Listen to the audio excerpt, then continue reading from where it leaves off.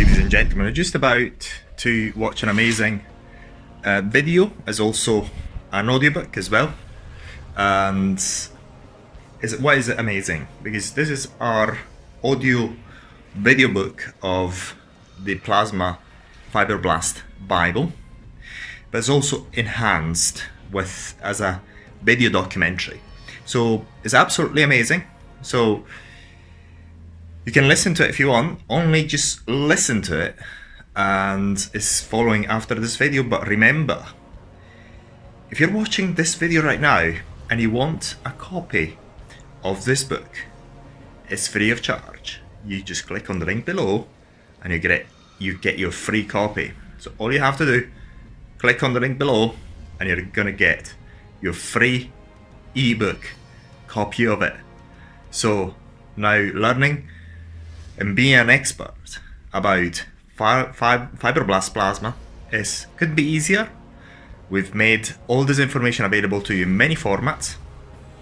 You don't even have to pay us a penny, and you get it all, almost all. There's a lot more to know about it, but this is the bulk of the information that you need, and this is what you're getting in this book is many times more, many times more than what you get from any paid for courses that sometimes are $2,000, $3,000, I don't know how much. People who pay that sort of money, then they come to us with our tools to really learn this stuff. So if you've been lucky to come to this video, download the book. It's from the link below. It doesn't cost you anything, and you can read it whenever you want. And you can listen to this book right after this video, so enjoy.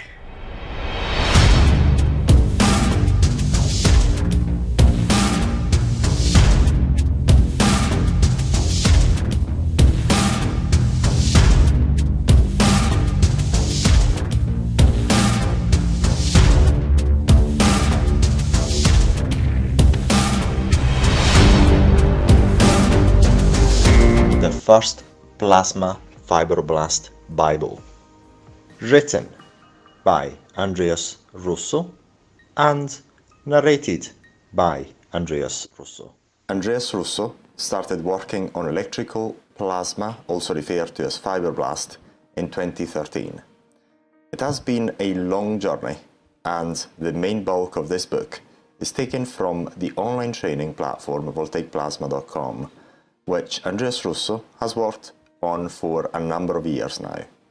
Andreas Russo has produced the most successful training videos on the use of plasma devices and has travelled the world over to teach several professionals on the correct use of these devices. voltaicplasma.com, at the writing of this book, is being visited by over 100 worldwide visitors daily, and the number keeps growing due to the accuracy of the online training and the detailed degree of information you can find only in this website. It is the best online training platform and resource to effectively learn how to use electrical arcing for aesthetic purposes. And one of the most amazing things is that it is mostly free. It blows away any other paid-for training program on plasma fibroblast, and it is free of charge. While others charge you thousands of dollars or pounds for one-day training, this platform is for most part free, and it delivers an immense amount of value which the other courses will not live up to even 10% of the value of the free course we have available on our website. Andreas Russo started creating voltaicplasma.com in 2015 out of frustration of having several professionals being overcharged for information which should have been free of charge in the first place. Today, we're proud of disrupting the marketplace and making this knowledge ubiquitous and available at your fingertips. Forward. We acknowledge all the people who have undergone the several treatments we have carried out throughout the world over all these years. Most of them have already been published on our YouTube channel, and you can view them all on demand, free of charge. This book and the free online training on voltaicplasma.com would not have been possible without them and the support from all our previous. The mission of this book is to provide you with an oversight of the marketplace in plasma or fibroblast. This has now become the norm in several clinics the world over due to the several applications in this technique has. This has now become the norm in several clinics the world over due to the several applications this technique has. Several people are still attempting to sell the training plus the device for $2,000 or $4,000. However, this is becoming more and more complicated in order to sustain, provided the enormous resources the internet has to offer. Several people are still attempting to sell this training plus the device for $2,000 to $4,000. However, this is becoming more and more complicated in order to sustain, provided the enormous resources the internet has on offer. This is why since 2015 we keep releasing all the training we have provided the world over for free. It is simply not possible to compete with the speed and intelligence provided online for free. The era of the local gurus selling their secrets on plasma treatments and techniques are gone, as there is no real secret anymore in the sphere of plasma. We have almost revealed all in our open and free training platform, voltaicplasma.com. Since 2013, when I started in plasma designing the beauty tech, I had the vision of free online. Since 2013, when I started in plasma designing the beauty tech, I had the vision of free online training. This is because this is the only future. There is not going to be space for highly priced courses. If you have ever been sold one of these courses, you will have experienced the classic once-in-a-lifetime opportunity to join our whatever family. You are sold a lifestyle which you are not going to have. And guess what? You are not going to be part of any family. Then, if you want to learn, you will eventually find our videos and our website. The people who study and do not impulse buy have access to the best training for free, and they are wise in their investment in equipment. Not needing to spend this capital will allow you to invest more where it is really needed in your business. Anyway, even if you have invested $2,000 or $3,000 US to allow you to perform this treatment, come to learn the real stuff for free. We have worked on voltaicplasma.com website for several years now. We have worked on the voltaicplasma.com website for several years now to allow you to learn the real stuff. Not the hype you get from the other places where they overcharge you. What is the marketplace like and where is it going to go? In 2014, Plexer attempted to enter the UK market and some other markets. This was so much fun to watch. They were selling their 3 devices in a box for £10,000 to £15,000 depending who you talk to. They managed to sell some just over 50 in a couple of years. That was it. More and more devices entered the marketplace, and they were all better than the Plexer and less expensive. Up until 2017, when an internal partnership inside the Italian company broke up, soon Plexer was literally pushed out of the UK market due to a very highly competitive marketplace where more and more devices were available and the knowledge of the techniques have become accessible to everyone thanks to our videos. Now we see a similar trend. There are still companies out there selling the training with some devices, but the price is constantly dropping. This is thanks to two factors: the internet, cheap devices accessible from the internet. The mission of this book is to allow you to access in book format and audio format the most important principles of plasma, or also referred to as Fibroblast. The knowledge is now commonplace. The devices are too. We foresee this market being literally commoditized and training companies trying hard selling these same techniques forced out of the marketplace because this knowledge which you have at your fingertips or at your earpieces thanks to this book and all the information we placed in voltaicplasma.com. We foresee the only training academy to survive in the future being our website voltaicplasma.com. This is because there is no other way. Online training is the only way, and it was my vision to create a completely free online training platform which is attracting more and more visitors over time. At the time of writing this book, the daily visitors of voltaicplasma.com is over 100. Every day, people are taking our online tests and getting our certificates online. If by any chance our website is down, we get notified pretty much within 1 hour over an email or some other means. This is done by people completely unknown to us. Why did I have the vision of voltaicplasma.com? I was fed up of seeing people being sold very expensive, overpriced programs and devices. It was outrageous to me that in this day and age, people were spending precious capital, sometimes over $5,000 for a 2-day training course, including the device.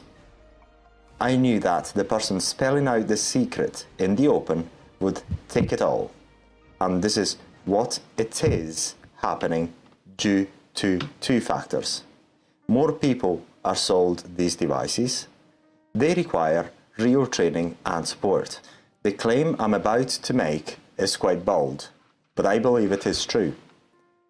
The best training and support on the use of this type of devices is only currently available on voltaicplasma.com.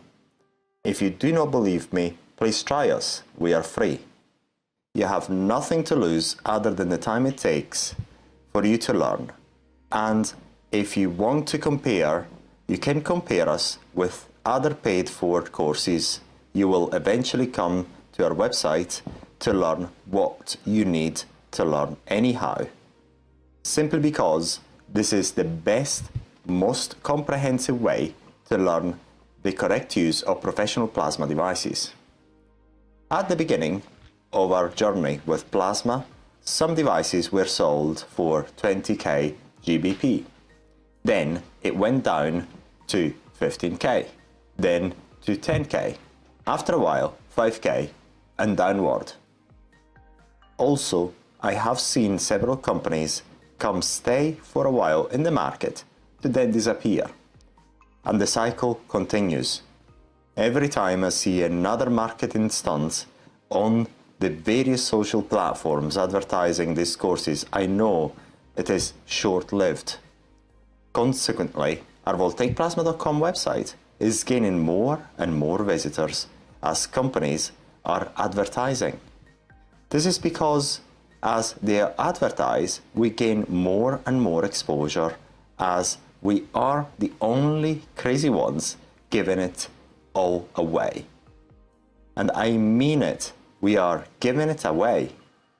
We give away for nothing so much knowledge that we got several people getting in touch with us simply because they could not learn enough from the expensive courses done by others. Why plasma has become ubiquitous in aesthetics? The plasma revolution, this is how we refer to it.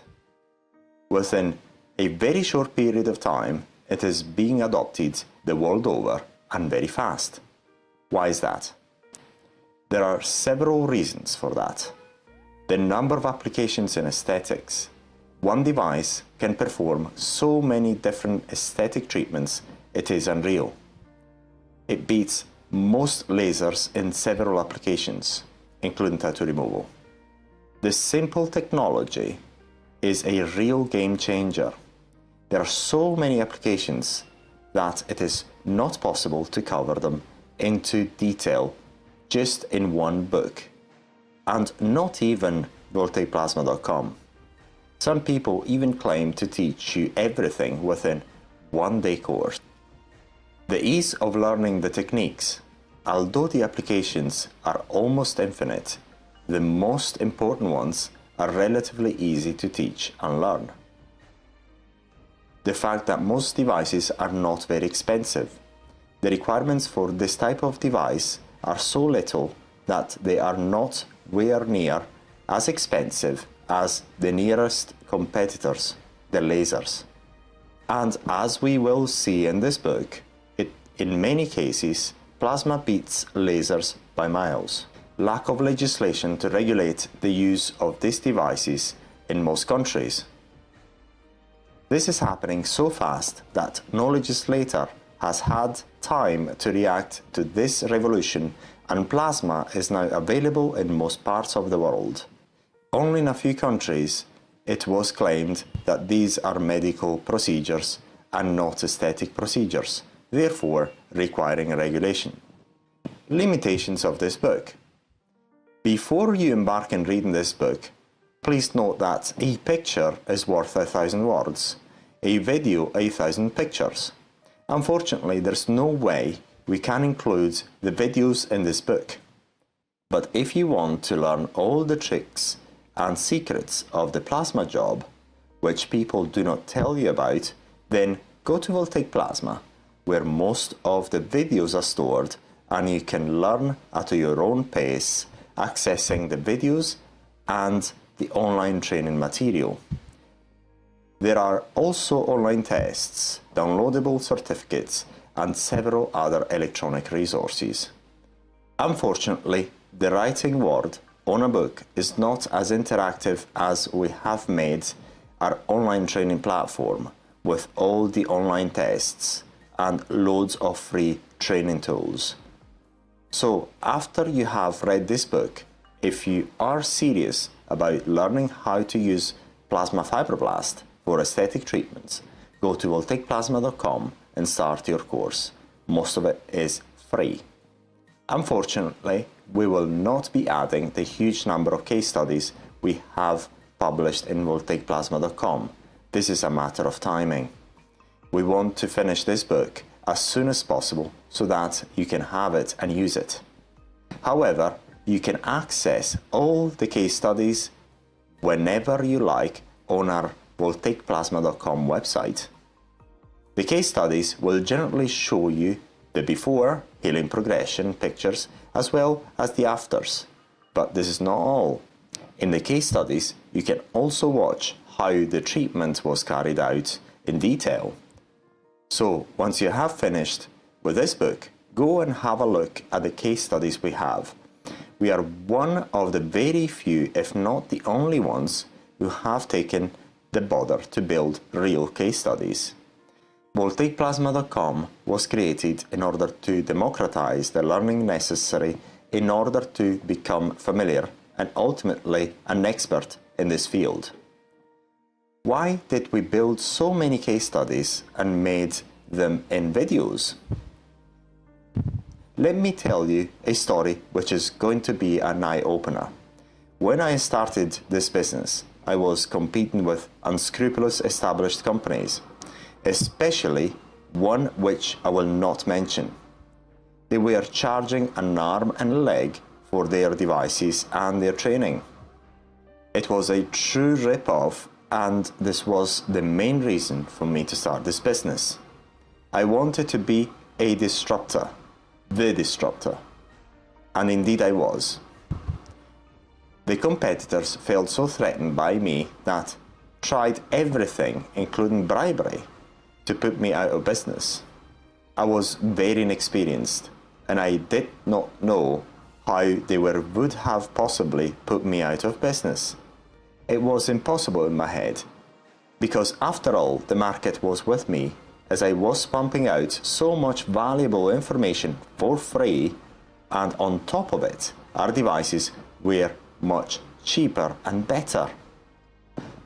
One of the strategies they used was to claim that our device were dangerous, and according to them, all sorts of strange things would happen to people who had the treatment performed by our devices.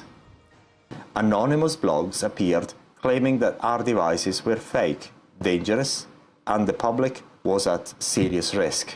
I remember really well receiving a comment on one of our videos with the clear threat that our devices were dangerous and they would have been recalled. I was terrorized and baffled.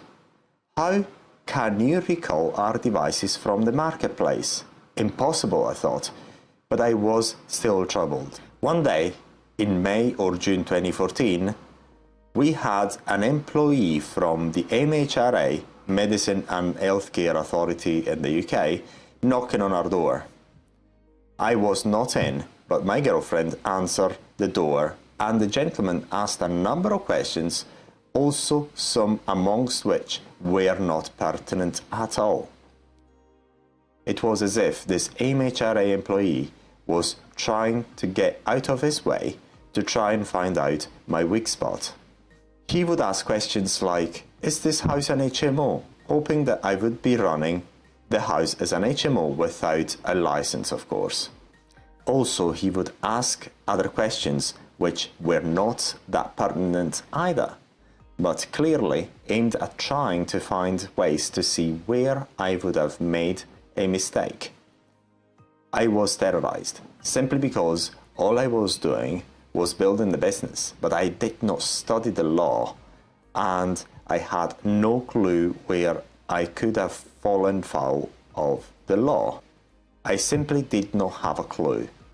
Because of the way this alleged MHRA employee behaved, he was suspicious to me. I believed he was not really an MHRA employee. This is because public servants never behaved the way this gentleman did. This gentleman seemed very keen to dig as much as possible, also asking some questions that felt like trick questions. It was very suspicious. Never a police officer or any other public officer was ever so keen. So I checked, called the MHRA main phone number, and there was certainly a gentleman under the name given to me. My mistake was to have marked the device as a medical device with medical applications. Later, when I had time to study the law and consult with all the public bodies, it turned out not to be a problem whatsoever, because it could have been resolved very quickly and easily. But at the time, since I did not have a clue of the legislation and how it was interpreted and implemented, I was caught off guard. When a device is marketed as a medical device, it must have a medical CE mark. Obtaining a medical CE mark is an expensive and lengthy process in many ways and for several reasons, which I was about to learn very, very quickly. Basically, the MHRA employee, after having established that the device did not have a medical CE mark, insisted that my company had to recall all devices in Europe. He cleverly first asked where they were sold and the name of the distributors, and then he ordered my company recalled all devices, to safeguard public health. Such a bunch of bollocks. This was deja vu, because a few weeks earlier I received another message in one of our videos exactly stating that all devices would have been recalled from each distributor. This message came from the competitor. It was now clear the MHRA employee was as if he was working directly under the orders of my competitor, and he was determined indeed. He insisted that if I did not recall all devices, I would have faced prosecutions and several fines. He insisted that if I did not recall all devices, I would have faced prosecutions and several fines. Although I found the legal way to get out of his remit simply by stating in a phone call to the MHRA employee in question that we would rewrite the manual to remove all medical claims, and therefore the device would not require a medical CE certification, but a simple CE declaration of conformity, which is essentially a self-certification. This was not good for this MHRA employee. This was confirming that the gentleman was in fact working for the competition, not only the MHRA. Well, he was working for the MHRA, but very likely with a bonus from the competition should I go down. I lost sleep. I fell into a deep depression and I did not know what to do. It was a real nightmare. I felt so bad that I wanted to sleep all the time in order to forget what was going on. For the first time in my life, I fell into a deep depression. I did not have the strength to react. I was trying to find the way to get the CE medical mark, but it took too long, in the region of 6 months to a year, if I was lucky. And I was still being forced to recall all devices by this MHRA employee. I kept thinking and trying to find a solution, but there was no convincing of this MHRA employee. Little by little, it appeared clearer and clearer that the strategy of making the device non-medical was the right one. I suspected that devices without a medical purpose and only aesthetic purposes did not fall into the medical legislation remit. This was the key I needed to get out of trouble. I learned this because I was constantly trying to find a solution even during my depression. What I did was making several inquiries with the notified bodies, those companies who issue the CE medical mark. When I was explaining the main uses of the device, they said it was not a medical device. This was very strange. How was it possible that I had notified bodies saying that the main uses of the device I was marketing, like tattoo removal, moles removal, skin tightening, etc., also non-surgical blepharoplasty, were non-medical, while the MHRA employee was so adamant that it was a medical device and it was so dangerous. It was becoming clearer and clearer. The circumstantial evidence was ever in my face. The employee had vested interests. I called the MHRA asking if a device for tattoo removal was a medical device, and some nice gentleman from the MHRA said it was not medical. I immediately asked for his email address, and I asked the same question, this time in writing, and he replied in writing. I had the evidence now in writing that even the MHRA said that tattoo removal devices are not medical devices. So I knew I did not have a way out. The employee wanted his bonus from my competitor, and I did make a few legal mistakes. But in hindsight, not that big. I did not know how the law worked, and I also hired a couple of lawyers who charged me in the region of £2,500 for consultation, but they did no less than me. A complete waste of time, completely useless. I believed at the time that if I fought, I would have lost more, and I did not have a clue about legislation, and I did not have any financial resources to weather the storm. The competitor didn't know what they were doing, and they were doing it well. They destroyed me without them even needing to sue me. They were very smart. They decided to kill my business, and they managed it without even doing it themselves directly. I was at a huge disadvantage. Given the situation, what I decided to do was the following. Since I was operating under a limited company, the company did not have anything, and it was new. All the distributors might as well have sued my company, and it would have not mattered at all. I could have started afresh very soon once the storm was over. But I needed to get the MHRA employee to get his bonus and have the competitors believe they won. I needed to rest and start afresh without those mistakes. So I decided to play dead. When the deadline to recall all the devices imposed by the MHRA employee came, he sent me another email reminding me of the documents I needed to fill in order to fulfill the recall. I just could not fill these documents. I hated it. I would not do it. So what I did was simply replying to the MHRA employee saying that as far as we were concerned, the device was now only a tattoo removal device, and the manual was changed accordingly and passed on to all the customers, hence not his remit anymore.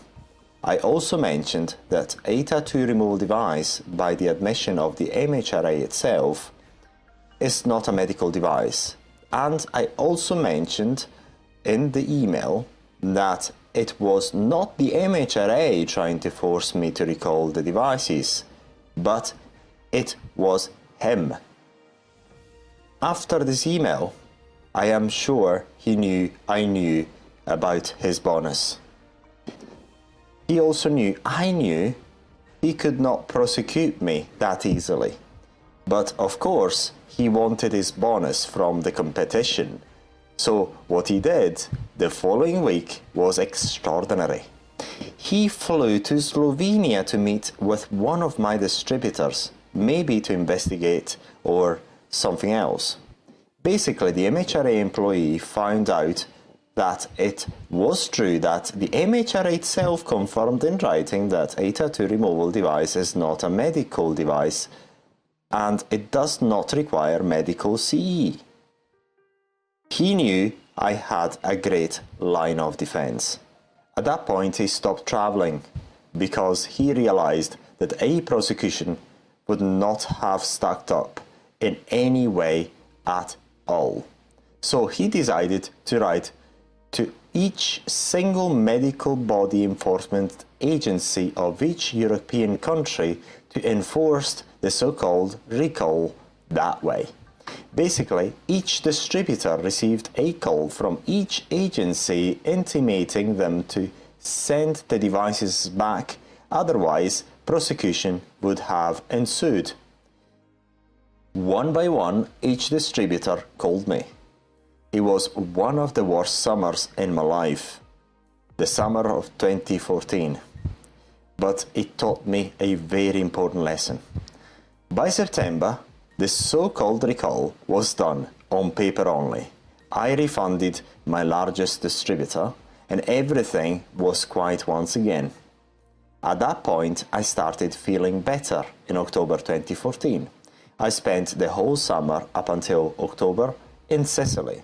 At the end of October, given that I have had the peace of mind I required, I felt much better. I started jogging once again, and I went back to the UK.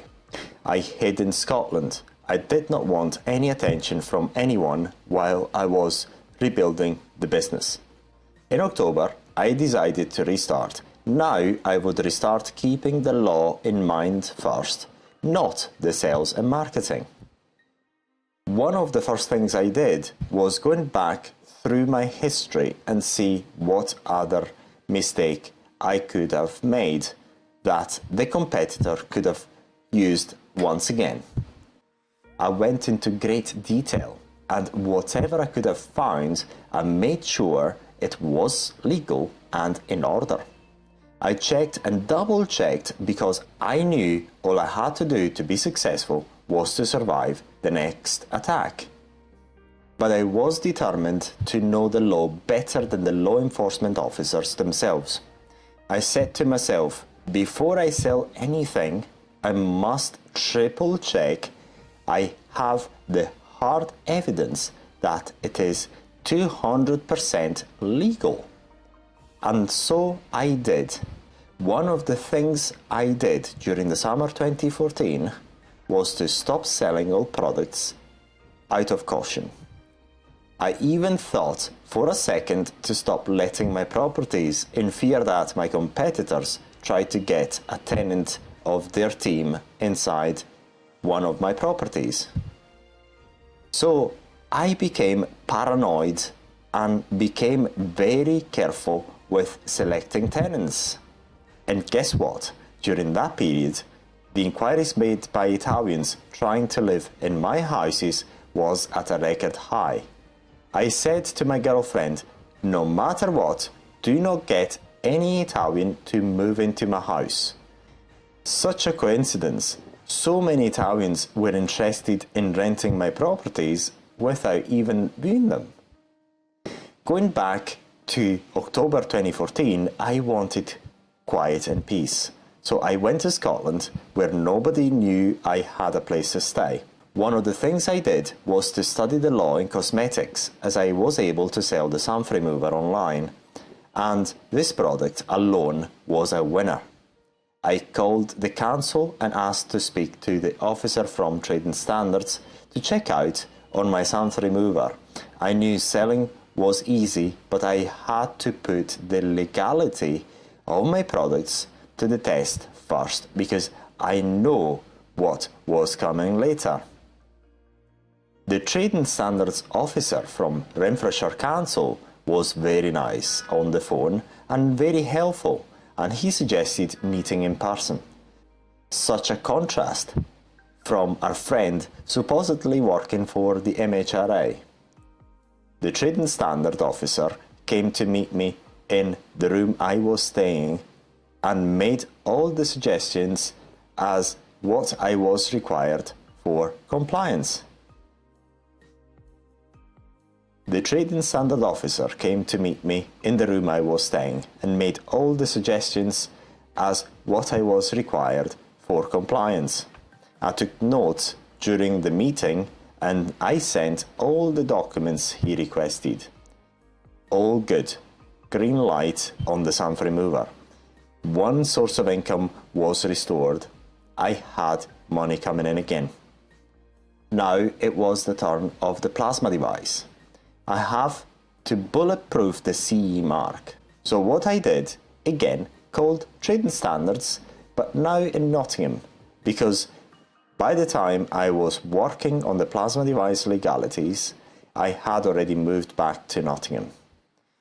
Once again, the officers from Trading Standards were very helpful, and they wanted to meet with me, and they did in my house in Nottingham. Like the officer in Scotland, they were very helpful, and they later told me that the competent body for the plasma device was the HSE, the Health and Safety Executive. By that time, I had already studied the interpretation of the relevant legislation. I knew exactly how the MHRA could enforce and realized that the only way they could enforce anything was through real prosecutions which are not easy to carry out successfully. I knew exactly how a competent authority could have legally challenged the CE mark and realized that it required prosecution, and even that was not easy. To make it simple, if a device is a medical device, the only valid CE mark can only be affixed after a notified body issues the Declaration of Conformity. If the Declaration of Conformity is not issued by a notified body, then the CE mark is simply not valid and the device is not safe from a legal standpoint. However, when a device becomes aesthetic, then the CE Declaration of Conformity can be written by the legal manufacturer, and it is backed up by something called the technical file. The only thing a competent authority can do to challenge the validity of a CE mark of an aesthetic device is to ask for the technical file. If the competent authority deems that the technical file is not good enough, then it can decide to start prosecution. And the outcome is not certain, especially if the manufacturer defends the case in court. Because of this, it is extremely rare that a competent authority brings forward prosecution, because it can lose it, wasting loads of money and time. In case of a medical device instead, if the CE mark is not issued by the notified body, the prosecution is successful by default. There is no way to defend it. Now, going back to the plasma device, what I did was to send the technical file to the HSE, of course without the HSE even asking for it. Then I gave notice to the HSE in writing saying, if you would like to challenge our technical file, please do so within 1 month's time. If you do not, then I will place it on the market. Please note that the technical file was very complete and very good for a one-man operation. I did this in March and April 2015, and in August I started marketing on the internet again. In this way, basically my CE mark for the beauty tech was bulletproof. Guess what? This work paid off because they came for me again in April 2016, but they failed this time and did it miserably. So what does this story have to do with the insane number of case studies we have? Very simple. One of the claims made by the competitors and the haters was that our plasma device was dangerous and ineffective. Basically a con, since nobody was really publishing any proof of anything at all in terms of the effectiveness of their device. All I had to do was film the procedures and publish the results, including the procedure itself. So I started taking loads of before pictures. The videos were easy as I was used to video every procedure, collecting the pictures from the healing progression and the final results. Because of this, today we have the vast collection of true results where you can see the before pictures, the entire video of the procedure, the healing progression and the final results. I tell you, the competition in 2016 did not know how to attack me anymore. Since their last CE mark attack was not successful, all they could do was saying that we were cheap. By the way, today the Italian competitor does hardly sell anything in the UK at all. Pretty much dead in our market. So now you know why I am so passionate about our case studies, which you can watch and study from our website. Voltaic arc, sometimes referred to as plasma or fibroblast. What is it? It is simpler than many people busy selling you stuff make it out to be. People who are interested in selling you stuff have also the vested interest in making something simple appear difficult. Fibroblast or plasma, in essence, is an electrical spark or electrical arc. Nothing more, nothing less. It is not as if selling you stuff is bad. It is instead that the selling methods used are sometimes confusing on purpose. In this section, you will hopefully understand what plasma or electrical arcing devices are in simple terms. Electrical insulators, when subject to a high enough voltage, undergo an electrical breakdown. When electrical breakdown occurs, the electric current starts flowing through the insulator, and what was the insulator then becomes an electricity conducting substance during the electrical breakdown.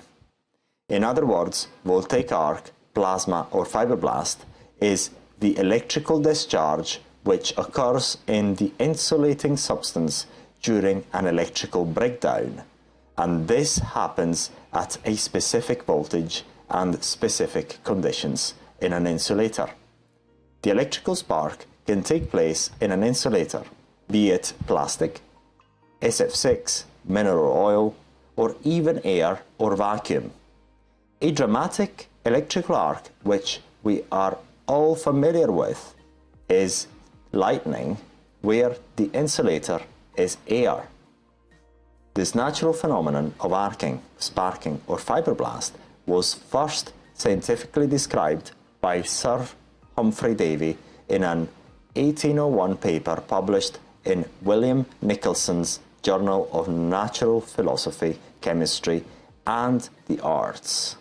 Today, this natural phenomenon is very well understood and has a vast variety of applications. Many technologies using plasma have been developed over the last 200 years to help us in everyday life. Let us look at some of the applications of electrical arcs. They are used in welding for industrial applications, industrial cutting for manufacturing, electric or plasma arc furnaces in melting, electrical discharge machining, EDM, also referred to as spark machining, spark eroding, burning, die sinking, wire burning, wire erosion in a manufacturing process whereby a desired shape is obtained using electrical sparks. Arcing is also used in modern domestic and industrial light bulbs, spotlights, theatre lighting, metal halide lamps, high-frequency lamps, and many other types of light bulbs. Spark plugs are used in the internal combustion engine of vehicles to initiate the combustion of the fuel in a timed fashion. Arcing is used in movie projectors. Electrical arcing devices have been used extensively for time detonators in controlled demolition. They are used to ignite our-gassed domestic hobs. Electrical arcing is being studied for electrically powered spacecraft propulsion. In medicine, electrical arcing has been in use since early 1900s for electrocoagulation, destruction of tumors, and more. In aesthetics, electrical arcing is used for tattoo removal, skin tightening, benign mole removal, etc. All those applications and more take advantage of the simple, well-known phenomenon of electrical arcing. The few applications we have seen are those in which the properties of electrical arc have been harnessed to our advantage. Sometimes voltaic arcs are not desired physical phenomena. In electric circuit breakers, entire technologies have been developed thanks to the requirement to control and extinguish the arc.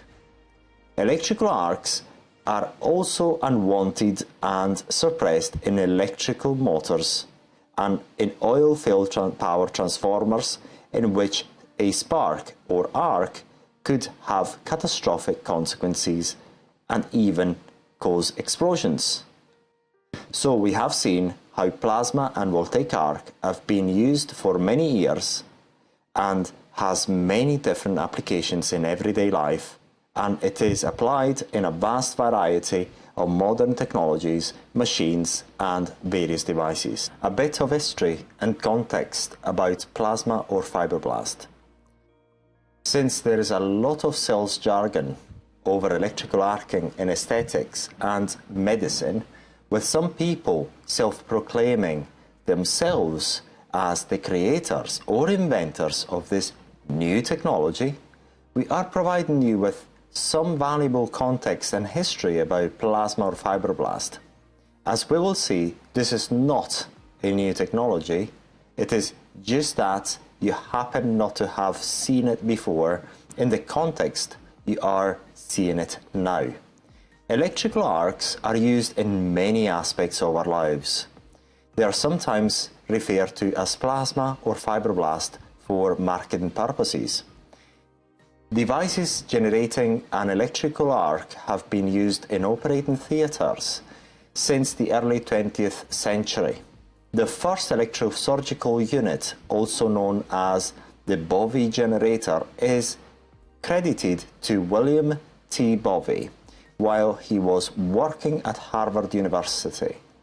The first use of an electrical surgical generator in an operating theatre was on October 1st, 1926 at the Peter Bent Brigham Hospital in Boston, Massachusetts, in the United States. The first operation is believed to have been performed by Dr. Harvey Cushion, an American neurosurgeon. Ever since, due to its versatility, the use of electrofulguration or electrodesiccation have expanded worldwide. Later, thanks to the increasing availability of voltaic arcing generators, the practice has extended to aesthetic uses. The voltage used by surgical and aesthetic equipment ranges between 500 and 10,000 volts peak to peak and are capable of injecting high currents through the body, through its surface, depending on how they are used. So, how is it possible that these sparks, at times injecting high currents, can travel through our bodies without causing any harm? We have all experienced mild electrical shock by an accidental contact with a live wire in our houses, and we know the unpleasant it can be. So, how is the same electrical power used safely?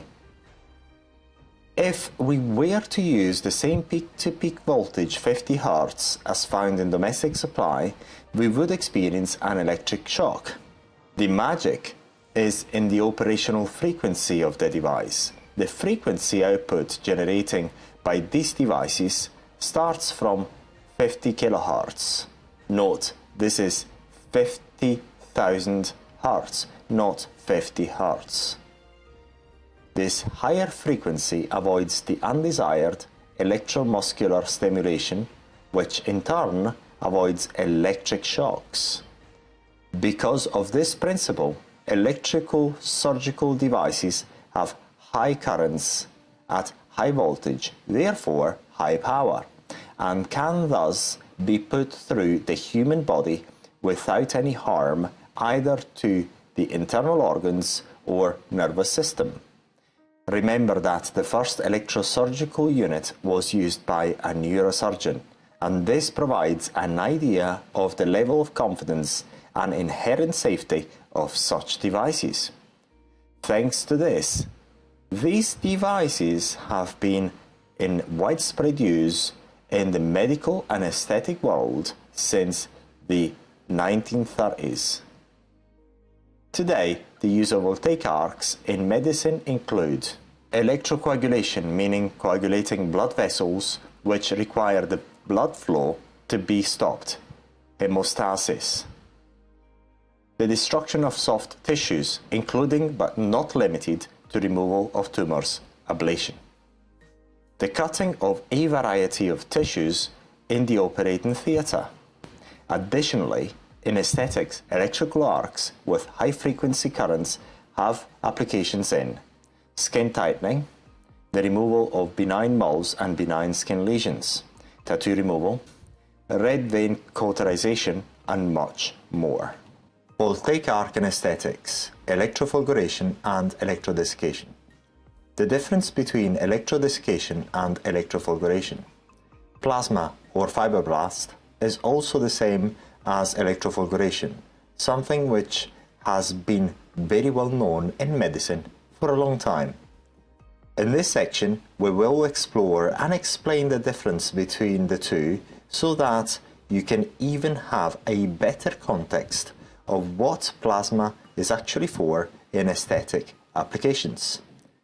As we've seen, medium and high frequency AC currents have been in use since the 1930s.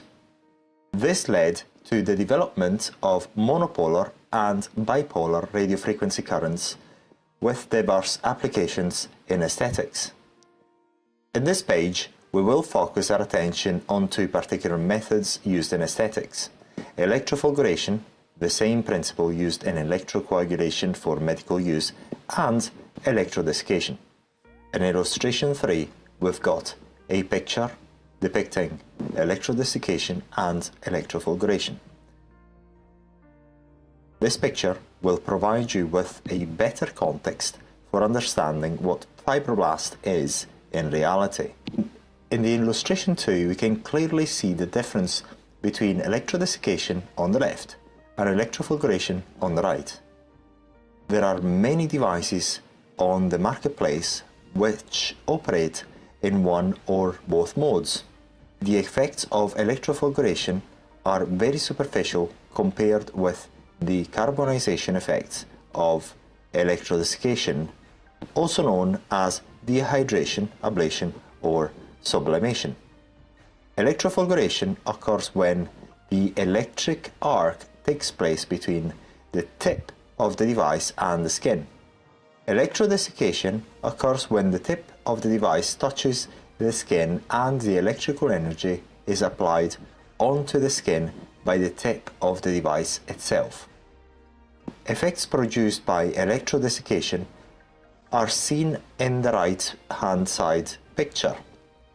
The dehydration effects spread much deeper than electrofulguration. For this reason, electrofulguration, plasma or fibroblast, is used for superficial skin treatments in aesthetics, as it provides a greater degree of accuracy than electrodesiccation. The difference in equipment operation between electrofulguration and electrodesiccation mode is very well known, as they have been used for many years for dermatological applications. Watch our YouTube video on what is plasma. So, what is the difference in configuration of these devices which allows either electrofulguration or electrodesiccation? The answer is the operating frequency and the power levels are usually the same or similar in both configurations. In electrofulguration, the voltage level is usually higher than when the equipment is set at electrodesiccation mode. Also, the other difference between the two types of configurations is the way the current flows through the body. Also, the difference stands on the fact that in electrodesiccation, the electrode is either in direct contact with the skin or even inserted inside the skin for permanent epilation. Illustration 3. Permanent epilation by using electrodesiccation with Areton pad. Electrofulguration configuration. Illustration 4. In fulguration configuration, the electrode does not touch the skin or tissue, and once the spark occurs, the current flows from the tip of the electrode down to earth following the path of least resistance. When the equipment is set up in electrofulguration mode, the electricity flows from the tip of the electrode through the body, which at medium-high frequency reacts as a Faraday cage down to earth, and Areton pad is not usually needed. Because the current flows superficially to earth, The result is a very superficial carbonization of the superficial part of the skin, epidermis, lesion or benign mole. Illustration 5. Electrofulguration to stop minor bleeding used in medicine is usually referred to electrocoagulation. Illustration 6. Electrodesiccation configuration, a return pad is applied to close the current flow back to the equipment as shown in the figure. Due to this superficial carbonization effects and precision, electrofulguration has also been used for many years in order to stop minor bleeding in medical applications during surgery. In electrodesiccation, a return pad is used in order to close the current flow back into the equipment. In this case, the current flows from the needle electrode through the body into the return pad in a loop fashion, as seen in picture 7. As a result of this electric current closed path, the dehydration effects are far more effective and the ablation effects spread much deeper into the skin than the electrofulguration mode, in which the current simply flows to earth. Because of the dehydration effects of electrodesiccation penetrate deeper into the skin, in aesthetics, electrodesiccation configurations are mainly used for red vein coagulation removal and permanent epilation. This is because when the return pad is in use, the current flows deeper inside the dermis, and this is the configuration normally used for the cauterization of small thread veins or for permanent epilation, permanent hair removal. So to recap, when the equipment is required to function in electrofulguration mode, the return pad is not needed and the voltage of the tip of the device is increased in order for the spark to be generated. On the other hand, in electrodesiccation, the voltage of the tip of the device is decreased and the return pad applied on the patient. Because of this higher degree of precision in tissue carbonization, electrofulgurization, or plasma or fibroblast, is used in aesthetics for benign moles and benign skin lesions removal in general, tattoo removal, permanent makeup removal, brown spot removal, skin tightening, and much more besides. The uses of electrodesiccation when the equipment is configured with a return pad are usually permanent epilation or permanent hair removal, red vein coagulation for aesthetic purposes, benign skin lesions removal in general. Familiarize with the use of electric arc. Learn the basic principles of electrical arcing so that with enough practice you will gain the confidence you require to then start to apply these basic principles for aesthetic purposes. Please do not take this information lightly. This is because in the past several companies charged sometimes thousands of US dollars for you to go through this type of exercise, and now you can do it on your own accord without spending a penny. This is one of the first exercises all those expensive companies will have you to go through. So pay special attention and replicate in your own time. Watch our YouTube video on this topic. Explanation video transcript. How to familiarize with the operation and immediate effects of AC electrical arc generators for aesthetic purposes. In this example, we will show you this exercise using hot plasma, which is to say electrical arcing in hair and not in argon, which we refer to as cold plasma. Since the use of electrical arcs sometimes seems quite daunting at the very beginning, this video will guide you through the basics in the operation of voltaic arc for aesthetic applications. So, the main purpose of the experiments you are about to watch is for you to learn the basic principles so that with enough practice you will gain the confidence you require to then start to apply those basic principles for aesthetic purposes. For convenience, the test subjects are usually chicken wings, beef steaks, and chicken legs found at any local butcher. As you will see in our YouTube video, the carbonization effects of AC electrical arcing, also referred to as plasma, are dependent on three main factors: how long the arc has been applied for at any point, the power output of the specific device you are using. When the voltaic arc is applied in spray mode, the speed of movement of the electrode while the arc takes place, the output frequency at the tip of the device. In the video, we will show you the basics of the spot operation and the spray operation. The two modalities of operation are two fundamental ways of using voltaic arc for aesthetic purposes. For the purposes of the type of device we are using in this demonstration and ease of operation, if you are right-handed, grab the device as if it is a large pen in this way. This way, if you are left-handed. Position the bottom of your palm on a stable hard surface, be it the forehead of your client or any other hard and stable surface available on your client's body. This will allow you the maximum degree of control of operation by simply moving your wrist in this way. Often, during the first attempt on using an electrical arc generator, people tend to touch the skin or surface with the tip of the electrode. As you can see, at very low power, this has no or very little effect on the test meat or the skin.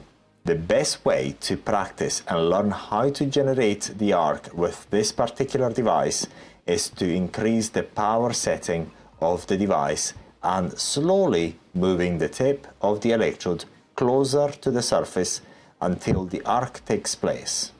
This exercise will help you familiarize with the way voltaic arcs are initiated. With this portable device operated at minimum power, there is a very little effect if the tip of the electrode touches the working surface or skin. Generally, in order to generate the arc, the electrode has to be kept at a minimum distance from the skin before the arc takes place.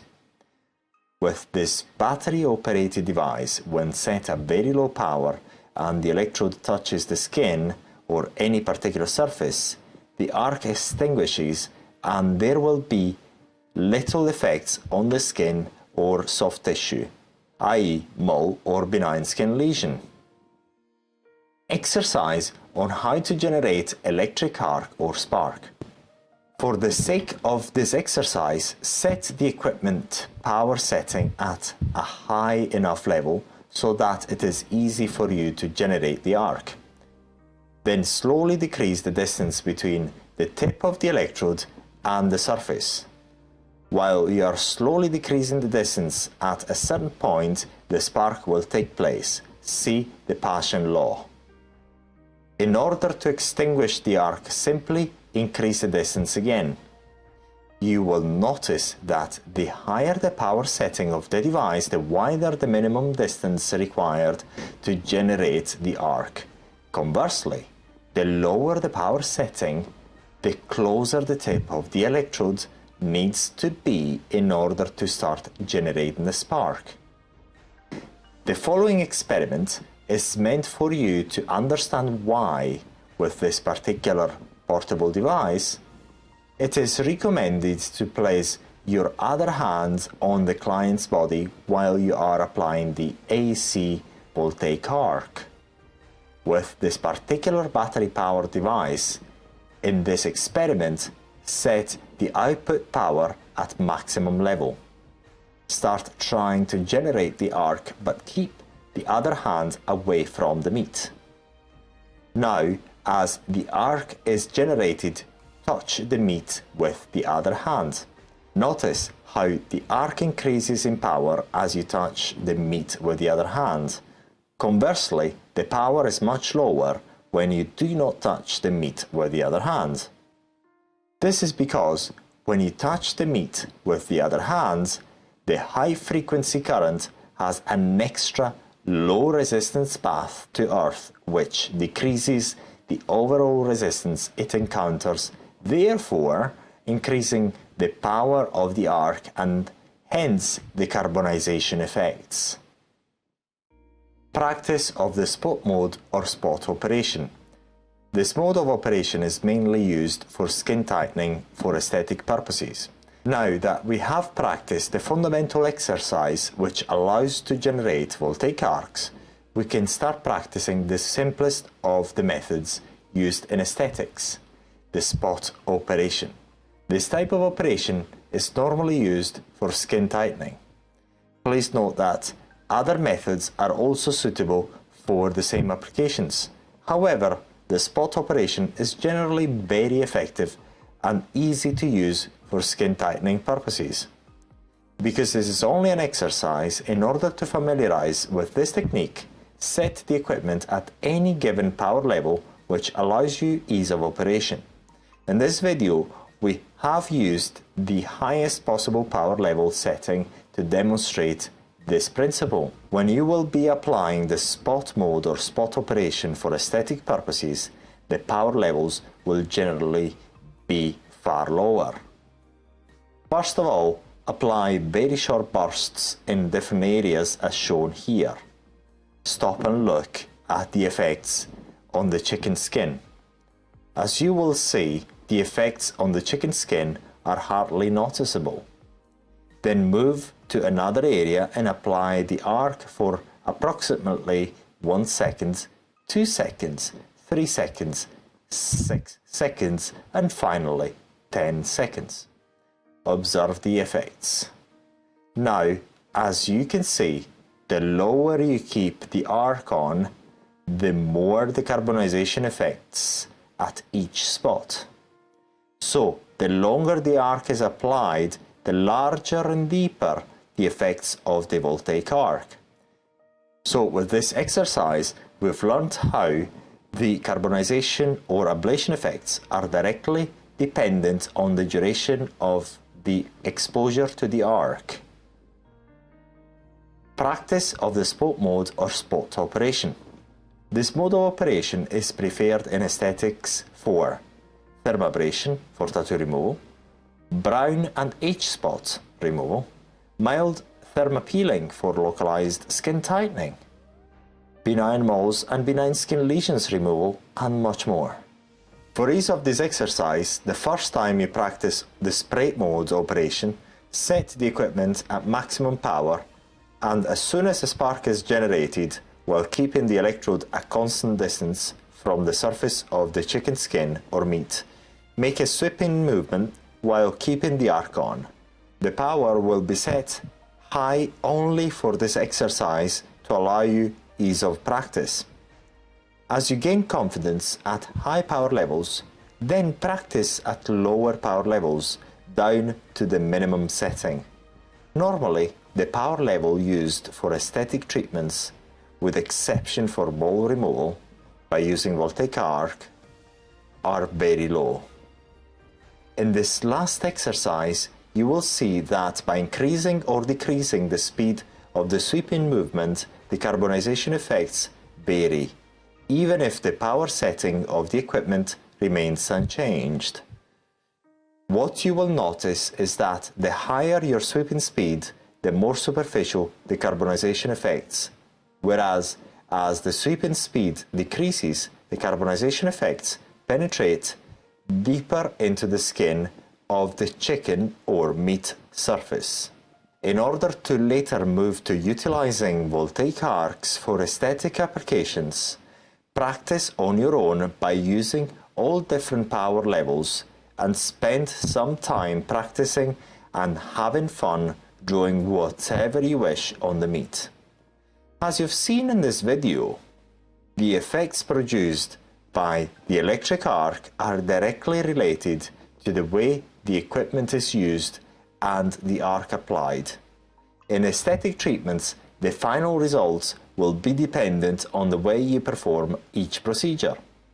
Therefore, if you purchased a voltaic arc generator for aesthetic purposes, the best advice is to start practicing as shown in this video. Practice makes it perfect, and there is nothing called as too much practice. So repeat all these exercises on your own and have fun. Fibroblast and skin tightening. What to expect from fibroblast skin tightening treatments? Skin tightening using voltaic arcing, also referred to as plasma, produces mild appreciable cumulative improvements in the appearance of fine lines and also reduces the appearance of sagging skin. Although it has been heavily advertised as the substitute to surgery, voltaic arcing or fibroblast is not a substitute for cosmetic surgery. The only known way to achieve dramatic results is through the use of cosmetic surgery. The basic principle of skin tightening by using electrofulguration, plasma. Young, elastic skin depends on the number of structural proteins such as collagen and elastin. These proteins help your skin resist temporary changes such as stretching, folding, or wrinkling. As we age, our bodies produce less of these structural proteins, making our skin more prone to show signs of aging, such as fine lines and wrinkles. A mild superficial controlled burn by using AC voltaic arcs, DC voltaic arcs, or lasers induces a skin tightening effect, which helps the skin restore more of its natural elasticity. This occurs because localized heat stimulates the skin's regenerative response, resulting in firmer, tighter skin between the wrinkles and hence the reduction in the appearance of wrinkles and fine lines. Similar results are also possible by using other skin rejuvenation methods like AHAs, alpha hydroxy acid, based cosmetic peels. However, the use of voltaic arc or cosmetic lasers are generally more selective because it can be applied exactly where required, therefore inducing the skin tightening exactly where your client needs it, with a higher degree of precision. We refer to this type of skin tightening as localized skin tightening or targeted skin tightening. Generally, localized skin tightening can be accomplished by using laser devices, electrical arcing devices. The basic principle used by all these types of devices is the same, which is the targeted delivery of heat into the skin. When this is done, the skin tends to respond by generating new collagen, which results in tighter and firmer skin. Methods to accomplish skin tightening using electrical arcing. Skin tightening using electrical arcing, or also referred to as plasma, can be accomplished into two main ways. By using the spot mode or spot operation, using the spray operation. Both methods deliver the required heat into the skin needed to cause a very localized skin tightening. The localized skin tightening, in turn, reduces the appearance of saggy skin and fine lines. In particular, the fine lines are improved by the pulling effect of the skin tightening effect applied between the lines. Spot mode or spot operation. The spot mode is the preferred method to apply skin tightening by using electrical arcing on various parts of the face. It is the preferred method because it delivers consistent and reliable results, and it is very easy to learn, especially for beginners. The spot mode is used extensively for upper eyelid tightening, lower eyelid tightening, crossfeet attenuation, periorbital lines attenuation, mini facelifts, smoker lines attenuation, or perioral lines attenuation. Atrophic scar attenuation, including acne or chickenpox scar attenuation. Illustration 7. Spot mode. Watch our YouTube video. Watch our YouTube video. In illustration 7, we can see how the intention is to feather out the treatment as we move away from the wrinkles. In other words, the spots are applied in a more tight fashion where the wrinkles are deeper, closer to the eye. As we move away from the eye, then the distance between the spots is increased. You will also note that in case of fine lines, the wrinkles tend to disappear while we are applying the spots. This is not a permanent effect. This is a normal immediate reaction of the skin to the dehydration effect of the superficial carbonization caused by the electrical arcing, also referred to as plasma. The spot mode is carried out in the following way: by applying short bursts between the wrinkles and not inside the wrinkles folds. Applying the spots inside the wrinkles could worsen the appearance of fine lines instead of improving them. The bursts must be placed randomly without forming lines or patterns of any type. Applying the spots randomly ensures the most uniform skin pulling effect. Spray mode in skin tightening. The spray mode is not normally used for skin tightening. Instead, it is commonly used for tattoo removal, permanent makeup removal, moles removal, including xanthelasma, seborrheic keratosis, syringoma removal, and most of other benign lesions and hypertrophic skin imperfection removed for aesthetic reasons. Skin resurfacing to improve the appearance of hypertrophic scars. However, after several numbers of treatments, when the users gain plenty of confidence with the use of electrical arcing for skin tightening, some prefer to move to spray operation. In some cases, this is also the natural way to increase the treatment intensity while using the spot mode. As we will see later on, one of the ways to increase the treatment intensity is decreasing the distance between the spots. In the following video, we will see how a medium and high intensity treatment is carried out by applying the random spots very tightly together. After the treatment is completed, the spots are placed so tightly together that it seems as if the area was treated in spray mode. Spot mode treatment intensity. When using the spot mode or spot operation, the treatment intensity is dependent on a number of factors. The power setting of the device is only one of them. Namely, the overall intensity of skin tightening treatments using electrical arcing is dependent on duration of the arc. The longer the arc is applied at each point during the spot operation, the higher the intensity of the skin tightening treatment. Conversely, the shorter the duration of the arc, the milder the intensity of the treatment. Remember that in any case, excessive exposure to any voltaic arc at any intensity can result in injury. Power level.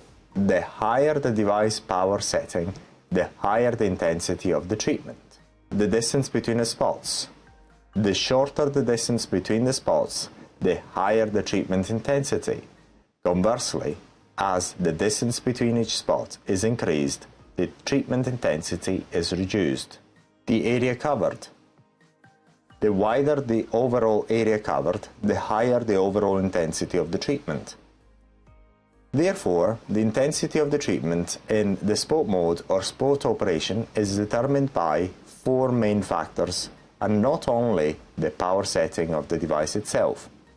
However, said all the above, it is important to mention that a high-intensity treatment does not necessarily lead to proportional improvements. In other words, the degree of improvement is not directly proportional to the intensity of the treatment. If, for example, over the course of a treatment, the duration of the arc at each point is approximately a quarter of a second, and it leads to an improvement of approximately, say, 4, if we increase only the duration by doubling it, by keeping all the other parameters the same, like the power level, area covered, and the distance between the carbonization spots, the improvement will not necessarily be double because we have doubled the duration of the arc at each spot. More generally, doubling the overall intensity of the treatment does not necessarily lead to an improvement which may be twice as good. It will only be slightly better. Therefore, even after you have gained enough confidence, it is generally advisable to conduct milder treatments than you would otherwise consider possible. The basic principles of plasma skin tightening. Why does it work? In this section, we will explain the basics as why and how plasma skin tightening works for skin tightening and the physics that lead to its efficacy in skin tightening.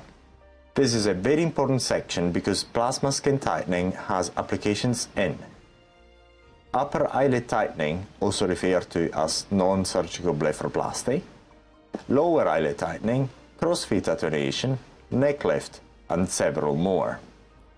First of all, plasma skin tightening should not be referred to as skin shortening. This is because the physics of the procedure itself does not allow the skin to shorten as advertised by several marketers. Skin shortening is only currently possible by using surgery. It is understandable how the desire for short-term earnings from marketing hypes can appeal many companies the world over. The way Fibroblast plasma works in terms of skin tightening is relatively simple, and more simple than several marketers would like you to believe. Here you will see how simple it is, and it is not rocket science. Plasma skin tightening is based on the phenomenon of skin contraction after burns. As we know, and if you do not, you can verify this information very easily on the internet, after burns, the skin contracts. As you should know, plasma or fibroblast causes a controlled small burn into the skin. It is controlled because otherwise the burn would cause a scar in the area where you applied the treatment. Hence, the burn has to be calibrated well so that the effects of skin tightening of the burn take place, but there is no scarring at the end of the treatment. In several cases of deep burns, the skin contraction is so severe that skin grafting becomes necessary. A. The skin contraction is so strong that it literally pulls down the mouth from the side. B. Immediately after a skin grafting operation. C. After the area has healed from the skin grafting surgery. In the image above, we can see on A how the skin contraction causes the pulling of the mouth. On the right, C, we can see how after skin grafting, the pulling effect is gone. This is because the natural effect of skin burning is the contraction of the skin itself. It could not be simpler. With Fibroblast, all we are doing is inflicting a controlled skin burn. This is all, but we have to be careful not to cause any scarring. This is why plasma skin tightening works so well that some marketers have referred to it as skin shortening. But as you can see from our several case studies we have published, this is not shortening, but it is tightening. This is because in order to cause a shortening, you would need to cause a burn so deep that a scar would be, in most cases, inevitable. The physics of fibroblast. All we are doing with the magic word fibroblast or plasma is injecting heat into the skin by simply using a small electrical spark.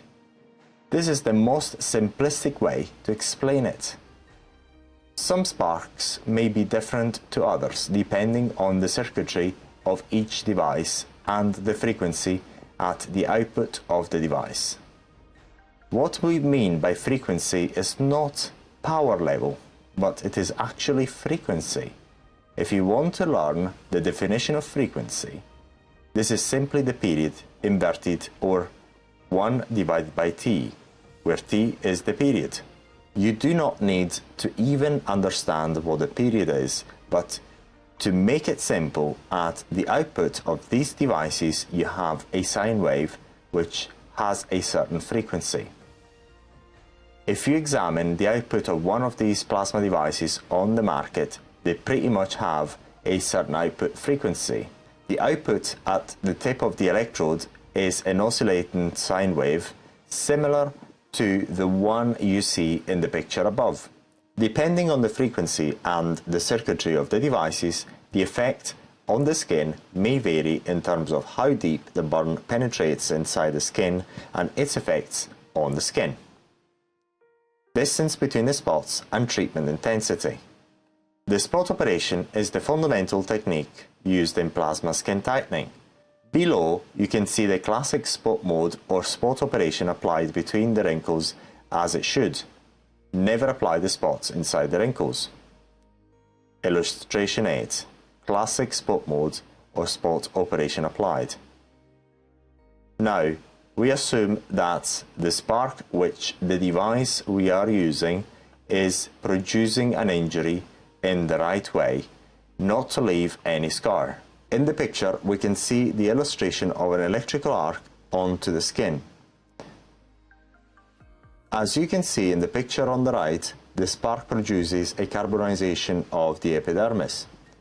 Also, besides the carbonization of the skin, given the high temperature at the point of contact between the skin and the arc, there is heat propagation into the skin. One of the claims made by heavyweight marketers in the early 2010s, who have now disappeared from the UK market altogether, was that their device had a magic power of only delivering heat onto the carbonized area without affecting other areas of the dermis beneath it. These claims, although made with financially motivated scientific rigor, was of course revealed to be false. Illustration 9. As you can see in the picture above, the spark produces a carbonization of the epidermis. This is yet another reminder that any so-called scientific studies or papers will demonstrate whatever the company will want you to believe. So, if you are a doctor obsessed with scientific paper-based evidence, please note that the results of any scientific paper will demonstrate whatever the company who funds the study wants you to believe. This is specifically true if there is a brand name in the so-called scientific paper or study. This is simply because doctors want to have scientific evidence, and all the marketing companies have to do to sell you a device at a high price is to produce the so-called scientific evidence, which always demonstrates whatever the original manufacturer wants you to believe. Over the years, we've seen plenty of claims made by marketers of supposedly unique features which then disappeared from the horizon. Illustration 10. This picture depicts the heat propagation caused by the electrical arc. In the figure below, we simply show the temperature distribution in the skin when the electrical arc is applied onto the skin. The carbonization effect on the skin due to electrical arcing is a very well-known phenomenon. It is nothing new. It is also known that electrical arcing produces different gradients of temperatures from the carbonization surface. Different temperature distribution as shown in the above figure, and hence irradiates heat into the skin. In the picture below, we have the representation of two separate sparks side by side at a certain distance between one another. This is to explain the heat propagation inside the skin from two carbonization sources. Illustration 11. we have the representation of two separate sparks side by side at a certain distance between one another. This is to explain the heat propagation inside the skin from two carbonization sources. Point X, the total heat felt by that point, is the sum of the heat emanated by source 1 on the left and also source 2 on the right. Therefore, the total heat at point X is X1 plus X2. As a consequence, if we place arc 1 and 2 closer together, the heat felt by point X will be higher, of course. Conversely, if we increase the distance between the two arcs 1 and 2 at point X, the heat will be lower, of course. This is why the distance between the two spots is so important in determining the intensity of the treatment. The closer the spots are together, the higher the intensity of the treatment, because the higher the quantity of the heat injected into the skin. Conversely, the further apart the spots are, the less intense the treatment. This is why the distance between the spots is a major determining factor of the treatment intensity using electrical arcing. Arc duration and treatment intensity. Also, the duration of the arc is a fundamental factor in the intensity of the aesthetic treatment using the spot operation. Let's assume for talk's sake that the leftmost picture depicts the arc being operated on the skin for half a second, in the middle picture for 1 second, and in the rightmost picture for 3 seconds. Obviously, the longer the arc is applied onto the skin for, the higher the ablation effect and more heat is injected into the skin. As seen in the leftmost picture, the carbonization and the ablation of the skin is very shallow compared to the ablation of the carbonization while the arc is applied for longer. Hence, also the longer you apply the arc while keeping the power of the device the same, the deeper the ablation and also the deeper the heat penetrates into the skin. As you have seen in the section how to get familiarized with electrical arcing device, the longer you keep the arc on, the deeper the ablation and also the deeper the heat penetrates into the skin. In conclusion, the longer the duration of the arc, the higher the intensity of the treatment due to the higher amount of heat injected into the skin. Introduction to upper eyelid tightening. One of the applications of plasma skin tightening is upper eyelid tightening. Eyelid tightening using plasma or electrical arcing is becoming more and more popular around the world because it is cost effective, it leads to very good, appreciable, predictable results.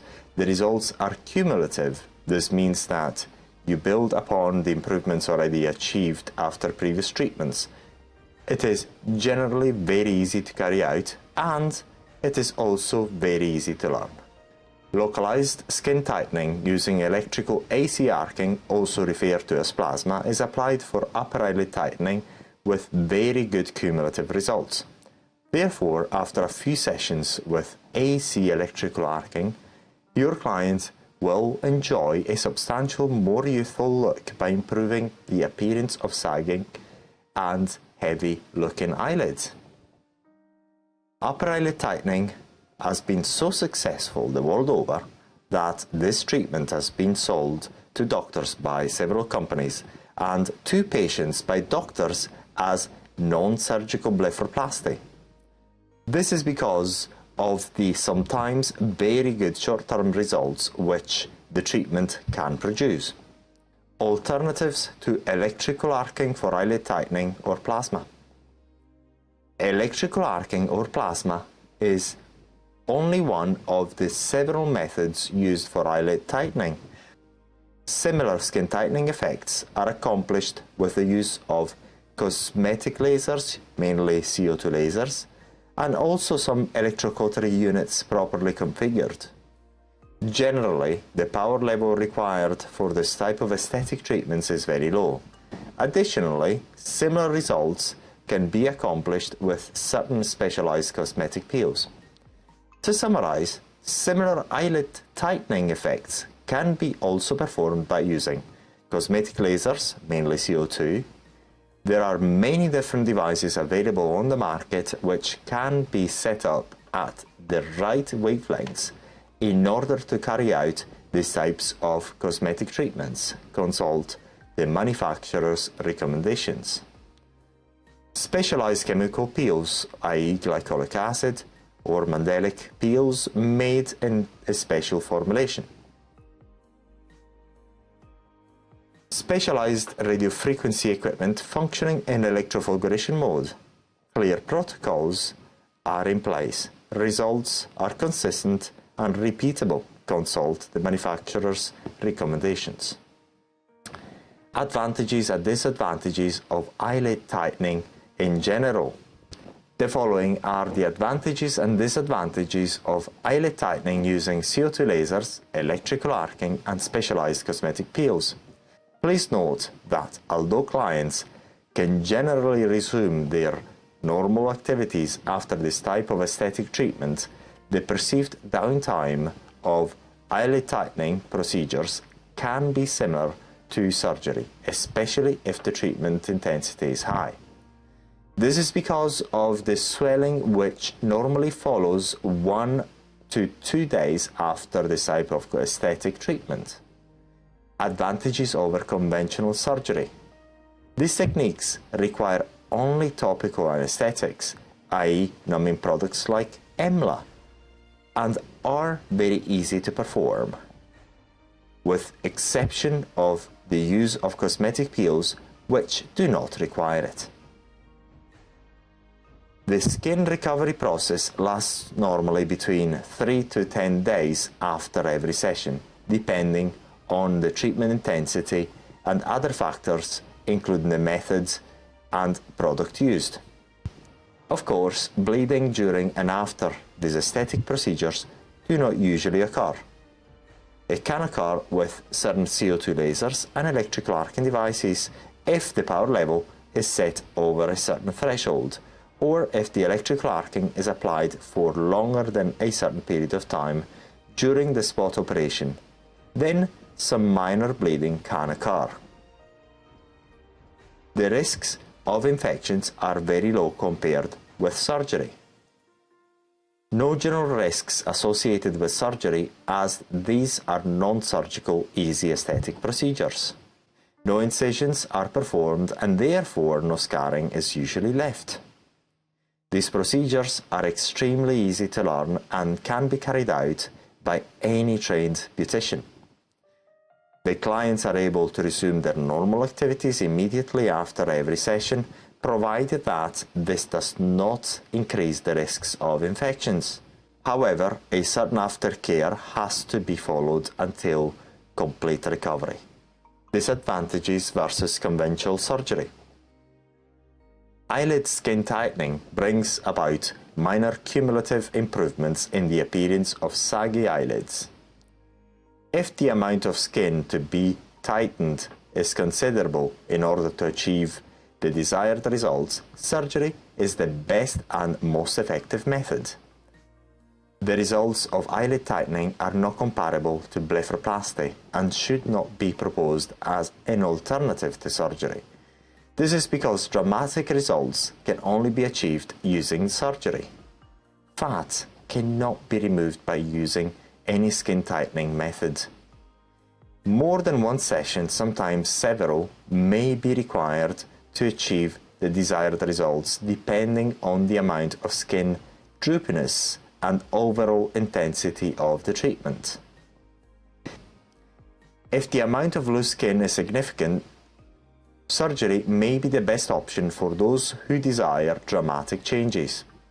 This is also because there is a perceived downtime due to swelling. Therefore, it is not advisable to attempt several treatments to achieve dramatic cumulative results while exposing the client to several swelling episodes if a simple blepharoplasty can achieve the desired results in one session only.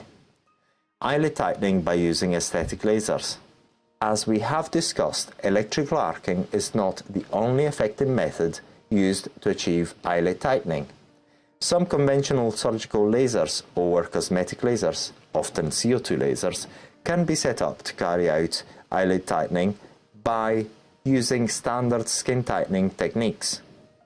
Illustration 13. Example of immediate results after CO2 laser skin tightening on the periorbital area.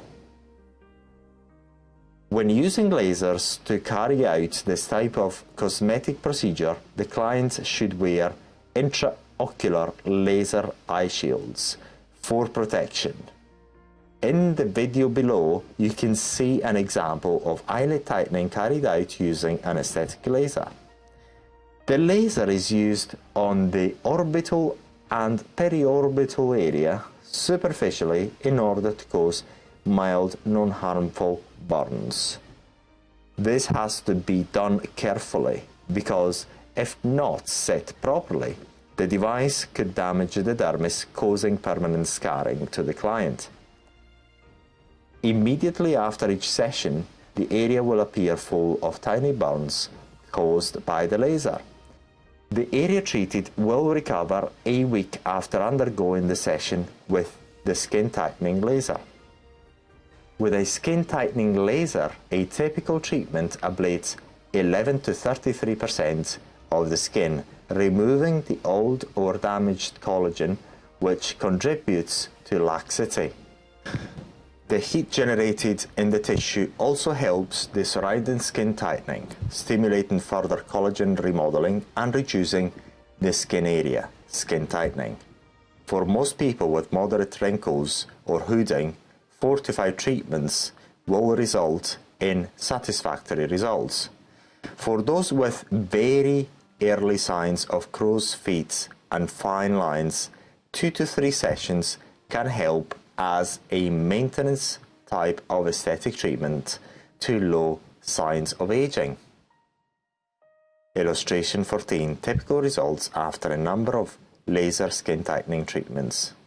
Overview of eyelid tightening with electrical arcing equipment.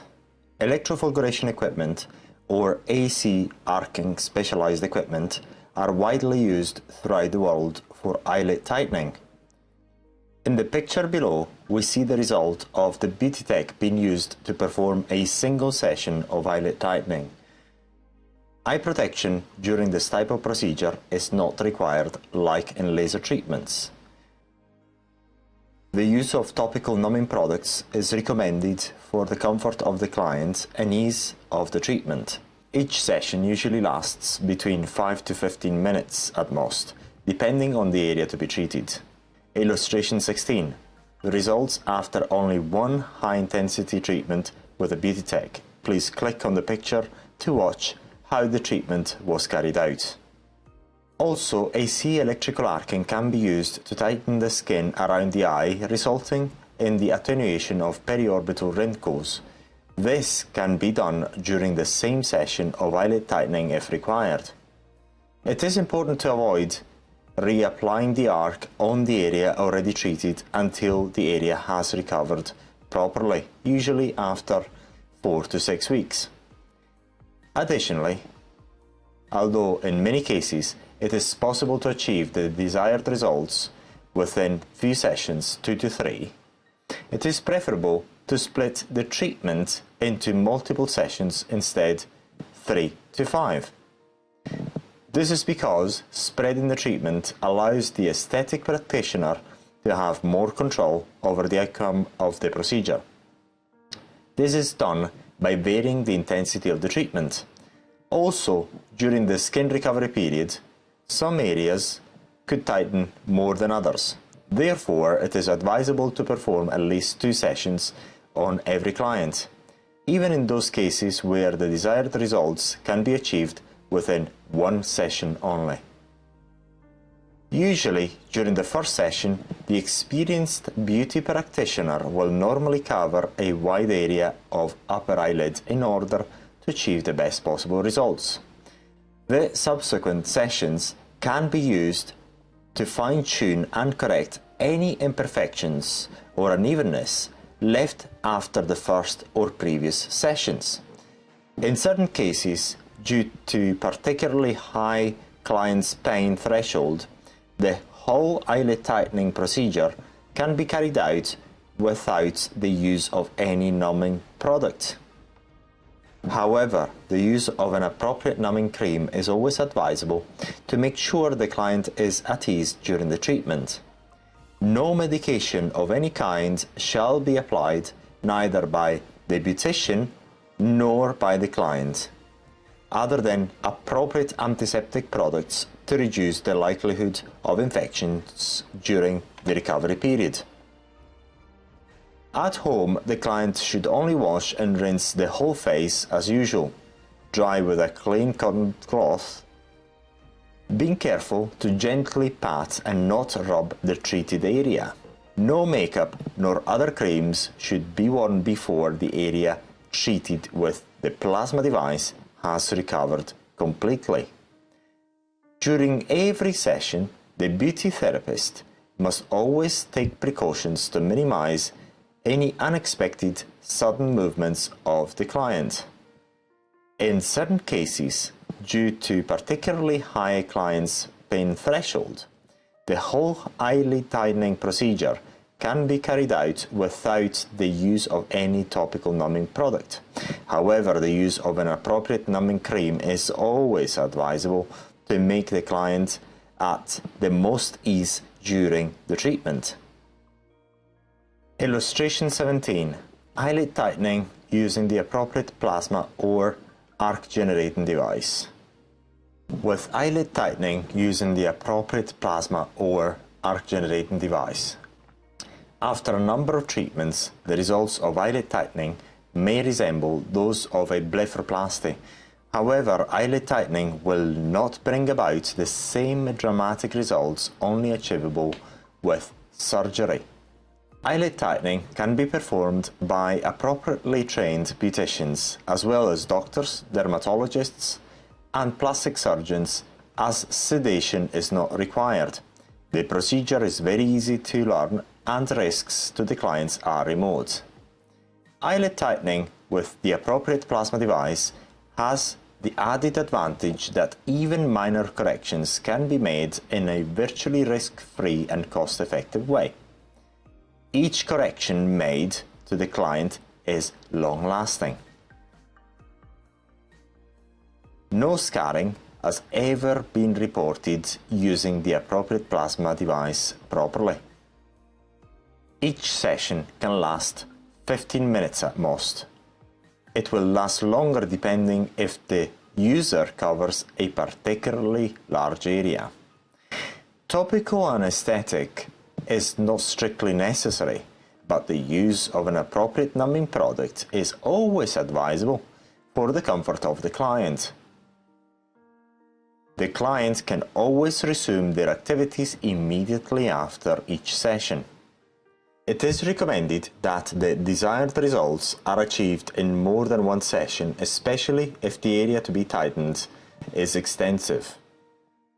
The costs associated with eyelid tightening are reduced by over 60 to 70% compared with conventional surgical procedures. Increased business due to many clients being in fear of surgery or higher costs of traditional surgery. This enables more clients to opt for this type of treatment as it is only minor. Illustration 18.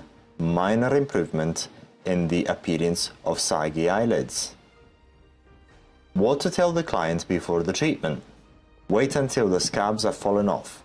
Although clients can resume their activities immediately after each session, they will not look their best during the healing progress, which lasts up to 7 to 10 days in normal circumstances.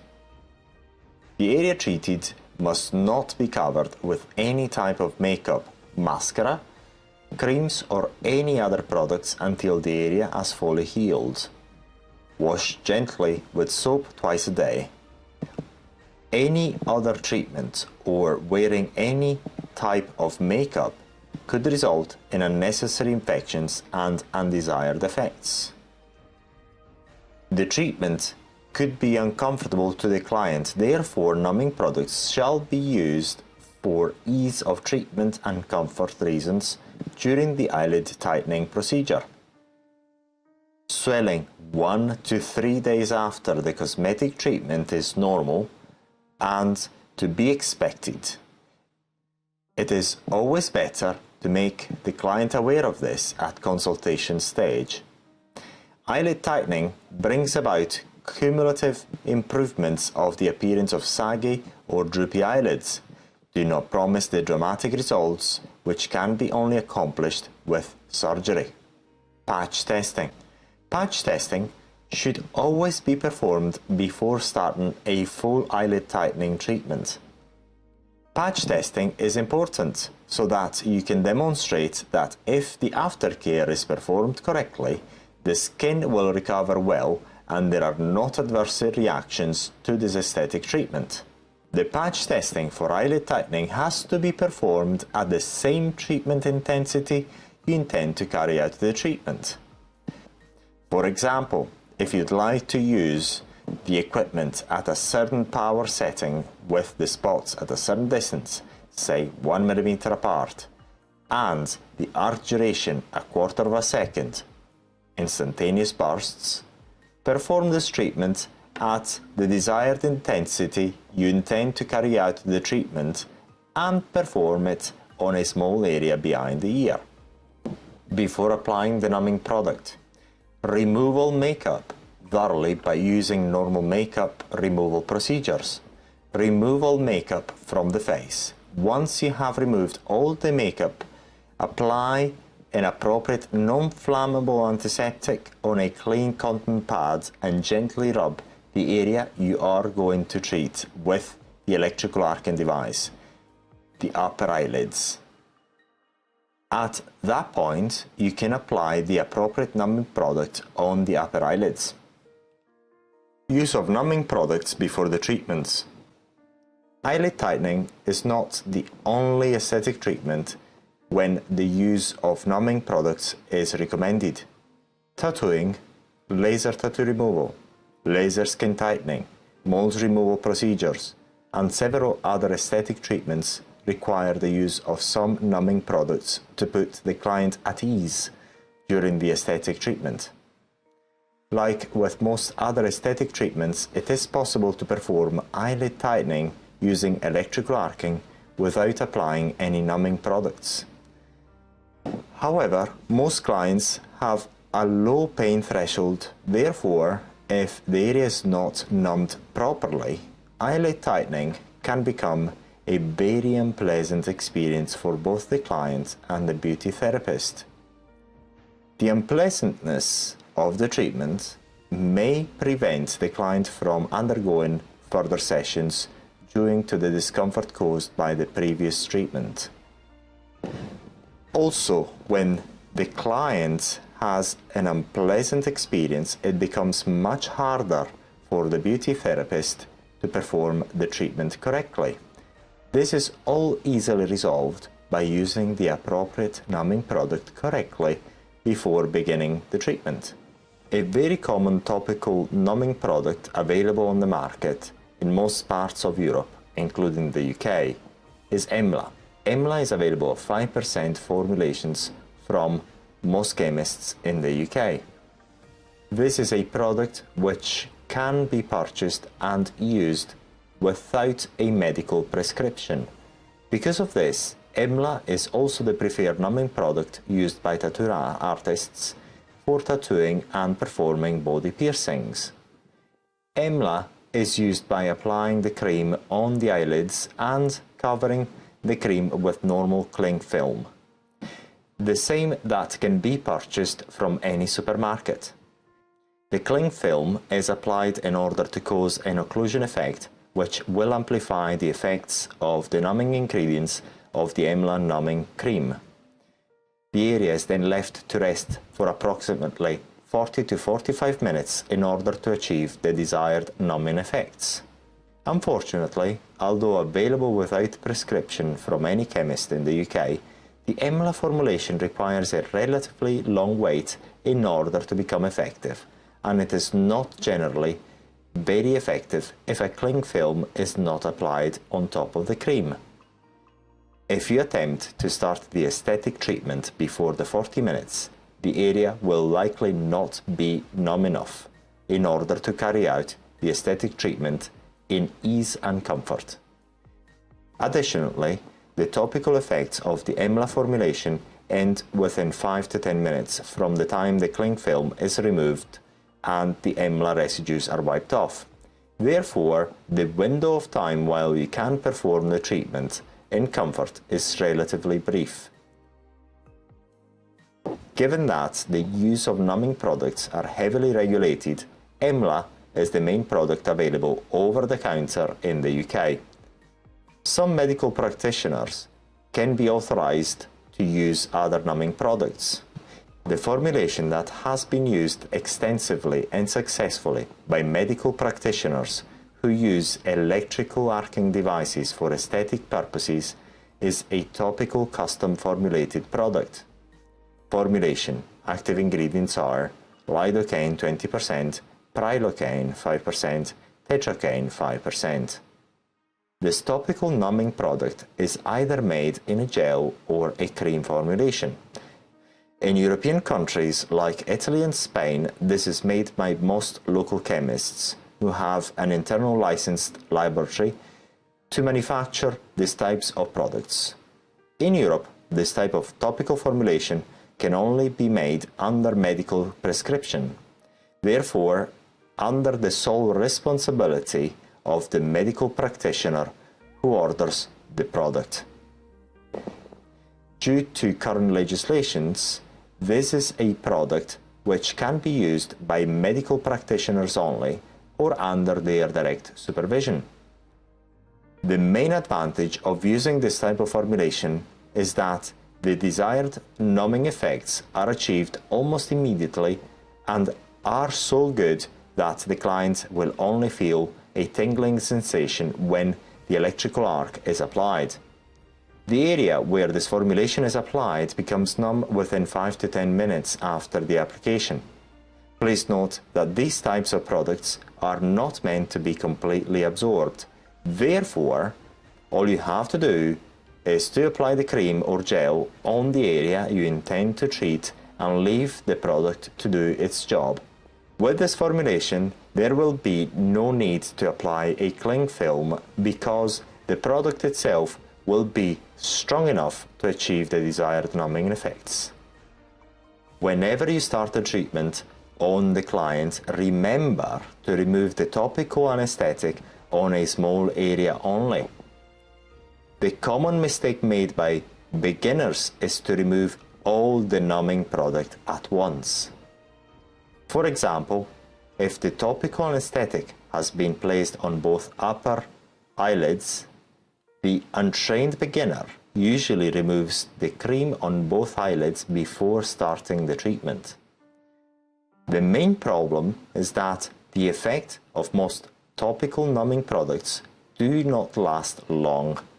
In case of EMLA, only 5 to 10 minutes at most. Therefore, the effect of the topical anesthetic could start to fade before the end of the treatment, making the procedure cumbersome. In the video below, you can see an example of the spot mode operation during a high-intensity treatment.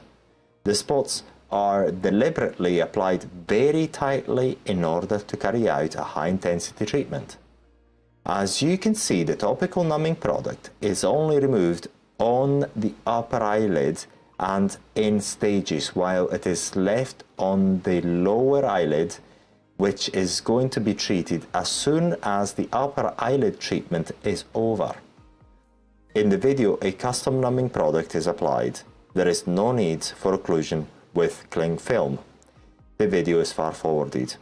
Therefore, it is advisable to remove any type of topical numbing product in small patches while you carry out the electrical arcing treatment. This will ensure that the area you will be treating will still be numb, ensuring maximum comfort to your client and ease of operation to the beauty therapist. In the video, you can see an example of lower eyelid tightening. The treatment was performed by a trainee.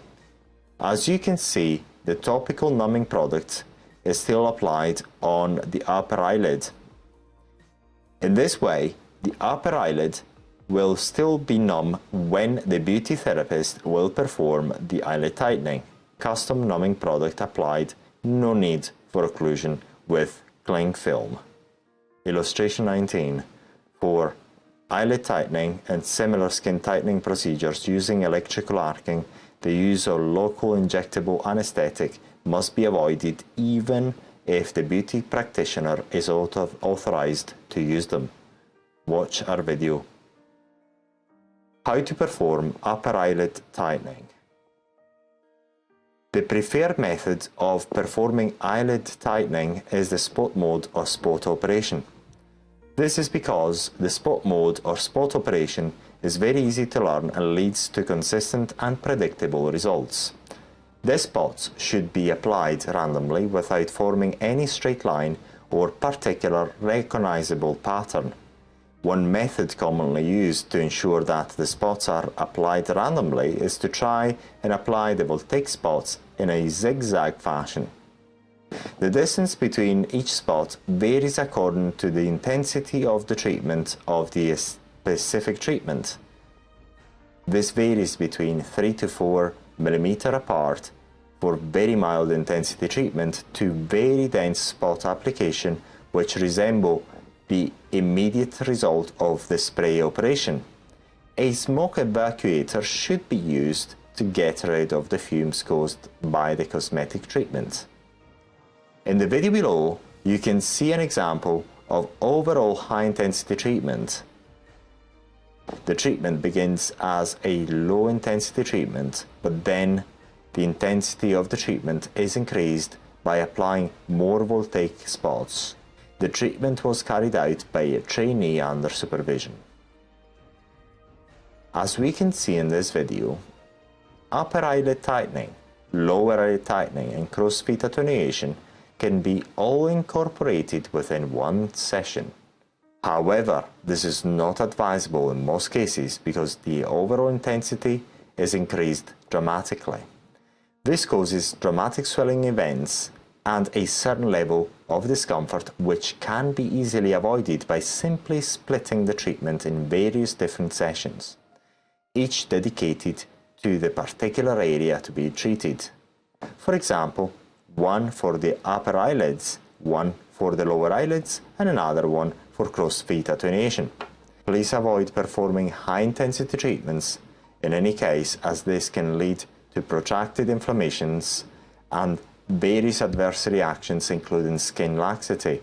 Therefore, always opt for low-medium intensity treatments. Treatment intensity, advantages and disadvantages. In general, the degree of tightening achieved is related to the skin tightening treatment intensity using electrical arcing.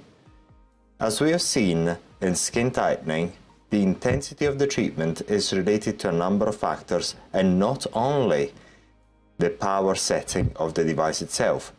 Click here to revise this section. The higher the intensity of the treatment, the better the eyelid tightening results once the area has recovered. Therefore, the less the treatments will be required in order to accomplish the desired results. The more the swelling and blistering after the treatment, the more the discomfort levels after the treatment, the longer it will take for the swelling and blistering to subside. The longer the downtime, the higher the likelihood of undesired effects. Conversely, the lower the intensity of the treatment, the milder the eyelid tightening results, the less the eyelids will tighten.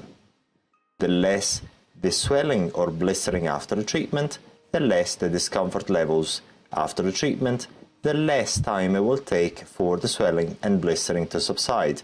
The shorter the downtime, the lower the likelihood of undesired reactions. Minor bleeding. Illustration 20. Please do not attempt to perform high-intensity treatments in order to achieve dramatic results within one session.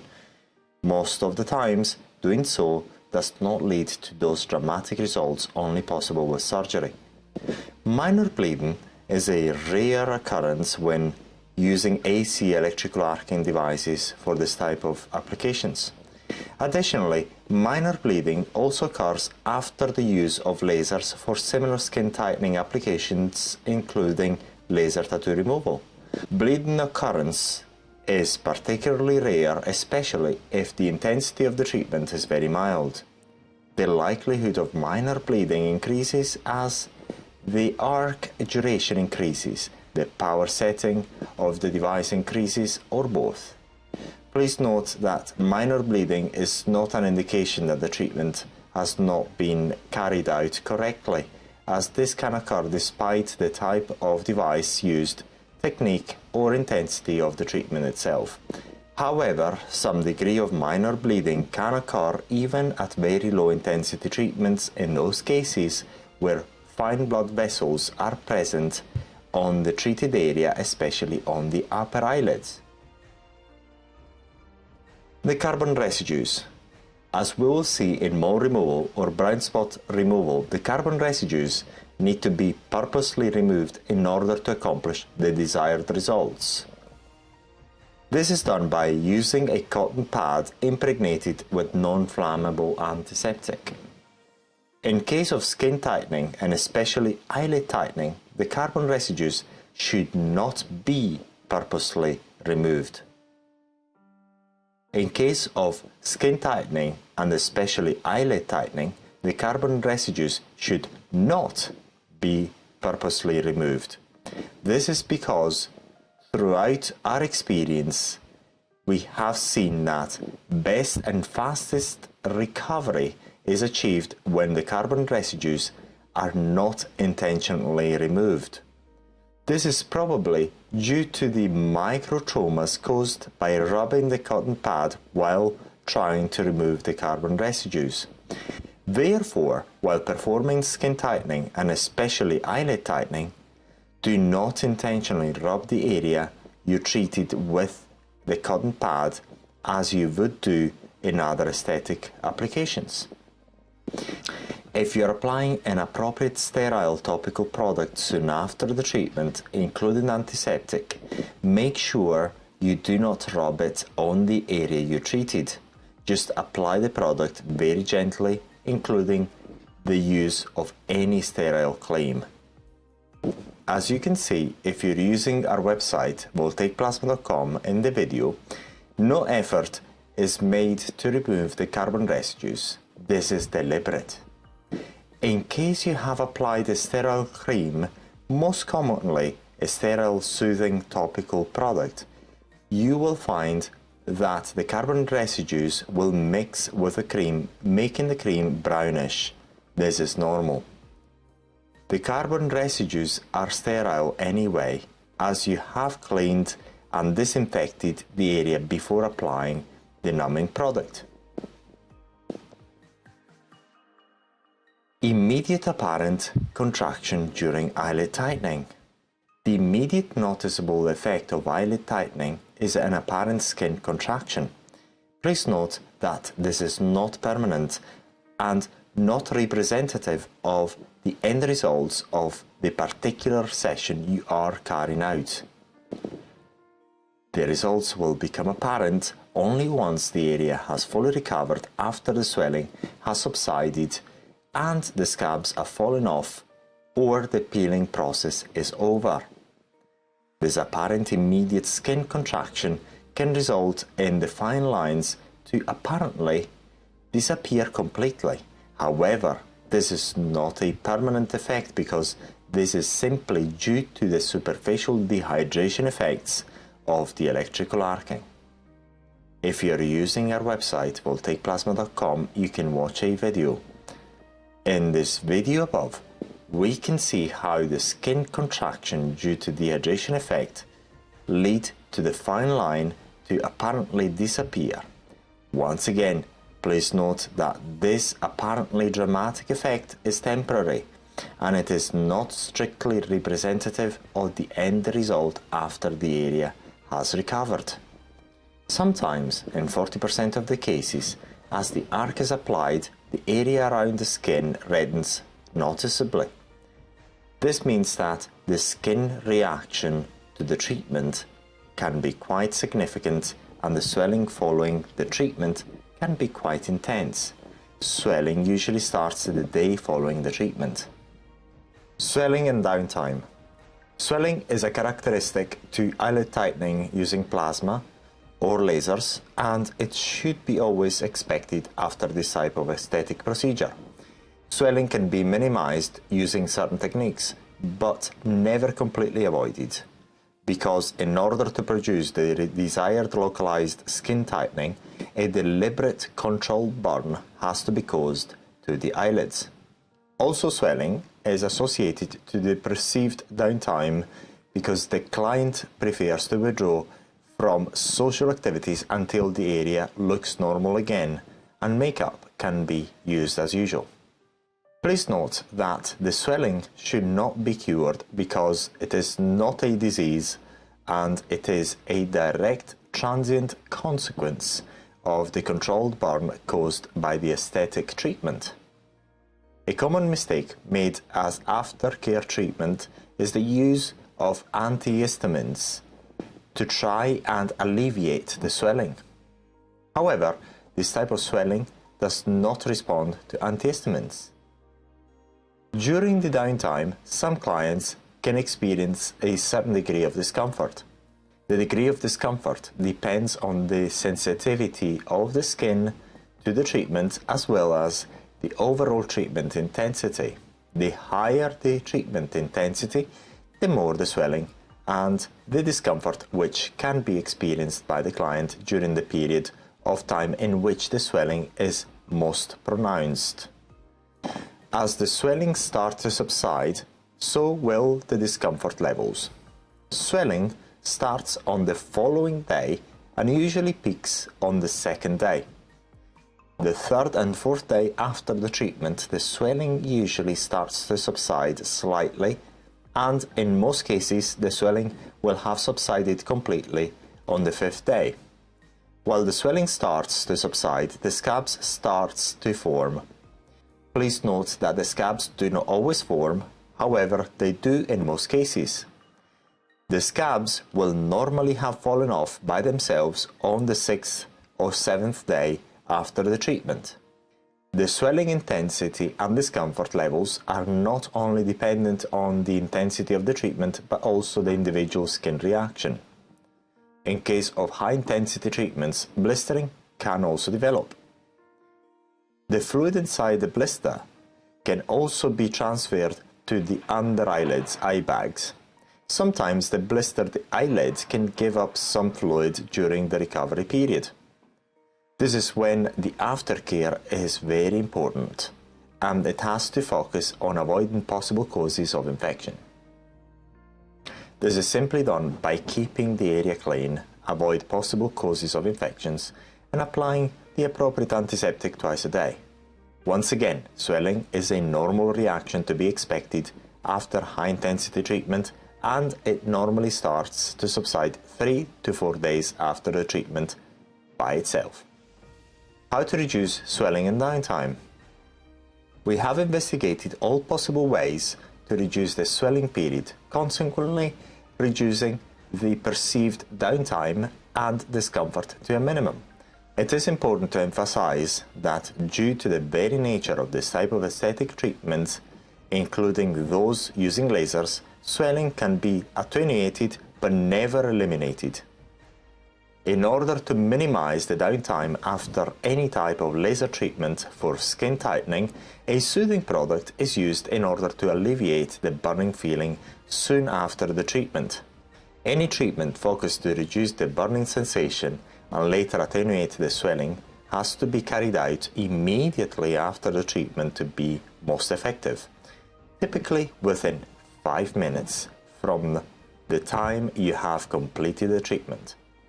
We have found that if the treatment is carried out at minimum medium intensity and an appropriate numbing product is applied both soon after the treatment and at intervals a few hours after the treatment and the following day, the swelling is reduced to a minimum.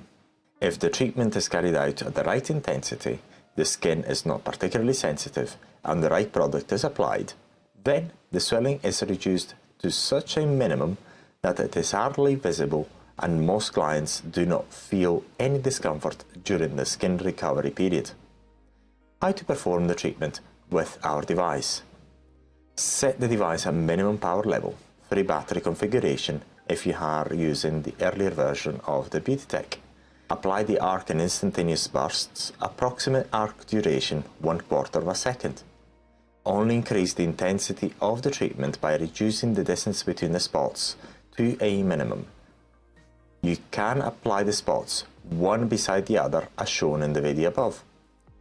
Do not use a higher power setting than the one recommended here, otherwise the swelling will be substantial despite the soothing product or soothing technique used. Do not treat an area larger than the one shown in the video above. Apply the suitable soothing product immediately after the treatment. Please bear in mind that this is the most important application of the soothing product. This is when the skin will be most receptive to the soothing treatment. Make sure you do not deliberately remove the carbon residues and you do not rub the area too hard, as this could cause microtraumas which could delay the recovery process. Keep spreading the soothing product very gently until the gel or the cream has been completely absorbed. Instruct the client to reapply the product before going to sleep in the same fashion as you have done at your premises. The product then has to be reapplied the next day, first thing in the morning, in the afternoon and before going to sleep. This soothing product has to be used also the second day after the treatment 3 times a day. The soothing treatment can be discontinued the 3rd day after the treatment once, if they form, the scab start to become apparent.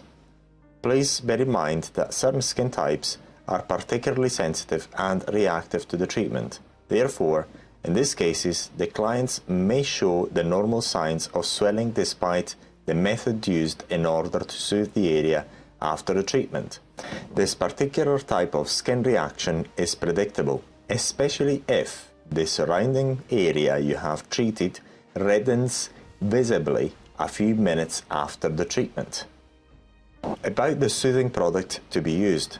There are several soothing products on the market and this is not a heavily regulated product type, therefore you have a wide selection. Please make sure that the products you use are sterile and are suited for purpose. Some products, although advertised as soothing skin products, are not suited for this particular purpose. Therefore, check with the manufacturers before selecting each specific soothing product. Please be aware that using products that are not manufactured using appropriate methods and hence not suitable or packaged properly can increase the likelihood of developing an infection. Therefore, make sure the soothing product you are using is fit for purpose. We have made a specific product for this particular type of application. For more information, click here. Please bear in mind that the most effective application of these soothing products is right after the aesthetic treatments are carried out. The subsequent applications are effective but not as effective as those applied immediately after the aesthetic treatment has ended. Use of intense gold as soothing solution. Some beauty practitioners use ice packing as a soothing solution. This is an effective option used soon after burns of any type to soothe the part and decrease the adverse effects of the burn. This is an effective option used soon after burns of any type to soothe the part and decrease the adverse reactions to the burn. And this is also most effective immediately after the burn has occurred. Hence, intense cold is most effective if applied immediately after the aesthetic session has ended, within 5 to 10 minutes. Scabbing process. As swelling subsides, normally scabbing develops. It usually develops in place of the voltaic spots which you have previously applied during the aesthetic treatment. In certain circumstances, especially when particularly low intensity treatments are carried out, scabbing may not develop. As the scabbing develops, also the feeling of discomfort will be replaced by minor itchy feeling which will slowly fade away as the scabs start to fall off by themselves. Illustration 22. Scabbing. If scabs develop, it is important they are not picked by the client. Picking the scabs may not only delay the recovery period but also may lead to long-term marks on the skin. Pink skin. Once the scabs will have fallen off by themselves, the area which has been treated will be slightly pinker. This is a normal reaction to most skin resurfacing treatments, including voltaic arcing skin tightening.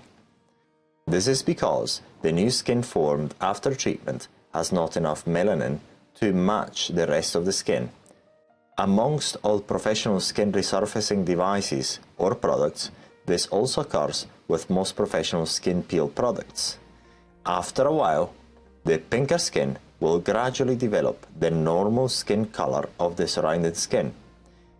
This happens gradually over the following weeks. When can the client use makeup? The use of any type of makeup, including mineral makeup, makeup products advertised suitable after laser treatment, is strictly forbidden until the scabs have fallen off by themselves. Most makeup products are not sterile, and it has been shown that their use clearly jeopardizes the healing process, or also referred to as skin recovery. This leads to adverse reactions, including infections, which can lead to scarring.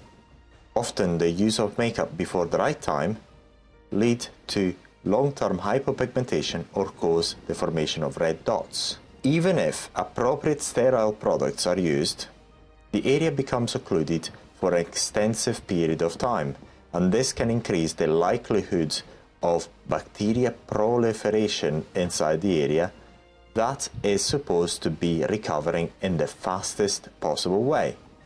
This delays the normal skin recovery process and increases the chances of developing undesired long-term effects, including hypopigmentation. Broad-spectrum sunscreen. The use of sunscreen, preferably physical protection, is mandatory for at least 3 months.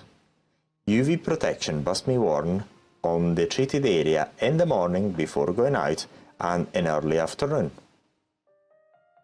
Exposure to UV sources have been shown to increase the likelihood of developing long-term hyperpigmentation, not only after the use of skin tightening using voltaic arcing, but also after the use of glycolic acid peels, lasers, and other skin tightening procedures, including skin resurfacing in general. When to repeat the treatment? The long-term effects of eyelid tightening by using electrical arcing is a long-term targeted tightening of the eyelids. This improves the appearance of saggy eyelids. The skin tightening effects are cumulative, therefore repeating the treatment leads to very good long-term results. The treatment can often be repeated after 8 weeks, provided that no adverse reactions have been reported and only low-medium intensity treatments were carried out.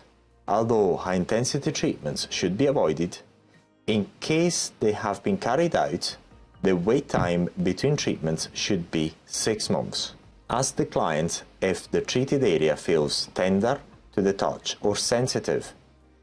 If this is the case, do not repeat the treatment until the area feels normal again.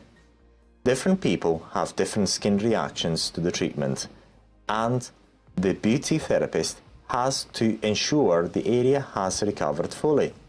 If the area is somewhat tender to the touch or particularly sensitive, then this means that the treated area is still undergoing some recovery or regeneration process. Once the recovery is completely over, the skin will feel normal again. By skin recovery, we refer to the downtime, the period while swelling or scabs are still developing, while the area looks unsightly and makeup cannot be worn.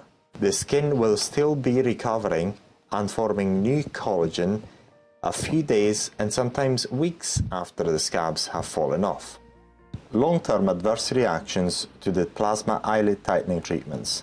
Despite the heavy advertising as completely safe and carefree treatments, plasma eyelid lift treatments are never completely risk-free despite the device used or the way the treatment has been carried out. This is not currently a topic covered in the main marketing literature, as this puts the interests of manufacturers at stake. The potential adverse reactions are hyperpigmentation. This is only due to the exposure of the area to UV radiation while the long-term healing process is taking place. This is never due to the type of device used or the way the treatment has been carried out. Pink atrophic spots, where the spots were applied, which last up to 6 months after the treatment. It is not completely clear what causes this long-term adverse reaction. However, so far, this has ultimately subsided on its own over the long term in any case. It is thought this is likely due to the use of makeup or inappropriate products during the long-term healing process. Protracted long-term healing process coupled with inflammation of the area. This adverse effect has been reported only after high-intensity treatments. Also, for this reason, it is highly advisable to only carry out low and or medium-intensity treatments. Protracted periods of skin laxity on the upper eyelids where high-intensity treatments were carried out. The laxity is also associated with a mild feeling of discomfort on the area treated. This adverse effect has been reported after treatments with all devices, especially after high-intensity treatments. Illustration 25. Laxity a few weeks after a high-intensity eyelid tightening procedure. Points 3 and 4 are due to the overall intensity of the treatment. Therefore, it is highly recommendable to avoid high-intensity treatments in all cases. As mentioned earlier, the slight advantages of performing high-intensity plasma treatments on the upper eyelids are seldom worth the protracted swelling, pain, discomfort, and the increased likelihood of protracted long-term healing and laxity. This can easily discourage clients from undergoing further treatments. Claims on non-surgical blepharoplasty. Some manufacturers are advertising plasma eyelid tightening as non-surgical blepharoplasty. We have had the opportunity to use those devices, and we have noticed the common trait with all other plasma devices for similar intended uses on the market. The real results of plasma eyelid lift is a minor improvement of the appearance of sagged skin, and after several trials with those devices, it is believed it is not practical to achieve the same results as surgical procedures using electrical plasma. Although the long-term results after a number of eyelid tightening treatments may be good, this is seldom comparable with the results of any surgical blepharoplasty intervention. The temptation of making these claims is easily understood given the large demand to achieve surgery-like results without surgery.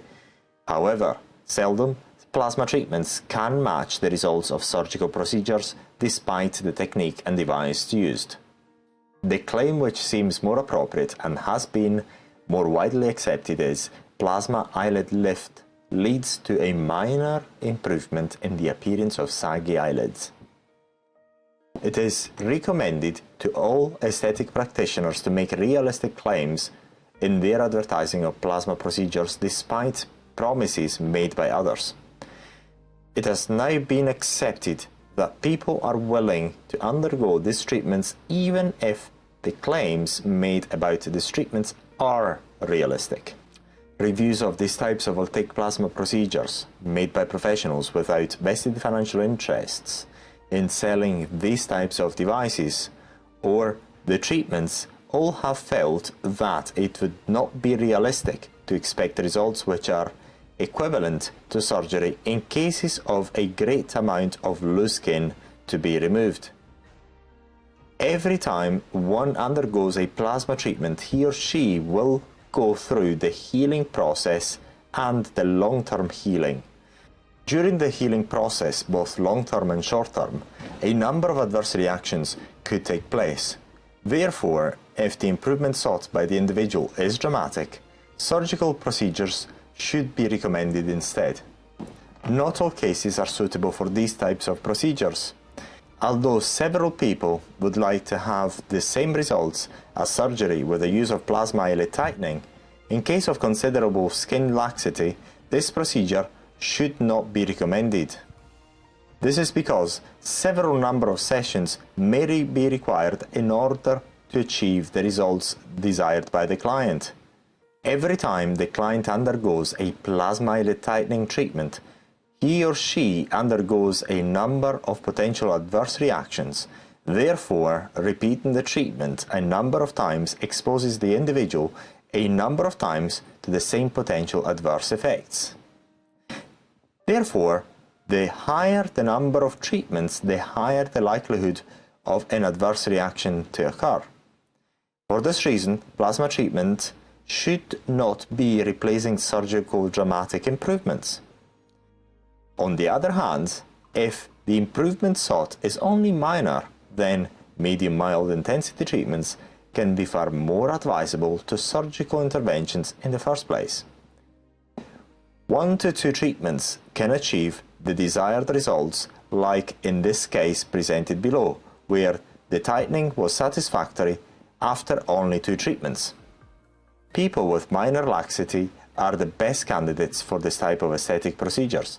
This is because 1 or 2 low-medium intensity treatments are usually sufficient to achieve their desired results, and they will not be exposed to the inherent risks of the procedures several times. Further advice: do not use any type of injectable anesthetic as a numbing solution for upper eyelid tightening. The main aftercare principle after eyelid tightening are: avoid infections. The skin will recover on its own accord without any product, provided that no infection develop. The use of inappropriate products, including makeup or unsuitable creams before the scabs have formed, can be detrimental and lead to undesirable effects. Appropriate broad-spectrum protection must be worn every day. While the use of broad-spectrum total sunscreen increases protection against the possible adverse effects of rays exposure, these adverse effects are still possible even using broad-spectrum protection. Hence, direct or indirect exposure to ray sources must be purposely avoided whenever possible. Any form of tanning, including artificial, must be avoided for at least 3 months after the last treatment. Do not use any medicinal product. Only use those sterile products suggested in the aftercare product list of the manufacturer. If you would like to use different aftercare products, consult with your specific manufacturer whether their products are suitable to be used after this type of aesthetic treatments. If in doubt, do not use any products other than mild antiseptics. No antihistamines. Swelling is not an allergic reaction. Swelling is a normal and to be expected reaction to the superficial burn caused by the electrical arcing treatment. Do not use topical antibiotics as a precautionary measure. Remember that antibiotics are used to cure infections, and they are not supposed to be used to prevent them. It has been shown that indiscriminate use of antibiotics will eventually lead to bacterial resistance to the specific antibiotic used due to bacteria's natural selection process. Avoid the treatment on those clients with herpes simplex, even if there are no flare-ups at the time. If the herpes simplex is dormant, the client should undergo an antiviral therapy before any eyelid tightening using either lasers or electrical arcing. Do not use plasters of any type. No other forms of occlusion like bandaging shall be used during the downtime. How to perform plasma upper eyelid tightening for the first time. Here you will find all the important instructions which will help you carry out your first plasma eyelid tightening in complete safety and avoid the most common treatment mistakes. We will take you through the best way to use our plasma devices for aesthetic uses correctly step by step, providing you with clear video examples that you can take as reference when you carry out those type of aesthetic treatments. We will make clear distinction between low, medium and high intensity treatments. We will provide you with the necessary visual reference experience for you to carry out your first plasma upper eyelid tightening procedure with confidence. Before going ahead and study this section, please study the plasma eyelid tightening module. Preface. One of the most common aesthetic practitioners' initial challenges is that they are not confident carrying out their first plasma eyelid tightening procedures on their own. Here we will clarify this issue, and as we will see, it is relatively easy to carry out your first eyelid tightening in complete safety. As we have already learned, the preferred technique for upper eyelid tightening is the spot mode or spot operation. This has been used extensively around the world and it is very easy to learn. There are other ways to use plasma for eyelid tightening like the spray operation, but this is not always straightforward to learn. When you start using plasma for eyelid tightening for the first time, you should use low intensity treatment. There is no clear-cut distinction between low, medium, high intensity treatments. A low intensity treatment can fall into medium intensity treatment only by changing a few parameters of the treatment like the duration of the arc and or distance between the spots. Similarly, a medium intensity treatment can fall into a high intensity treatment and vice versa. A high intensity treatment can become a medium intensity treatment too by changing some parameters.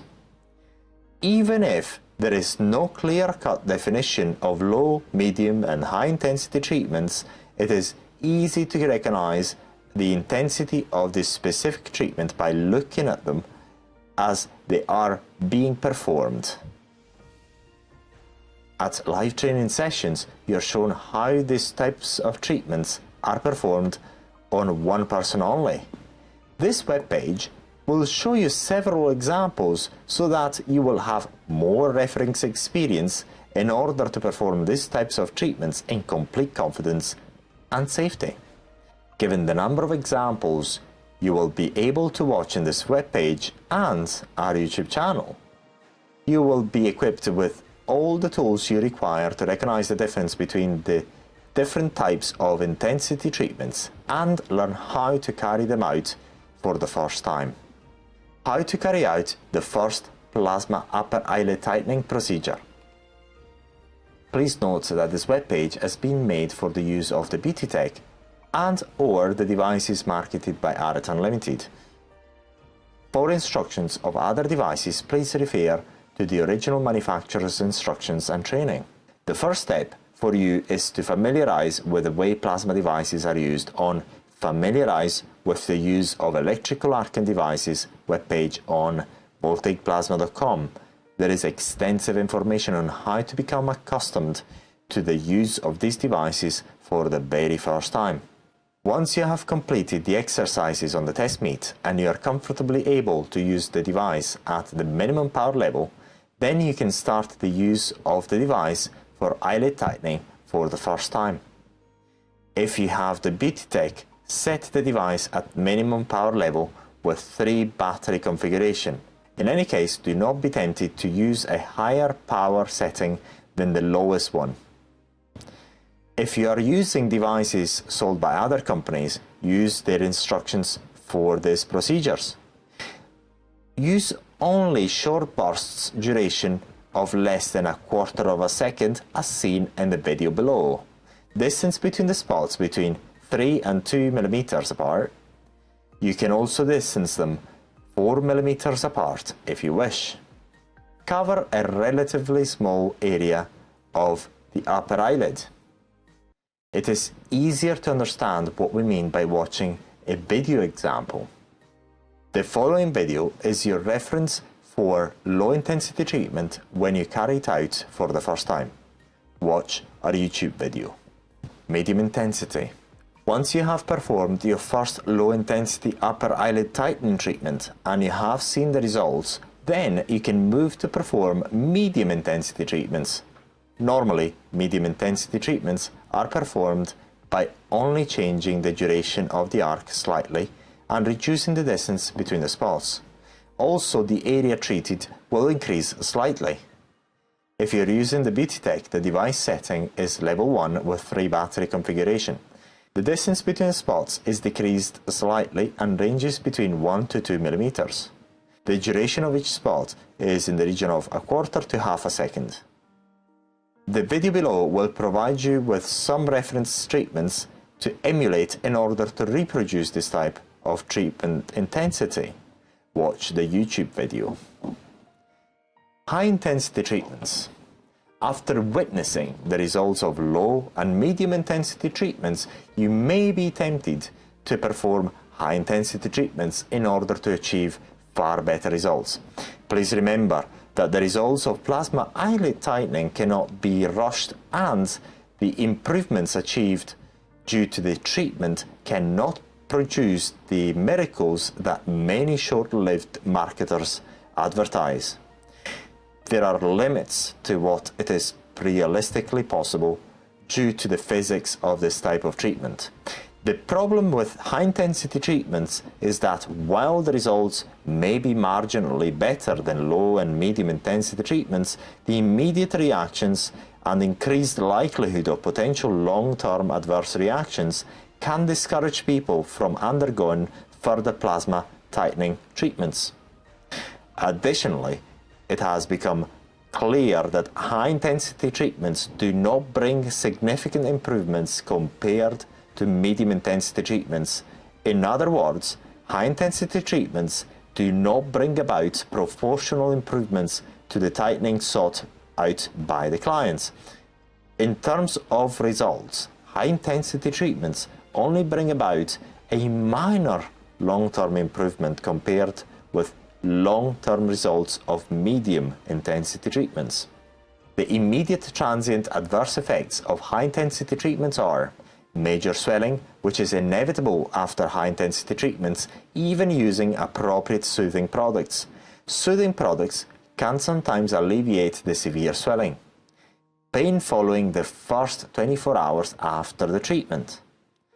This does not mean that low, medium intensity treatments do not lead to the same short-term swelling and pain. However, they are far more moderate than what occurs in high-intensity treatments. Watch our video on high-intensity plasma treatment. Unfortunately, it is not true that adverse effects cannot occur after these procedures. The treatment itself consists in inducing a controlled burn of the upper and lower eyelids. Therefore, depending on the way the burn has been carried out and the particular type of skin, the likelihood of adverse effects differ. As a general rule of thumb, the higher the overall intensity of the treatment, the higher the likelihood of adverse effects occurring after the upper eyelid tightening procedure. We have carried out thousands of high-intensity treatments over the years without major adverse reactions. However, although rare, the few adverse reactions reported over time have only followed high-intensity treatments. One of the main problems with high-intensity treatments is that the swelling and pain are the most intense after these types of treatments, and this alone may dissuade people from undergoing further treatments despite the results. Rarely, high-intensity treatments can lead to some of the medium-term adverse effects. Prolonged period of redness, also referred to as long-term healing, this can last up to 6 to 8 weeks after the treatment. Long-term laxity, lasting up to 3 months after the high-intensity treatment. This has been reported to occur after high-intensity treatments, and it takes place during the long-term healing, but it is transient. However, in some rare cases, it can last for several months. It is as if the area gets worse in the long term instead of getting better. In most cases, this is coupled with long periods of inflammations. These adverse reactions have not been reported after medium-low intensity treatments. Therefore, high-intensity treatments should always be avoided in a commercial environment. Please note that the main cause for people to be encouraged from undergoing further treatments has been the severe swelling and pain following the treatment. The long-term healing and laxity are very rare occurrence. Please remember that despite the amazing expectations and promises made by different manufacturers, these types of treatments have their inherent limitations due to the skin physiology and the inherent physics of the treatment itself. Plasma treatments cannot shorten the skin because electrical plasma simply does not cut the skin.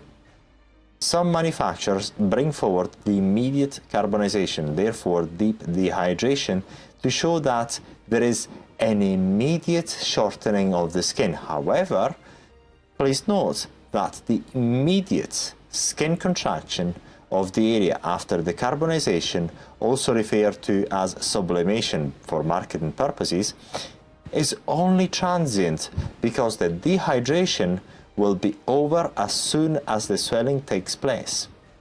After examining the effects of most high-intensity treatments using voltaic plasma with different devices, we have come to the conclusion that performing high-intensity treatments are more disadvantageous than advantageous. This is because the minor added tightening are overshadowed by the increased pain and swelling. Also, the likelihood of potential adverse reactions is higher. The intense swelling and pain after high-intensity treatments are sufficient to discourage people from undergoing further necessary eyelid tightening treatments to achieve the desired effects. High-intensity treatment, on rare occasions, has led to long-term inflammation of the area lasting up to 3 months and laxity. Laxity is the opposite of tightening, and its likelihood of occurring can be minimized by only performing low-medium intensity treatments. Laxity can be corrected by further eyelid tightening treatments. The most common adverse reaction is hyperpigmentation. However, this is never due to the way the treatment is carried out. It is only to do with the early exposure to UV radiations. To learn more about the effects of high-intensity treatments versus medium and low-intensity treatment, please study the section Long-Term Healing. Long-term healing after plasma eyelid lift high-intensity treatments. Overview. There are 2 healing phases in localized skin tightening using electrical plasma: short-term healing and long-term healing. While the short-term healing results in swelling and the scabbing, the long-term healing deals with the long-term regeneration and remodeling of the skin. While the former takes place immediately after the treatment and it is over within a few days, The latter usually takes place over the course of weeks and sometimes even months. During the long-term healing, the skin is still subject to the redness, tenderness, and is still being remodeled. The remodeling lasts as long as the feeling of tenderness is still occurring. The long-term skin recovery period depends on several factors, in particular the intensity of the treatment. Remember that the treatment intensity is dependent on a number of factors and not only the power setting of the device. In particular, the longer the duration of the arc, the deeper the heat will be propagated inside the skin. The closer together the spots, the more intense the heat. Generally, the higher the intensity of the treatment, the more intense is the redness after the procedure and the longer it takes for the long-term healing to be over. The duration of the long-term healing is also dependent on the individual's skin recovery ability. Certain appropriate soothing or healing products can reduce the time required for the long-term healing process. What is the long-term healing process anyway? Well, the short-term healing process can be easily explained by comparing it to the effects of skin burns and small injuries. The long-term healing process has to refer to something slightly different. We relate the long-term healing process to the familiar topic of skin regeneration after mole removal or minor skin wounds recovery process soon after the scabs have fallen off. After the scabs have fallen off following plasma aesthetic treatments or minor skin injuries, the new skin is usually red and has a different texture to the rest of the skin. The area can also be itchy and tender for a while. Also, the long-term skin recovery process is similar to that which occurs after deep skin cosmetic peels. Like in skin peels, the deeper the peel penetration, the longer the redness after the treatment. However, generally, the long-term skin recovery period after plasma treatment takes longer. While a peel long-term recovery can last up to 3 weeks, with a feeling of tenderness and dryness of the skin, the redness and tenderness and dryness can last up to 3 months. This is normal and to be expected after plasma high-intensity treatments. While the skin is still red and tender, it is still being regenerated and remodeled. In order to understand what it is happening during the long-term healing, we will have to take the mole removal example. When the new skin regenerates, it is of a different red-pink color and it lacks pigmentation. Also, the texture is different. Illustration 26. Area a few days after plasma mole removal. The area is red soon after the scab has fallen off. The new skin will eventually return to its normal color and texture, consequently blending with the surrounding skin. Over time, the skin texture and color will return to normal, and it will be difficult to tell any treatment was carried out at all. After mole removal, the scabbing takes place. Once the scab has fallen off, the area will be red and have a noticeably different skin texture to the surrounding skin. This is because the new skin has formed instead of the old skin lesion. When the new skin forms, it is usually of a vivid color, and it also has a noticeably different skin texture. Illustration 27. Detail of the right eyelid a few days after a benign skin lesion removal procedure using electrical plasma.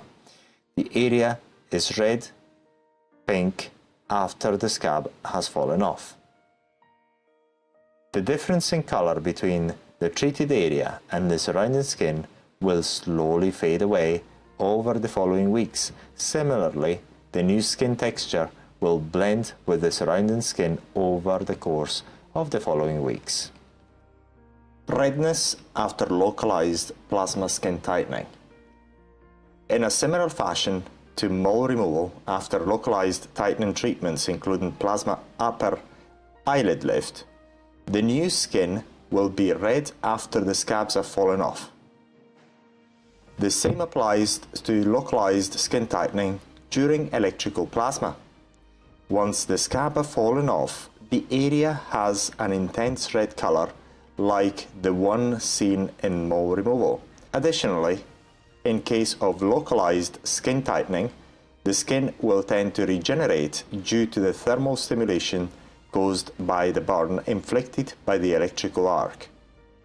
Therefore, the redness inflammation is caused by two factors: the new skin being regenerated after the minor injury caused by the electrical arc, the heat stimulation caused by the treatment. Illustration 28. This picture shows the scabs falling off after the intense plasma upper eyelid lift procedure. Some of the scabs are still present, and this picture shows clearly how, as the scabs fall off, the area is noticeably red from the plasma eyelid lift procedure. After the short-term healing, the new skin is naturally red. Furthermore, the skin undergoes a further continuous slow process of regeneration and remodeling during the time it takes for the area to recover from the thermal stimulation burn caused by the plasma superficial skin burn. In other words, inflammation, redness, and skin remodeling are an all-in-one effect of the long-term skin healing process. Illustration 29. Red meat type of color after the scabs have fallen off. This is a normal occurrence after plasma localized skin tightening. Since the redness is due to the skin regeneration process, exposure to intense UV light during the long-term healing can lead to hyperpigmentation. As a rule of thumb, when the redness has completely subsided, then direct sun exposure is less likely to lead to hyperpigmentation. Furthermore, if the treatment is repeated before the long-term healing is completely over while the area is still tender, the treatment becomes unbearably painful even using most common over-the-counter topical numbing products. Therefore, as a rule of thumb, if the area is still red or tender, the treatment should not be repeated until the area has returned to normal and the tenderness faded completely. Please note that the end of the redness does not mark the end of the long-term healing. The area may still be subject to long-term healing even while not appearing red at all. What marks the end of the long-term healing is the end of the tenderness instead. In any case, the redness is not permanent and it subsides over time. What does the long-term healing feel like? Tenderness and redness should not be the cause for concern, because this is a normal part of the long-term recovery process. It will eventually subside on its own accord without leaving a trace as long as no exposure to intense UV light has taken place. The following applies to high-intensity treatments without the use of any soothing or healing products. Itchiness. The initial feeling is of itchiness.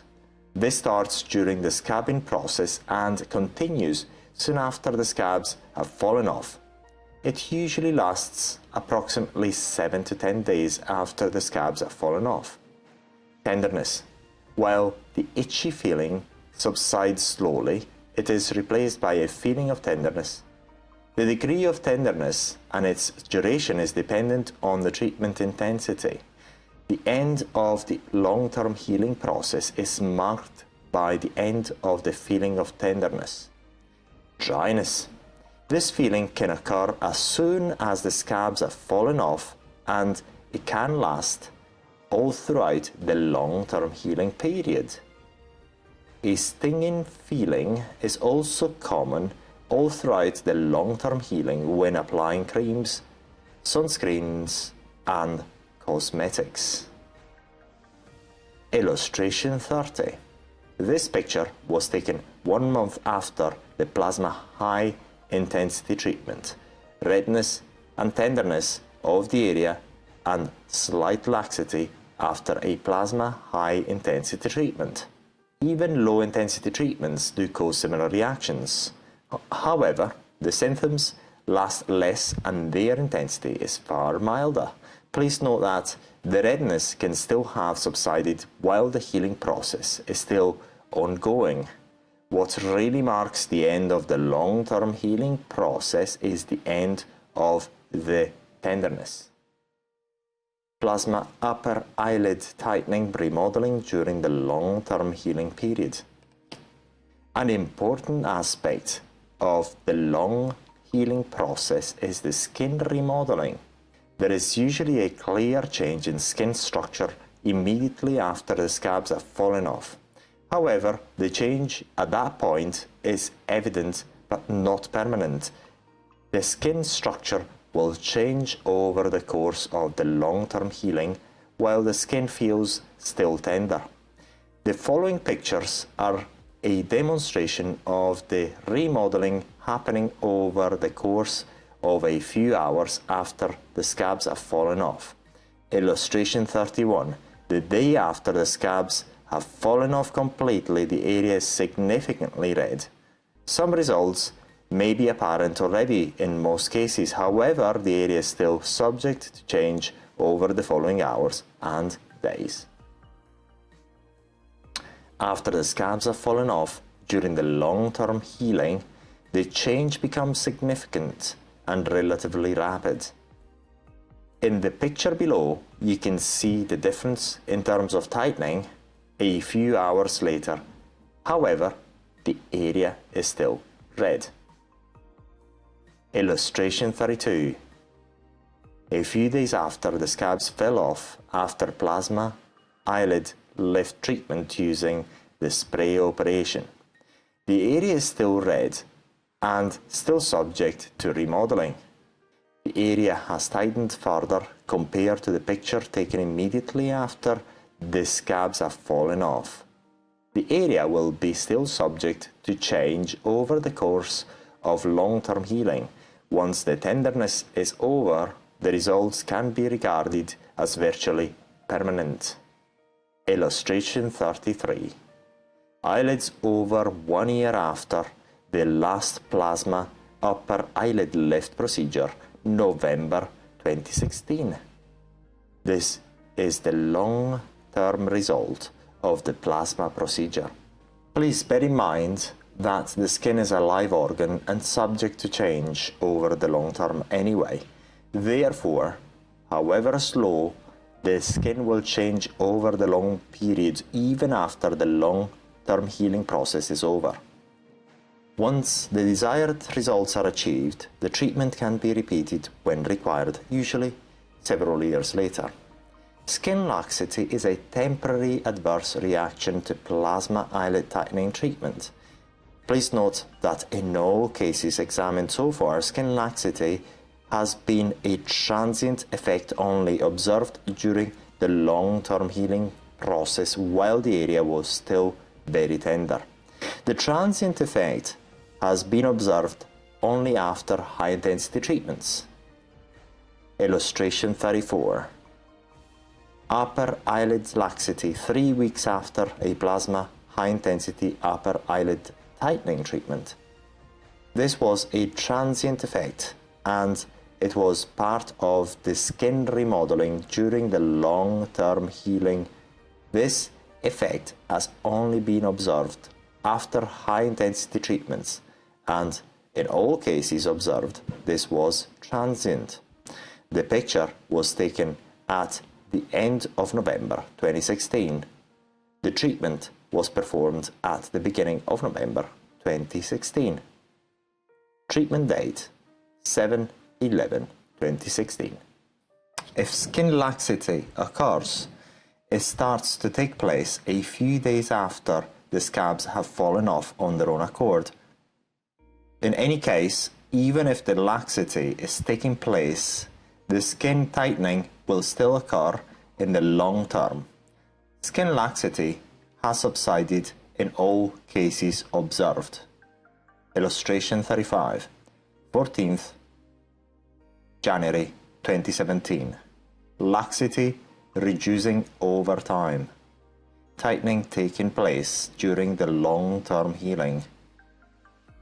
Therefore, because high-intensity plasma treatments lead to extended periods of redness, extended periods of tenderness, skin laxity, carry out low-medium intensity treatments instead. If the plasma eyelid rejuvenation treatment is carried out at low-medium intensity, the minor improvements may be achieved without the need of going through extended period of inflammation, which can discourage people from undergoing further treatments. Therefore, even if you are an experienced practitioner in these types of procedures, this is a further reason for always opting for a medium intensity treatment. In all cases observed, the redness and tenderness always subsided, hence these symptoms are all transient. To date, no case of chronic tenderness or redness has been reported despite the thousands of high-intensity treatments performed the world over. Additionally, in case of high-intensity treatments, the temporary laxity is not a cause for concern, as it is also transient. The skin remodeling lasts as long as the area is still tender. Long-term healing. Once the tenderness subsides, the skin remodeling is over. This is when the results become representative. Also, another problem reported is the presence of small atrophic red spots, sometimes lasting a number of months, where the voltaic plasma spots were applied. They are most likely caused by the use of makeup during the short-term healing process. All the effects discussed here are transient. However, hyperpigmentation is the only undesired effect, which may become permanent. Despite that, it can be easily removed by using certain other aesthetic products. Upper eyelid tightening aftercare. The main principle of aftercare after eyelid tightening using plasma is very simple. Any possible source of a bacterial infection has to be deliberately minimized. Anyone who is about to undergo plasma eyelid tightening should read this topic. There is more about aftercare in this section, aftercare. Swelling is characteristic of this type of aesthetic procedure, and it should always be expected after using voltaic plasma on the upper eyelid area. This is because the area will be recovering from an intentional burn. Therefore, the natural side effect is swelling. Swelling can be minimized using certain techniques, but never completely avoided, because a deliberately controlled burn has to be caused to the eyelids in order to induce the desired localized skin tightening. Although swelling is to be expected, there is no reason to try and cure it, because in all circumstances it will subside on its own accord. Therefore, the use of any ointments or medicine is only detrimental. Several people without the appropriate training have suggested even the use of antihistamines, which is only used to treat allergic reactions, and other uses which have nothing to do with the type of aesthetic treatments we are talking about here. A few adverse effects have been caused by the use of incorrect creams and products in order to minimize or cure the swelling. Please note that the swelling should not be cured, because it is not a disease, and it is a direct transient consequence of the controlled burn caused by this type of aesthetic treatment. Healing progression. This is a general account of the healing progression after plasma upper eyelid tightening. More detailed information can be found on Plasma Upper Eyelid Tightening Healing Process case study, where we examine in detail 3 different healing progressions after upper eyelid tightening. However, the following will provide an overview of the healing progression. Day 1. The swelling peaks the day following the treatment. Some clients might find it harder to open their eyes as soon as they get up in the morning the first day following the treatment. Gradually throughout the day, the swelling will subside slightly. Discomfort, pain and slight discharge can occur, but it is normal. Day 2. The swelling is the same or slightly less than the previous day, day 1. The swelling peaks soon after waking up and subsides slightly throughout the day. Sometimes swelling also spreads to the eye bags even if no plasma treatment was carried out on the lower eyelid. This is normal because the upper eyelid communicates with the lower eyelid, and some fluid inside the upper eyelid can spread to the eye bags. This is normal, and this undesired swelling of the lower eyelid will subside over the following days. Day 3. The swelling should start to subside noticeably, and the spots where the electrical plasma was applied will start turning into scabs. The scabs must not be picked and should fall off on their own accord. The discomfort experienced during day 1 and day 2 should have subsided dramatically. No further pain should be experienced on the 3rd day following the treatment. For these people who experience eye bag swelling, this should still be present during the 3rd day. Day 4. No discomfort or pain should be felt the 4th day following the treatment. Some residual minor swelling can still be on the upper eyelids. No more pain or discomfort should be felt. Day 5. All swelling should have subsided, and some scabs may still be present. The minor swelling on the eye bags should have almost subsided. Day 6. The scabs should have started to fall off. In most cases, during day 6, people will struggle to tell whether any aesthetic treatment has ever been performed. Day 7. Almost all scabs should have fallen off. At this point, it is okay to start using total physical sunscreen and apply makeup as usual. Week 2.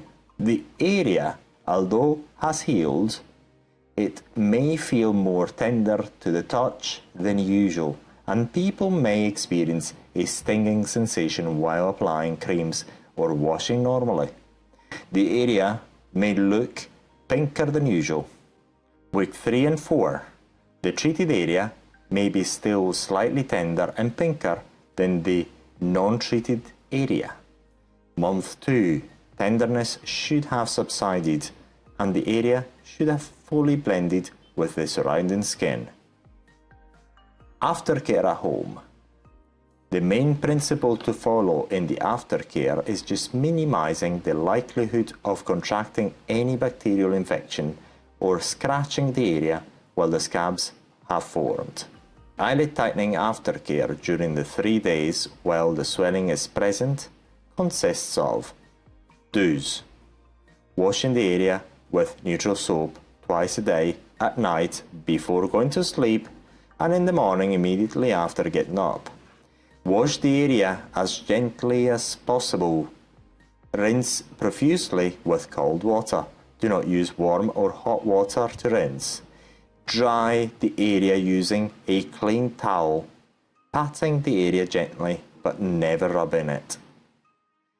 Wash the eyelid area during the day only if the area has been exposed to dirt or dust.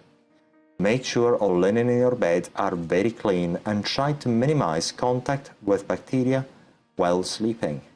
Don'ts: do not use makeup of any type.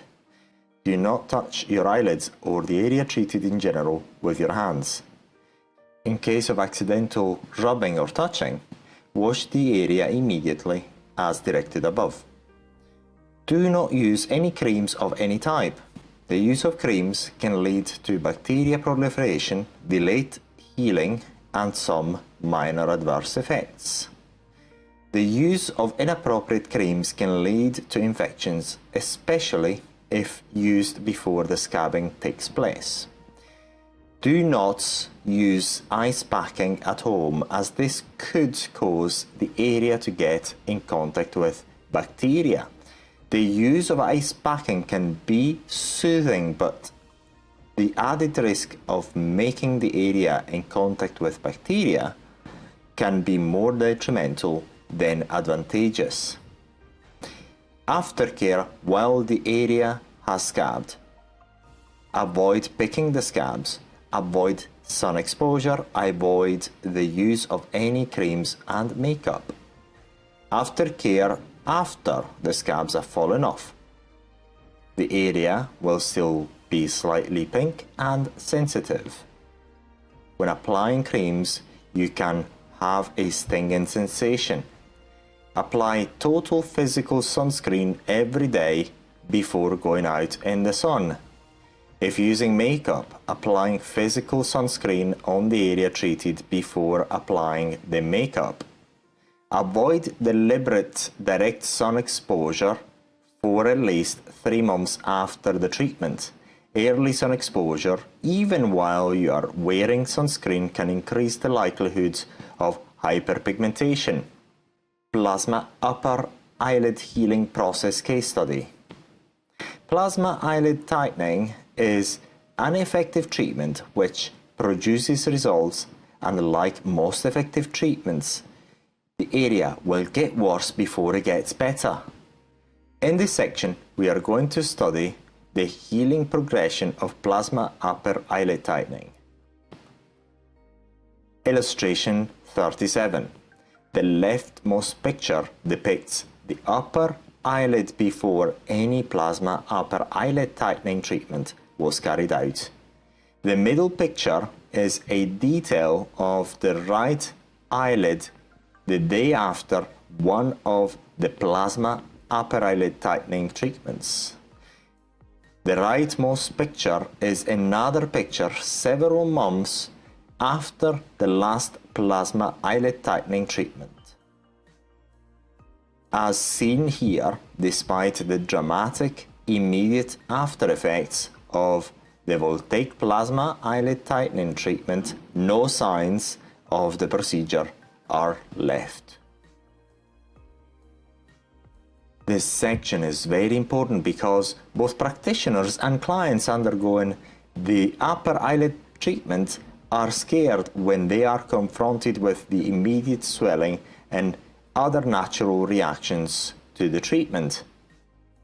As seen above, the immediate effect 1 or 2 days after the upper eyelid tightening may be scary, but eventually the area heals and the tightening effect will take place. This section has been written in order to shed a spotlight on the natural healing progression after plasma upper eyelid tightening.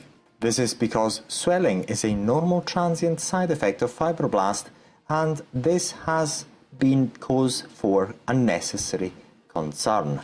Plasma eyelid tightening is an effective treatment which produces results, and like most effective aesthetic treatments, the area will get worse before it gets better. Illustration 38. In the middle of this picture, there is yet another example of dramatic swelling which occurs the day after plasma upper eyelid tightening. Inevitably, the swelling subsides on its own accord without the use of any medicine or medical attention. The swelling following upper eyelid tightening had been the cause for concern, and it has also been the source of speculation about plasma upper eyelid tightening treatments in general. As we will see, this is a completely normal reaction to this type of aesthetic treatment, which has to be expected in all cases. We have grouped this information and made it openly available so that anyone who performs this type of treatments or undergoes plasma eyelid lift can have a point of reference. In this way, not only those who perform the treatment for the first time, and also those who undergo the treatment are made aware in detail of what to expect. As we will see, the symptoms during the healing process can be dramatic. However, they are all transient and they do not require medical attention. They will all subside on their own accord within a few days after the treatment. Please note that we will only focus here on the short-term healing process. The long-term healing progression is not covered here. Difference between the healing after upper eyelid and other plasma localized tightening treatments elsewhere on the body. The healing process after plasma upper eyelid tightening is rather similar to that of localized plasma skin tightening on other areas of the face and body. Some degree of minor swelling and discomfort are experienced after plasma localized skin tightening treatments in general. However, these are not generally a cause for concern or alarm. The healing after localized plasma skin tightening on most parts of the body involves minor swelling, minor burning sensation, slight discomfort, scabbing. After plasma upper eyelid tightening, the symptoms are similar but magnified and dramatic. This is due to the intrinsic sensitivity of the upper eyelid, which is notoriously more delicate than other parts of the body. The upper eyelids are more delicate and sensitive than other parts of the body.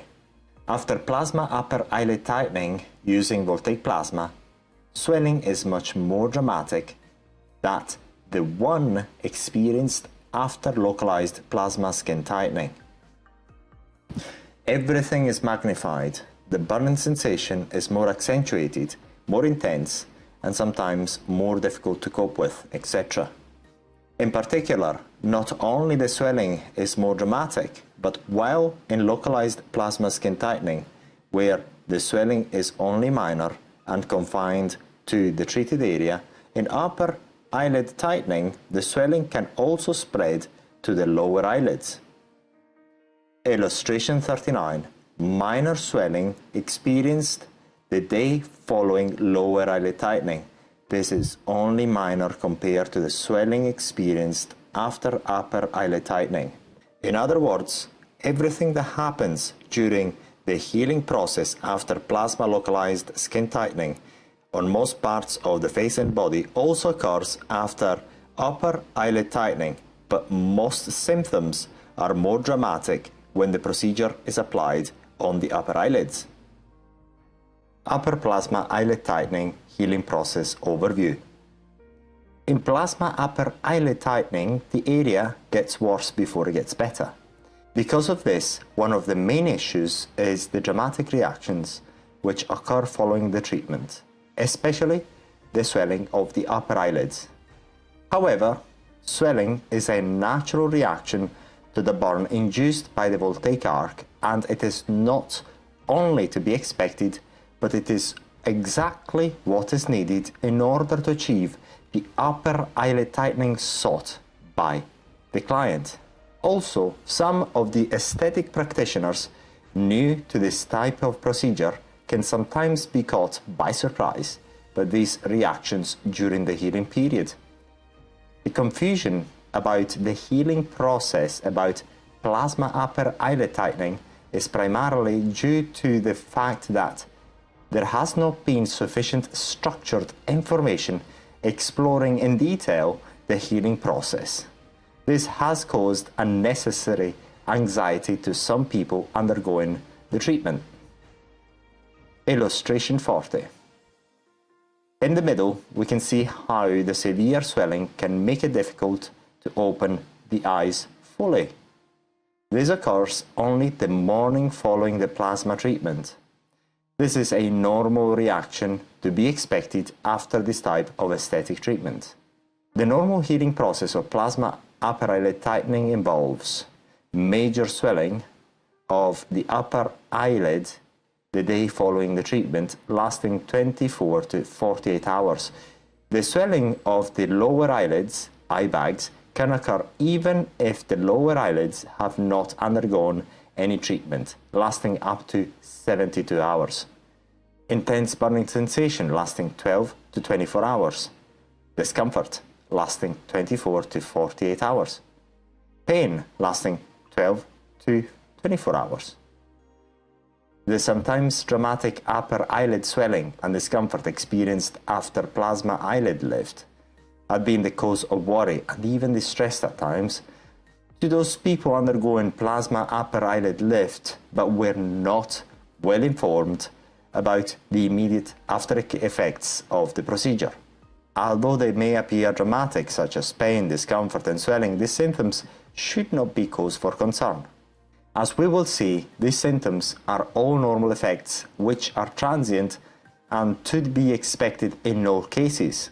None of these effects can be completely avoided because they are caused by the very nature of the plasma aesthetic treatment itself, i.e. an intentional controlled skin burn. However, they can be somewhat attenuated by using certain products and lowering the overall intensity of the treatment. Pain. The information reported about the pain experienced is based on the feedback received by the people who underwent these types of aesthetic treatments over the years, several hundreds.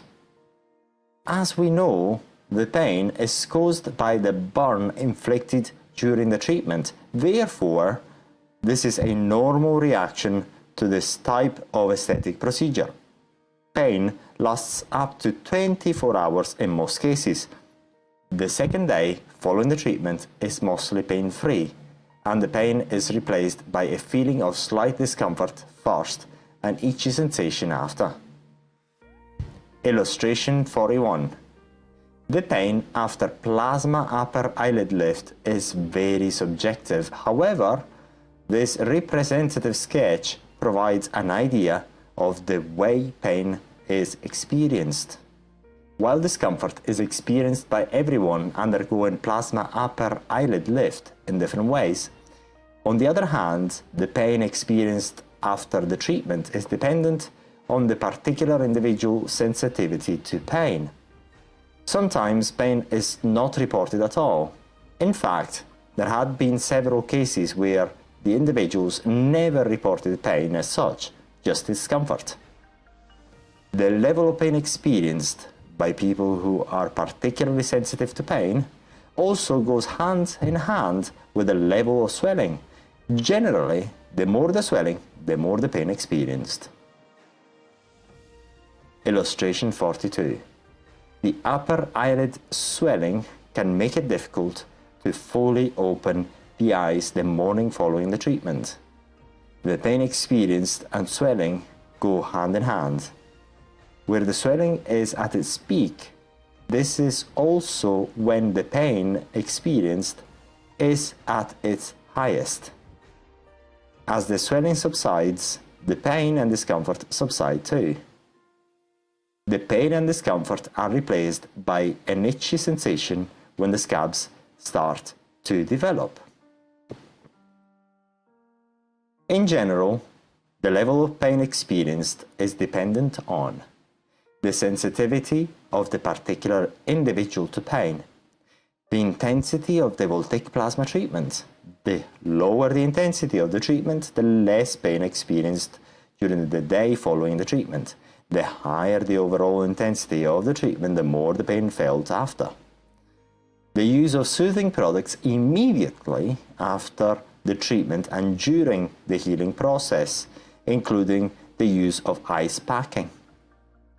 Please note that the use of drugs for pain relief is possible, however seldom necessary, and not as effective as the use of the appropriate topical soothing products. Comparison of 3 swelling cases. 3 cases will be presented here, and as we will notice, the pattern in the skin recovery is similar.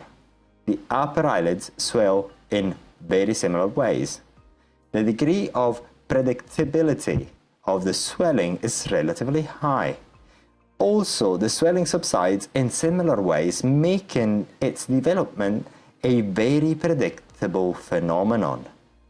Furthermore, it can also be reliably predicted when the swelling is supposed to subside completely. In the cases presented, no ice packing or soothing products were used.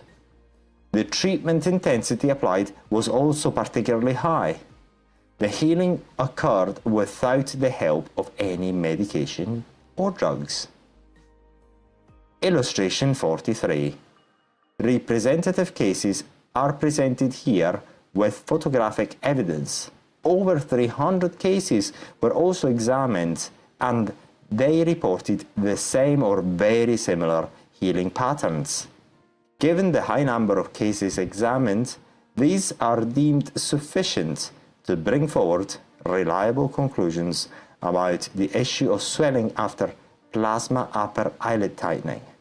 There could be some minor statistical deviations, however, these are not considered to be very significant given the large number of cases observed and feedback reported to date. Day 1 after the procedure. This is the swelling which occurs the day following the treatment. As seen in the pictures below, the degree of swelling is very similar in all 3 cases. Illustration 44. The day following the treatment is when the swelling is at its highest. The peak occurs first thing in the morning and it subsides throughout the day. Day 2 after the procedure. The day following the treatment is when the swelling is at its highest. The peak occurs first thing in the morning and it subsides throughout the day. Illustration 45. The second day following the treatment, the swelling on the upper eyelid has either subsided completely or almost completely. Everybody who underwent the treatment could open their eyes fully or almost fully. Day 3 after the procedure. On the third day, all swelling subsided completely. The residual swelling on the lower eyelid has either subsided or almost subsided. In all cases, the eyes can be fully opened. No more discomfort is reported, and it is replaced by an itchy sensation instead. The scabs have fully formed. Illustration 46. On the third day, the scabs are fully formed, and the discomfort is replaced by an itchy sensation.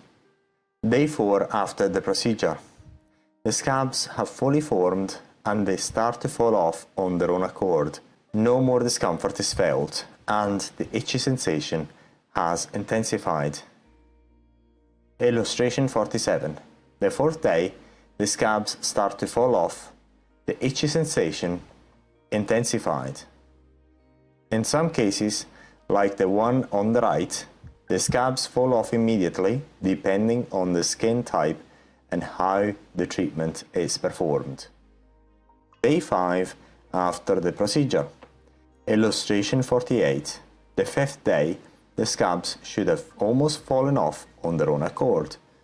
No discomfort, only an itchy sensation. Almost all scabs have fallen off, and this is when it is possible to start applying the makeup and sunscreen.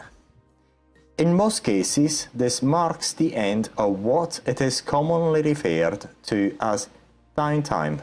Day 6 after the procedure. The area looks slightly irritated but returned to almost normal and the long-term recovery takes place. At this point, most people will be unable to tell the area had undergone any aesthetic treatment at all. Illustration 49. The 6th day, all scabs are normally fallen off. No signs of the treatment are normally noticeable. Only on some rare cases some residual scabs are still to fall off, as shown on the leftmost picture. At the time of the treatment, the individual on the left was 66, 44 in the middle, and 34 of age on the right, respectively. The pictures show how the healing appears to occur faster on the youngest subject and slower on the oldest ones. No sufficient cases have been examined in order to bring forward a conclusive opinion on the matter of speed of healing relative to the age of the individual. Swelling of the lower eyelid or eye bag swelling following upper eyelid lift. Eye bag swelling is another reaction to be expected after the plasma upper eyelid lift. This has also been a cause for concern to those who had undergone these types of aesthetic treatments but were not aware of the type of short-term reaction.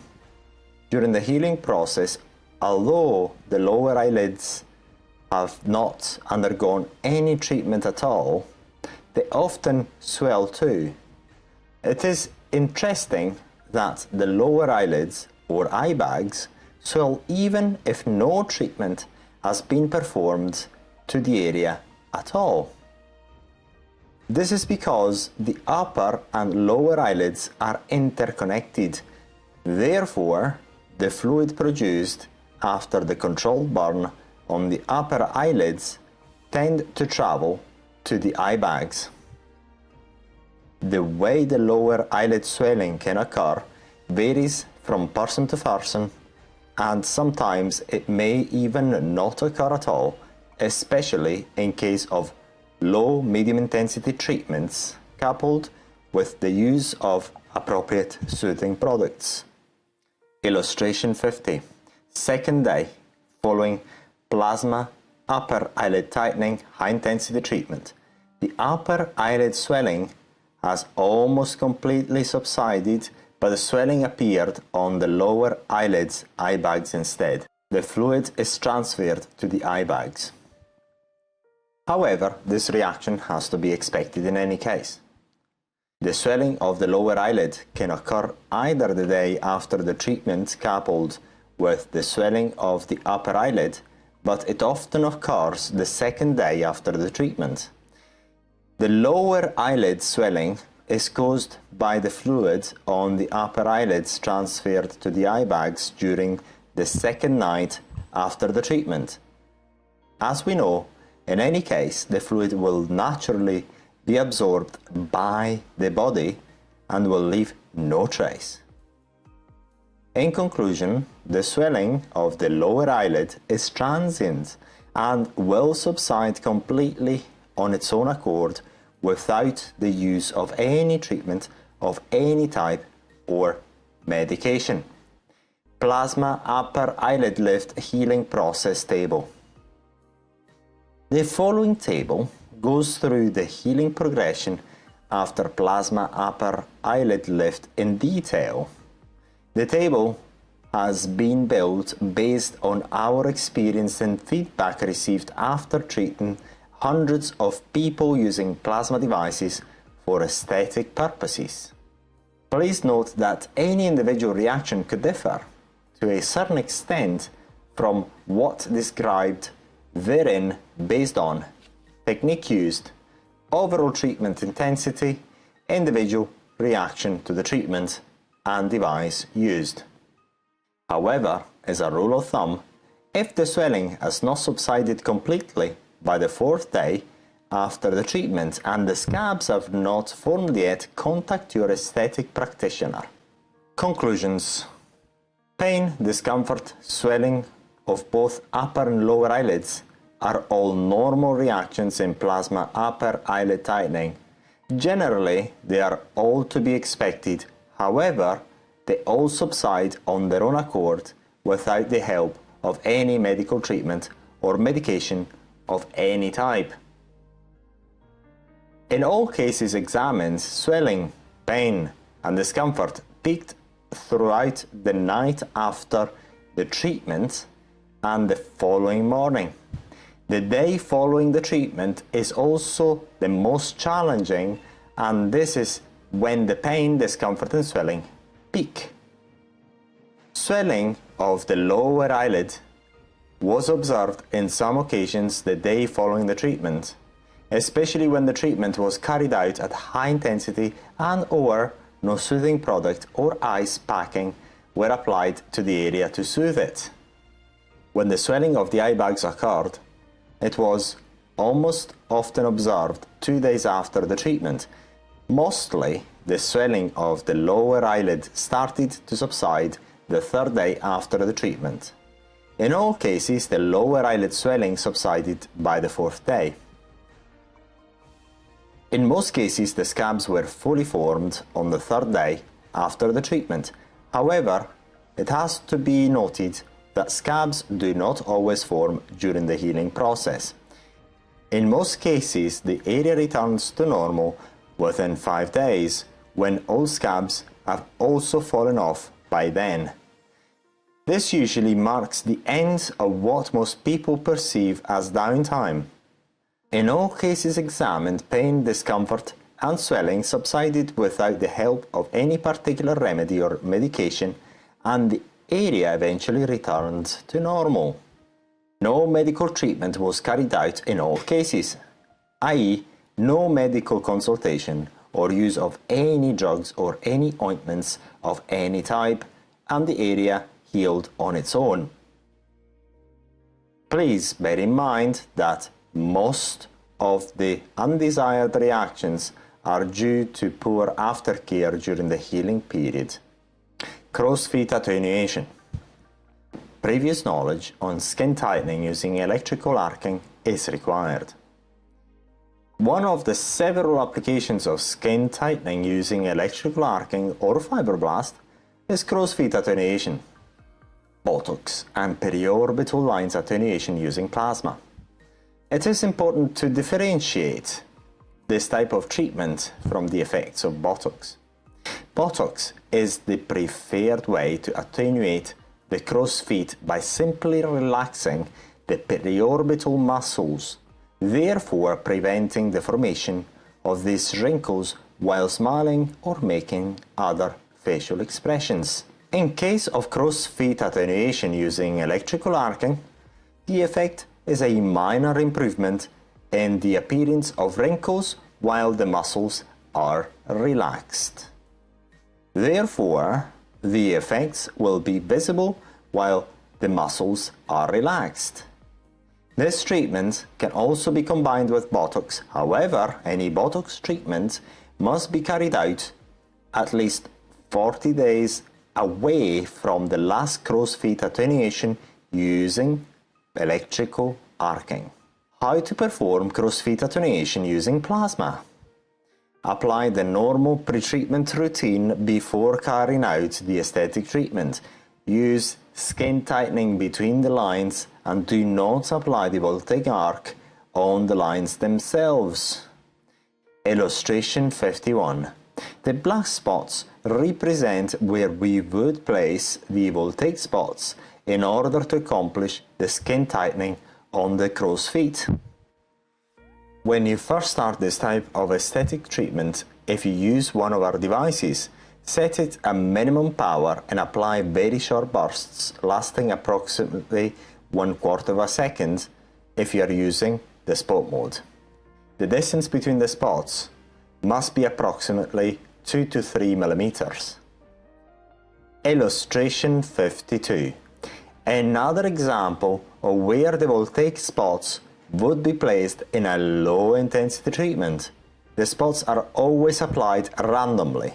In this example, you can see how lower eyelid tightening can be naturally integrated as part of the aesthetic treatment.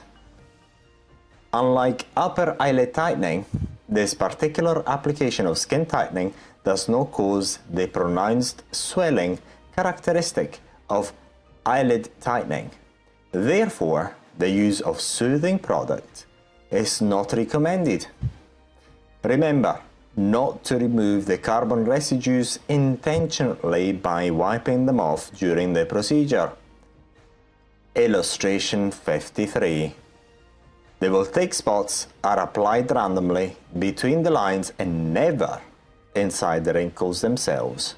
Sometimes scabs form 2 to 3 days after the treatment. Let the scabs fall off by themselves. You can repeat the treatment at 4 to 6 weeks intervals.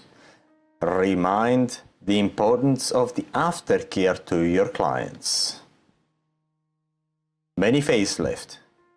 Previous knowledge required skin tightening using electrical arcing.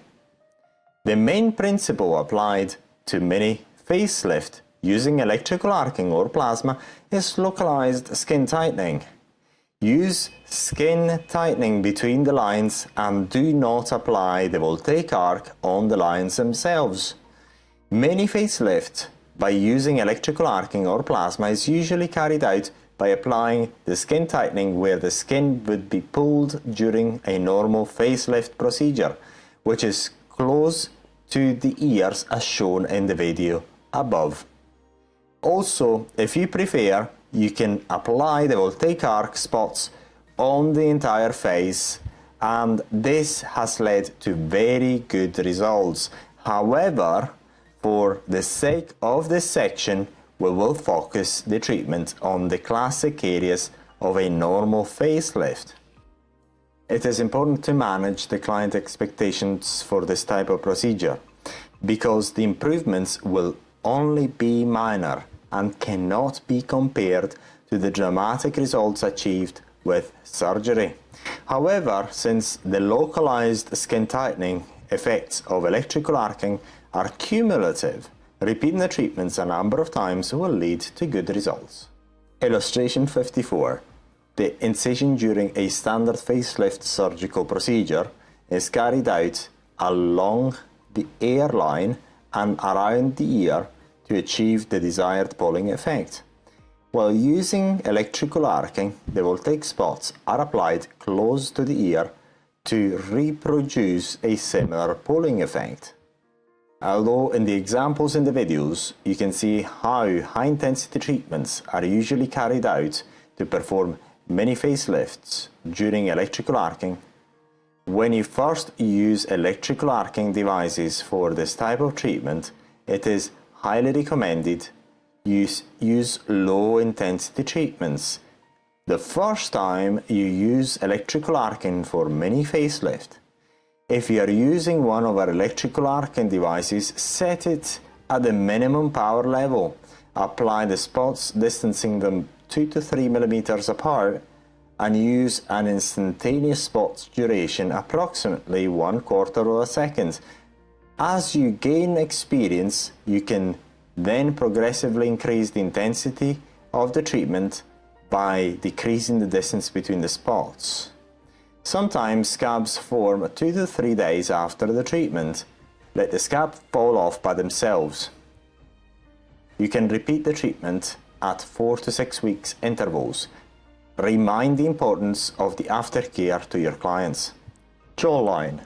Plasma skin tightening can also be used to improve the appearance of the wrinkles around the jawline. The main technique used is the spot operation. Like in normal skin tightening, the intensity of the overall treatment is determined by the power level of the respective device you are using, the distance between the spots, the duration of each voltaic burst, and the overall area you treat. To revise this section in connection with the localized skin tightening, please click here.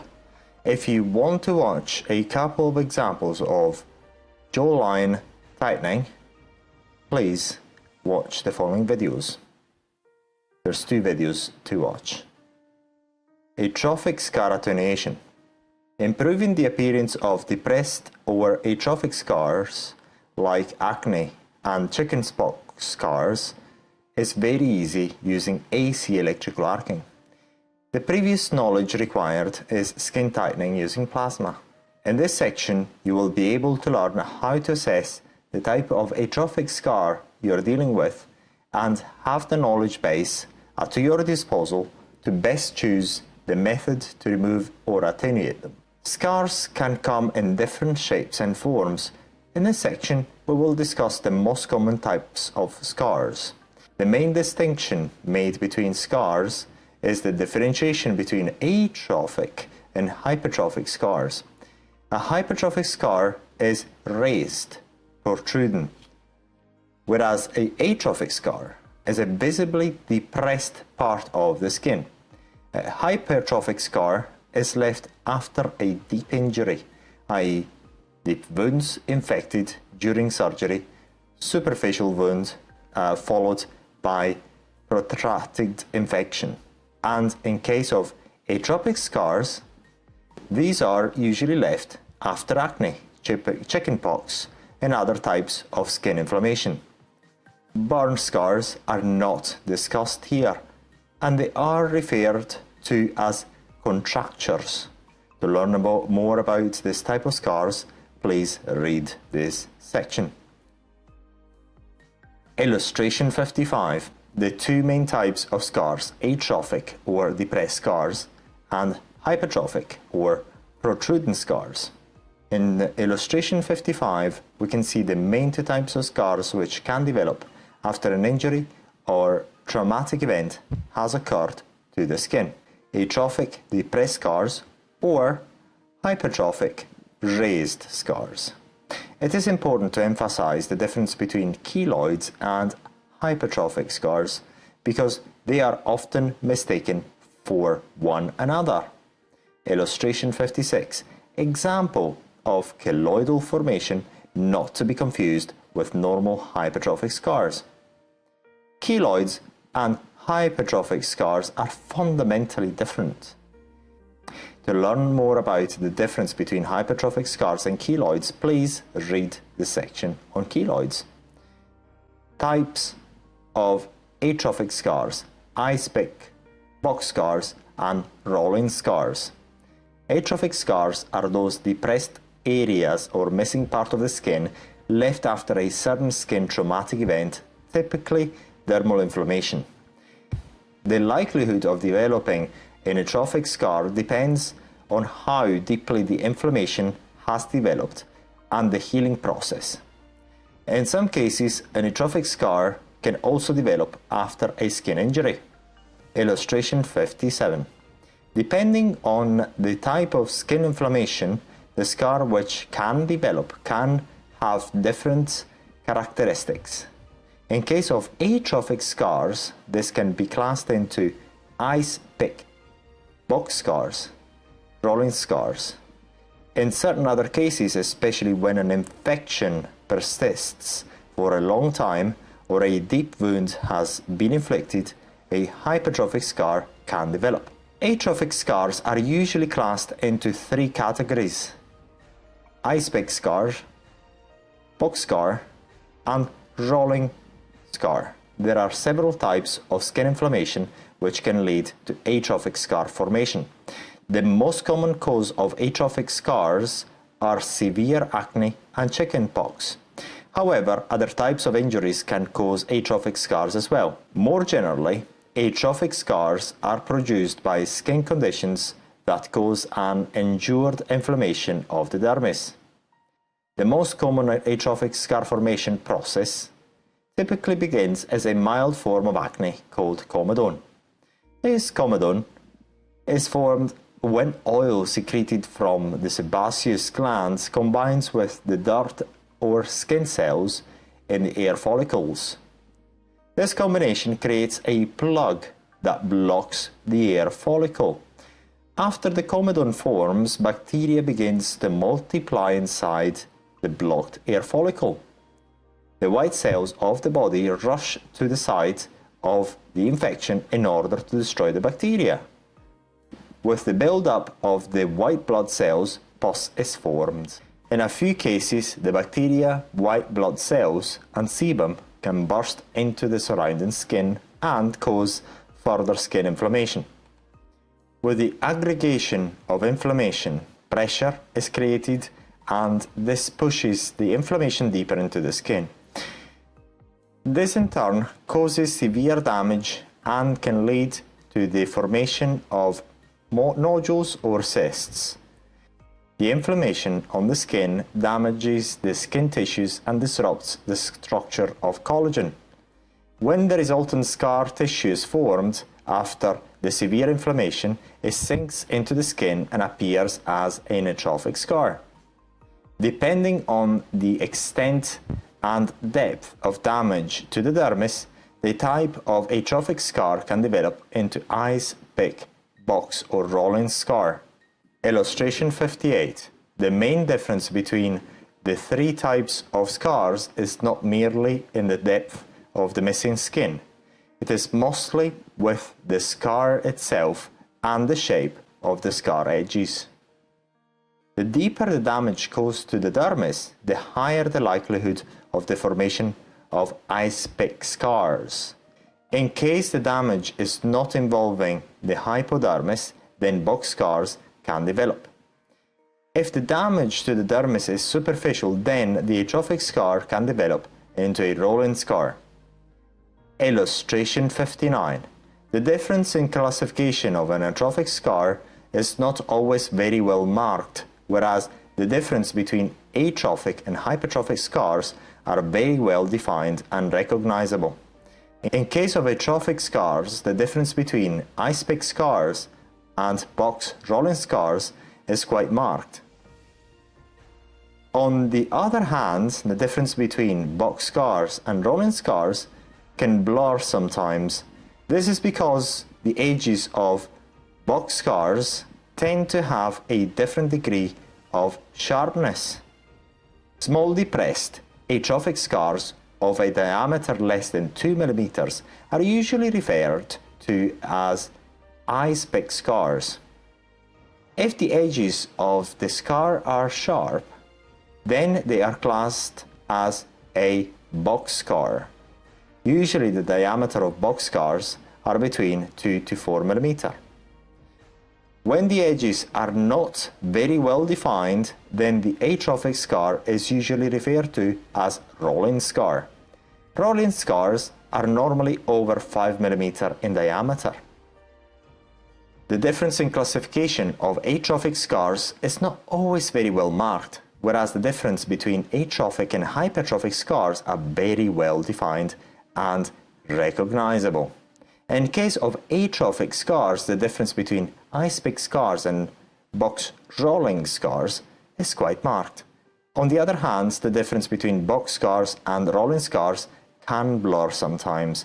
This is because the edges of box scars tend to have a different degree of sharpness.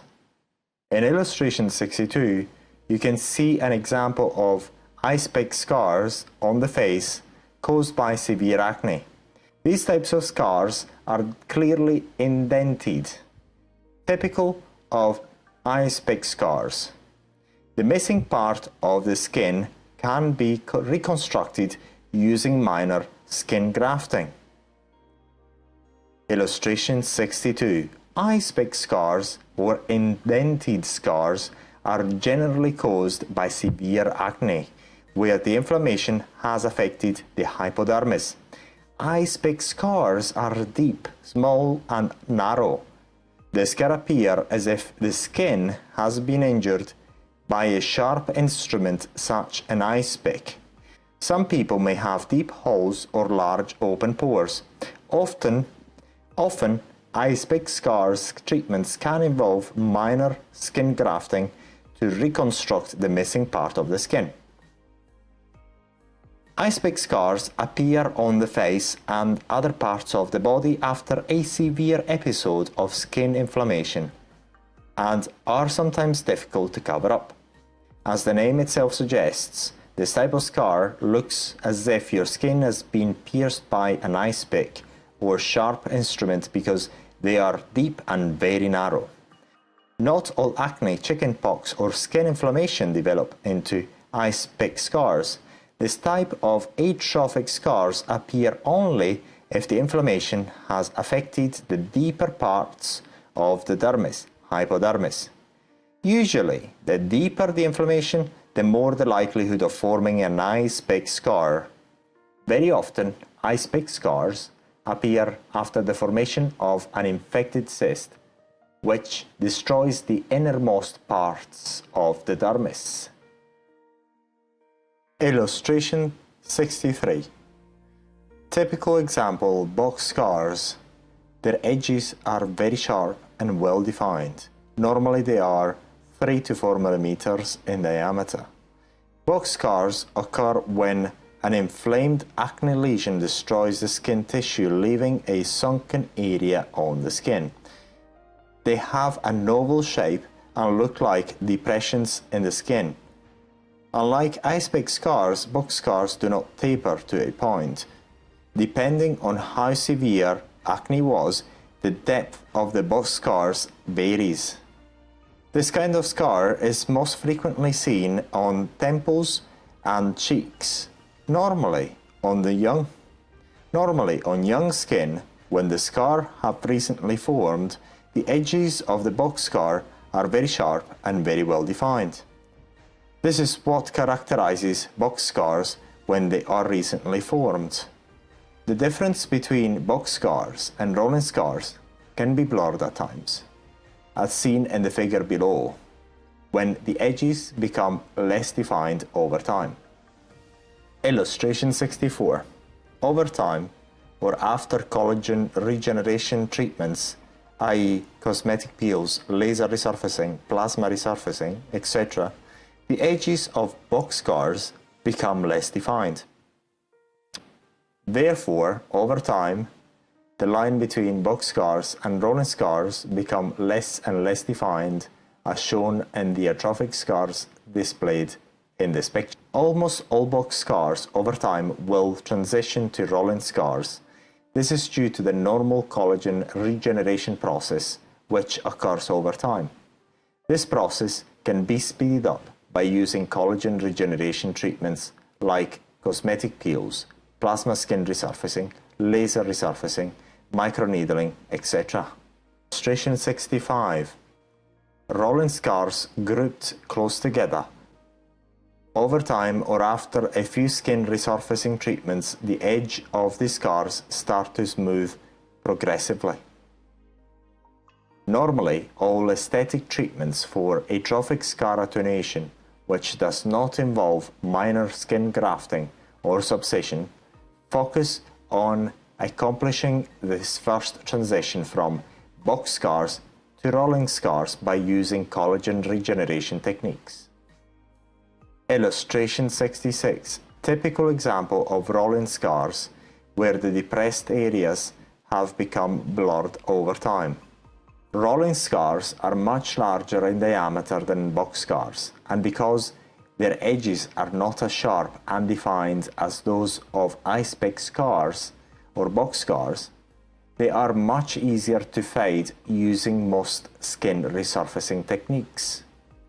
So to recap, atrophic scars are usually distinguished into 3 categories: ice-pick scars, box scars, rolling scars. The differentiation between box scars and rolling scars fades over time due to the slowed smoothing of the scar's edges. Illustration 67. Box scar 1. Ice-pick scar 2. Various types of rolling scars 3. Small hypertrophic scar 4. Small atrophic scar 5. In the next sections, we will explore the most effective aesthetic treatments used to remove the scar types 1, 2, and 3. Scar types 4 and 5 are usually attenuated by using skin resurfacing treatments. Electrical arcing can be very easily used to remove small scar types 4 and other minor hypertrophic skin imperfections. Atrophic scar removal and attenuation treatments. Atrophic scars are not as easily removed as hypertrophic scars are. However, there are a number of effective treatments available for atrophic scar removal and atrophic scar attenuation. Atrophic scar removal generally is more complex than normal hypertrophic scar removal. In case of hypertrophic scar removal, the ablative process focuses on removing the raised part of the scars using various methods: lasers, electrical arcing, excision, etc. Also, occlusion is another effective method for hypertrophic scar attenuation over time. This is used as a home treatment solution which is scientifically proven to lead to good results. First of all, it is important to make a clear distinction between atrophic scar removal and atrophic scar attenuation. The two main techniques are fundamentally different. Atrophic scar removal focuses on finding ways to fill or removing the skin depression which causes the atrophic scar. As we will see, this can be done effectively in various ways. The best and most effective methods depends on the type of each atrophic scars and where it is positioned. The best and most cost-effective method depends on the type of each atrophic scar and where it is positioned. Some atrophic scar removal techniques are surgical, while some others are straightforward non-surgical procedures. Atrophic scar attenuation are generally aesthetic and non-surgical treatments and focus on finding ways to gradually improve the appearance of atrophic scars. Atrophic scars sometimes can be challenging to remove completely because the aesthetic procedure has to focus on finding the best way to reinstate the missing part of the skin. Depending on a number of factors, this cannot be always straightforward. Sometimes, atrophic scar removal can involve some degree of minor skin reconstructive technique in order to achieve the best possible results in the least number of treatments. The strict requirement for reconstructing the depressed part of the skin is not always necessary because in certain cases, a satisfactory result can be accomplished by using simple skin resurfacing methods or other very simple aesthetic treatments. As we will see, this is specifically the case for superficial rolling scars treatment.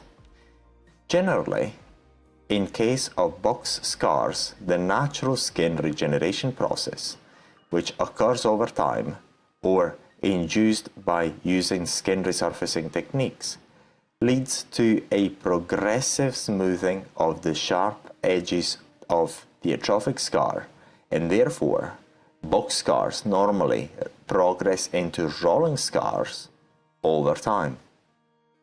In case of superficial rolling scars, a number of skin resurfacing treatments generally lead to further smoothing of the rolling scars until satisfactory results. Illustration 68. Typical atrophic scars left after severe acne. The above picture shows the typical atrophic scars left after severe acne. In illustration 68, the depressed areas of the skin typical of atrophic scars are evident. The best line of treatment for these types of atrophic scar removal procedures may be surgical. The type of removal treatment for each scar may be different depending on each type of atrophic formation. The choice of the best type of treatment for each type of scar is left to the practitioner. The second line of treatment is the use of skin resurfacing techniques, localized skin tightening, or collagen regeneration treatments in general. These are used to fine-tune the results of the main scar removal treatments. Atrophic scar removal treatments, the use of minor surgical procedures, and atrophic scar removal procedures are usually the first line of treatment. These procedures focus on reconstructing the missing part of the skin caused by the acne or injury that produced the atrophic scars in the first place. As we will see, not one type of removal treatment suits all types of atrophic scars. For example, in case of very deep, relatively large box scars, the best technique can be minor skin grafting, where a small section of the skin is implanted into the depressed part of the scar. In case of deep ice-pick scars, instead, the use of targeted potent cosmetic peels is usually effective in the removal of this type of atrophic scars. Atrophic scar attenuation treatments. These are all aesthetic non-surgical treatments. These aesthetic procedures focus on the use of collagen stimulation techniques or skin regeneration principles, skin resurfacing, and sometimes localized skin tightening. This is done using lasers and voltaic plasma skin resurfacing, microneedling, cosmetic peels, etc. These are usually the second line of treatment after the main atrophic scar removal treatment. They are used as to perfect the results accomplished by the removal treatments. Also, scar attenuation treatments are used as first line of treatment in cases of superficial rolling scars. In this case, simple skin resurfacing procedures can lead to satisfactory results without the need for using minor surgical procedures. Ice-pick scars removal.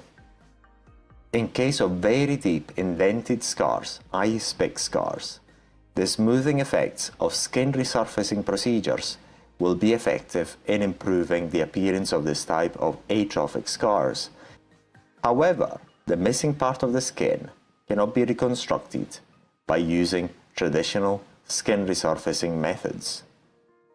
Traditional skin resurfacing treatments using lasers, microneedling, repeated cosmetic peels, or skin tightening using electrical arcing at the borders of the ice-pick scar usually lead to a degree of improvement in the appearance of this type of atrophic scar. However, this type of aesthetic treatments on their own seldom lead to satisfactory results in the treatments of very deep ice-pick scars. Additionally, these methods on their own are classed as ice-pick scars attenuation instead of ice-pick scars removal. This is because on their own, traditional skin resurfacing techniques cannot remove deep ice-pick scars. In fact, traditional skin resurfacing treatments on their own do not lead to the reconstruction of the deep missing part of the skin in deep ice-pick scars. Illustration 70. The use of TCA for ice-pick scar removal. The use of suitable potent cosmetic peels inside the scars is the preferred option for ice-pick scar removal.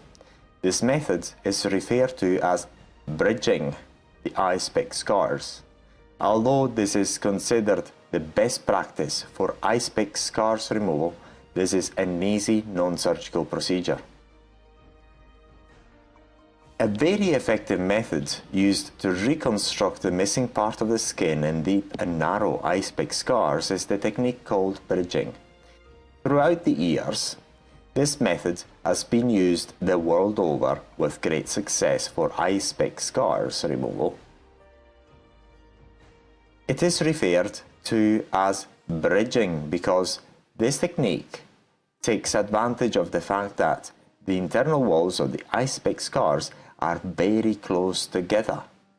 Because of this, when a superficial exfoliation is carried out inside the ice-pick scar during the healing periods, the internal walls of the scar tend to join together as extra collagen is produced to bridge the small gap of this type of atrophic scar.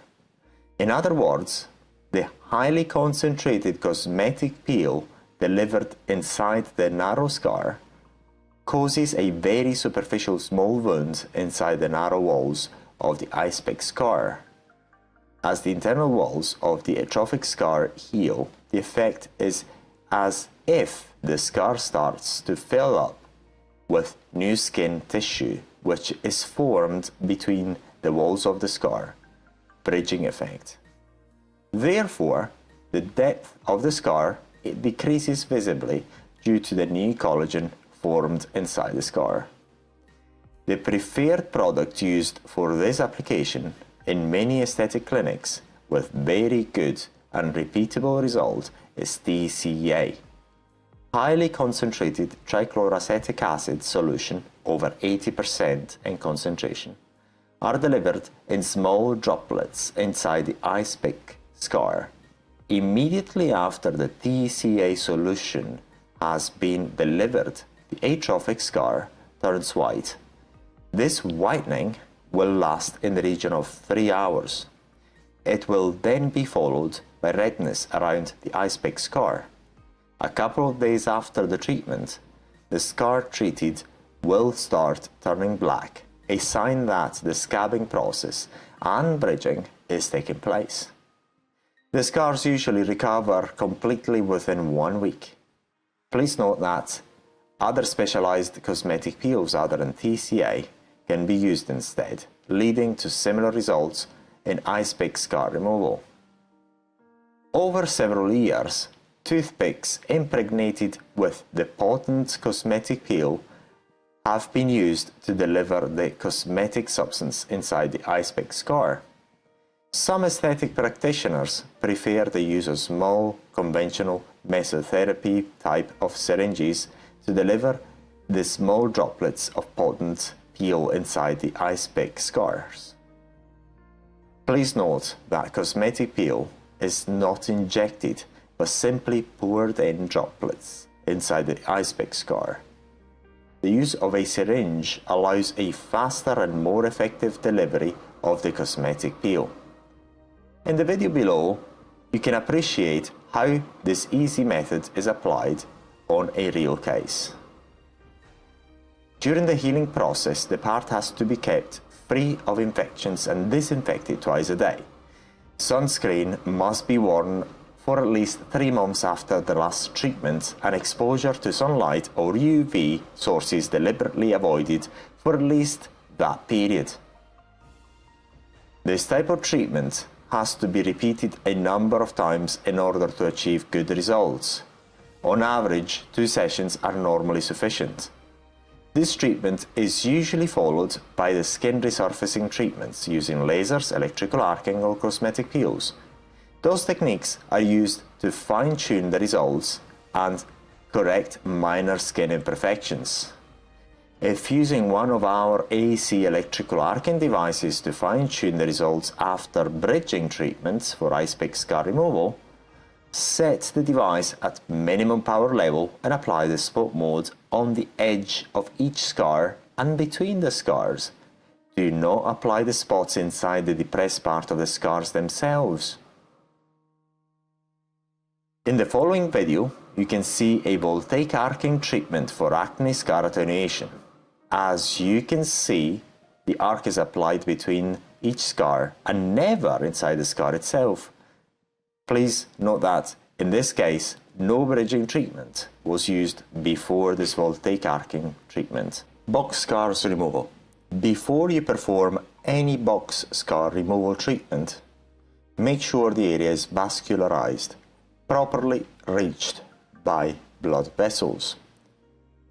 This is especially important in recently formed scars, as some of them may not be ready for scar removal treatments. Scar tissue hard to the touch. Appreciating whether the scar tissue is properly vascularized is done simply by touching the scar tissue itself. If it is soft to the touch and not stiff, then this is a sign that the scar is adequately vascularized. If the area is stiff, then a number of skin resurfacing treatments are recommended before performing any of the following procedures. The preferred option to vascularize stiff scars is the use of microneedling. Other options involve laser resurfacing, voltaic arcing resurfacing, cosmetic peels. If the skin is soft to the touch and you can pinch it with your fingers without encountering any stiffness, then you can go ahead and perform any of the box scars removal procedures described here. Illustration: different size and shapes of box scars. Some can resemble ice pick scars, while others can resemble rolling scars. We have seen how the preferred method for ice pick scars removal is the use of suitable highly concentrated peels to accomplish the bridging effect between the internal walls of the ice pick scars. This is possible due to the proximity of the walls of the ice pick scars. In case of box scars, because the walls of the scar are further apart than ice pick scars, the technique of bridging may not be the most suitable to accomplish the best results because the internal walls of the box scars are too far apart to join after the use of highly concentrated TCAA or other suitable cosmetic peels. Currently, the most popular treatments available for box scars removal are minor skin grafting or punch grafting, floating. When the box scar is particularly deep and placed on an area of the skin not particularly subject to stretching, like the forehead, temples, or chin area. Punch excision, discard, and close. It is done by making a little punch excision of the scar. This is the same technique used when performing skin excision to send the sample for the histological examination to verify a lesion is benign. After the excision is performed, the area is stitched up and heals by primary intention. Subcision. Subcision is used when the box scar is quite shallow and it is placed on an area of the face particularly subject to stretching or wrinkling. This technique focuses on making a wound inside the scar itself in order to triggering a hypertrophic scarring formation, which would elevate the depressed part of the scar. Fillers. Also, some aesthetic practitioners use fillers to try to elevate the depressed part of the box scar. Although effective, this technique is not explored here, as it is not a permanent solution and it requires ongoing treatments due to the fact that fillers will naturally be reabsorbed over time, within 12 to 24 months after the treatment. Therefore, every time the filler is absorbed, the treatment has to be repeated. Because the use of fillers is not a permanent solution and there are effective permanent box scar removal solutions available, we prefer to explain and explore those instead. Generally, there is no right or wrong removal treatment choice for box scars. This is because box scars come in different parts of the face, in different shapes and depths. Sometimes they resemble rolling scars if they're large. Sometimes they can resemble more ice pick scars. Therefore, it is the choice of the aesthetic practitioner to use the technique that it is deemed best suited for the particular box scar, based on its shape, position on the face, and depth of the depressed area. Minor skin grafting or punch grafting, floating. Skin grafting is used in many areas of skin reconstruction, and it is particularly useful and effective in reconstructing the missing skin in a box type of scar.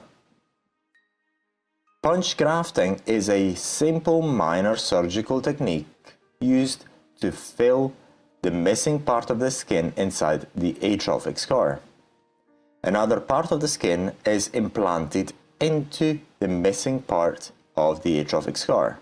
Illustration: typical box and ice pick scars on the face. Based on the individual type of scar, the treatment can be different. This is a classical example of the various types of scars that a single individual can present. In this case, we have many box types of scars, and some other box scars can resemble ice pick scars.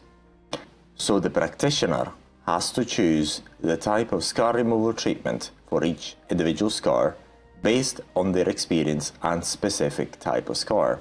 There is never a right or wrong type of scar removal treatment for each scar. This punch grafting technique is generally used when subcision could be quite difficult to carry out, especially in case of particularly deep box scars. However, if the box scar is deep and located on an area of the face prone to stretching or wrinkling, i.e. periorbital area, cheeks, etc., then this technique should be avoided, as the new skin may not implant properly in place of the missing part of the skin. In this case, the punch excision discard and close technique should be used instead. Minor skin grafting, punch grafting, floating, provides the most optimal results in less mobile areas of the face, such as forehead and temples. Punch floating is the treatment of choice for most deep scars and usually heals in 3 to 4 weeks without leaving a trace of the particular incision used to make the punch. In the video below, we can see how the skin grafting is used to regenerate the missing skin of the depressed area of an atrophic scar. A surgeon deliberately inflicts a wound into the box scar. Once the wound is made, the small skin graft, punch graft, is implanted onto the fresh wound and stitched up. Stitches are used in case of large box scars. The stitches are removed within 15 days. In case of small box scars, given that the use of sutures would be impractical, skin glue is the preferred option used instead of stitching. Once the part has healed, usually further skin resurfacing treatments are used in order to correct minor imperfections left after this minor surgery. The main treatments used are laser resurfacing to smooth out the skin in general. In case of protruding imperfections, voltaic arcing and laser ablations can be used to level off these imperfections. Also, a course of home peeling treatments can be performed by the client at home. Punch, discard and close. This is another easy and effective technique used with great success in the removal of box scars. It is carried out by excising the scar itself and closing it with stitches. The part is then left to heal by primary intention. The stitches are removed 7 days after the procedure. This technique is used when minor skin grafting or punch grafting floating is not the most suitable option for box scar removal, i.e. the scar is too large or the practitioner would deem the grafting to be unsuccessful. One downside with this procedure is that this technique will usually lead some other form of scar tissue due to the stitching. Fortunately, if the procedure is carried out correctly, the new scar tissue is normally slightly hypertrophic and hence very easily removed like any other minor skin imperfection. This then allows simple skin resurfacing treatments, scar attenuation, to blend in the new small scar with the surrounding skin area. In case voltaic arcing or plasma is used after this procedure to smooth the area, then the arc is used on the top of the new hypertrophic scar in order to level it off with the surrounding skin area. Please note that not all scars left by the sutures may be hypertrophic, and the beauty practitioner has to choose the best technique for the specific skin imperfection left after the area has healed. Other skin resurfacing methods can be used too, including microneedling, localized and overall laser resurfacing, cosmetic peels, etc. As usual, these are secondary treatments aimed at fine-tuning the results and help the new scar to blend in and achieve a smoother skin after the box scar removal treatment. If some minor protruding or hypertrophic imperfections are left after healing, this can be easily removed by using voltaic arcing, plasma, or lasers. Subcision. The main challenge in improving the appearance of atrophic scars in general is finding the best way to regenerate the missing part of the skin, which creates the hole in the skin. As we've seen, there are sometimes very simple and effective techniques, bridging, used for removing deep eye-spec scars. However, if the box scar is particularly superficial, then the punch, discard and close, or minor skin grafting or punch grafting floating technique would be unnecessary because too invasive, since there is a more simple, less invasive and effective permanent removal treatment for this type of shallow scars. This is done by achieving a minor elevation of the depressed part of the scar using a technique referred to as subcision. This is a technique where a conventional scalpel is carefully used to cause a deliberate wound inside the depressed part of the scar itself. Illustration: typical acne scars, some rolling and box scars. The practitioner may decide to perform subcisions to raise the depressed areas of the individual atrophic scars. The procedure is quite time-consuming but simple. Subcision is a technique used in order to raise the depressed area of the individual atrophic scar in general. This is done intentionally, inducing another process of scarification. Essentially, the atrophic scar is carefully cut at its bottom, and a wound is purposely formed which is left to heal. The natural scar generation process will produce extra collagen, which in turn will raise the previously depressed area of the atrophic scar. Scabs will form 3 to 4 days after the procedure. The scabs should fall off by themselves within 5 to 7 days, and the results are typically very good and permanent. After this type of simple surgery, the improvement is normally visible. However, further aesthetic treatments are usually recommended to correct the minor imperfections left after the surgery. In other words, surgical subcision is used to coarsely improve the appearance of shallow atrophic scars, and other aesthetic treatments normally follow to fine-tune the results. Normally, a number of skin resurfacing sessions are carried out once the area has recovered fully. This will allow to smooth the skin imperfections left after the subcision treatment.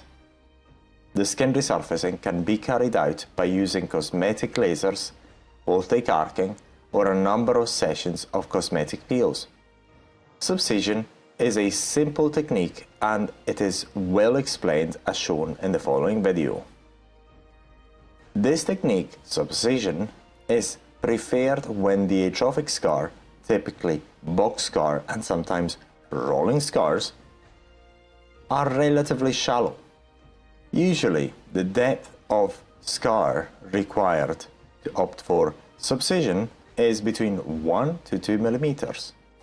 However, in case of particularly deep scars, this technique may be impractical and do not lead to very good results. Punch grafting and closing or minor skin grafting may be preferable instead. The best treatments to better the results after subcision are laser resurfacing, cosmetic peels, or microneedling. Atrophic scar removal treatments conclusions. Bear in mind that atrophic scars are generally difficult to remove completely. Therefore, a certain degree of improvement in their appearance is considered to be the most appropriate expectation for this type of aesthetic treatments. No treatment, both surgical or non-surgical, can always guarantee complete disappearance of the atrophic scars, acne scars, even if carried out correctly. Above, we have discussed the type of treatments that are notoriously effective in the removal of atrophic scar of various shapes and depths. These techniques have been used around the world for several years with great success. However, there is not right or wrong treatment choice for any given type of atrophic scar. The aesthetic practitioner is called every time to evaluate the type of scar individually and choose the type of treatment which he or she deems best suitable for each individual type of scar. Often, these treatments are followed by some atrophic scar attenuation treatments to fine-tune the results and get rid of minor skin imperfections. Atrophic scar attenuation treatments. Above, we have discussed the first line of atrophic scar removal treatments. They are effective and usually lead to very good results. These treatments aim at finding the most effective way to either bridge the small gap in narrow icepick scars, reconstructing the missing part of the skin in large and deep box scars, stitching up the missing part of the skin, small, deep bow scars, trying to elevate the depressed part of the skin by using subcision, shallow box scars. However, although effective, these techniques may leave some residual imperfections, hence in order to accomplish the best possible results, other follow-up treatments may be required. This is because almost any scar removal treatment can leave some degree of imperfections, both atrophic and hypertrophic. Sometimes these imperfections could present themselves as minor hypertrophic formations, other times as atrophic formations, most commonly resembling shallow rolling scars formations. The type of imperfections left depends on the type of scar removal treatment performed, the aftercare, and the reaction to the removal treatment itself. Illustration. Example of mixture of box and superficial rolling scars. The superficial rolling scar can be treated using the atrophic scar attenuation techniques described here, while the deeper box scars should undergo scar removal procedures before carrying out any scar attenuation treatment. Please bear in mind that in cases like this 4 to 5, please bear in mind that in cases like this one, 4 to 6 treatments may be required in order to attenuate the deeper atrophic scars, unless a scar removal treatment is carried out for deeper scars beforehand. These imperfections can be smoothed off using various techniques.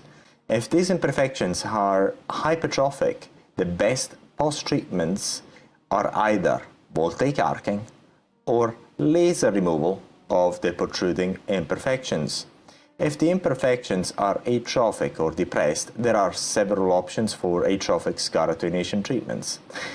Atrophic scar attenuation is performed as a second line of treatment after the main removal procedures with the techniques described above. Typically, atrophic scar attenuation treatments focus on collagen regeneration and sometimes also localized skin tightening. This is done in various ways, using laser resurfacing techniques, suitable to remove hypertrophic imperfections and smooth atrophic areas.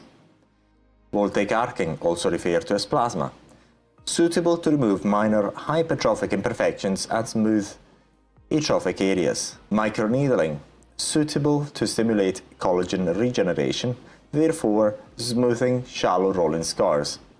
Cosmetic peels, suitable to stimulate collagen regeneration, therefore smoothing shallow rolling scars. The aesthetic techniques presented below, although they should be used as second line of treatment, namely to attenuate the appearance of atrophic scars, They are very often used as the first and only line of treatment. This is because in several aesthetic clinics, the minor skin grafting techniques, punch and close or bridging, are not used, very often due to the personnel unfamiliarity with these removal treatments or lack of qualifications to carry them out. However, if the scar attenuation techniques are used as first and only line of treatment, they often lead to very good results on their own after several treatments. Illustration: typical example of superficial rolling scars which can be treated within 1 to 2 sessions with a good atrophic scar professional attenuation treatment. Even though many times the atrophic scars attenuation techniques are presented as the first and only line of treatment, whenever possible it is recommended to use them as the second line of treatment after the major atrophic scar removal treatments. Experience shows that coupling the scar removal treatments with atrophic scar attenuation presented below accomplish the best results using the least exposure to aesthetic treatments. The fact that atrophic scar attenuation procedures are advertised in several aesthetic clinics as all-in-one effective scar removal treatments shows that they are effective because their repeated use eventually satisfactorily fade the atrophic scars. However, in several cases, given that there are more effective techniques to achieve the desired results in less treatments and sometimes in more cost-effective ways, it is advisable to use the techniques presented below as a second line of treatment and market them as atrophic scar attenuation procedures. If using both the scar removal techniques presented above in conjunction with the appropriate scar attenuation procedures, satisfactory results are usually achieved, minimizing the number of treatments and therefore minimizing the cost to the client. Below, we explore the use of voltaic arcing electrical plasma treatments in special detail. Voltaic plasma, like lasers, present the triple benefit of being used for removing minor hypertrophic imperfections left after the scar removal treatments, collagen regeneration stimulation, localized skin tightening, laser resurfacing for acne scar attenuation. Lasers, normally CO2 and Fraxel, are often used for atrophic scar attenuation. These treatments are often advertised as scar removal treatments. Laser treatments stimulate collagen regeneration by causing a controlled burn into the skin. This burn causes a natural collagen regeneration and skin tightening effect. Depending on the laser wavelength, the burn or heat transferred into the skin can be more or less superficial. The higher the laser's beam wavelength, the deeper the heat penetrates into the skin. Conversely, the shorter the wavelength, the more superficial the heating effects. In the following video, you can see a CO2 laser treatment for superficial rolling scar attenuation. A number of treatments may be required to accomplish the best possible results. Mostly 4 to 5 treatments are usually required in order to achieve the desired results in case of deep scars. Please note that although they are often promoted as surgical treatments in aesthetic clinics to increase their perceived value, they are clearly non-invasive, non-surgical treatments. Voltaic arcing atrophic scar attenuation treatment plasma. Voltaic arcing plasma. The use of electrical arcing for atrophic scar attenuation is for removing the small imperfections left by the minor surgical procedures, i.e. minor skin graft and/or punch or close. If used for removing minor hypertrophic imperfections, i.e.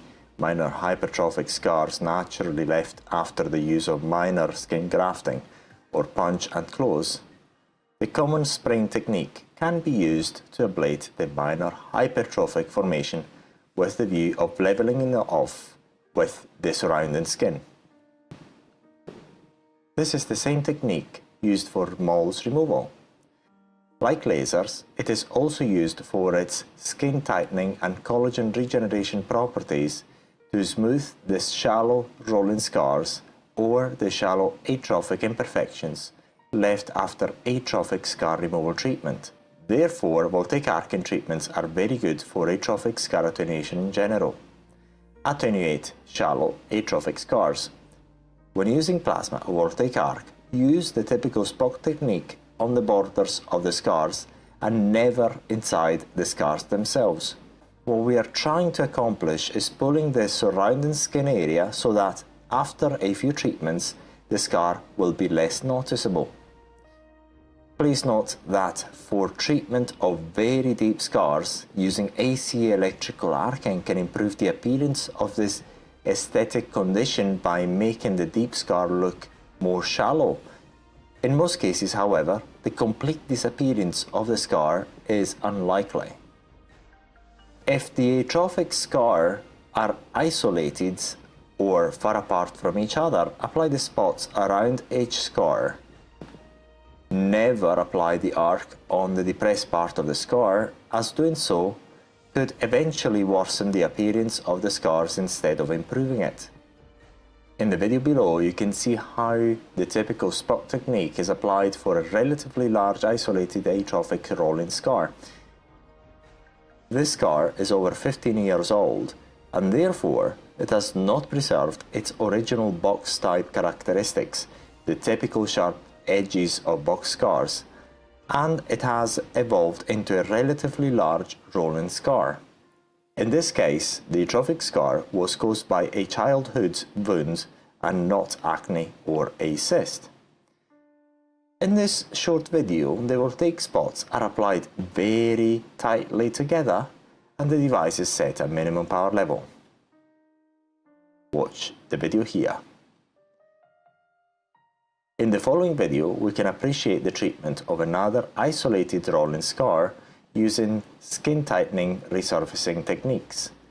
As seen in the video, the technique used was a slight spray operation with the device set at the minimum power level. Although the preferred technique is the spot mode, some experienced users move to spray operation for skin tightening and skin resurfacing purposes. The following video presents another case of minor atrophic scar attenuated by using AC electrical arcing. As we can see in the video, the arc is applied in the spot mode at the borders of the scar itself to cause the desired pulling effects. As seen in the above examples, the basic techniques using voltaic arcing for atrophic scar attenuation of any kind is very simple. This is a safe aesthetic treatment which does not involve surgery. Remember that for relatively deep scars, it is always recommended whenever possible to use attenuation techniques after the main atrophic scar removal treatments. This aesthetic procedure is also highly recommended for localized skin tightening and skin resurfacing after main scar removal procedure of deep and ice-pick scars. How to perform the treatment? Apply topical numbing cream before starting the treatment to achieve maximum comfort to the client during this type of aesthetic procedure. Use the intensity treatment you consider appropriate. Usually the first time you use voltaic arcing for this application, it is advisable to set the power level of our device to minimum. Use an instantaneous spot duration and distance between the spots varying between 2 to 3 millimeters apart. The treatment usually lasts between 10 to 15 minutes depending on the area to be covered. Downtime ranges between 5 to 6 days, however, it can last longer depending on the intensity of the treatment and how the aftercare is carried out. In case of voltaic arcing for atrophic scar attenuation, we defined as downtime the time period during which the area looks as if it's getting worse rather than better. This is the time period required for scabbing to form, during which the use of cover-up makeup of any type is strictly forbidden. Allow a minimum of 4 weeks interval between treatments. A slight improvement after each session is generally noticeable after the scabs have fallen off. In case voltaic plasma is used as first line of treatment without prior scar removal procedure, this type of treatment has to be repeated 5 to 6 times in order to achieve reasonable good scar attenuation results. Remember that the use of plasma is recommended as a second line of treatment for smoothing off imperfections of both atrophic and hypertrophic formation left after the main scar removal treatments. If plasma is used as second line of treatment, usually 1 or 2 sessions suffice in order to achieve the desired results. Apply makeup only after the scabs have fallen. Apply total sun protection after any scab have fallen off for at least 2 to 3 months after the last treatment. Avoid direct sun exposure for at least 2 months. Generally, instruct the client to follow the normal aftercare instructions. Treatment of deep atrophic scars using plasma or fibroblast. In case of very deep scars, a slight improvement in their appearance will be possible by using electrical arcing. However, their complete disappearance or best results would be unlikely with this technique alone. Also, this applies to any other skin resurfacing technique for atrophic scar attenuation. This technique is primarily used to improve the appearance of atrophic scars in general and flatten shallow rolling scars by using the skin tightening and skin resurfacing property of voltaic plasma. In case of medium, deep or particularly deep scars, the best option to accomplish dramatic results is the combination of the atrophic scar removal treatments, subcision and/or localized skin grafting, etc., followed by the plasma skin resurfacing discussed here. In this case, skin resurfacing using electrical arcing, lasers, microneedling, or cosmetic peels is done after the area has recovered from the scar removal procedure. Microneedling atrophic scar attenuation treatment. Microneedling. Microneedling is extensively used to stimulate collagen regrowth. This has good implications in acne scar attenuation.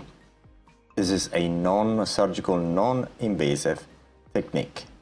Depending on the depth of the needle's penetration into the skin and the level of vascularization of the skin, a certain degree of bleeding can occur during the treatment. In the video, we can see a microneedling device for collagen stimulation. Cosmetic peels, atrophic scar attenuation treatment. Cosmetic peels.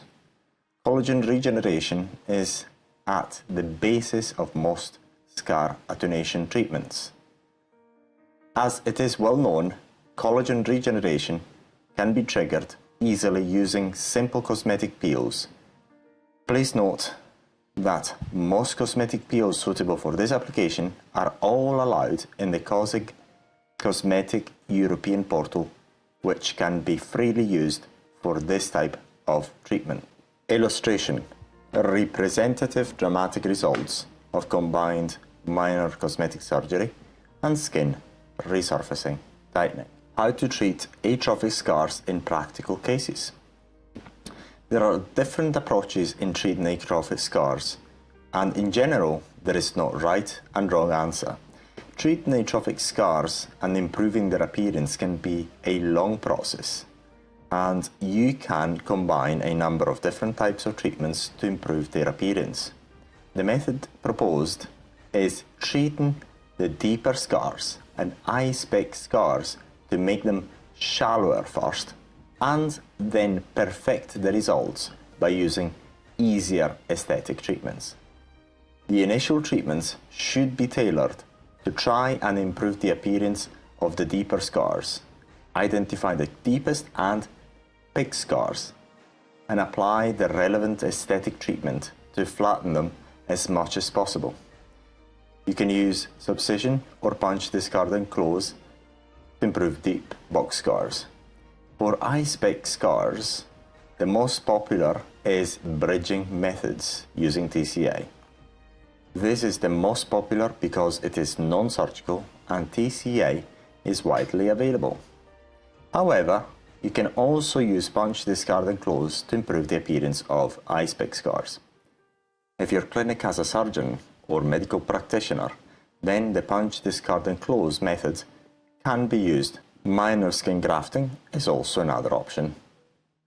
Once the deeper scars have been flattened and they resemble shallower box scars, you can perfect the results by repeating the following aesthetic treatments: voltaic arcing atrophic scar attenuation treatment, plasma; microneedling atrophic scar attenuation treatment; RF microneedling, cosmetic peels atrophic scar attenuation treatment.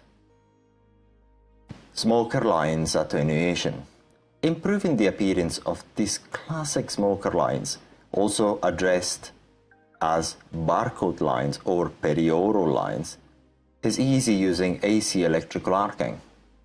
The previous knowledge required is skin tightening using plasma, so please study this section before coming to this topic.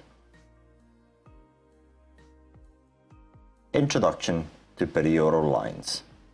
These types of wrinkles are generally referred to as perioral lines. Peri means around, oro stands for mouth, because they are located around the mouth. They occur naturally due to the normal facial expressions of the perioral muscles. Everyone will eventually develop perioral lines over time because they are formed due to the normal everyday facial expressions of the mouth. At old age, perioral lines or smoker lines may not necessarily be caused by tobacco smoke. Smokers just develop them much earlier. The wrinkles become much deeper and more unsightly.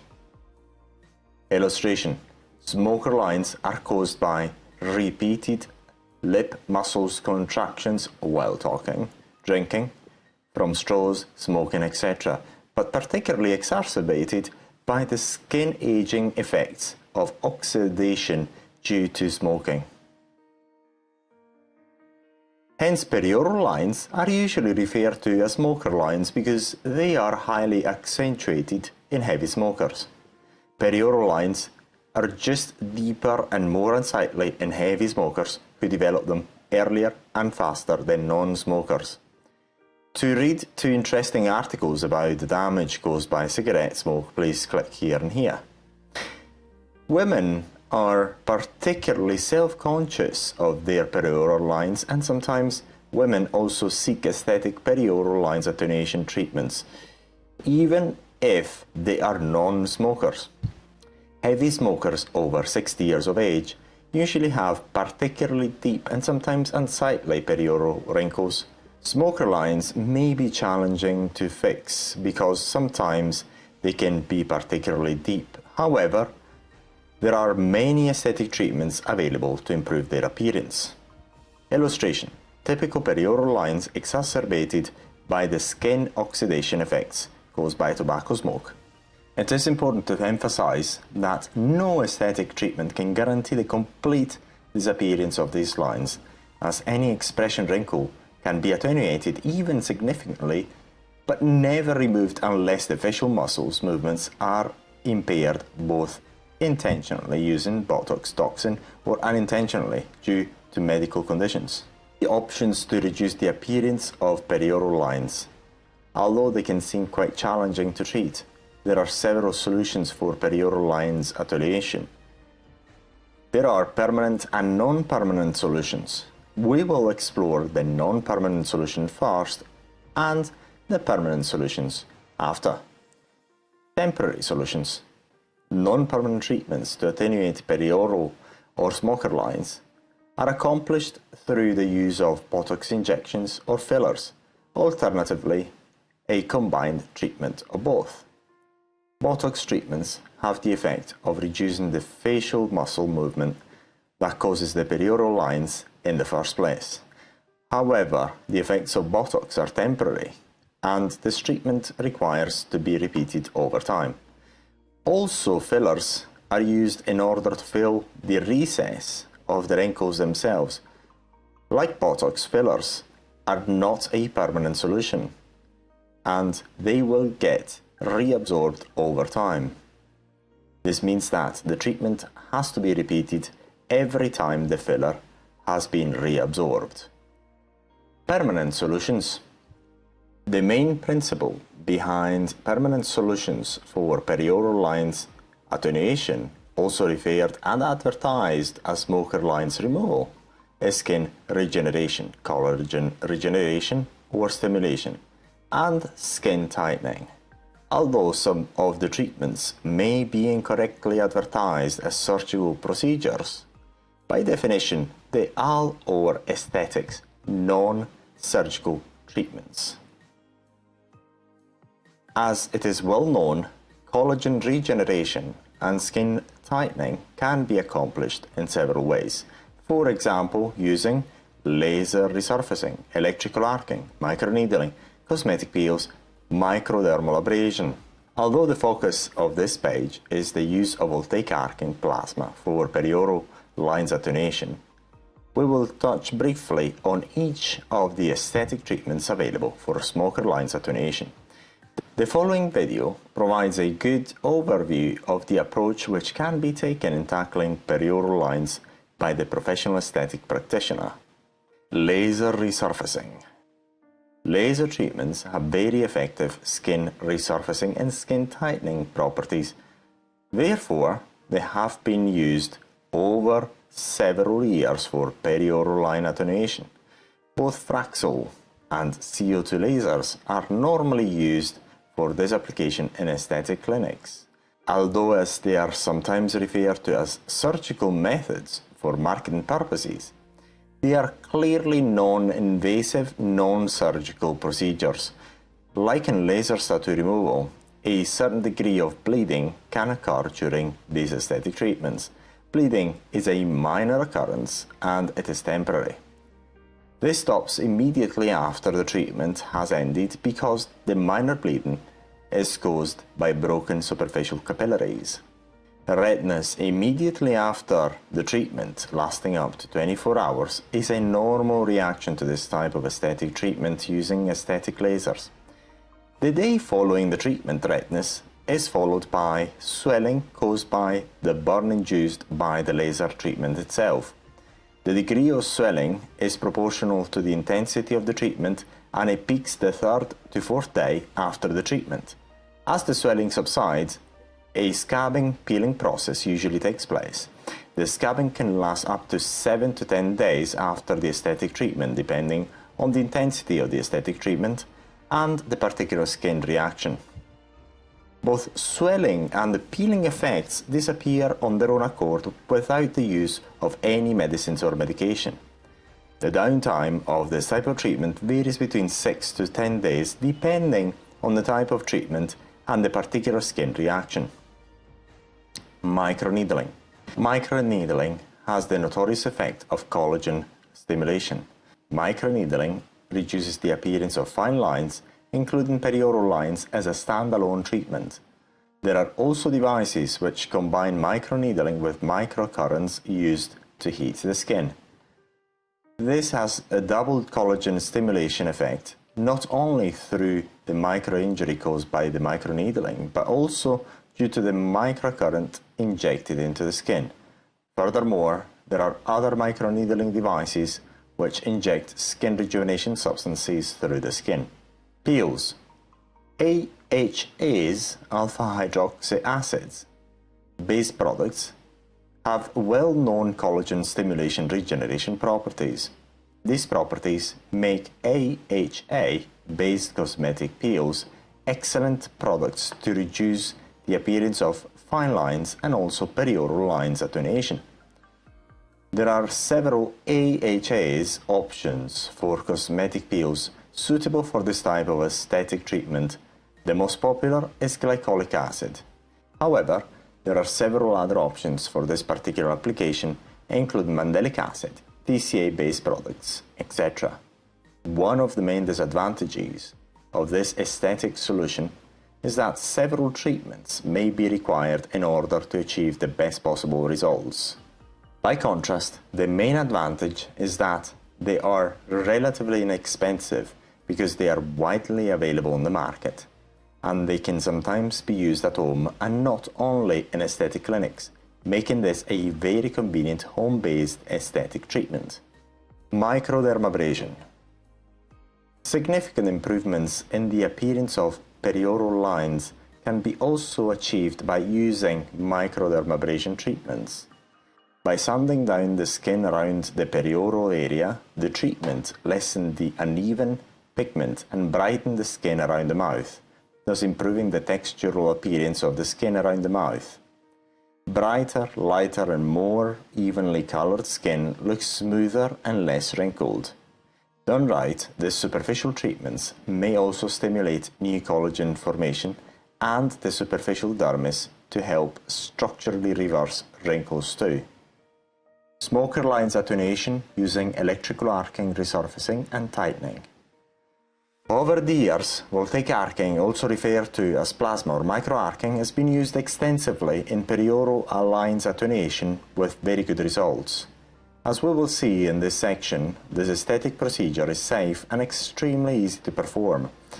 It is recommended to advertise this aesthetic treatment as perioral lines attenuation instead of perioral lines or smoker lines removal.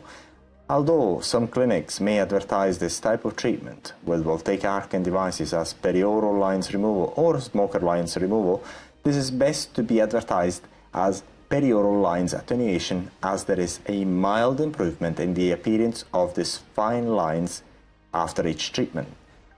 With electrical arcing, the aesthetic treatment attenuates the perioral lines by pulling the area between the wrinkles, taking advantage of both collagen regeneration and localized skin tightening. Therefore, strictly speaking, voltaic plasma cannot remove completely the vertical expression lines. With the pulling effect induced by the localized skin tightening, the wrinkles become less and less visible after each treatment. The best candidates for this procedure are women over 60 years of age who have been heavily smokers, because not only are they particularly motivated to have these wrinkles removed, but their vertical smoker lines are usually quite deep, hence easily attenuated using electrical arcing or plasma. Therefore, older women who have been smoking all their lives are usually very satisfied with the results achieved using this type of aesthetic treatment. By using electrical arcing, you will apply the same localized skin tightening techniques which allow wrinkle attenuation around the perioral lines at the edges. You can either use the spot mode or spray mode for this type of localized skin tightening. The first time you attempt this aesthetic procedure using any of our devices, set the unit at minimum power level and apply the spots in a random fashion with an instantaneous duration 1/4 of a second and distancing the spots between 3 to 4 millimeters apart. As you gain experience with this type of treatment, you can increase the intensity of the treatment by first decreasing the distance between the spots. Some experienced users move towards the spray operation as they gain experience. In the video below, you can appreciate an example of mild, low-intensity treatment for perioral line attenuation using electrical arcing. Our electrical arcing device was used at minimum power level. The aesthetic procedure in the video below is deliberately fast-forwarded. As you can see, the beauty therapist in this case has removed only part of the topical numbing product required to allow the treatment. Where the treatment is not being carried out, the numbing product is still applied. It is highly recommended to only remove the topical numbing product in small patches to ensure the area you are going to treat is still numb at the time of the treatment. A common mistake made by beginners is to remove all numbing product all at once. Depending on the product used, the numbing effects may be relatively short-lived. Therefore, if the area to be treated is relatively extensive, the effects of the numbing product may have faded by the time you can treat the area which previously had the numbing product applied on it. Treating the area while it is not numb can make the treatment rather uncomfortable to the client. For more information about the use of numbing products before the procedure, please click here. In the video below, we can see the same procedure at normal speed. it is clear that the treatment is deliberately superficial, low-intensity treatment. This is because the effects of the localized skin tightening do occur even when the arc has been applied very superficially, low-intensity treatment. It is always advisable to apply the arc superficially when first performing localized skin tightening using plasma. It is far better to perform the treatment at low-medium intensity rather than using high-intensity treatments. As explained in the skin tightening section, the intensity of the treatment is not directly proportional to the skin tightening effects. Rarely, high-intensity treatments are recommended for this aesthetic application. Therefore, when in doubt, always apply the arc, ensuring to be carrying out a very mild medium-intensity treatment. The treatment can then be repeated as required to achieve the desired results. Those who live a healthier lifestyle also develop some form of perioral lines over time. However, they are very easily attenuated due to the fact that there is no extensive skin damage caused by the oxidation effect of carbon monoxide in cigarette and tobacco smoke. In the video below, we can see an example of perioral lines attenuation treatment using plasma on a non-smoker. In this case, the client had made very clear her intention to attenuate her very mild perioral wrinkles. Normally, the beauty practitioner would not intentionally advise this treatment to non-smokers as their perioral lines are superficial, and normally other aesthetic treatments using electrical arcing may be preferred, such as eyelid tightening.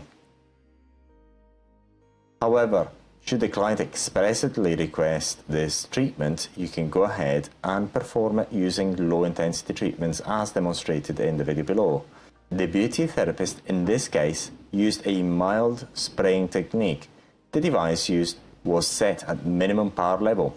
As you can see in the short clip, the fulguration is applied very superficially in short spraying bursts. Remember that the minimum power level of our electrofulguration devices are meant to be used for all aesthetic treatments. It is especially recommended for beginner level. Protocol for perioral lines attenuation using our electrical arcing devices. Apply the usual procedures before this type of aesthetic treatment, such as screening the client, patch testing, explaining the content of the consent form, and apply the appropriate numbing product before carrying out this type of aesthetic treatment. The pre-treatment procedures are standard ones which can be found on this link. You can use the spot mode or spot operation between the perioral lines and not inside the lines themselves. When performing this type of aesthetic treatment for the first time, apply the spots randomly distanced between 3 to 4 millimeters apart. Apply the spots in a random fashion with an instantaneous duration 1/4 of a second and distancing them between 3 to 4 millimeters apart. As you gain experience with this type of treatment, you can increase the intensity of the treatment by first decreasing the distance between the spots. Only use the spray mode or spray operation after you've gained confidence performing these types of treatments using the spot mode. The user performs an epidermal superficial peel between the vertical lines. Only some experienced users move towards the spray operation as they gain experience. Most aesthetic practitioners prefer using the spot operation as it is easy to use and leads to consistent results. After this procedure has been carried out, the client has to look after the area appropriately until the scabs have fallen off on their own accord. The main aftercare required is the use of the appropriate antiseptic to reduce the likelihood of infections during the skin recovery process. Scab may or may not develop depending on the skin type and how the treatment has been carried out. In the spot mode, the scabs tend to develop where the ablation points have been applied. In the spray mode, the scabbing will be replaced by a mild peeling effect instead. The scabs, if they develop, they will start to form 2 to 3 days after the procedure. The client has to make sure to proactively avoid infections and avoiding picking the scabs which may form, and do not use any type of cover-up makeup until the scabs have fallen off by themselves. To review this section, please read the standard aftercare instructions. Treatment downtime. The client can resume any of their normal professional activities immediately after this aesthetic treatment. However, the client should purposely avoid any activities which can increase the exposure to potential infections. Normally, redness occurs immediately after this type of aesthetic treatment. There could be some degree of swelling associated to this treatment. However, swelling is a rare occurrence and usually takes place after high-intensity treatments and starts the day after the treatment, peaking the third to fourth day, subsiding on its own accord. On average, the perceived downtime is 7 days, and this varies according to the intensity of the treatment and the individual skin reaction. The treatment can be repeated every 4 to 5 weeks, depending on the skin reaction to the treatment, i.e., the skin is still pinkish after 4 to 6 weeks. Wait until the skin color is normal before repeating the treatment. Normally, for deep perioral lines, smoker lines, 4 to 5 medium intensity treatments may be required in order to achieve the satisfactory results. In case of mild perioral lines, in non-smokers, 1 to 2 medium intensity treatments may suffice to achieve the desired results. Manage perioral lines after the permanent attenuation treatments. Although they may be challenging to improve, there are several aesthetic treatments available for perioral lines attenuation. Some of them are temporary, others are permanent. Once the main permanent aesthetic treatment for perioral lines attenuation has been carried out successfully, you may want to delay the recurrence. This is done by tackling the 2 root causes of perioral lines formation by reducing the muscle movements and delay the natural or induced by smoking skin oxidation, aging. The muscle movement cannot be impaired completely as it is necessary for normal daily activities. However, appropriate Botox injections can help reduce the muscle action and eventually delay the recurrence of the smoker lines. Therefore, the periodical use of Botox can serve as a preventative treatment to try and delay the worsening of the perioral lines over the long haul. Skin oxidation can be delayed simply by quitting smoking, taking on a balanced diet, reducing alcohol consumption, avoiding exposure to UV light, both from natural and artificial sources. Also starting or continuing regular moderate physical exercise can be beneficial. Brown spots. Superficial brown spots may appear due to the prolonged sun exposure without appropriate sun protection. It often appears in people over 40 years of age. Brown sunspots usually disappear after superficial peeling of the epidermis using AC electrical arcing device or other cosmetic peels. This is because brown spots are usually quite superficial, and therefore a mild skin resurfacing treatment usually suffices in order to remove them. How to remove superficial brown spots using voltaic arc.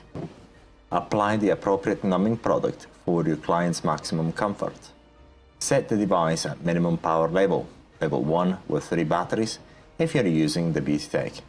Gently spray the brown spot and wipe off the carbon residues. Usually, one gentle spray motion will suffice to remove the superficial pigments of the brown spot. If superficial brown spots are left untreated, the pigments of the brown spots move deeper into the skin over time, becoming eventually age spots. Age spots are usually found in clients over 60 years of age. It should be noted that age spots are not going to disappear using a superficial ablation. It is highly recommended not to try and remove age spots within one session, as this will require a deeper ablation then could later develop into scarring. Instead, it is recommended to perform 2 to 3 superficial treatments spread 4 weeks apart from each other and let the part recover between treatments for at least 4 weeks. Remind the importance of the aftercare to your clients. Moles and skin lesions removal, make sure they are benign first.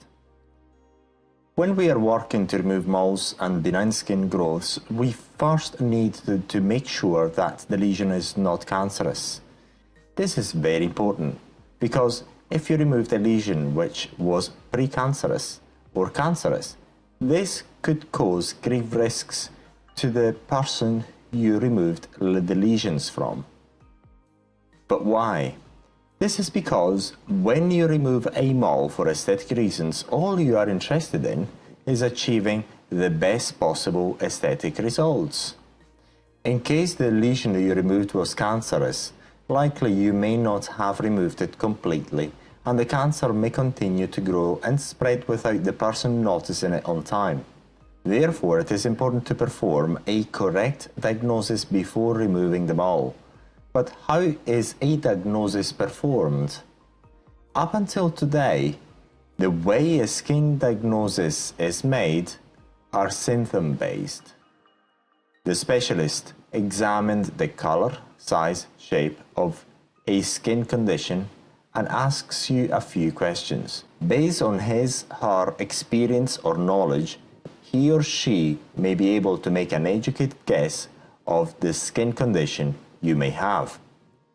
It is very important to understand that, up until today, it is very unlikely to have a 100% guarantee that any diagnosis made in this manner is correct, which is to say, based on the specialist's opinion alone. Normally, the easiest basic test your doctor or GP applies is the ABCDE rule. This is when the doctor tries to exclude that the particular lesion may be sinister.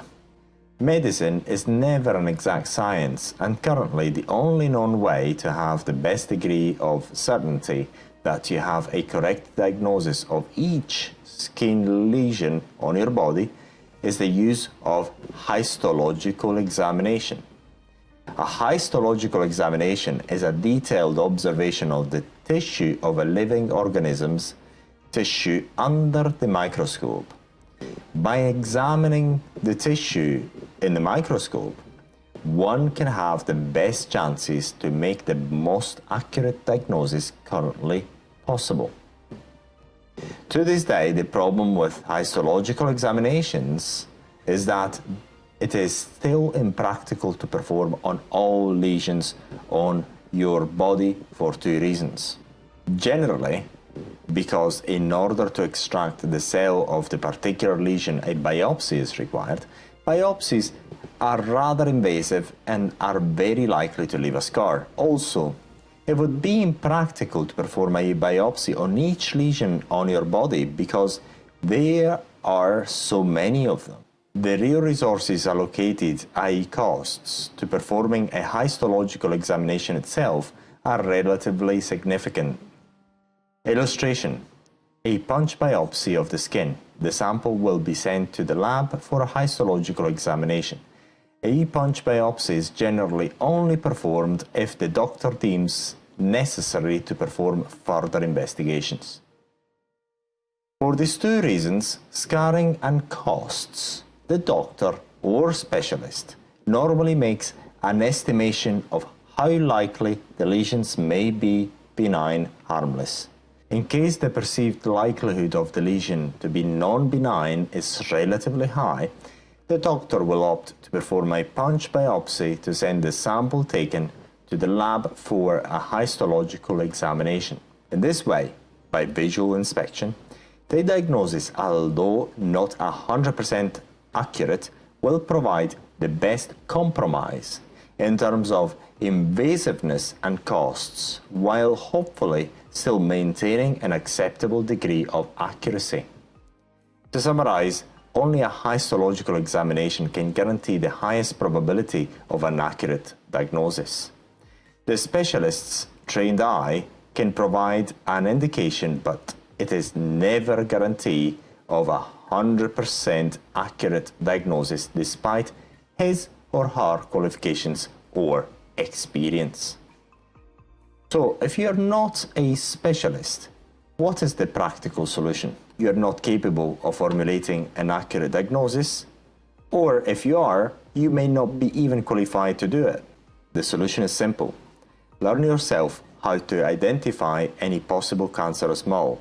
There is a lot of information and courses available for you to train your eye and ask the right questions. If you suspect the lesion may not be benign, immediately refer your client to a dermatologist. Make sure you include in your consent form a clause that states that you do not make any diagnosis and you remove any skin lesions under the assumption that each one of those the client wants to have removed has been previously examined by a specialist and declared non-cancerous. If you're not sure about the consent form, please feel free to use ours. It is on voltaicplasma.com. Moles and skin lesions removal. Manual excision using a conventional scalpel.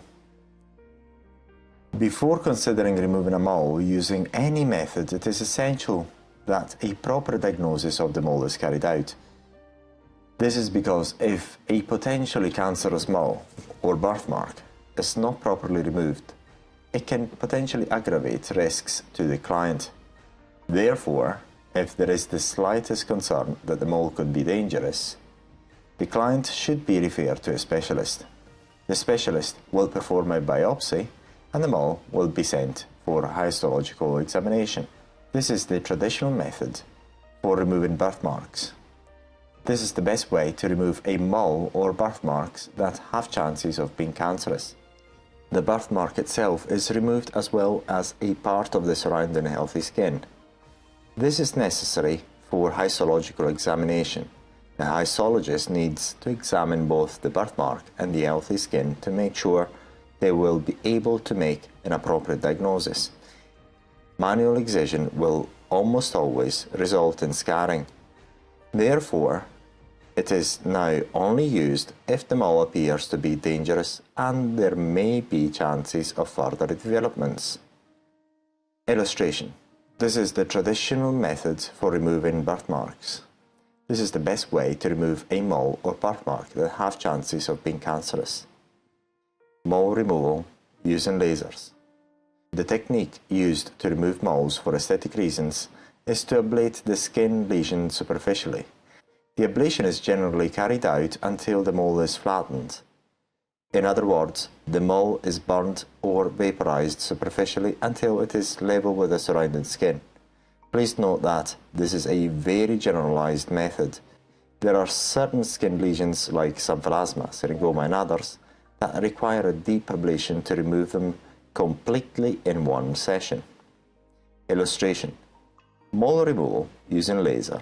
In the video, we can see an example of mole removal using a laser. This easy procedure is carried out by setting the device at a relatively high power and repeating the vaporization of the mole a number of times until achieving the desired results. As you can see, the practitioner rubs the fingers on the mole a number of times to appraise whether the mole is level with the surrounding skin. This method is used to achieve the best possible aesthetic results and minimizing the likelihood of scarring. The technique we have seen above is oversimplified because there are several types of moles, or more in general, benign skin lesions. Some moles require a deeper ablation than others. This depends on how the benign mole grows inside the skin. As we will see in removing symphilasma, for instance, these lesions can grow deeply inside the skin, while some others, like seborrheic keratosis, are very superficial. However, when the practitioner is not sure about the best way to remove a mole, the leveling method is preferred as this minimizes the likelihood of scarring. Mole removal with voltaic arc or voltaic plasma. There are many ways to remove benign moles, and the use of AC electrical arc is one of them. Like aesthetic lasers, voltaic arc, also referred to as plasma, allows easy removal of benign birthmarks and moles. If the mole is removed properly and the aftercare is followed, the risks of scarring are very low. However, a minor likelihood of scarring exists despite the method used and cannot be completely ruled out. This type of procedure can be performed by a healthcare professional as well as a beautician or any other appropriately trained non-medical personnel, as long as the mole is benign and removed for cosmetic or comfort reasons only. There are several types of benign growths which are referred to as benign moles. As a general rule, in order to minimize the risks of scarring, it is recommended that the mole removed is leveled off with the surrounding skin area. Remember that no guarantee can be made of a scar-free outcome despite the method or device used to remove the benign skin lesion. Certain particular types of benign growths may be rooted between the dermis and the epidermis and may require a specific technique to remove them in one session only. Having the knowledge of the type of benign lesion you are dealing with will help you in the effective removal of the lesion in a single session. If the benign skin lesion is rooted between the dermis and the epidermis, a slightly deeper ablation or burn may be required to remove the lesion in one session only. If these more deeply rooted moles are leveled off with the surrounding skin area, multiple sessions may be required to remove them effectively. The techniques generally used for benign mole removal is the spray operation. Generally, moles can be effectively and quickly removed by burning them off using AC electrical arcing, by starting from the top and working all the way down to level them off with the surrounding skin area. Particularly thick moles may be better removed with the device set at the maximum power level in order to remove the bulk of the mole effectively within a reasonable time frame. Normally, experienced users set the device at the top power level to coarsely remove the main bulk of the mole.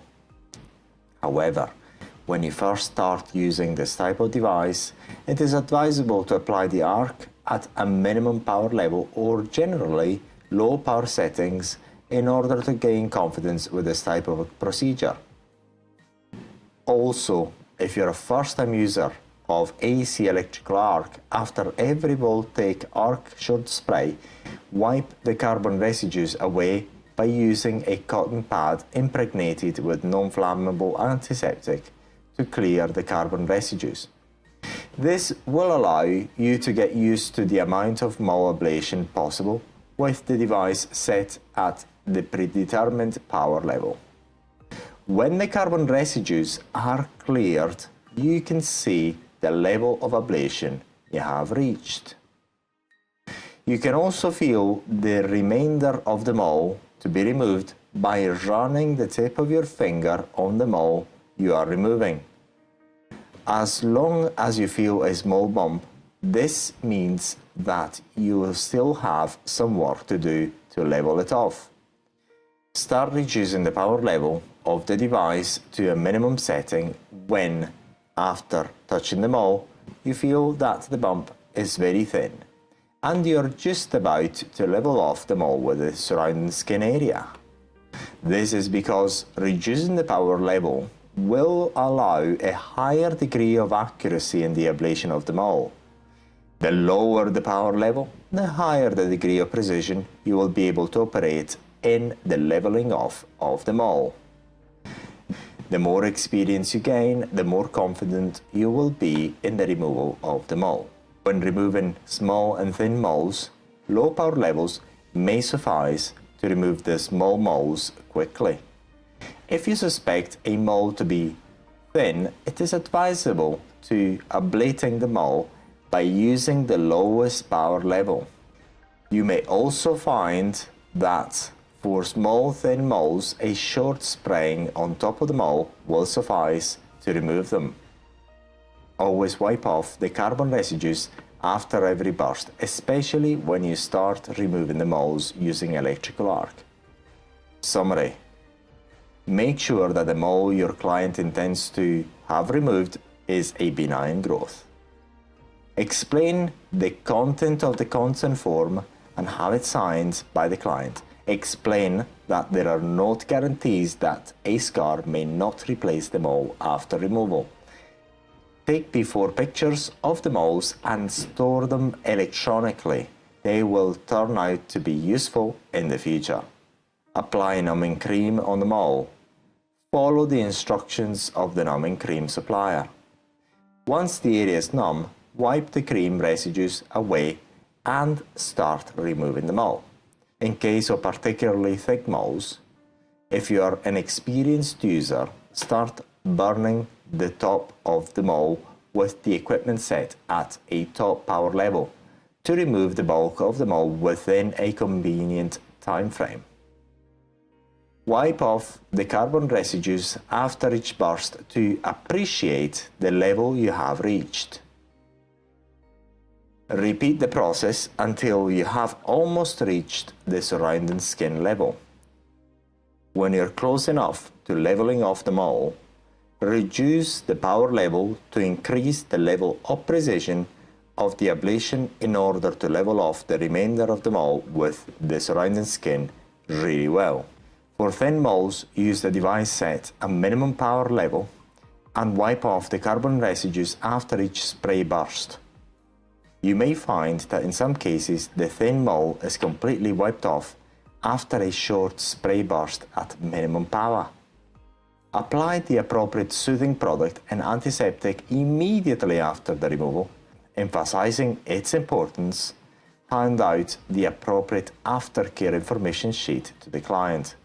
Explicitly instruct the client not to expose the area to potential infections. Explicitly instruct the client to use sunscreen and avoid direct sun exposure for up to 3 months after the treatment. The sunscreen must be used once the scab have fallen off, of course, not before. If you want to watch examples of how moles are removed using AC electrical arcing, please refer to the many videos on mole removal in our channel. If you want to watch examples of how moles are removed using AC electrical arcing, please refer to the many videos on mole removal in our channel. Seborrheic keratosis. Seborrheic keratosis are non-cancerous, benign skin growths that some people develop as they age. They often appear on the back or chest, but can occur on any part of the body. Seborrheic keratosis grows slowly in groups or singly. Most people will develop at least one seborrheic keratosis during their lifetime. Seborrheic keratosis are completely safe. They grow superficially on the skin and they certainly do not require any intervention other than for aesthetic reasons. Seborrheic keratosis are proven to be safe, therefore the removal is only for aesthetic reasons and they are not required to be removed for any medical reason whatsoever. Because seborrheic keratosis grow more and more on the body over time, they are sometimes referred to as senile warts. But they are not to be confused with warts because they have nothing to do with warts.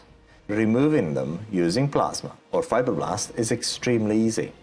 You have to spray the arc on top of the keratosis and then rub off the residue with a cotton pad. If after spraying once the keratosis is difficult to remove, repeat the spraying once again and repeat rubbing the keratosis again with the cotton pad. The results using electrical arcing are very good and usually after healing, area looks as if the keratosis had never been there. Also, the keratosis removal using plasma is instantaneous, and the results are very good because of the nature of the seborrheic keratosis. Attention, because you must have an accurate diagnosis before going ahead and remove any skin lesion. And seborrheic keratosis can be confused with cancer. If the skin lesion is not benign, removing it using electrical arcing may cause issues in the future. Illustration: seborrheic keratosis. Syringoma. We have detailed information on syringoma on our webpage, syringomaremoval.com. Please visit this website to learn all about syringoma in detail. How to remove syringoma using electrical arcing. Remove all makeup thoroughly and make sure the area is clean. Wipe the area you intend to treat with an appropriate non-flammable antiseptic.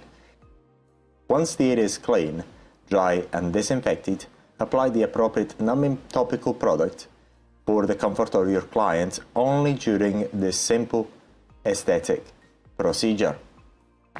For medical practitioners only. If you are authorized to use injectable local anesthetic, you can do so for this particular aesthetic treatment only. However, this is not strictly necessary, and the use of effective topical numbing product will be usually sufficient to allow you to carry out this simple aesthetic procedure in complete comfort to the client and ease to yourself. For syringoma removal, it is advisable to set our electrofulguration device at minimum power level for maximum precision of operation. If you are an experienced user, you can also increase the power level slightly. However, the minimum power level is recommended as syringoma are rarely thick. Apply the spray mode to simply leveling the syringoma off with the surrounding skin as shown extensively on voltaicplasma.com.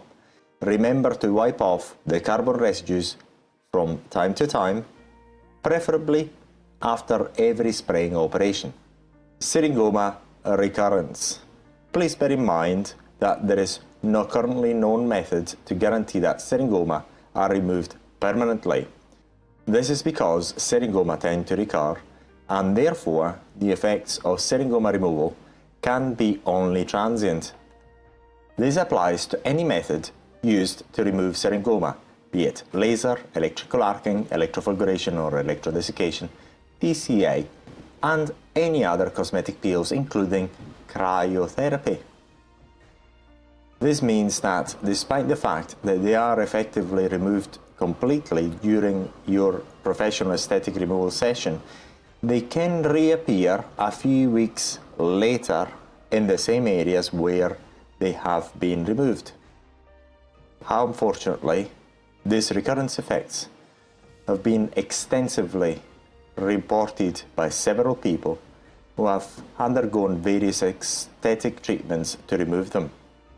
This is due to the very persistent nature of syringoma. Therefore, it is advisable to include this information on the consent form before proceeding to treat a case of syringoma to avoid future client disappointment. Xanthelasma. We have detailed information on xanthelasma on our webpage, xanthelasmaremoval.com. Please visit this website to learn all about xanthelasma in detail.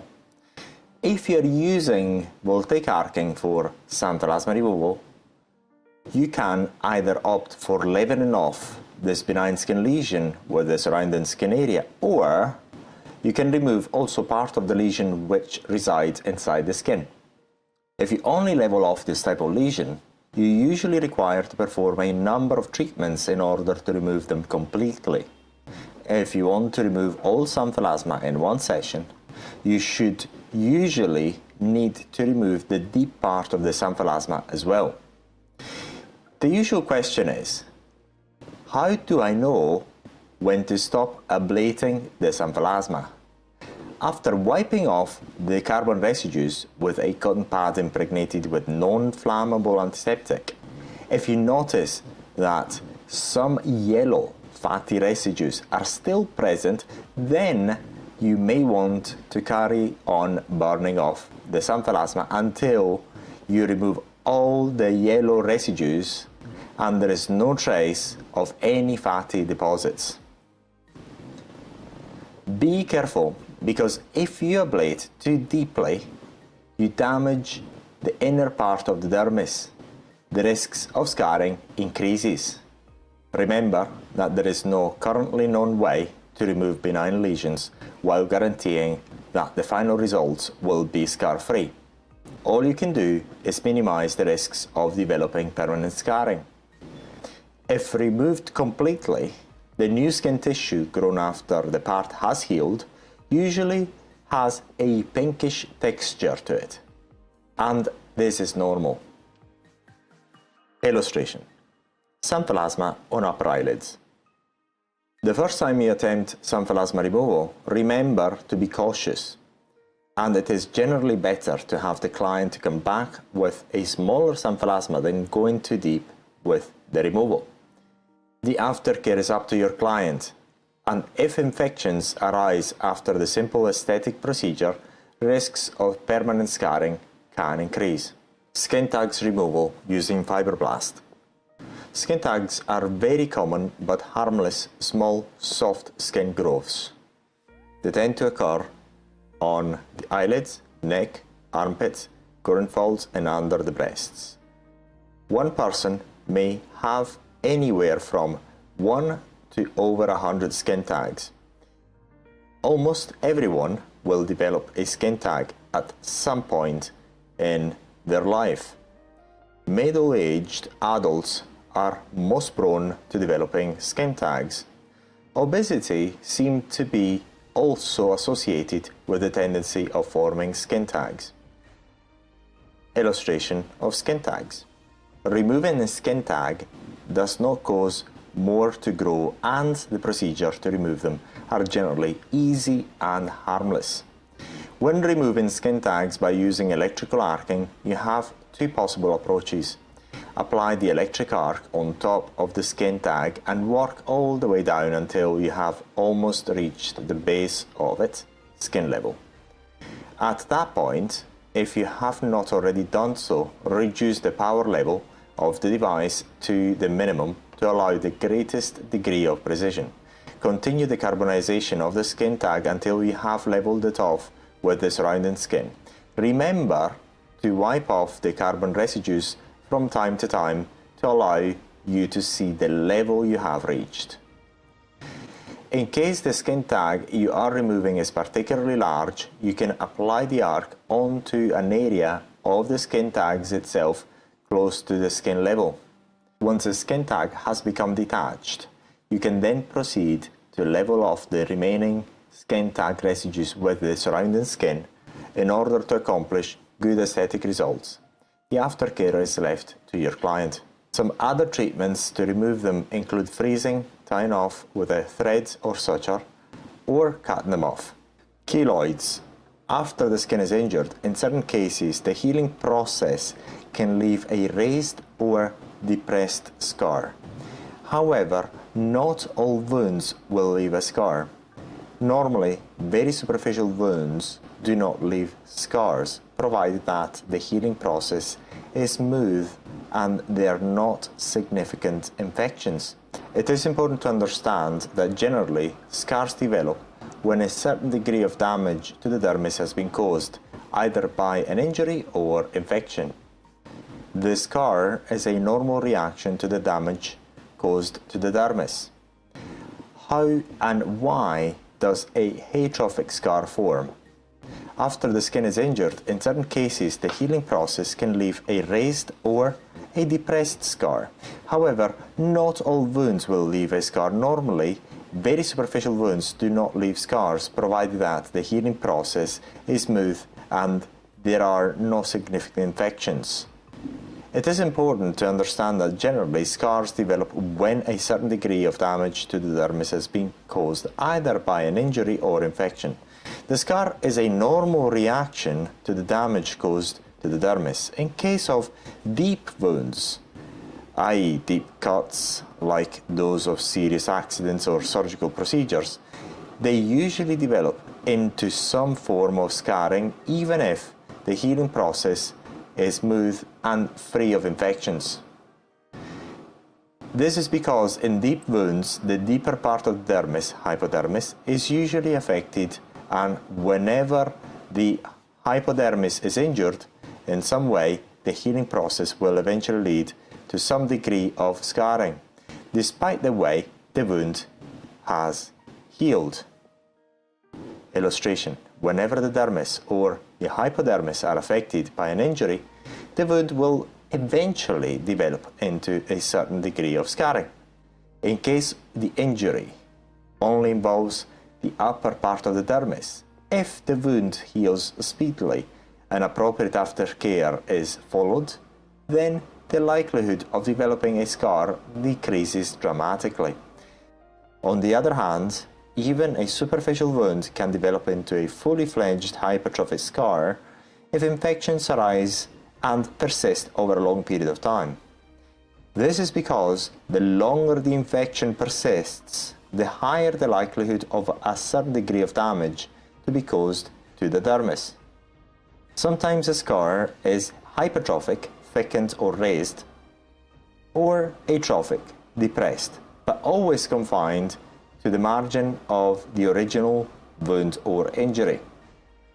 Hypertrophic scars initially tend to be redder and often regress spontaneously, a process which can take 1 year or more. Hypertrophic scars develop during the wound healing process, and not only do they stop growing when the healing process is over, but also they decrease in size over time on their own accord. Illustration: example of hypertrophic scar. This picture was taken soon after the healing was over. This scar is still pinker than the rest of the skin. The scar is also confined to the borders of the original wound. Hypertrophic scar removal treatments such as cortisone injections, steroids, can speed up the natural scar shrinkage process. Also, hypertrophic scar removal is relatively easy by using most ablative methods, including lasers, electrical arcing, surgical excision, and other methods. This is because the hypertrophic scars will not tend to grow back. Illustration: another example of a recently formed hypertrophic scar. These types of scars are very easily removed by using most ablative methods in aesthetics, including lasers and electrical arcing. They do not tend to redevelop when removed. Keloids and the fundamental difference from hypertrophic scars. Keloids, by contrast, may start sometime after a cutaneous injury of any type, including normal acne, minor burns, chickenpox, ear piercing, and piercing in general, minor scratching, surgical excision, injections, tattooing, laser, aesthetic treatments including skin tightening, more in general, any event which will trigger the skin regeneration process. They can also develop after some minor inflammation. Often keloids can be mistaken for hypertrophic scars and vice versa. Keloids tend to extend beyond the wound site. This tendency to migrate into surrounding areas that weren't injured originally distinguishes keloids from hypertrophic scars. Also, another difference between keloids and hypertrophic scars is that hypertrophic scars are formed during the healing process and stop developing as soon as the area is healed. On the other hand, keloids do not stop growing when the healing process is over. Illustration: one of the reasons keloids appear often on the earlobes is due to ear piercing. This picture illustrates clearly how keloidal formations tend to grow well beyond the original boundaries of the original injury which caused it. Sometimes keloids keep growing weeks after the original injury has healed. Keloids per se are benign and non-dangerous growths. However, they can be compared to benign tumors due to their tendency to sustain growth after their initial formation. In case the growth seems disproportionate and persists over the period of several weeks, leading to abnormal irregular shapes and disproportionate dimensions, like in case of the formation displayed in the picture above, for example, then excision for histological examination is recommended. This is to make sure that the growth, although abnormal, is benign. Please bear in mind that there is no scientifically proven connection between keloidal formation and dangerous growths. Illustration: a classic example of unintended keloidal formation after tattooing treatment. The difference between a classic keloidal formation and a hypertrophic scar is noted by comparing the illustrations of the hypertrophic scars and the keloids. The keloidal formations are always clearly protruding and they do not present the normal pinkish color of a normal hypertrophic scar, which is clearly confined within the borders of the original injury. Also, it is possible to notice how the keloidal formation is overgrowing. In the illustration on the right, we can appreciate the clear keloidal formation after heart surgery. The keloids also formed on the suture points. The hypertrophic scars, in contrast, are very well confined within the original boundaries of the wound that initially formed it. See illustrations 80 and 81.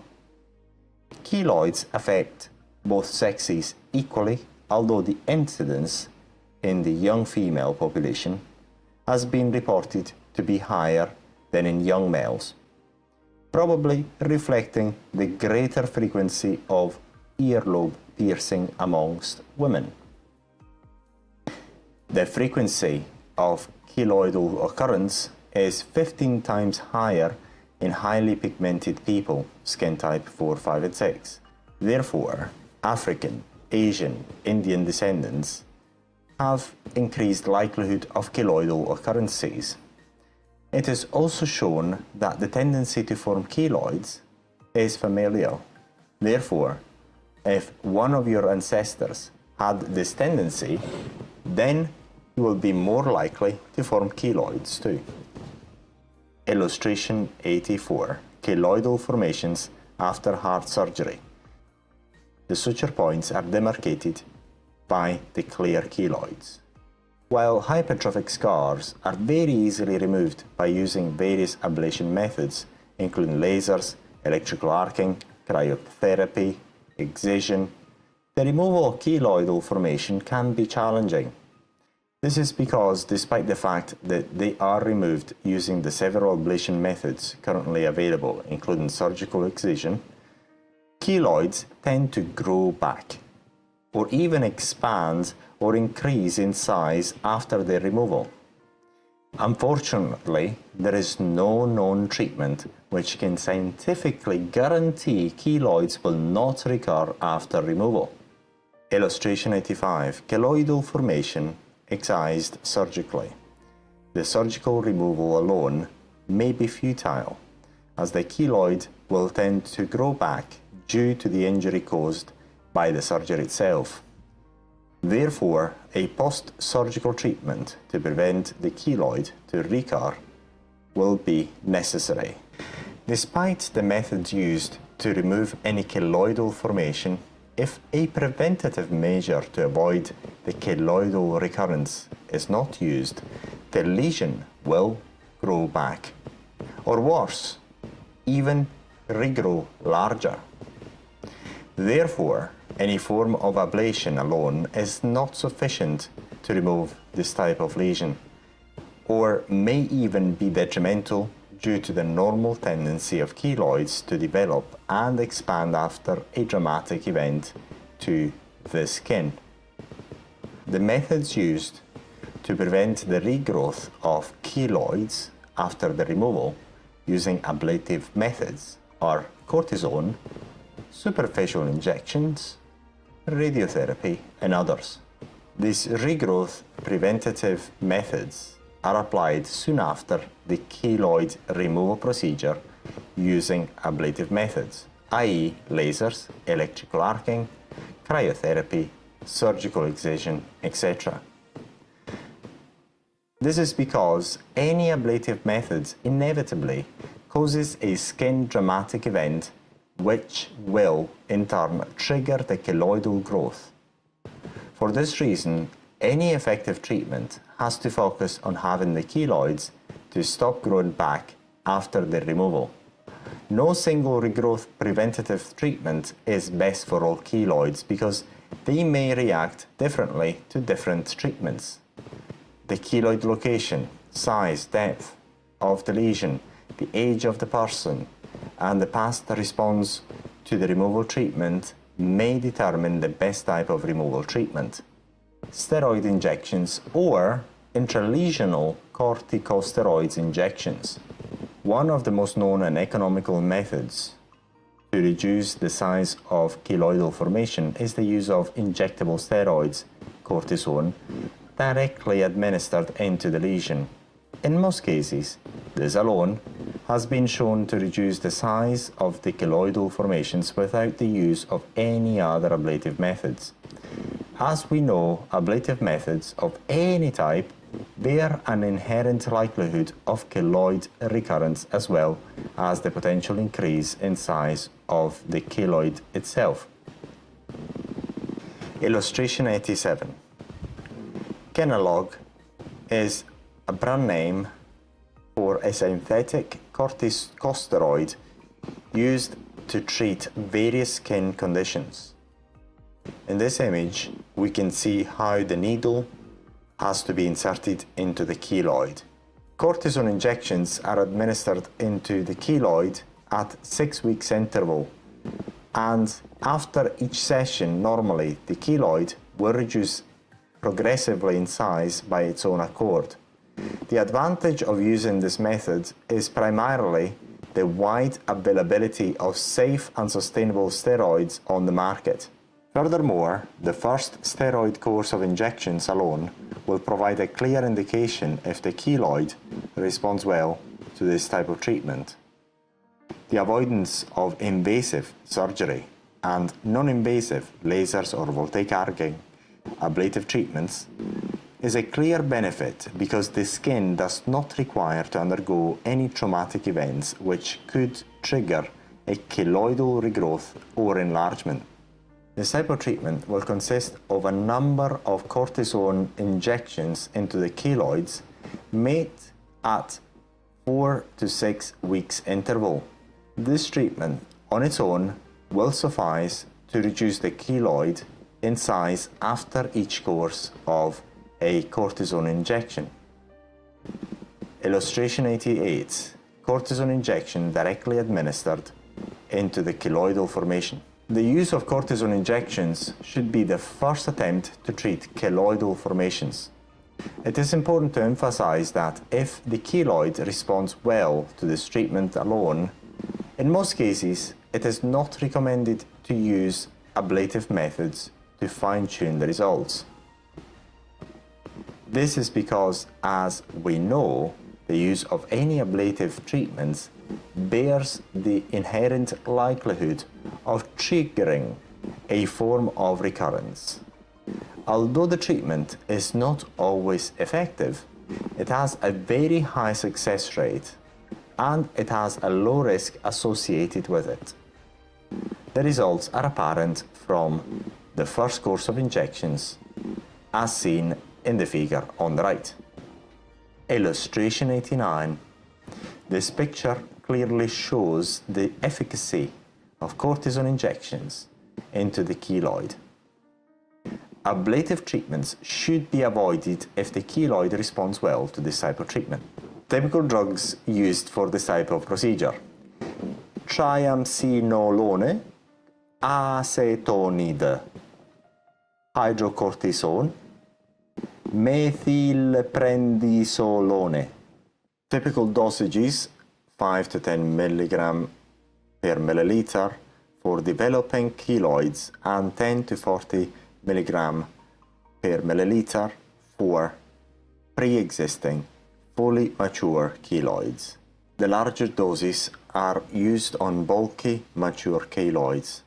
The injections can be painful, especially at high doses. Shots can be co-administered with a numbing agent like lidocaine and/or after application of a topical numbing cream.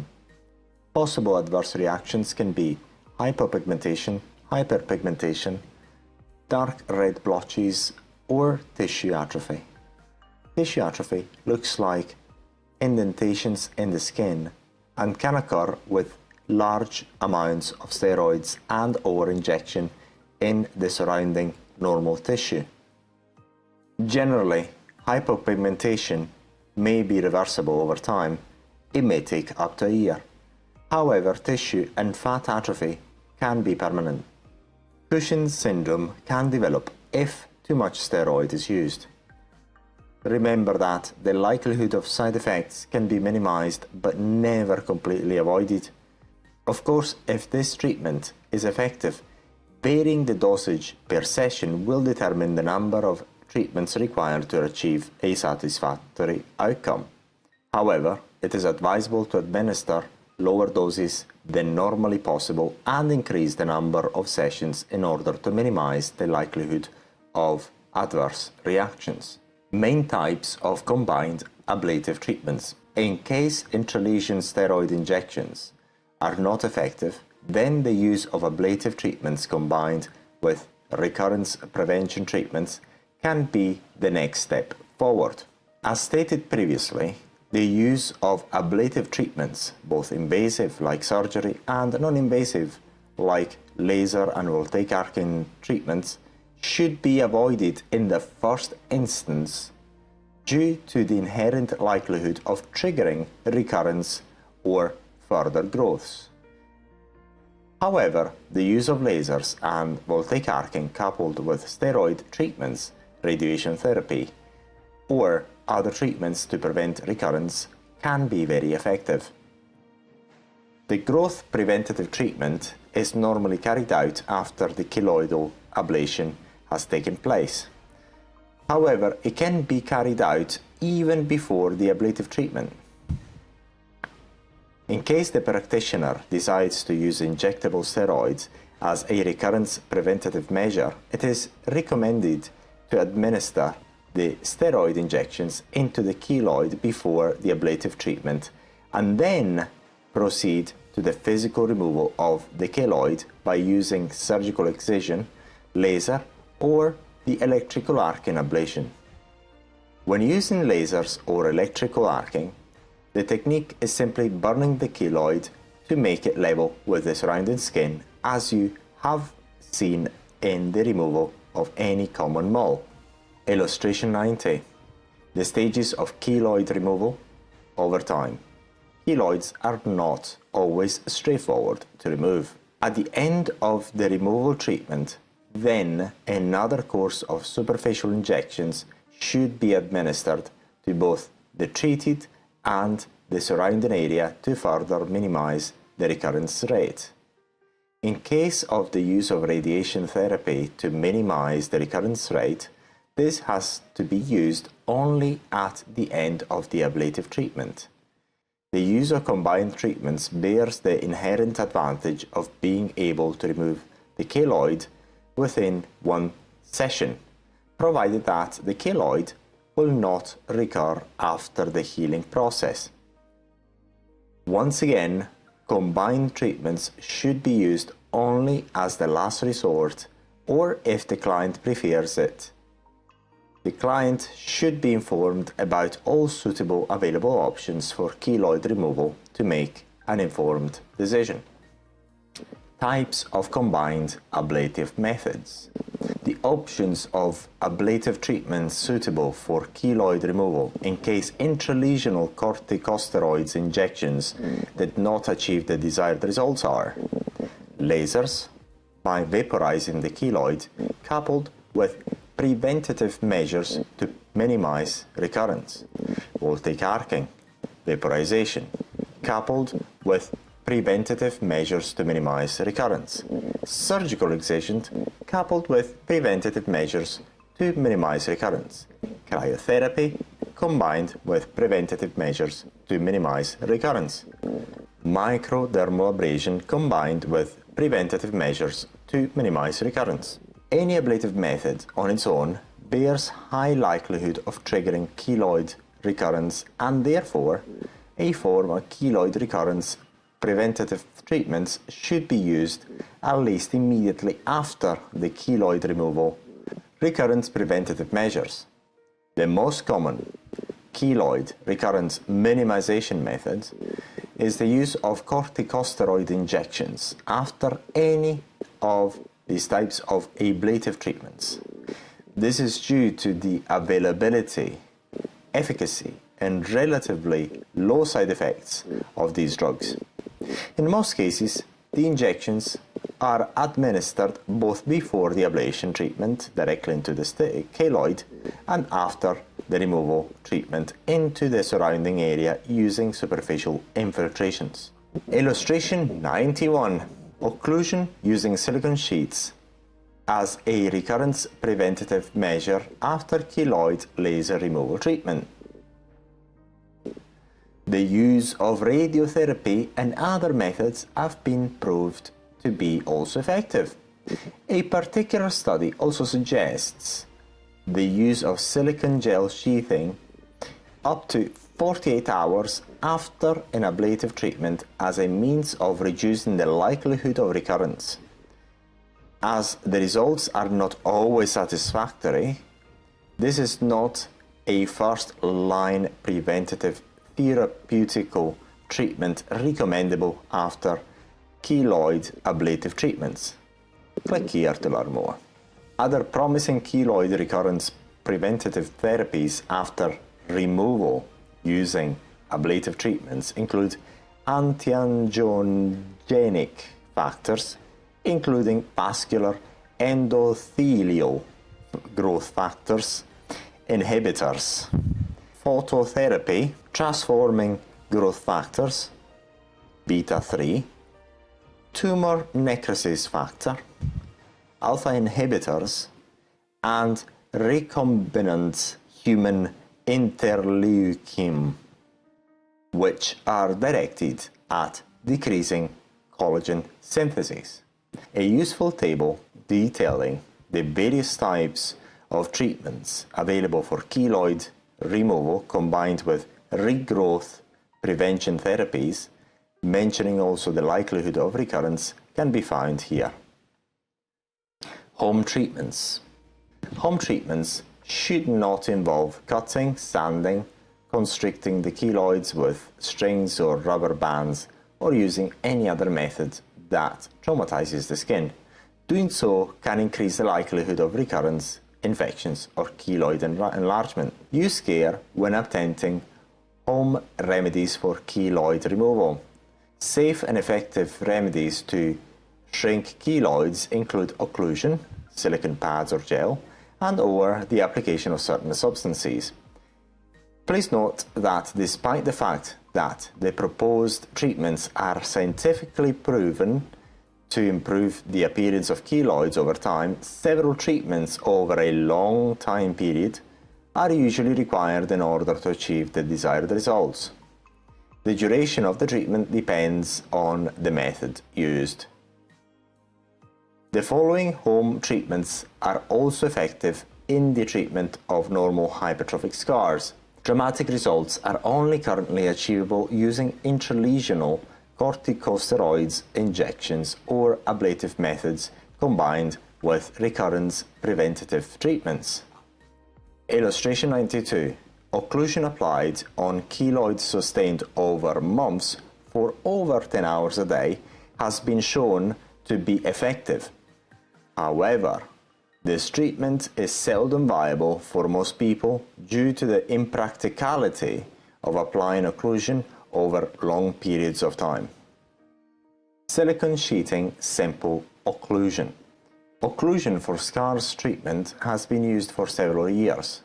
Occlusion can be performed in several ways. One of the ways which have been widely used is the application of silicone adhesive sheets or appropriate silicone gel. Also, silicone gel sheets have been used to prevent new keloids from forming following an injury or surgical operations. This is a treatment that can lead to eventual improvement in the appearance of both hypertrophic scars and keloids. However, the use of sheeting has to be endured over several months, usually over 6, in order for the results to become apparent. Therefore, this type of treatment, although ultimately effective, is unsustainable for most people, as this requires forming a new daily habit which needs to be sustained over months, and this is rarely accomplished. Most ad hoc products are silicone gel sheets or scar sheets, which are self-adhesive and reusable. They are applied to existing scars and keloids to reduce their size and appearance over time. Silicone sheets should be worn over them for at least 10 hours per day for several months in order to achieve the desired results. Illustration 93. Several silicone products are available on the market.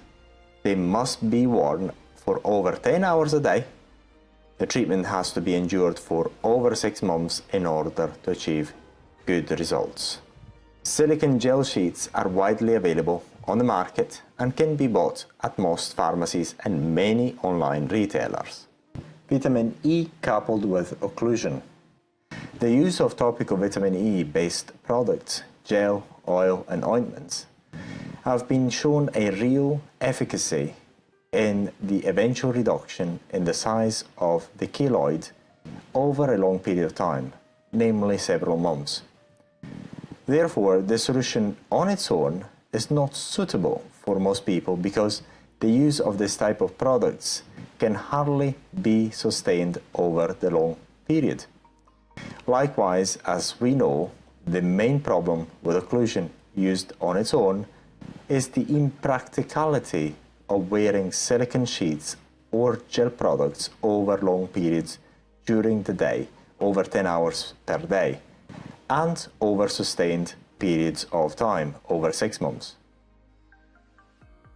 However, the combination of occlusion and the use of vitamin E based products appears to be far more practical, as the results are achieved much faster, usually within 2 months with an appropriate everyday use. Illustration 94. It has been shown how administering vitamin E into the keloid or hypertrophic scar using the right topical solution can lead to the eventual shrinkage of the lesion. The reason for silicone occlusion to be effective in the treatment of keloids is the direct action on the fibroblast and a hyperhydration of the subcutaneous tissue. This is because generally the use of occlusion in aesthetics is successfully used for amplifying the subcutaneous delivery of active substances. Therefore, applying vitamin E onto the keloid coupled with the occlusion effect of silicone sheets speeds up the keloidal shrinkage process, which would otherwise be possible in a much longer period of time. To view the related scientific study showing the efficacy of vitamin E coupled with occlusion in hypertrophic scar and keloid treatment, please click here. Please note that the results vary according to the type of topical vitamin E based products and the timing of occlusion carried out during the day. Conclusions. Keloids are fundamentally different from hypertrophic scars. Keloid removal treatment is not always simple, as it is in the case of hypertrophic scars. This is because, unlike hypertrophic scars, keloids tend to grow back after any ablative treatment. There are two main types of possible effective treatments. Professional. The first line of treatment is the use of intralesional corticosteroids injections.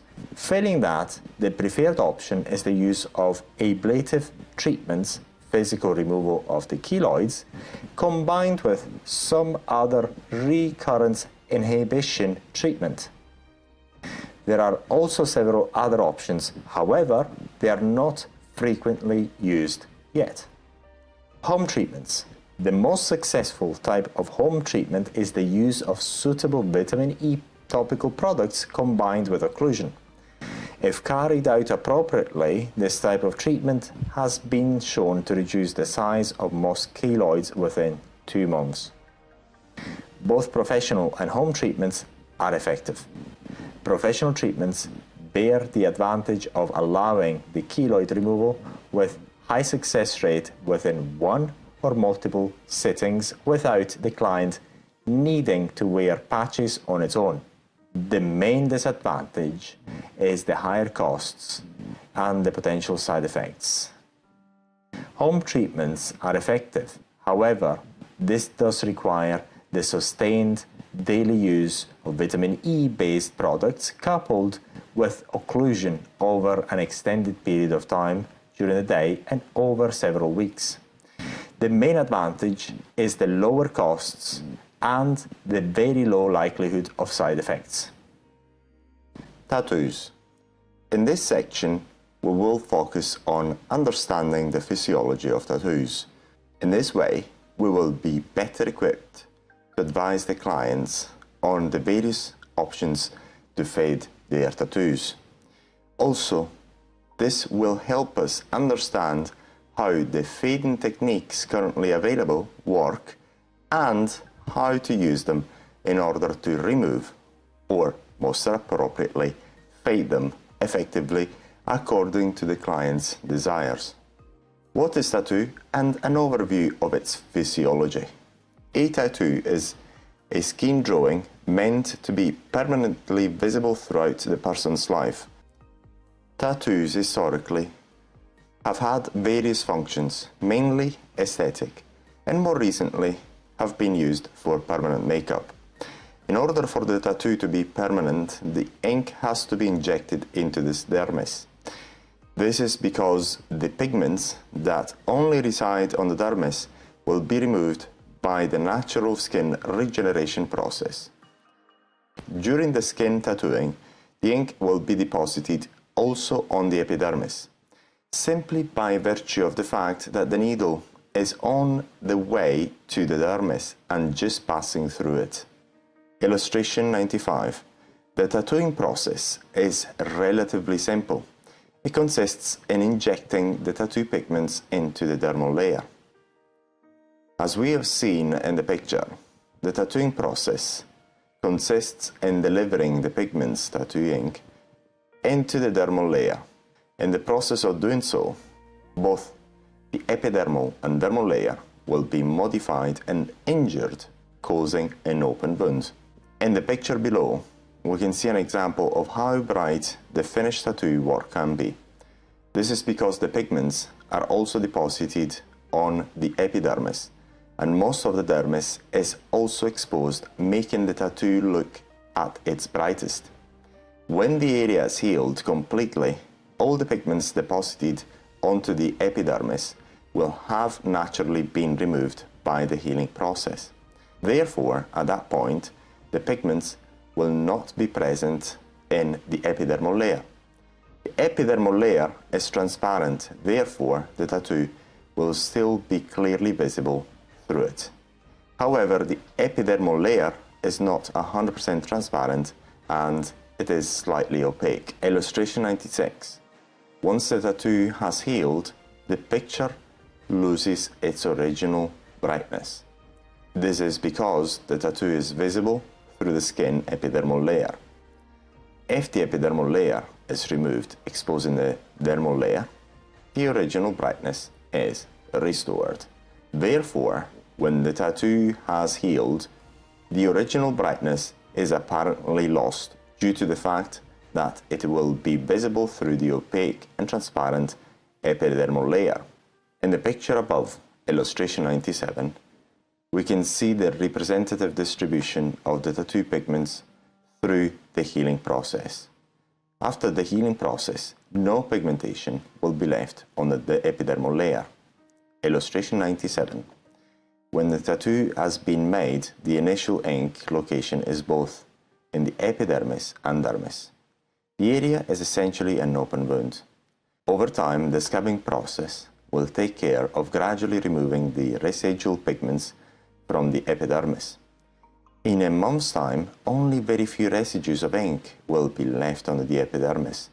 Once the area is healed completely, the tattoo pigmentation will only reside inside the dermis, and it will be visible through the epidermis. Therefore, once the tattoo area is healed, the tattoo is not as bright because the pigments have completely been removed from the epidermal layer. At that point, the tattoo on the dermal layer will be only visible through the transparent epidermal layer. Conversely, the tattoo will show its full brightness once the epidermal layer has been removed. This is normally done in tattoo removal procedures using electrical arcing. Illustration 98. 3D representation of the tattoo. Once the tattoo has healed, the drawing will be visible through the epidermal layer. As we have seen, because tattoos are made by injecting the pigments into the dermal layer, the tattoo making process involves deliberately causing a wound to the skin. When the tattoo is just being made, the treated area is literally an open wound which is required to heal properly in order for the tattoo work to be preserved. Because of this, the end result of the tattooing process is not only dependent on the quality work of the tattoo artist, but also reliant on the aftercare routine to avoid infections and other adverse reactions. The healing process will likely last anywhere from 3 to 4 weeks, and special care will be required to be taken of the recently made new body art. This is to ensure the tattoo looks at its best once the healing process has finished. Illustration 99. In this picture, we can see where the tattoo pigments reside inside the skin once the skin has healed from the tattooing process. Although not visible from this representation, the epidermal layer is transparent, therefore allowing the tattoo to be visible. Main risk during healing: inflammatory skin infections. A fresh tattoo is essentially an open wound, therefore it has to be treated accordingly. The main risk during the healing process of a tattoo is the likelihood of contracting an inflammatory infection of the open wound. The risk of contracting an inflammatory infection or infections in general during the healing period can be minimized but never completely eliminated. Infections can be contracted in several ways due to the several sources of bacteria and viruses in our everyday environment. This is because it is relatively easy for bacteria to enter an open wound of a recently drawn tattoo. The signs of a possible infections are oozing, a strange liquid coming out of the wound, pain, redness, swelling, etc. If the infection is not treated appropriately, the symptoms will worsen over time and lead to several long-term undesirable effects. During the healing process, the area has to be kept infection-free until the scabs have formed and fallen off by themselves. During the healing process, the client is required to make sure the area is kept clear and free from infections. Infections can be contracted during the healing process in many ways. In order to minimize these risks, the client can simply look after the tattooed part like any other open wound, using mild antiseptics, and deliberately avoid those activities which will increase the likelihood of infections. Illustration 100. This is an infection at its onset.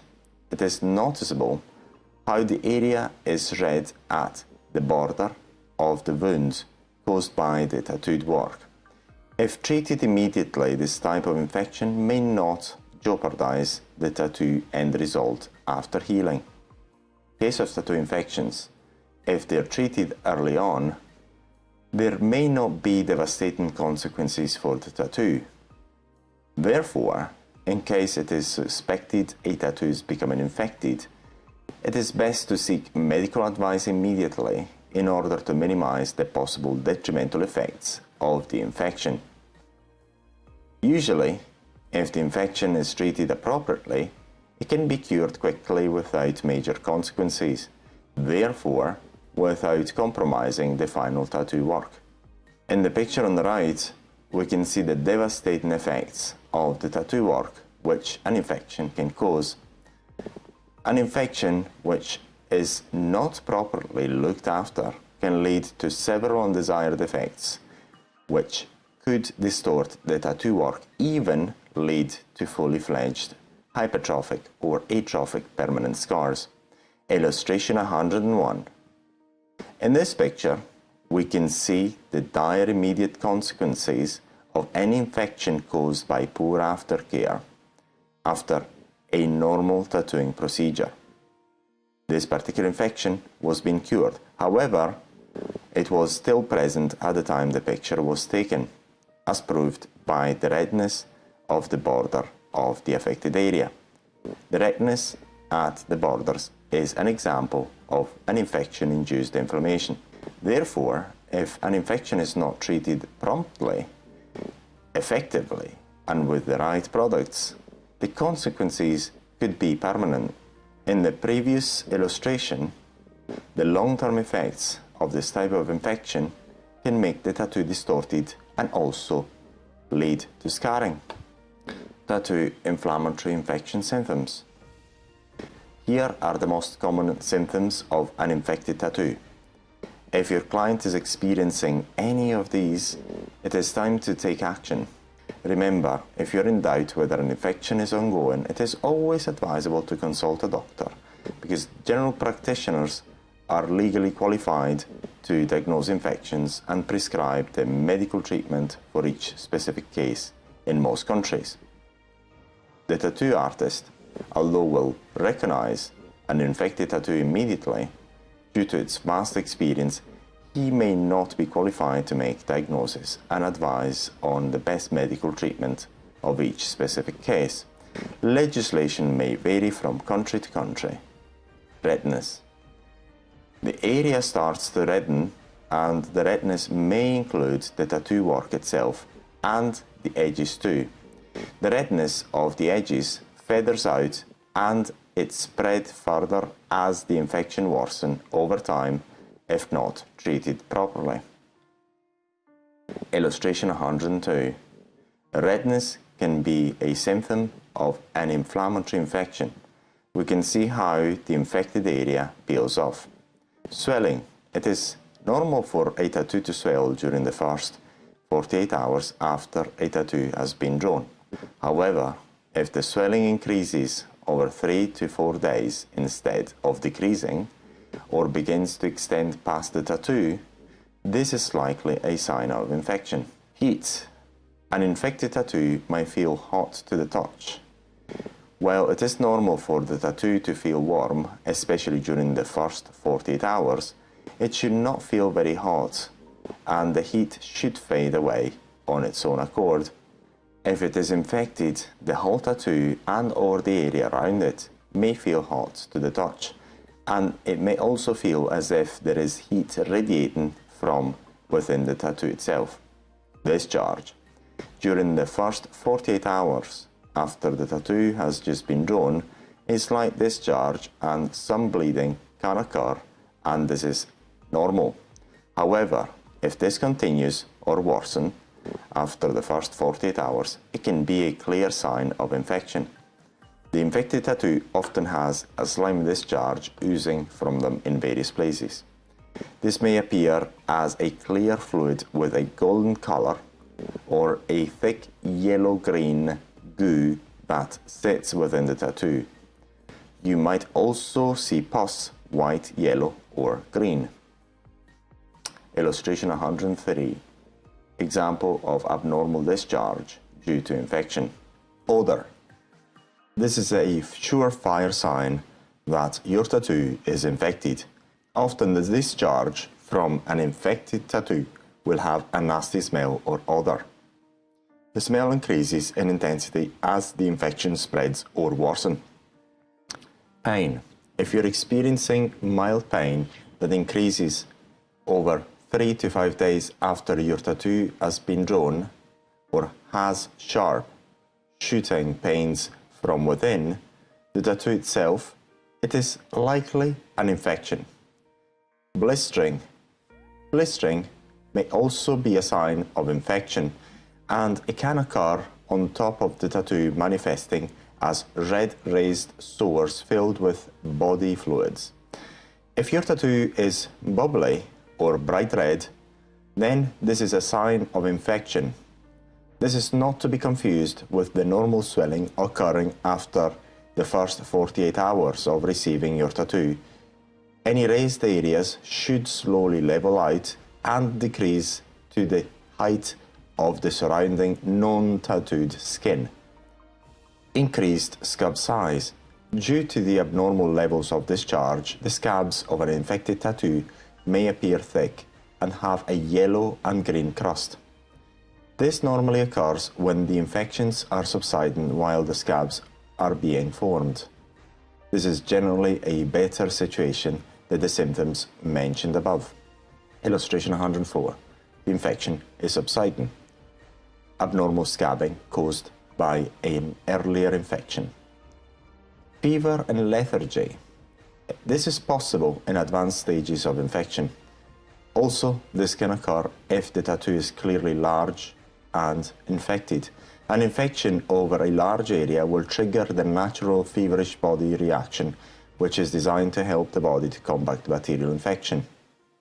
If you have a fever or feel lethargic and these symptoms are unrelated to other illnesses, then it is likely your body is working overtime to fight the infection coming from your tattoo. If you experience any of the symptoms above, fever is one of the surest signs of infection, even if your temperature is only slightly elevated.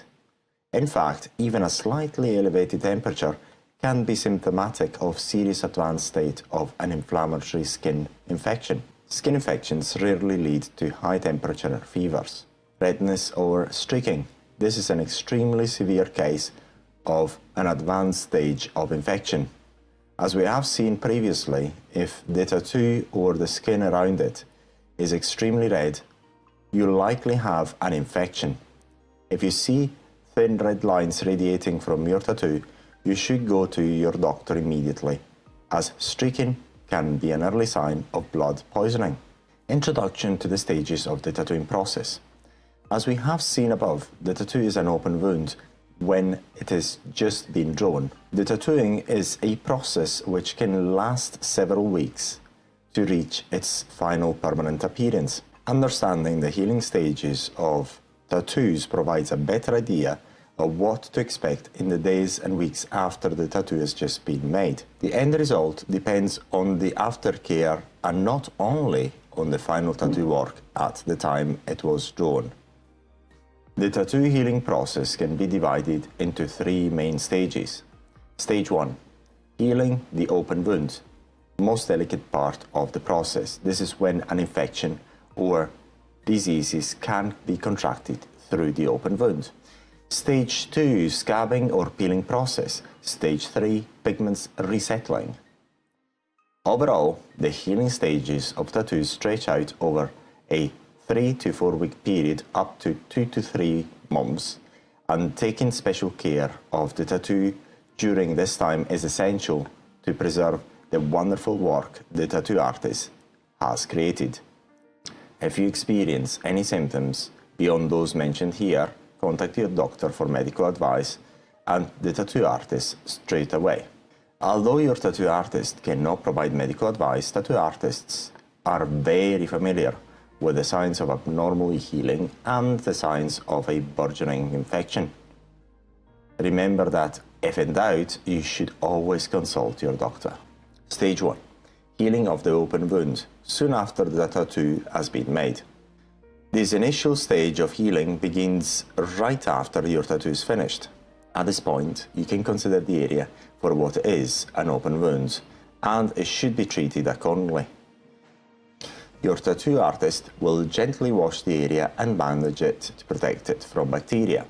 Most artists recommend you keep the area covered for the first 20 hours.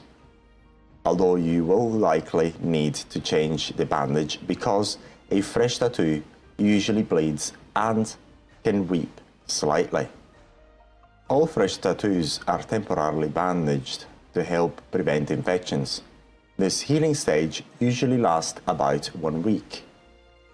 If the bandage soaks up too much fluid, it may wind up sticking to the newly tattooed skin, and this is definitely not good for the healing process.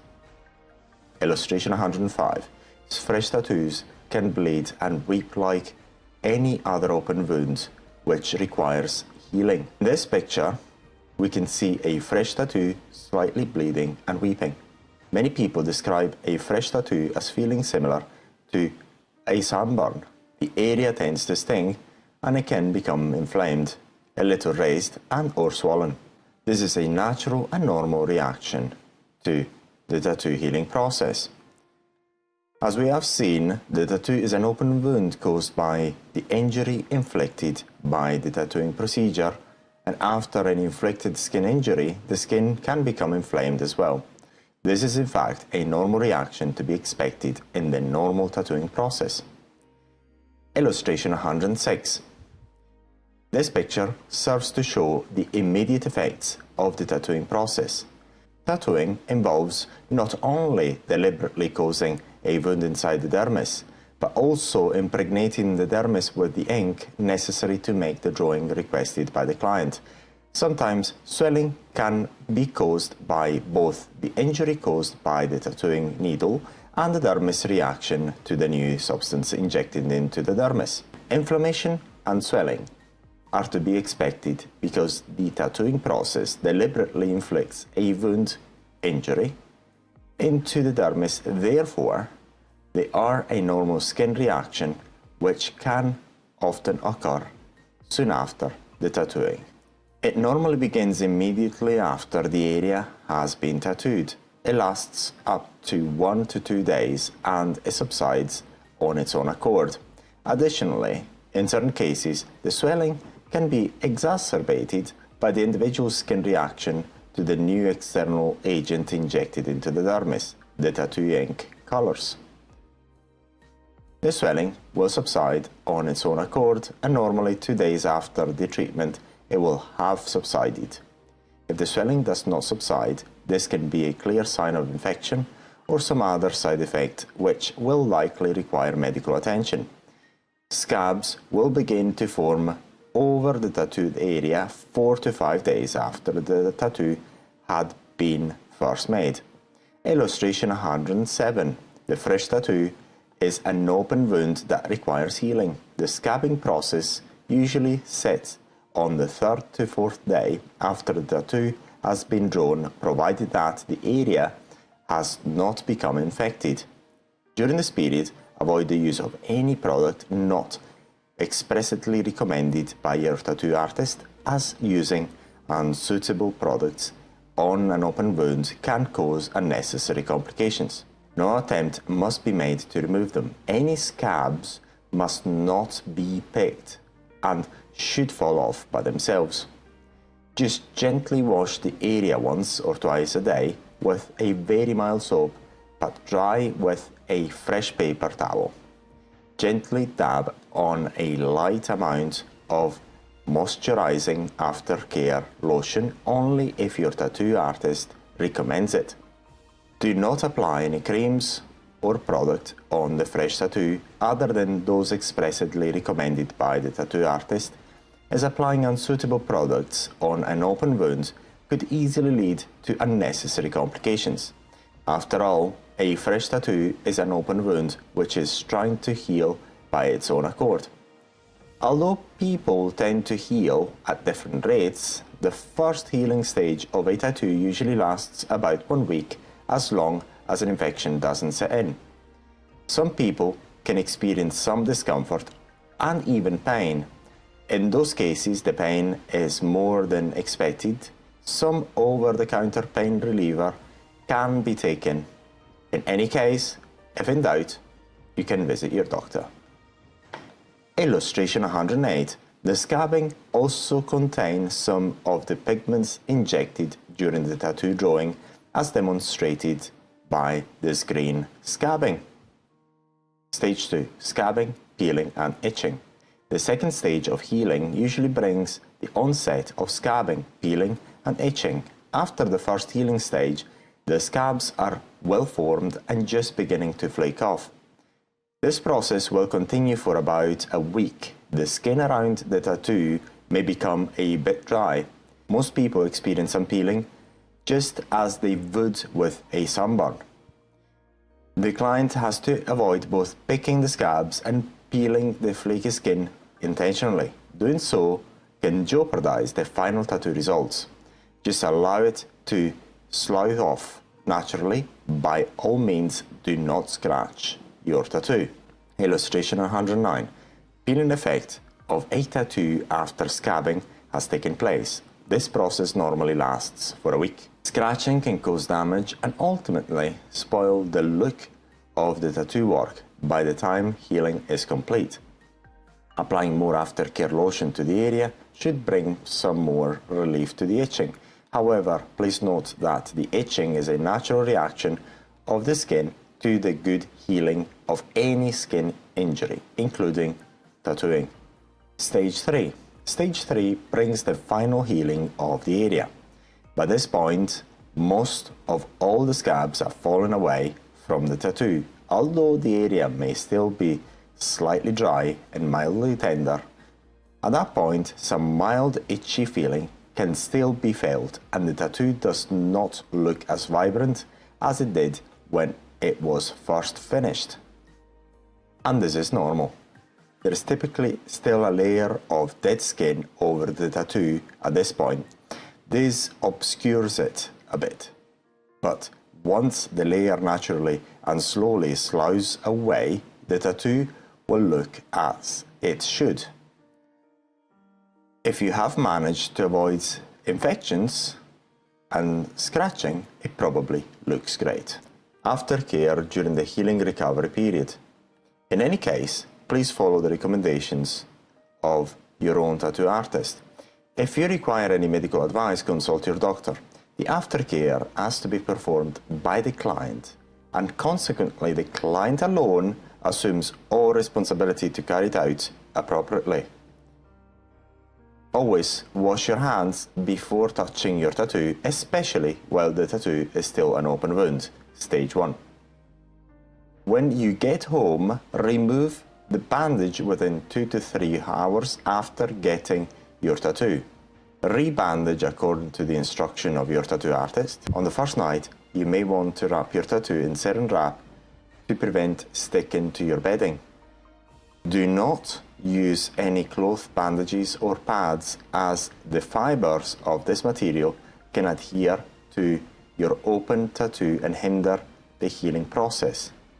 Wash your tattoo with an antibacterial liquid soap. Use only the one suggested by your tattoo artist. Be gentle.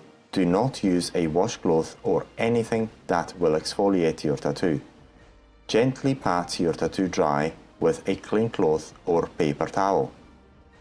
Do not rub and do not use fabric with a rough surface. Illustration 110. Tattoo wrapped in cling film for protection. This is usually done the first night after the tattoo is done to prevent contact with the bedding. Keeping the tattoo wrapped in cling film for too long is detrimental, as it creates the moist conditions for bacterial proliferation and hence infection. However, it has been found that during the first night's sleep, the bandaging of the tattoo in cling film is more beneficial than detrimental. The first 2 to 3 days, apply a small amount of ointment on your tattoo as recommended by your tattoo artist. Please do not use any antibiotic ointments as a means of preventing infections. This is because doing so will eventually induce a bacterial resistance to specific antibiotic substance. Use the suitable antiseptic cream or ointment instead. Always use clean hands and do not place your fingers back into the antiseptic ointment or cream after touching your tattoo. Preferably, you should use a cleaner earbud or similar to place the ointment from the tab onto your tattoo. This is to minimize the bacterial contamination of the ointment you are using. Make sure to rub the ointment in so that it is not shiny or greasy. You want the thinnest amount possible. Pat off any excess ointment with a clean cloth or paper towel. Do not use petroleum jelly, Vaseline, or bag balm. Wash dry and apply ointment 3 to 5 times daily as needed. Wear clean, soft clothing over your tattoo for at least 2 weeks. Do not use any tight clothing, nothing abrasive or irritating, i.e. wool. For a foot tattoo, go barefoot as long as possible. If you must wear shoes, first wrap your tattoo in saran wrap. Then cover with a clean cotton sock before putting on your shoe. During this period, avoid sandals or flip-flops to prevent damage to your tattoo. After day 4 to 5, your tattoo should begin to scab. This is normal and a good sign. Do not pick at the scabs. Begin using a mild white unscented lotion, free of dyes or perfumes. Use the lotion for minimum 2 weeks, 1 to 2 times daily. Do not apply any product not explicitly recommended by your tattoo artist, as doing so, especially during the healing phase, stage 1 of the healing process, could seriously jeopardize the tattoo work. Do not apply petroleum-based skin products on your tattoo. You can shower, but you may not soak your tattoo for 2 weeks. No swimming, soaking, or hot tub. Avoid swimming. This is because in the swimming pool, chlorine can bleach color and dry out the still tender skin around your tattoo. In the sea, the salty water could have undesirable effects on your tattooed area. Do not tub.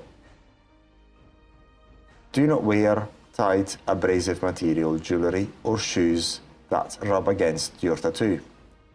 Do not let anyone touch your tattoo unless they wash their hands first. Do not soak in the tub. This can allow bacteria to penetrate the unhealed wound. Avoid exposing your new tattoo to direct sunlight. This can lead to fading and you could easily burn the unhealed skin. Do not pick at your scabs or scratch rub your tattoo. Beware of gym equipment. Wash it well before using it. Adverse reactions. Even if the tattoo has been drawn correctly, using the best equipment available and the best possible quality pigment, certain undesirable reactions can still occur. They can be minimized, but never eliminated altogether. Cancer scare due to pigment toxicity.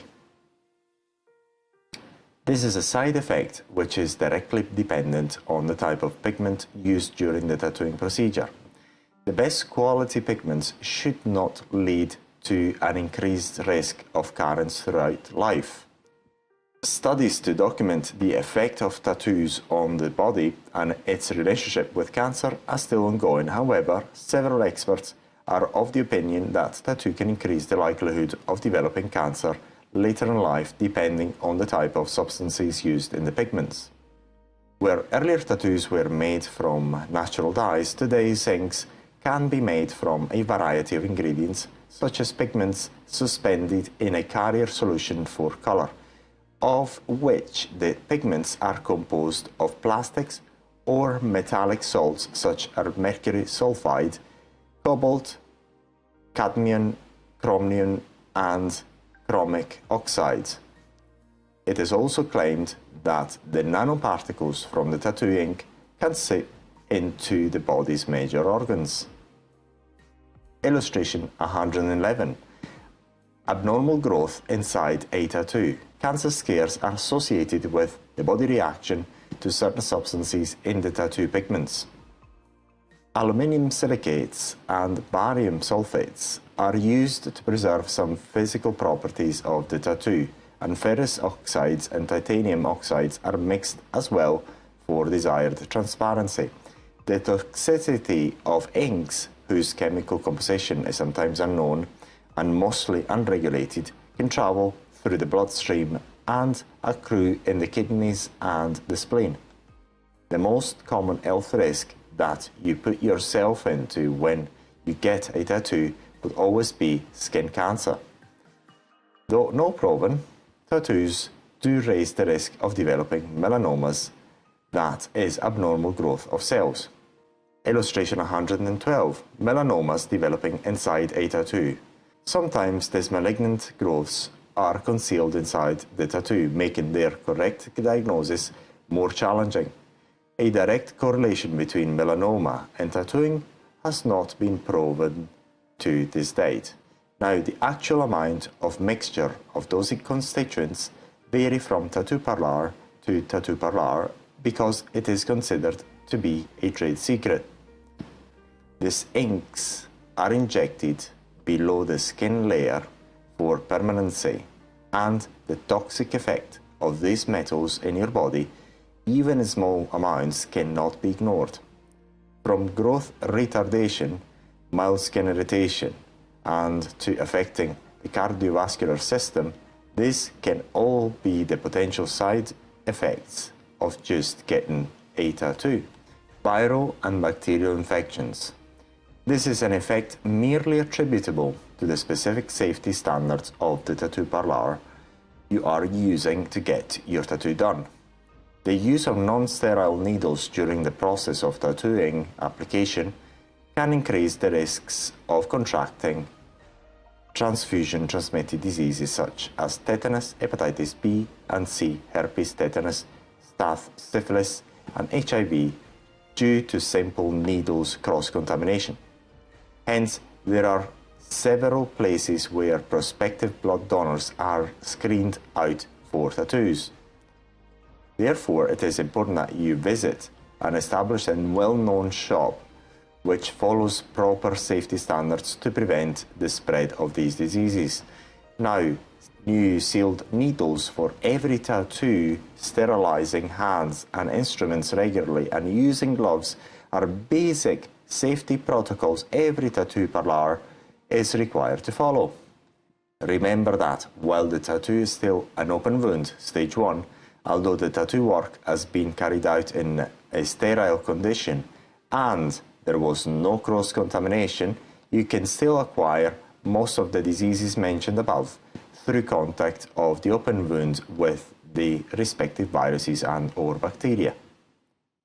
Illustration 113. Remember to choose a reputable tattoo parlor and guard the fresh tattoo against infections during the first stage of the healing period.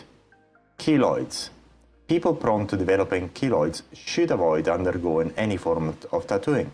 Scars are bound to occur during the initial healing phase of the tattooing, stage 1, if the proper care steps are not followed properly or inflammatory infections develop. Keloids are a type of collagen overgrowth tissue formed at the site of a wound. They are firm and rubbery and pink to purplish in color.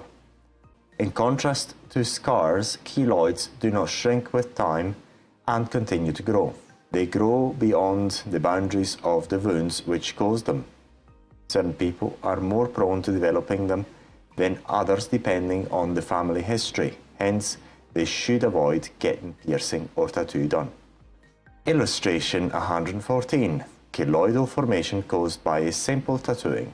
Every client should be warned in advance of the likelihood of developing keloids before carrying out any tattooing.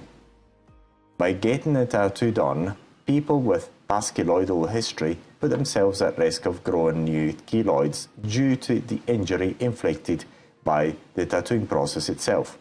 Keloids can develop irrespective of the way the tattoos have been drawn and the aftercare carried out during the healing phase.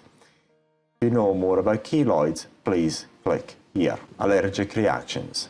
Allergic reactions to tattoos are quite common, and there are different types of allergies that can be caused. Most often it is advisable to perform a patch test to determine whether your skin is too sensitive for the tattoo inks prior to actually getting it done. But it may not always be a sure way of knowing it. The main issue in order to prevent allergic reaction to tattoos is that even if you read all the ingredients stated in the pigments packaging used, no one is always aware of all his/her possible reactions to each specific agent used in the tattoo colors or their mixture. Illustration 115. Example 115. Example of an allergic reaction to the tattoo pigment. Swelling occurs in the tattooed areas only. Allergic reactions have occurred with some of the many metals put into tattoo inks. Nickel is the one of the most common metal allergies. Others have reacted to the mercury in red cinnabar, to cobalt blue, and to cadmium sulfite when used as a yellow pigment. Some inks were found to have high levels of lead, some contained lithium, and the blue inks were full of copper. The long-term health effects of sustained allergic reactions to tattoos are still unknown due to the lack of regulation, testing, and long-term studies. Illustration 116. Allergic reaction can display many symptoms including general redness. Phototoxic reactions do occur, although not very common considering the number of people who get tattoos done every year. Phototoxicity means having a reaction on exposure to sunlight. Inflammatory reactions caused primarily by the inks appear as swelling and red rashes. Dermatitis caused by allergic reaction to pigments is characterized by inflamed skin rashes and by the affected area becoming scaly and flaky. These allergic reactions do not always occur immediately after the tattoo has been drawn. Sometimes the effects can be delayed by months, even years.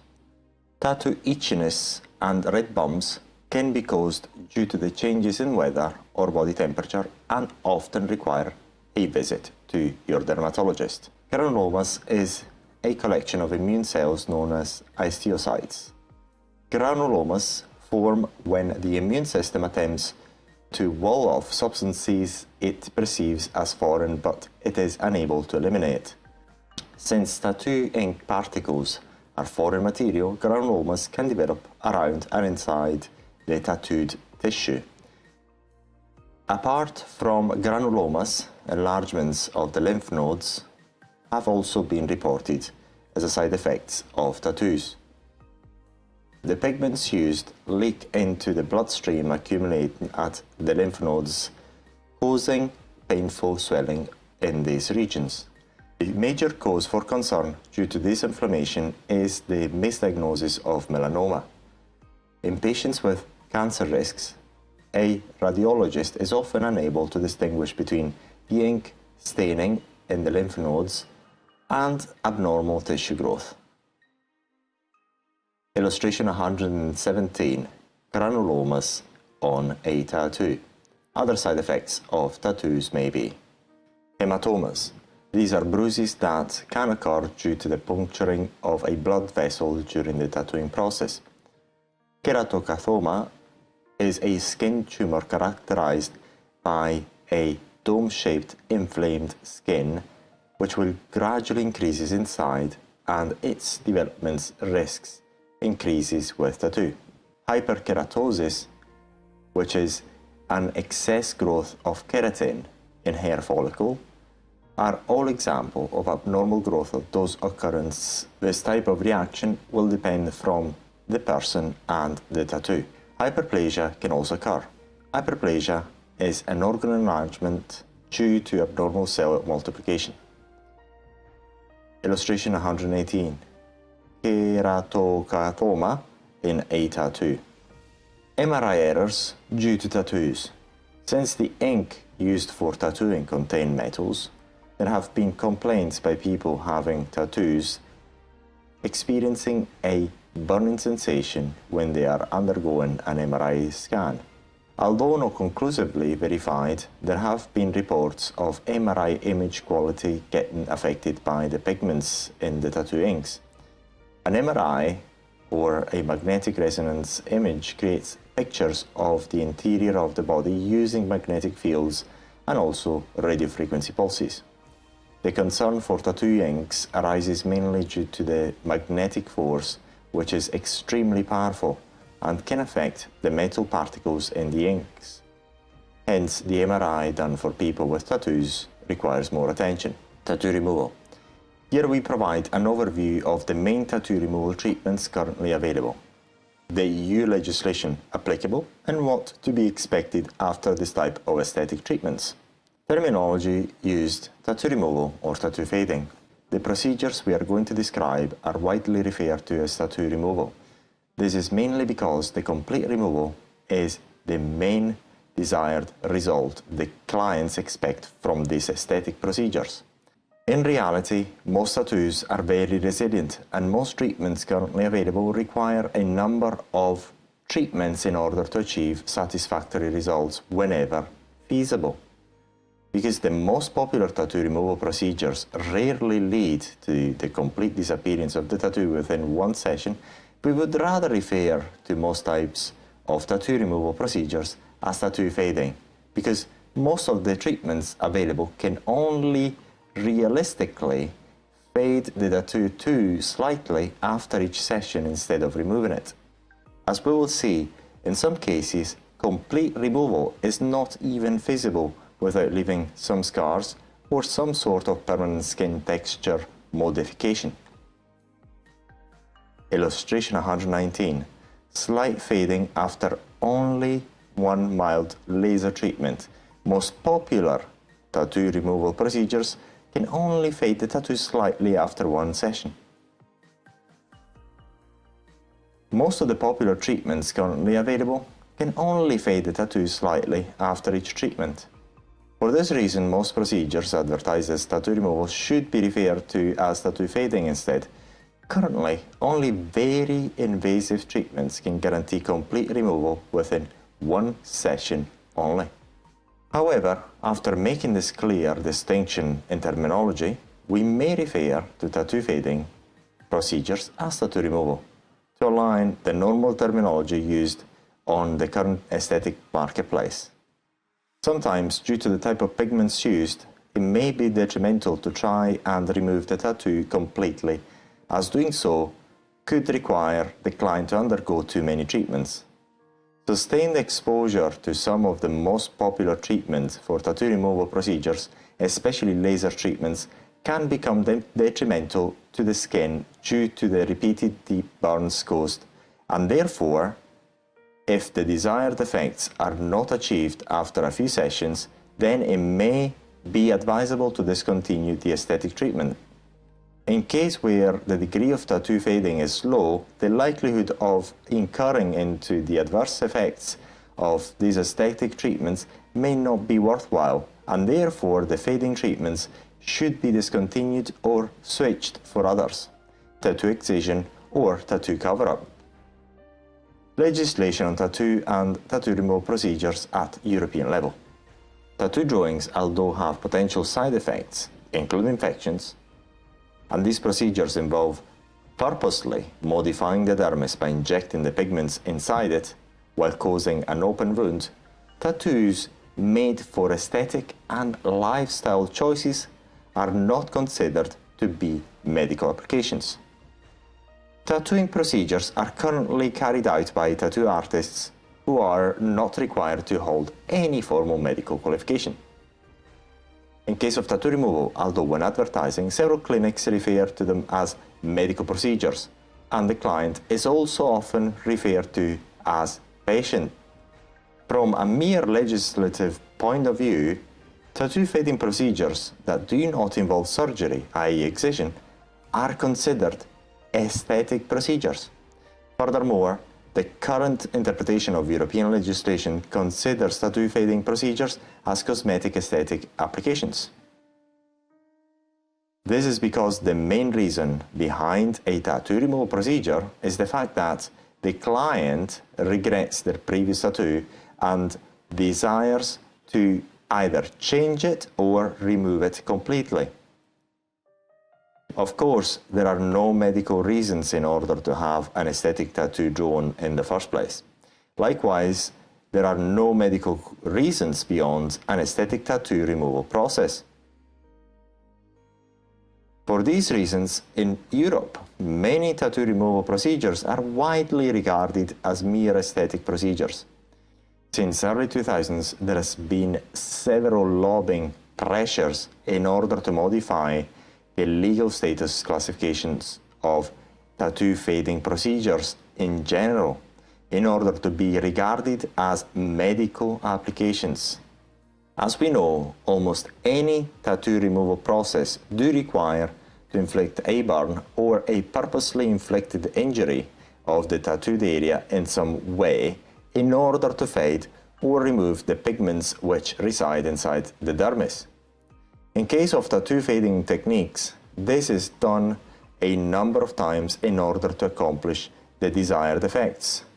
Both tattoo parlors and clinics performing tattoo removal have to comply with local legislations, which may vary from country to country and region to region in each European country.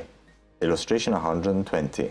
Both current legislation in Europe and the UK in particular do not dictate the type of qualifications the tattooist or tattoo removal practitioner should hold to perform this procedure. Therefore, in the UK, virtually anyone can start a tattoo removal business regardless of qualifications. However, some insurance companies will insist the tattoo removal practitioner holds a certain level of formal qualification. Therefore, as we've seen, tattoo removal procedures are considered to be non-medical treatments. For this reason, they are not usually covered by standard health insurance policies, and also they are not provided free of charge by the NHS. Physiological progressive fading of permanent tattoos and the impact of tanning on their brightness. Tattoos are far more easily drawn than being removed.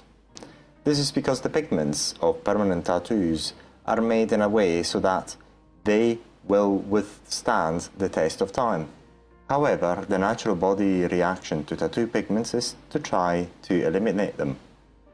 This normal physiological pigmentation absorption is normal and takes place very slowly. In other words, although all permanent tattoos fade over time, their fading rate is so slow that they can effectively be considered permanent. Illustration 121. Tattoo very resilient to the test of time because they are meant to be permanent. However, they do fade slightly over time on their own accord.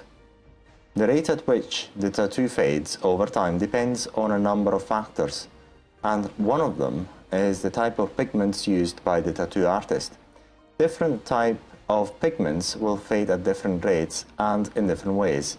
Also, sun exposure and tanning can increase the physiological fading rate. This is because the broad spectrum of sunlight also includes a small proportion of infrared light which penetrates into the skin, breaking down the tattoo pigments. In the figure on the right, we can appreciate the deterioration of a tattoo over time. Sometimes this natural tattoo fading is accelerated by repeated exposure to sunlight, i.e. repeated tanning. It is well known that repeated intense tanning has detrimental effects on the brightness of aesthetic tattoos over time.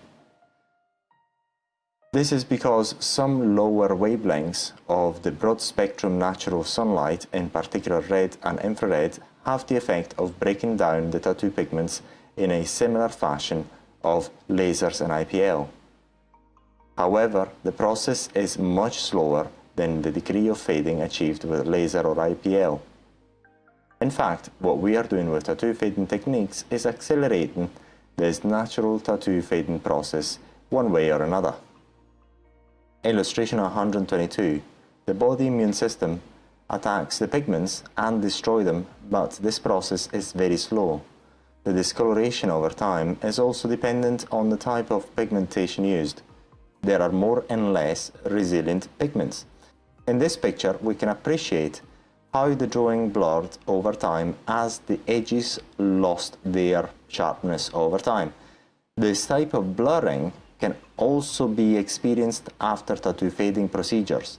The tattoo fading procedures are used to accelerate the normal tattoo fading process, which otherwise may be too slow.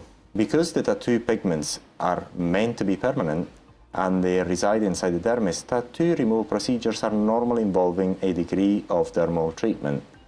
Because of this, tattoo removal, or more appropriately, tattoo fading procedure cannot be free from inherent risks. Due to the fact that tattoos are meant to be permanent and be resilient over time, they will generally be far more difficult to remove than having them done. One session is usually sufficient to draw a beautiful medium-sized tattoo. However, fading it or even removing it completely can be very challenging and sometimes not worthwhile due to the complications involved in the complete removal of particular resilient tattoos. Tattoo resilience and estimating the tattoo fading sessions required. One of the most common questions asked by the clients is the number of tattoo fading sessions required in order to achieve their desired result, which is the complete seamless removal. It is important to manage their expectations because in many cases they do expect complete removal without leaving a trace in one or very few sessions only. In most cases, there are no fading techniques currently known which will guarantee complete removal without leaving a trace. Additionally, not all tattoos present the same resilience when trying to fade them.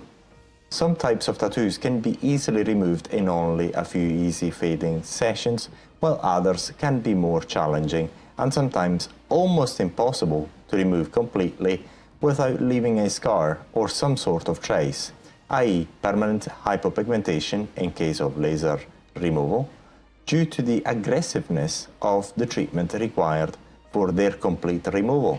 The amount of tattoo fading desired can be accomplished in two ways, either through relatively high number of mild tattoo fading treatments or through a few high-intensity treatment sessions.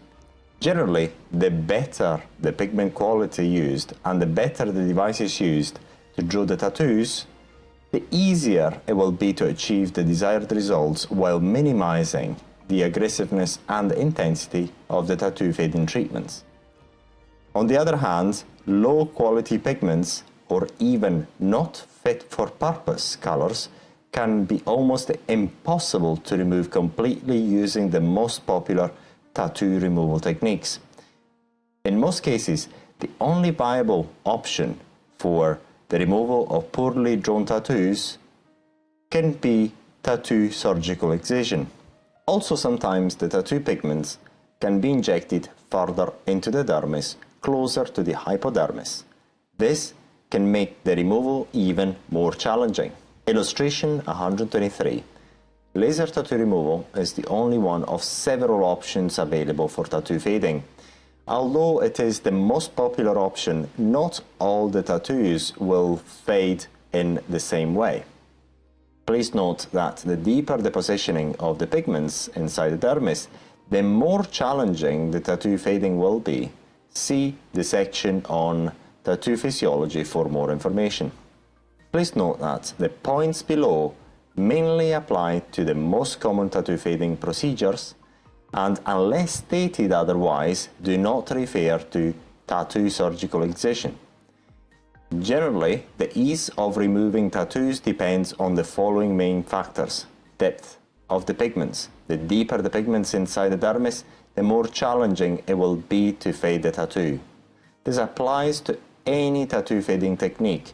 Furthermore, sometimes the tattoo pigments could have been injected particularly deeply and may even be located inside or close to the hypodermis. In these cases, it may be unrealistic to expect complete tattoo removal without leaving any trace. Type of pigments. The chemical composition determines the ease of removal. Additionally, the better quality the tattoo pigments used, the easier it will be to fade them. Colors of the pigments, laser tattoo fading only. Certain wavelengths can only fade certain colors. The brighter the colors of the tattoos, the more challenging they will be to fade. Conversely, the darker the tattoo, the easier they are to fade. The wavelength used by the laser will determine the color it fades and the number of sessions needed. Most other tattoo fading options are colorblind, which means they fade all colors indiscriminately. Type of tattoo. A non-professional tattoo is usually harder to fade than professional tattoos. This is because the depth of the pigment's distribution may not be uniform throughout the tattoo. Therefore, the tattoo may fade in different ways depending on the depth of the pigments. Density and amount of the tattoo pigments. The more dense the ink, the more layers of pigments are in the tattoo and the longer it will take to fade the tattoo. What matters is how much ink is in the skin. For example, cover-up tattoos have 2 layers of pigmentation. Therefore, they will be harder to fade than normal tattoos. Area covered by the tattoo. The wider the tattoo, the more fading sessions will be required to achieve the desired results. Large tattoos cannot be treated in their entirety because the risks associated to the treatment and adverse reaction would be too high in case of tattoo fading treatments which rely on burning the skin, like lasers, electrical plasma, etc. Exposing the body to extensive burns can be detrimental to the individual. This is because the potential risks and the likelihood of adverse reactions can increase dramatically proportionately with the area covered within one session. Additionally, other tattoo fading treatments, which use other skin resurfacing principle, should not be used on extensive areas within one treatment, as this can increase the likelihood of their associated adverse reactions. Generally, in case of large tattoos, they will be treated in smaller sections to manage the risks of the associated adverse reactions. In case of tattoo surgical excision of large tattoos, skin grafting may be necessary to replace the large area of missing skin. Position of the tattoo on the body. Some areas are not suitable for certain types of tattoo fading treatments, therefore, their removal may be very challenging. These are areas subject to bending and stretching, like knees, elbows, underarms, etc. This applies also to those areas that are inevitably exposed to the constant rubbing of clothing, like the waistline. Skin tone laser tattoo fading only. One of the side effects peculiar to laser tattoo fading treatments is the likelihood of causing hypopigmentation. This is a side effect which does not generally occur after other types of tattoo fading treatments. In general, the higher the treatment intensity, the higher the likelihood of causing hypopigmentation. Conversely, the lower the laser treatment intensity, the lower the likelihood of hypopigmentation. The darker the skin tone, the more the likelihood of hypopigmentation.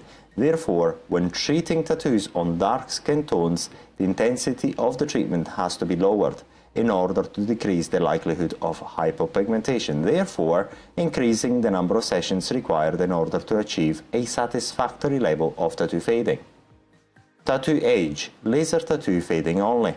The older the tattoo, the more challenging it may be to fade the pigments. Conversely, the fresher the tattoo, the easier it may be to fade it. This applies to laser tattoo removal. Most other fading techniques tend to fade all tattoos approximately in the same way despite their age. Treatment intensity. The treatment intensity of the particular type of tattoo fading treatment determines also the amount of pigmentation fading after each session.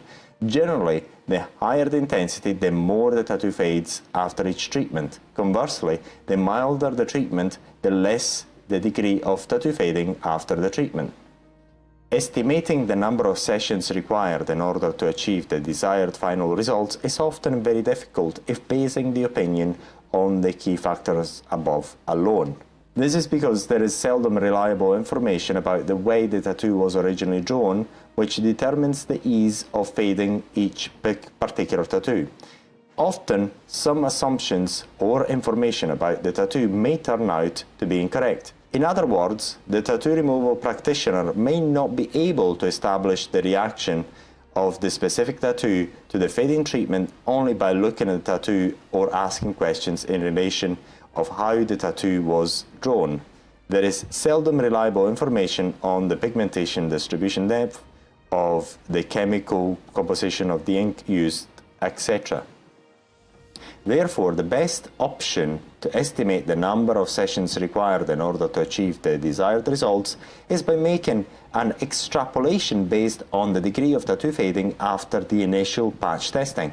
From this information, the beauty practitioner can provide a more reliable estimation of the number of sessions required to achieve the desired results. However, even an estimation based on the degree of fading accomplished after the tattoo patch testing may not be very accurate.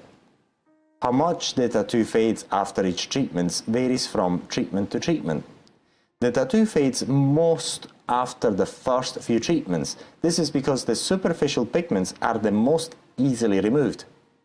A relatively high fading is achieved by removing the most superficial pigments. Therefore, those pigments that are left after the previous tattoo fading treatment are more resilient and located deeper inside the dermis. Therefore, in certain cases where the pigments left after a number of tattoos fading treatments are very resilient and or located too deep inside the dermis, the amount of tattoo fading will be minor after the initial tattoo fading treatments. This is because, as the tattoo fades, generally the remaining pigments are those which are the most challenging to remove.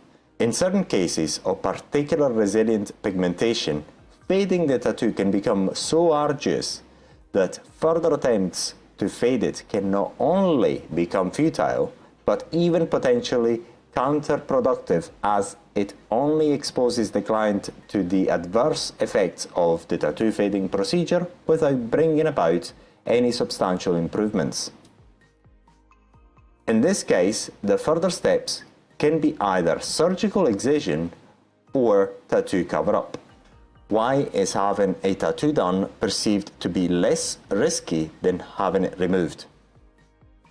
All tattoo removal options carry potential adverse reactions, and any risk associated to these aesthetic procedures can be minimized, however cannot be completely ruled out even following the right procedures and the aftercare protocols.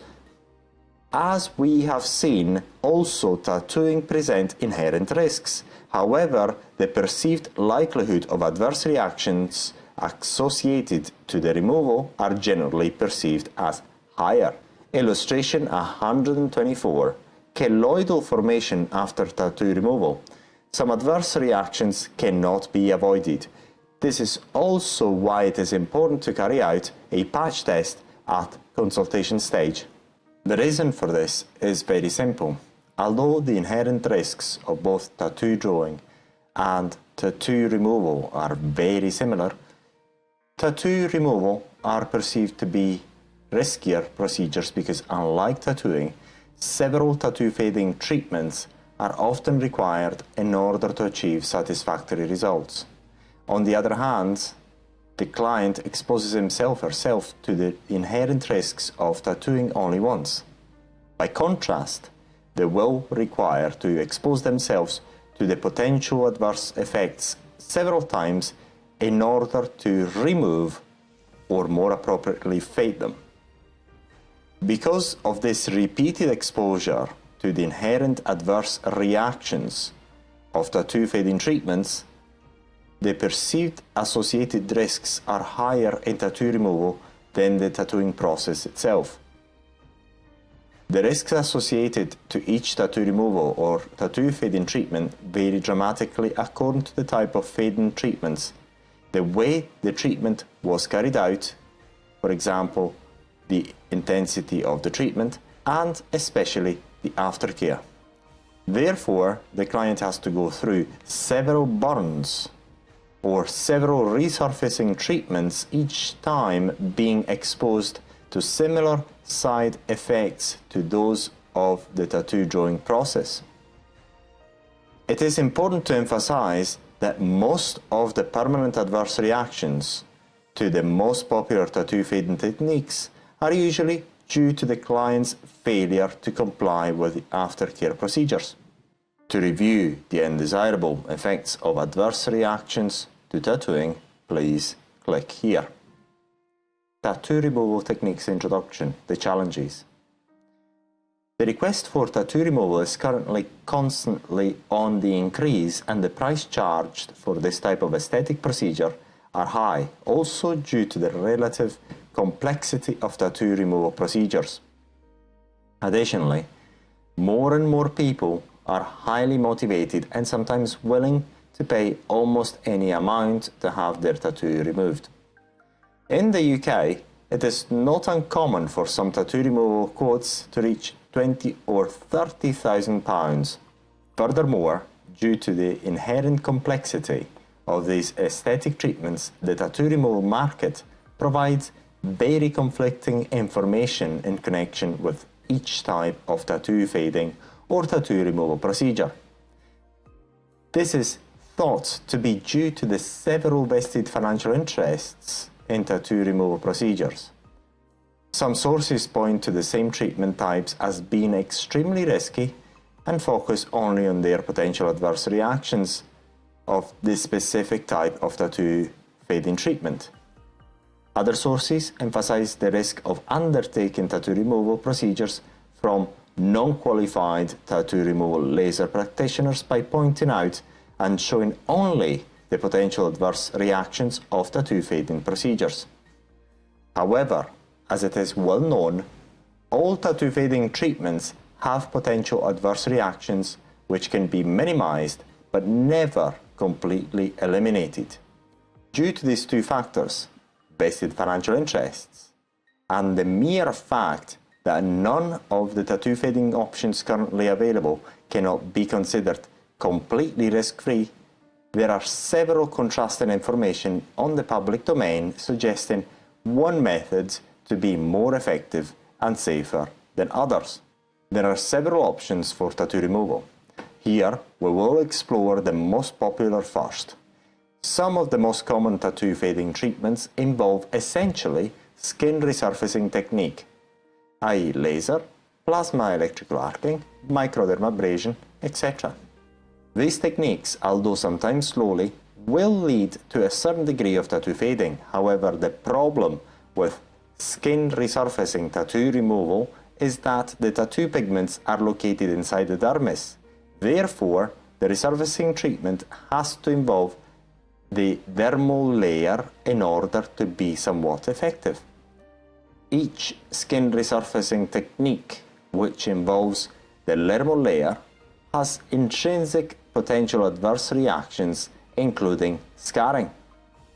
The type of skin resurfacing dictates the type and prevalence of the potential adverse reactions. Laser tattoo fading.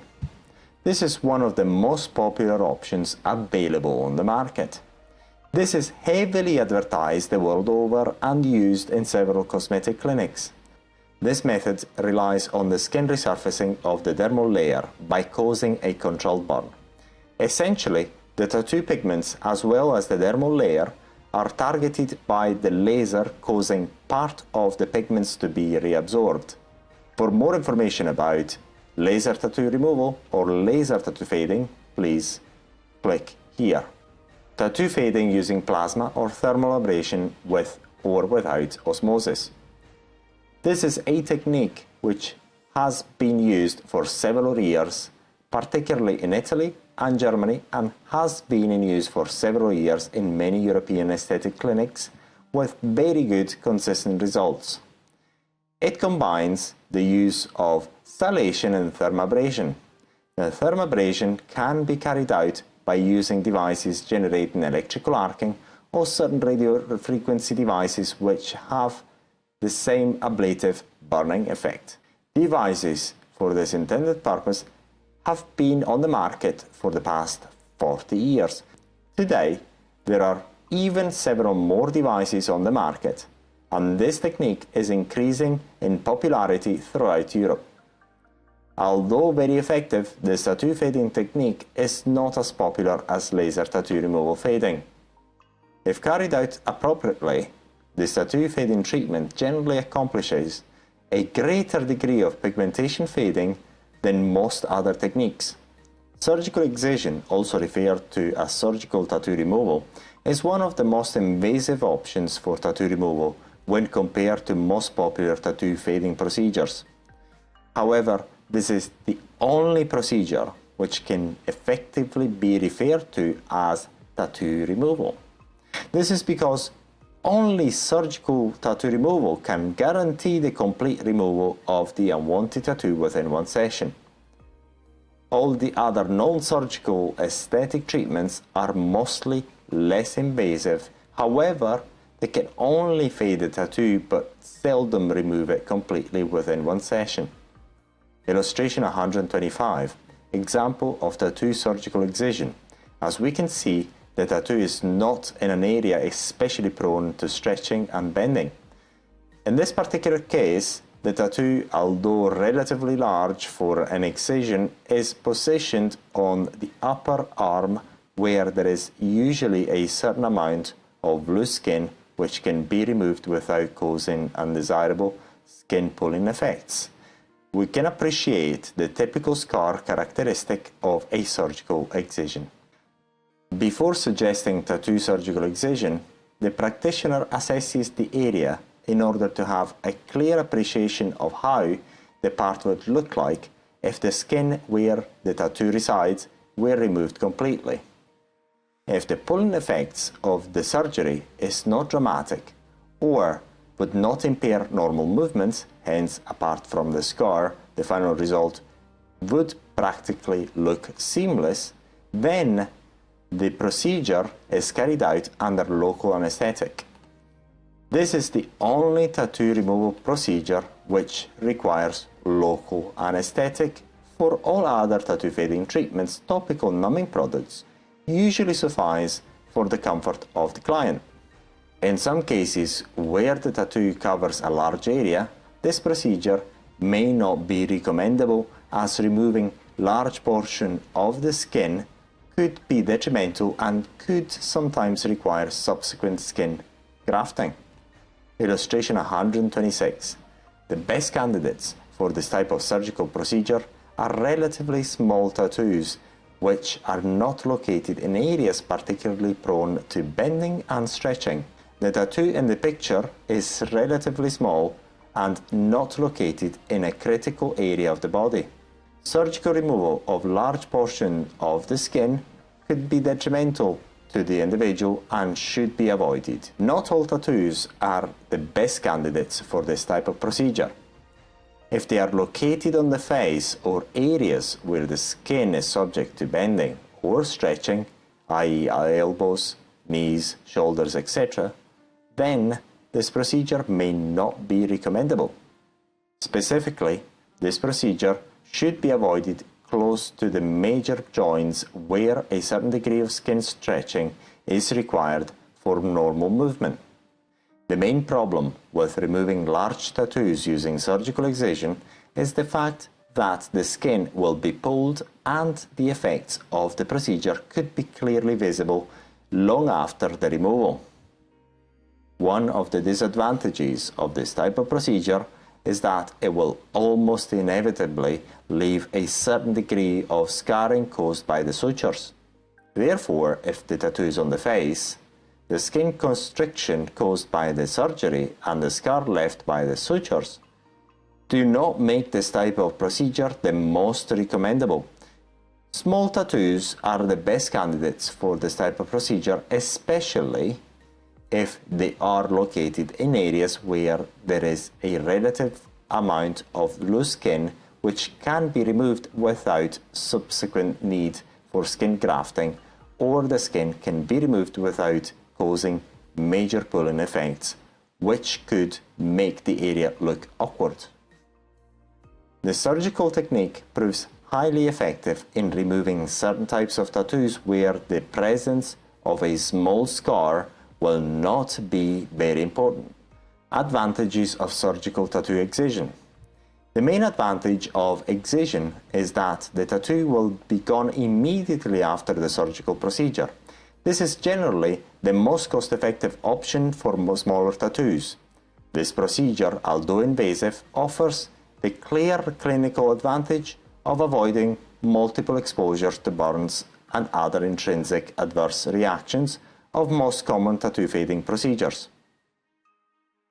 Because only one procedure is required for the removal of small tattoos, the cost of this type of procedure is typically lower than other tattoo fading procedures. Adverse reactions are generally minor but may include some degree of scarring due to the sutures is to be expected and cannot be avoided. Infections could occur if the area is not looked after properly. The skin may feel tighter for a while after the procedure due to the missing skin. In certain cases where large tattoos are required to be removed using this surgical procedure, skin grafting may be necessary. The removal may not be seamless if the skin removed is relatively large. Also, costs could increase dramatically. Estimated cost. The cost of this type of procedure is generally lower than most common tattoo fading treatments. This is mainly because the cost of tattoo fading techniques is cumulative and several treatments are required to achieve satisfactory results. In case of surgical tattoo excision of small tattoos, one session will suffice to remove the tattoo. The cost for surgical tattoo removal depends on several factors. Country where the procedure is carried out. In certain countries, the wide availability of surgeons can make this procedure most cost-effective than other most popular tattoo fading treatments. Tattoo fading devices can sometimes be very costly, making the tattoo fading procedures, especially laser removal, more expensive than surgical excision. Size of the tattoo. The larger the tattoo, the more expensive the procedure due to the likelihood of skin grafting requirement. As pointed out previously, this procedure may not be recommendable for the removal of relatively large tattoos. The type of anesthesia used during this procedure. Local anesthetic is the preferred and most cost-effective option for this type of procedure. In case the surgeon opts for total general anesthesia, the procedure can be far more costly. General anesthetic is the preferred option in case of tattoo surgical excision, which also requires skin grafting. Unlike the other most common tattoo fading procedures, topical numbing products will not suffice for surgical procedures. Tattoo fading using osmosis or salation in general. Due to its effectiveness, the basic principles of celebration have been used for several hundred of years, and this makes it one of the oldest form of tattoo fading procedures currently known. While the efficacy of other methods may be limited by the age of the tattoo, the pigments colors, the type of tattoo pigments, and the distribution inside the dermis, the saline method osmosis can remove both old and new tattoos regardless of pigments used. This method is also effective on amateur, professional grade tattoos and permanent makeup. However, it cannot fade every deep pigments close to the hypodermis. Additionally, since the saline method does not rely on the destruction of skin layers, the risk of scarring, although always exists and can never be ruled out, is considerably lower than more traditional methods. Finally, pain and wait time between treatments is decreased when compared with laser treatments. Where blistering is a normal, inevitable adverse reaction to the burn caused by the laser, it is not experienced after cell abrasion. The evidence of the efficacy of cell abrasion, referred to as cell abrasion or osmosis, is corroborated by the fact that the degree of tattoo fading is relatively predictable and the results are repeatable. The efficacy of osmosis is also validated by various scientific research papers and studies carried out by radiofrequency device manufacturers. Illustration 127. Sodium chloride induces osmosis and fades any tattoo color very effectively. For this reason, this type of aesthetic procedure is referred to as color blind. Osmosis has to be combined with other types of skin abrasion treatments to be effective. The techniques and protocols used with salation or osmosis have evolved throughout the years due to the different skin resurfacing devices that had been placed on the market over time or novel skin abrasion techniques. Also, the fact that in Europe and in most parts of the world, tattoo removal is not a heavily regulated procedure have helped develop different protocols for this application. Osmosis is a tattoo fading technique because it leads to a degree of pigmentation fading after each treatment, and complete removal cannot be guaranteed within one treatment. The main ingredient of this type of tattoo fading technique is sodium chloride. The reason for this treatment to be effective is the fact that the osmosis induced when the salt, sodium chloride, is placed on top of the tattoo pigments has the direct effects of drawing not only more water molecules towards it, but also the broken tattoo pigments with it. Illustration 128. This figure illustrates the general physical principle of the osmotic process. Water tends to move towards the more saline solution. With osmosis, in tattoo removal, the water is drawn towards the highly concentrated saline solution.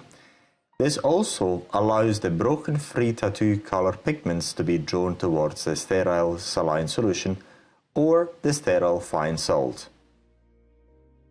Applying salt on its own on a tattoo does not have the desired tattoo fading effects. This is because the tattoo pigments are well ingrained inside the dermis and are protected by the epidermis.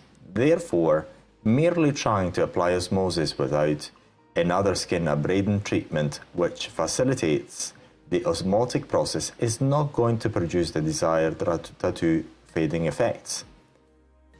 In other words, if used on its own, the application of sodium chloride on the surface of the tattoo has very little effects on the tattoo pigments. For this reason, this type of procedure is usually split into two parts. Abrasion. A form of dermal abrasion is required to allow the dermis to become in contact with the sterile saline solution or fine sterile sodium chloride. This will facilitate the osmotic process to take place. Abrasion can be carried out in many different ways. The most popular techniques use mechanical means like abrasion by using dermoabrasion devices, microdermabrasion devices. Thermal dermabrasion by using radiofrequency devices or electrical arcing devices are also used to facilitate osmotic tattoo fading. Only these techniques are explored here because these are the most common methods used for this application. However, abrasion can be carried out in several other ways to facilitate osmosis. Also, thermal abrasion may be possible using other devices, including lasers. However, they will not be explored here. Local anesthesia, which is non-mandatory, is sometimes administered before the dermal abrasion treatment to avoid discomfort. Good topical numbing products are the preferred option for cell abrasion, are more cost-effective, easier to use, and generally suffice for this purpose. If using dermabrasion devices, the tattooed area is abraded until the area becomes red and starts to bleed slightly. Likewise, if using thermal dermabrasion using radiofrequency or electrical arcing plasma devices, the tattooed area is treated until slight bleeding takes place. Osmosis. The basic active substance used in osmosis is sterile fine salt. Osmosis can be applied in different ways. Sodium chloride can be used on its own, made into a thick paste of sterile fine salt and sterile saline solution, or as asaturated or close to saturation sterile saline solution. Sometimes bandages impregnated with highly concentrated saline solutions are applied on the abraded tattoo to cause the osmotic effect. The aesthetic practitioner can choose to apply the osmotic effect on the abraded tattoo in different ways and at different intensities, depending on the area where the tattoo is located and the desired effects. Illustration 129. Effective use of osmosis in tattoo removal. As stated above, the osmotic effect can be carried out by applying simply sterile fine salt and bandaging the area, or by applying bandages impregnated with high concentrated sterile saline solution, or applying a dense saline paste on the abraded tattoo. The way osmosis is applied is often dictated by the location of the tattoo and the preference of the aesthetic practitioner. For example, when removing permanent makeup, bandaging the area or applying fine salt may not be convenient, whereas applying a thick paste for a few minutes may be the most convenient option. The osmotic effects depend on the type of abrasion carried out before the osmosis was applied, timing of osmotic application, and the type of application, i.e. whether fine salt is applied, a saline paste, saline solution impregnated with bandages, etc. Varying one of these parameters determines the intensity of the treatment and the amount of pigmentation removal of the specific tattoo fading session. The duration of the application will also determine the intensity of the osmotic treatment and the degree of tattoo fading. Osmosis can be applied from 10 minutes to 2 hours depending on several factors. In order to stop the osmotic effect, the area is washed using the appropriate antiseptic and rebandaged. The bandage should be removed a few hours later and the area washed again using the appropriate antiseptic, and the bandaging process repeated every 5 to 6 hours for at least 24 hours. 3 to 4 days after the procedure, scabs starts to develop. The scabs must fall off on their own. Every time the area is treated, there will be a degree of discoloration of the tattoo. There are several factors that contribute to the degree of tattoo fading after each treatment using this technique. Depth and the type of abrasion, whether the abrasion is carried out mechanically using thermal abrasion devices or radiofrequency devices. The deeper the abrasion, the stronger the osmotic effect. Certain types of abrasion may be more effective than others. Thermal abrasion, for instance, has the double effect of causing the abrasion but also breaking down some of the pigmentation due to the heat induced into the dermis. Timing of the osmosis application. The longer the saline solution or the saline paste is kept on the abraded tattoo, the better the osmosis effect and the more the eventual tattoo discoloration. Illustration 130. Original tattoo 1. The typical scabbing on the top right 2. Post-treatment temporary hypertrophic formation 3. Skin return to normal after the complete removal 4. How the osmosis has been applied. Namely, it is possible to apply fine sterile salt or sterile paste or a highly concentrated saline solution, keeping all the other parameters the same, i.e. timing of osmosis application, type of and depth of abrasion, etc., and changing the way the osmosis is applied, the efficacy in fading the pigments vary. Depth of the tattoo pigments. The deeper the pigments, the more arduous will the complete removal be, or even achieving acceptable results. Type of pigments. Like with any other tattoo fading treatment, inevitably the quality of the pigmentation determines the ease of tattoo fading. Alternative saline treatment. Certain aesthetic practitioners also utilize traditional tattoo equipment that is commonly used to draw the tattoo. Instead of tattoo pigmentation, a highly concentrated saline solution is injected into the tattoo. The highly concentrated sterile saline solution effectively bonds to the pigment's molecules trapped deep below the superficial layers. The body naturally recognizes these bound pigment particles and pushes them up towards the surface of the skin, eventually ejecting them and causing the area to scab and the tattoo to fade. Dermabrasion has been conceived for other aesthetic procedures, in particular for skin resurfacing, using to improve the appearance of fine lines. Sometimes microdermabrasion is used for tattoo fading. There are several types of dermabrasion devices on the market. This technique, when used for tattoo fading, is also referred to as sanding off the tattoo. This method uses skin resurfacing in order to fade the tattoo.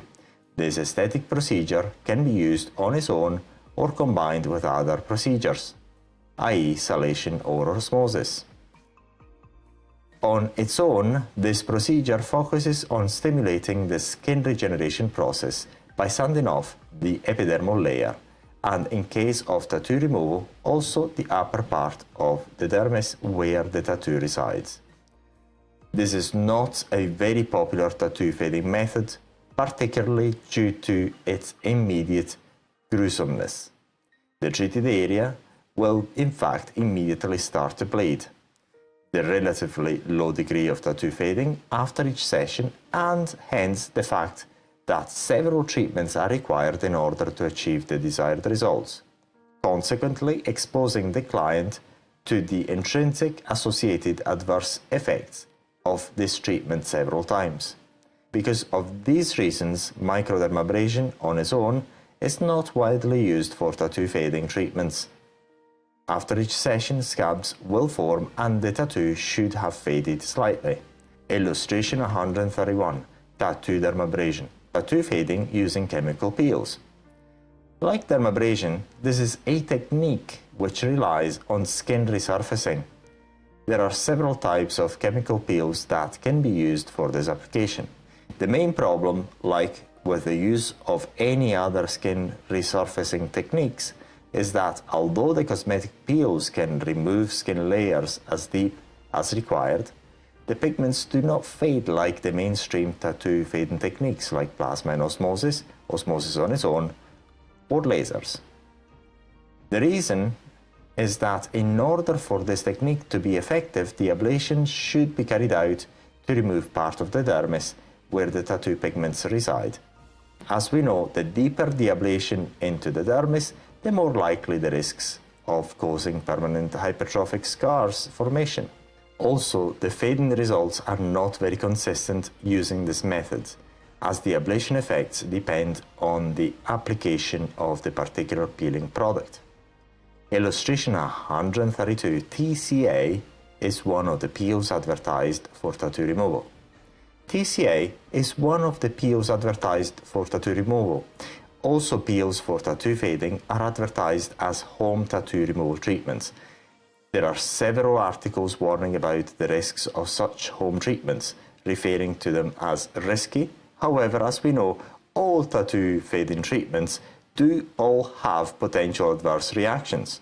It is believed this is a reaction to the low prices of these home treatments threatening the mainstream business of major cosmetic clinics. Tattoo fading using intense pulse light, IPL. Intense pulse light devices are mostly used for permanent hair removal, and they are very rarely used for tattoo fading. The main difference between lasers and intense pulse light devices is that in case of lasers, the device can emit one or multiple wavelengths at once, while in case of IPL, the device emits a broad spectrum light. The IPL device's broad spectrum light penetrates into the skin and fades the tattoo pigments. This is because the broad spectrum light breaks down part of the tattoo pigments. This is a similar process to laser tattoo fading. Intense pulse light devices are mostly used for permanent epilation, hair removal, and they are very rarely used for tattoo fading. The main difference between lasers and intense pulse light is that in case of lasers, the device can emit one or multiple wavelengths at once, while in case of IPL, the device emits a broad spectrum light. The IPL device's broad spectrum light, which penetrates into the skin, can fade the tattoo pigments. This is because the broad spectrum light breaks down part of the tattoo pigments. This is a similar process to tattoo fading. Before performing the IPL tattoo fading procedure, the beauty practitioner may administer topical numbing product. A cold gel will then be placed on the area and a glass prism will be applied to channel the intense light. Several treatments will follow every 3 to 4 weeks, all more aggressive than the first. The skin will be pink and red after the procedure. Side effects from IPL include blistering, little bleeding, scarring, swelling, and changes in pigmentation. Sunscreen with high SPF must be used on the treated area. Illustration 133. This picture is useful because it illustrates how the broad spectrum light of the IPL is absorbed by the skin. The higher frequency, represented by the yellow light, are absorbed by the most superficial layer. The lower frequencies, represented by the orange and red, penetrate into the deeper layer of the skin. Tattoo fading using cryotherapy. Cryotherapy uses cold temperatures to remove unwanted tissue. Like IPL, this is very rarely used for tattoo fading and it is not mainstream treatment. For tattoo removal, ice crystals form on the skin with the tattoo pigments, fragmenting some of them. Cryotherapy can be carried out with liquid nitrogen, carbon dioxide, argon, or a combination of other substances. The epidermis peels and comes off. Some of the tattoo ink residing underneath the skin should come off as well. Several cryotherapy sessions will be necessary to achieve the desired results. Illustration 134. Although cryotherapy is widely used for various dermatological applications, especially warts removal, it is sometimes used for tattoo removal due to its skin resurfacing effects. Clients may experience some pain and redness at the site, which can be attenuated by pain-relieving products. Blisters go away after a few days. Small white spots may form around the area, and risk include nerve tissue damage and some scarring. Tattoo removal by replacement. As we have seen, the complete tattoo removal of permanent aesthetic tattoos are sometimes very challenging. Undergoing several tattoo fading treatments can not only be expensive, but does expose the client several times to the inherent potential adverse effects of each particular treatment. As we know, the best degree of tattoo fading is accomplished during the first few treatments. And as the tattoo fades, the pigments remaining are the most resilient, especially those located in the deeper part of the dermis and sometimes even inside the hypodermis. Therefore, once the tattoo has faded to a certain extent, in case the further fading treatments do not achieve satisfactory tattoo fading, then alternative treatments may be more suitable. One option may be cover-up. Illustration 135. In some cases, the cost and the adverse reactions on the skin of the tattoo fading treatment aimed at completely removing a tattoo are not worthwhile, especially with laser treatments. Therefore, it may be preferable to fade the tattoo as much as reasonably possible and cover it up with another. The results are quite good most of the times. In this case, we can see how the tattoo fading can help cover up a previous tattoo. Tattoo cover-up can be used on existing tattoo without any prior fading treatment.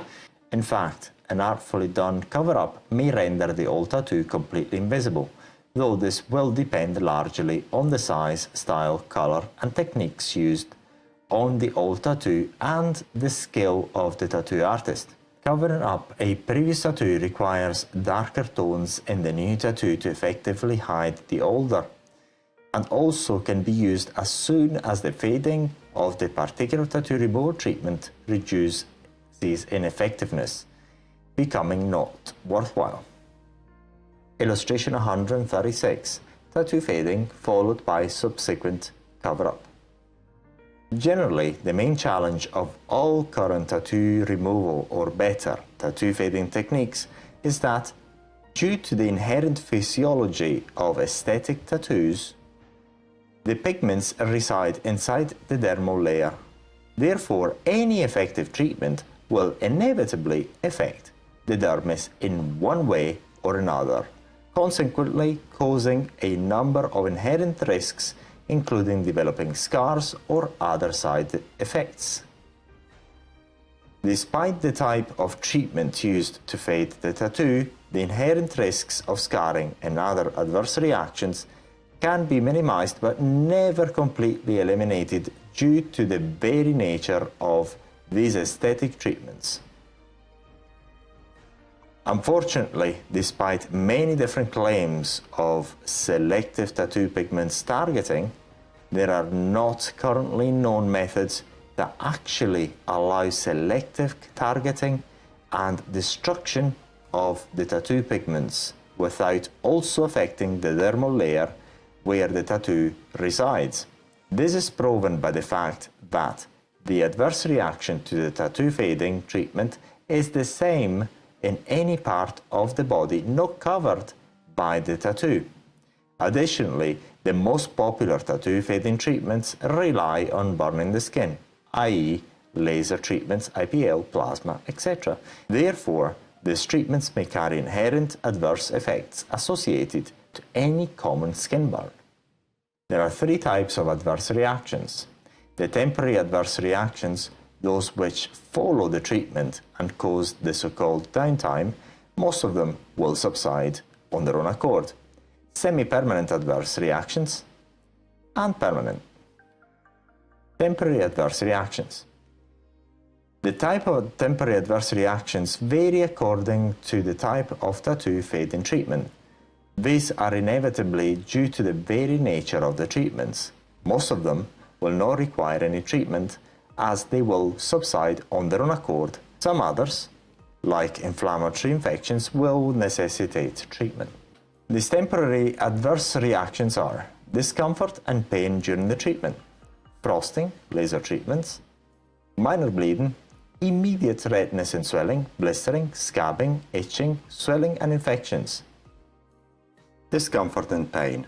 While a lot will depend on the individual pain threshold, it is fair to say that the majority of people undergoing the most popular tattoo fading treatments experience discomfort and pain if the appropriate numbing product is not applied on the tattoo in advance. The level of discomfort and pain also depends on where the tattoo is located and the type of fading treatment. Tattoos on more fleshy areas of the body will hurt less as the flesh acts as a cushion, whereas tattoos on areas such as wrist, feet, face and fingers could be more painful than if tattoos were on the thigh, for example. Frosting during laser tattoo fading. Illustration 137. Frosting caused by the laser treatment. This is a very temporary effect. the frosting disappears on its own accord within an hour after the treatment. This is a normal skin reaction to the skin burn caused by the laser. Frosting is a normal immediate reaction during tattoo laser fading treatments. The tattooed skin will naturally turn into frosty white color. This is caused by the carbon dioxide being released as a result of the laser burn, which surfaces on the upper layer of the skin and usually subsides only after half an hour. The frosting is usually caused by higher laser frequencies that produce a superficial ablation of the skin. This is not normally caused by very low frequencies used in deep laser skin tightening, i.e. Frexel laser treatment operating at over 10,000 nanometers. Other tattoo fading treatments do not cause frosting. Minor bleeding. Minor bleeding is a normal reaction to most professional tattoo fading treatments, in particular laser, plasma and microdermabrasion. The bleeding is caused by the breakage of small superficial capillaries in the dermis during the aesthetic treatment. Bleeding during the most popular tattoo fading treatments is minor and lasts only a few minutes. This occurs because any tattoo fading treatment, in order to be effective, has to include the ablation of the dermis. However, in the vast majority of cases, bleeding is very unlikely to ever become severe and subsides only after a few minutes. Immediate redness and minor swelling. After the use of ablative treatment, i.e. plasma, laser, IPL, the area may turn red and become only slightly swollen a few moments and minutes after the treatment. Also, this is the normal physiological immediate reaction to the skin burn caused by the particular tattoo fading treatment. The reddening and minor swelling only last a few hours and will subside on its own accord, being replaced by the blistering. In case of laser treatment, this reaction is not usually experienced using other types of tattoo fading treatments.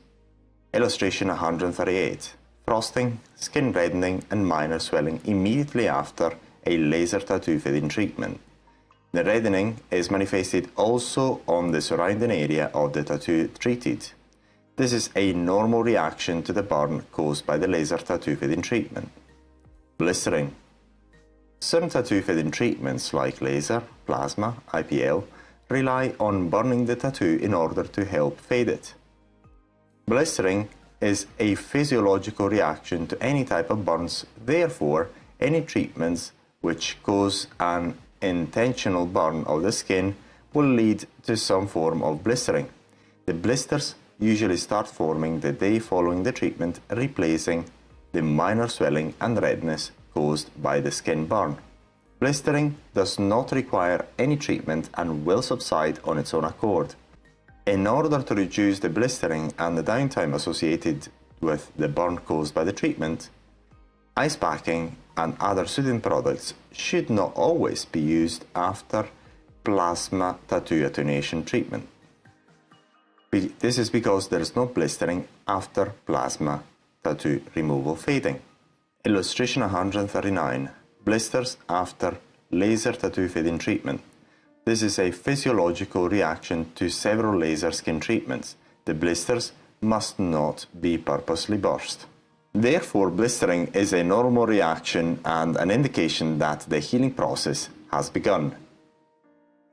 They might not look too pretty and could be tender to the touch, but blisters should take between 3 to 14 days to heal up completely. Blisters must not be burst. Purposely bursting the blisters can interfere with the physiological healing process, including increasing the likelihood of infections and consequently permanent scarring. Scabbing, yet another sign that the tattoo removal is working and healing is taking place. Scabbing is a typical part of the healing process after certain types of tattoo fading procedures. The scabbing process starts to develop 2 to 3 days after tattoo fading procedures using plasma voltaic arcing, osmosis and microdermabrasion. Scabs often contain fragmented ink particles. When the scabs fall off, the top layer of the ink will come off with it. Picking at or peeling off the scabs can increase the risks of scarring. So, however tempting, it must be avoided. A lot will depend on the size, type, intensity of the treatment and location of the tattoo. However, most scabs will fall off on their own accord within 2 weeks, provided that there is not inflammatory infection underway. Illustration 140. Scabbing after a tattoo fading treatment patch testing. The scabs must not be picked and will fall off on their own accord a few days after the treatment.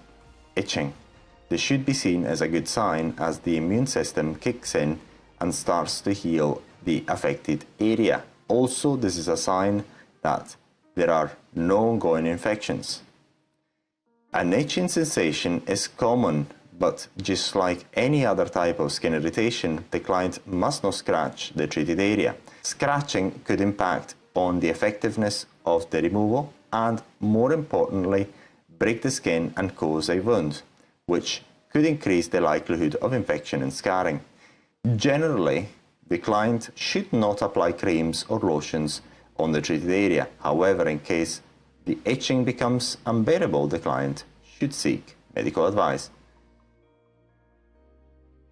Swelling and infections. Our body's natural defense system will react to things like illness or infection in a number of different ways. But while swelling usually occurs after being bitten by an insect or other inflammatory causes, it can also happen after undergoing tattoo fading treatments, especially due to infections. Inflammatory infections can be easily contracted during the healing process due to the fact that the area is an open wound and, like any other open wound, is exposed to several types of bacteria which cause infections. Illustration 141. Inflammatory infections can be contracted during the healing process. This can happen after any type of tattoo fading treatment. Infections can also cause some degree of swelling. Inflammatory infections are the main cause of permanent adverse reactions like scarring and permanent change in skin texture. After laser tattoo removal, it is very important not to burst the blisters, which form a couple of days after the treatment, because this causes an open wound and puts the client at an increased exposure to infection. Usually, the risks of inflammatory infections diminish as soon as the scabs begin to form. The risks of infections can be minimized but never completely avoided. The best way to minimize the likelihood of contracting an inflammatory infection during the healing process is to keep the area clean and use the appropriate antiseptic products at regular intervals. Illustration 142. Tattoo infections can manifest in several ways. Sometimes redness is a sign of the onset of an infection. Inflammatory infections are the primary cause of permanent scarring, permanent change in skin texture, and other permanent adverse reactions. Permanent and semi-permanent adverse reactions.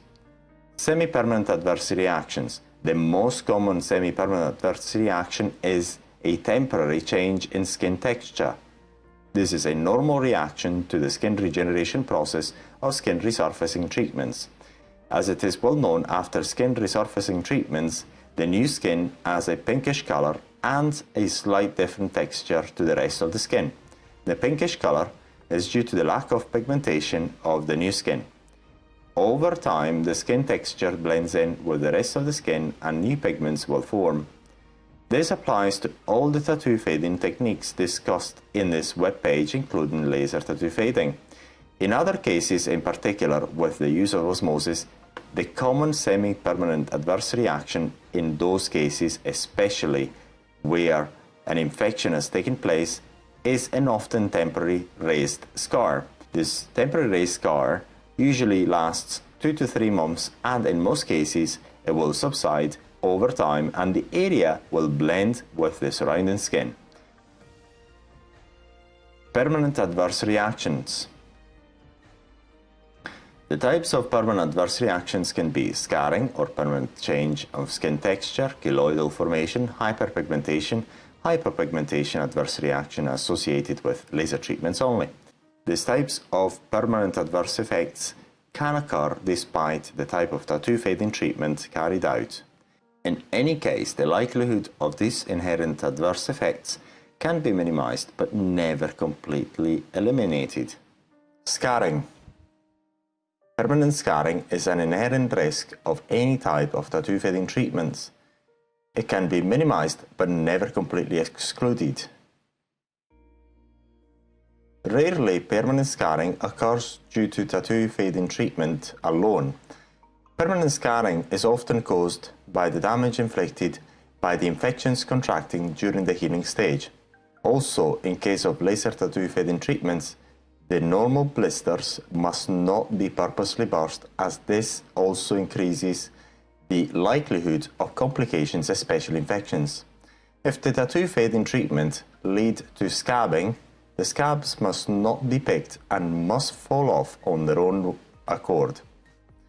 If scarring does occur, it is not usually very noticeable and can be minimized with vitamin E, oil, or over-the-counter silicone patches.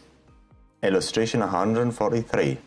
The inherent risks of developing permanent change in skin texture or scarring can be minimized but never eliminated altogether due to the very nature of the tattoo fading treatments currently available. Risks of scarring are dramatically increased if an infection is contracted during the healing process. The risks of permanent scarring can never be completely eliminated even if the tattoo fading procedure is carried out appropriately and the client follows the aftercare instructions rigorously. This is because certain individuals are particularly prone to developing some sort of scarring or permanent difference in skin texture. This is one of the reasons to carry out a patch test at consultation stage. Also, some individuals may be prone to developing keloids, and some may not even be aware of this predisposition. Hyperpigmentation. Any tattoo fading treatment relies on a form of skin resurfacing.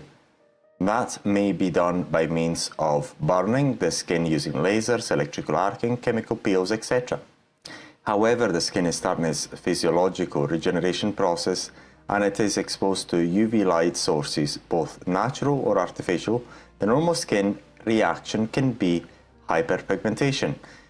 This type of hyperpigmentation is possible not only following tattoo fading treatments, but also after types of skin resurfacing, including cosmetic peels. Therefore, cosmetic tattoos and permanent makeup may darken following tattoo fading treatments. Although further resurfacing treatments can fade the hyperpigmentation away, hyperpigmentation can be very challenging to resolve at times. Illustration 144. Hyperpigmentation is an adverse reaction possible following any type of tattoo fading treatment. The likelihood of this occurrence increases if the person exposes the area treated to UV sources and sunlight in general.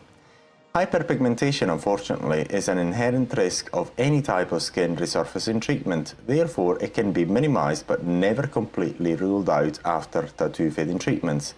The best way to minimize the likelihood of hyperpigmentation is to avoid sun exposure, including any source of UV light.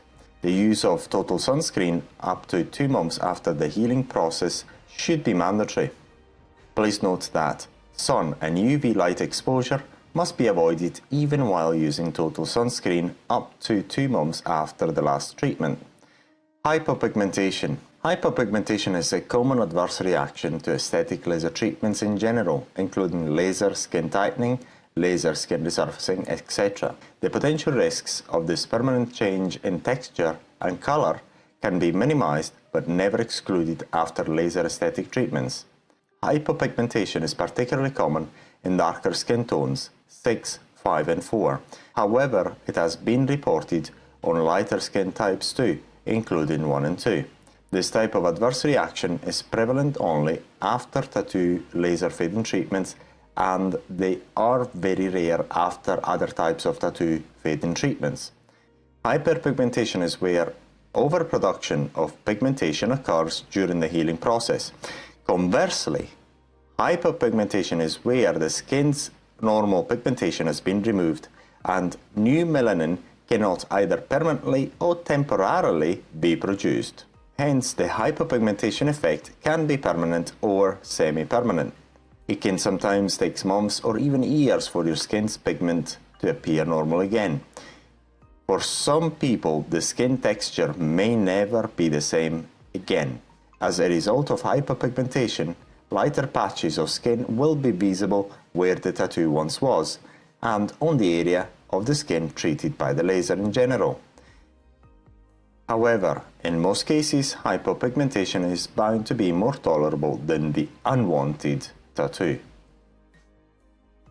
Conclusions. Most of the tattoo fading treatments are currently marketed as tattoo removal treatments.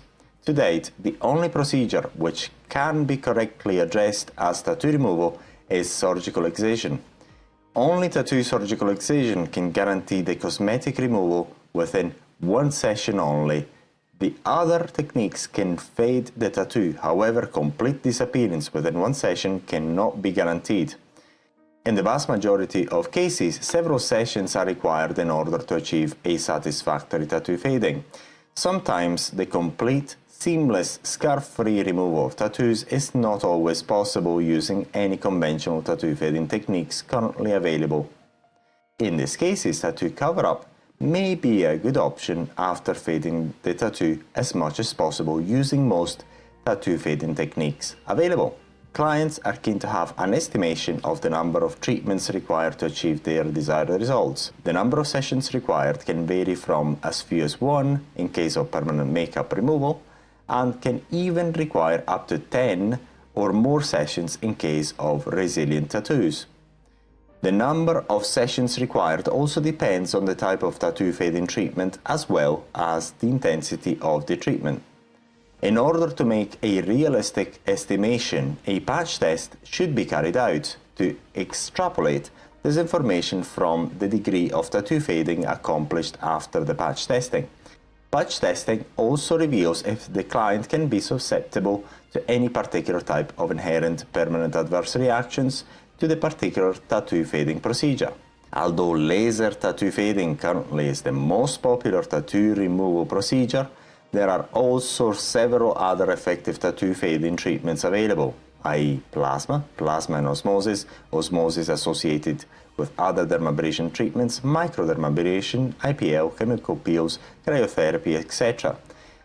Despite the method used to fade tattoos, in case after a number of tattoo fading sessions, the degree of fading is only minimal, tattoo removal by replacement may be the best option. Laser tattoo removal. It is highly advisable to read the general section on tattoo removal before studying the section focusing on laser tattoo fading. Why are lasers so popular in tattoo fading treatments? Lasers have been used for this aesthetic application over several years now.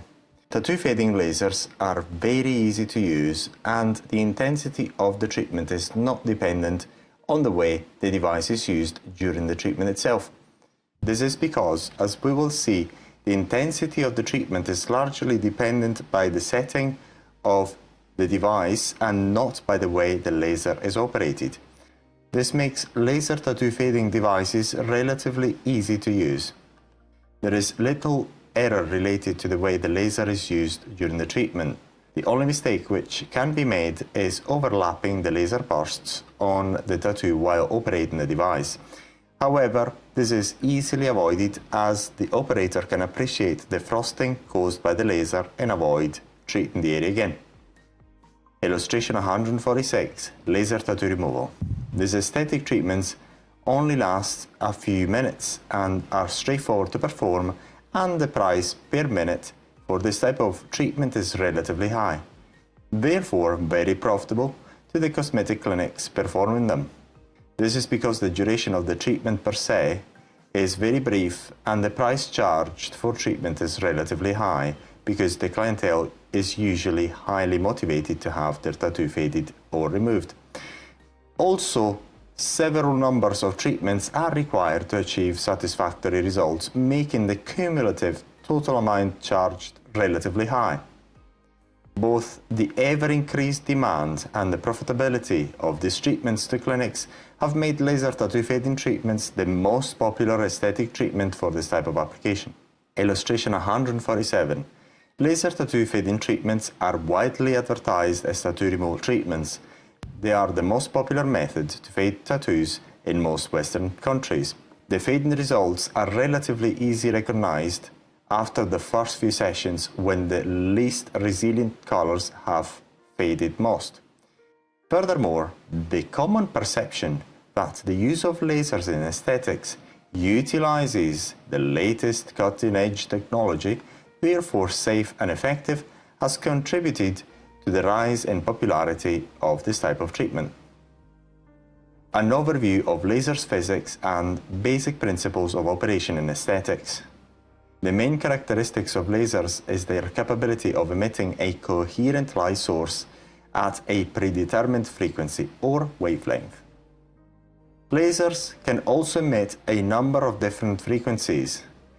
The difference between sunlight, including most other artificial light sources, and lasers is that lasers can emit light at predefined discrete wavelengths. Most lasers can only operate at one predetermined frequency at a time, which is set by the laser operator. Lasers are also designed to emit a discrete number of frequencies at one time, multi-frequency wavelength lasers. The wavelength can be one or multiple, but a laser can never emit broadband light energy like most other artificial light sources and other aesthetic devices, for example IPL devices. Multi-frequency lasers are also used for tattoo fading and are advertised as very effective tattoo removal devices. This is because the combination of different wavelengths can bring better fading due to the different penetration of each wavelength and the different effect of each wavelength on each tattoo color. However, in any case, the main difference between lasers and most natural or artificial light sources is that the lasers, although can emit a different number of frequencies at a time, cannot emit broadband light. Due to this peculiarity of lasers and the different way each wavelength gets absorbed by the skin, lasers have a broad array of applications in skin treatments. Different wavelengths are absorbed differently by the skin, and different penetration in the skin leads to different results and hence different applications in aesthetics. The depth of the light penetration into the skin is mainly determined by the frequency emitted. The higher the frequency, the more superficial the effect of the laser on the skin, and the less the light will penetrate inside the skin. Conversely, the lower the frequency, the more deeply the light will penetrate inside the skin. Illustration 148. This figure illustrates the way light propagates inside the skin. The shorter wavelengths, blue and green, have only a superficial ablation effect, while the longer wavelengths, red and infrared, penetrate more deeply into the skin. The higher the wavelengths, the lower the frequency, the deeper the penetration of the specific wavelength. This is one of the reasons for the high versatility of lasers. This physical phenomenon also allows lasers to have several applications in aesthetics. For example, they are used in skin resurfacing, permanent hair removal, tattoo removal, etc. The type of treatment is mainly determined by the frequency, the light intensity factor. The above wavelengths are those which produce the typical frosting effects during laser tattoo fading and other laser aesthetic treatments. Illustration 148 shows how different wavelengths get absorbed by the skin. Generally, the higher the frequency, lower wavelengths, the more superficial the effect of the light onto the skin. Higher frequencies have a relatively low rate of penetration, and its action is relatively superficial. Conversely, the lower the frequency, the deeper the penetration of the light radiation into the skin. Therefore, in order to accomplish the desired results, the appropriate wavelength can be used for any given type of desired aesthetic result. The difference in the way any given wavelength propagates inside the skin makes lasers extremely useful and versatile devices. This is because in most cases, the user can simply change the nature of the aesthetic treatment by varying the wavelength of the device along with other parameters. For example, in order to perform a very superficial ablation, removing superficial skin imperfections, moles, birthmarks, benign lesions, or performing a very superficial skin peel, the wavelength used is relatively high, over 420 nanometer, blue or violet. At these high frequencies, the burning as well as the skin resurfacing effect are very superficial. For example, if lasers are used for permanent epilation, permanent hair removal, the degree of light penetration required is a level deeper, orange. This is because in permanent hair removal, the laser has to destroy the hair follicle rooted in the dermis. Therefore, the laser light has to affect the deeper parts of the dermis where the root of the hair follicle resides. Therefore, the wavelength used is lower in the region of 600 nanometers or over. Illustration 149. And here we can appreciate the main difference between lasers, a monochromatic or discrete multichromatic light source, and IPL devices, intense pulse light, generating a broadband light source which has a multi-level capability of penetration into the skin. The main application of IPL devices is permanent hair removal. In case the aesthetic treatment demands a deeper level penetration, then the radiation frequency is lowered. Although lasers can be used for permanent hair removal, the devices widely used for these applications are IPLs. Likewise, in case of deep skin resurfacing and laser skin tightening, we are trying to heat up the dermis in order to trigger collagen regeneration. In these cases, we are looking for deep penetration effects. Hence, the wavelength chosen can be over 700 nanometers, red or infrared. It should be very clear now why lasers are so versatile and hence used in several skin applications and aesthetic treatments. This is because by varying the wavelengths emitted along with other few parameters, the nature of the treatment changes dramatically. However, this is an oversimplified description of the way laser light penetrates into the skin. There are several other parameters which play a role in the effect of light energy into the skin. One of them is the diameter of the light beam used. Generally, the larger the diameter of the light beam, the deeper the penetration into the skin. Conversely, the smaller the diameter, the more superficial the penetration.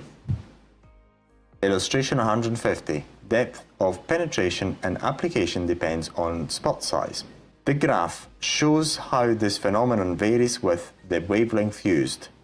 The red line shows how lower frequencies, 1064 nanometers, can penetrate more deeply by increasing the light beam diameter. The yellow line, 532 nanometers, shows how the higher frequencies have less degree of increase in penetration while increasing the diameter. Therefore, the spot size or width of the laser beam affects the treatment. The light is optically scattered in the skin, like automobile headlights in fog. Larger spot sizes slightly increase the effective penetration depth of the laser light, thus enabling more effective targeting of deeper tattoo pigments. Larger spot sizes also increase the treatment intensity and help increase the desired tattoo fading effects faster. Additionally, the skin heating or skin burning effect produced by the laser is related to a number of parameters generally not directly correlated with the depth of the laser light penetration. The treatment intensity of the laser is usually calibrated into two main ways: by regulating the intensity of the light emission as well as the impulse of the laser while visually appreciating the frosting effects. Only setting the intensity and the impulse of the light emission on the device. This is typical of deep skin tightening laser treatments where the frosting effect are not visible. This is the case where the frequency of the laser is very low, hence the light penetration into the skin is so deep that it is not possible to appreciate the burning effect of the laser visually. visually appreciating the ablation effects of the Q-switch laser. This method relies on varying the intensity of the light in emission and duration of the pulse, CQ switching, while having a visual appreciation of the immediate effects of the laser ablation.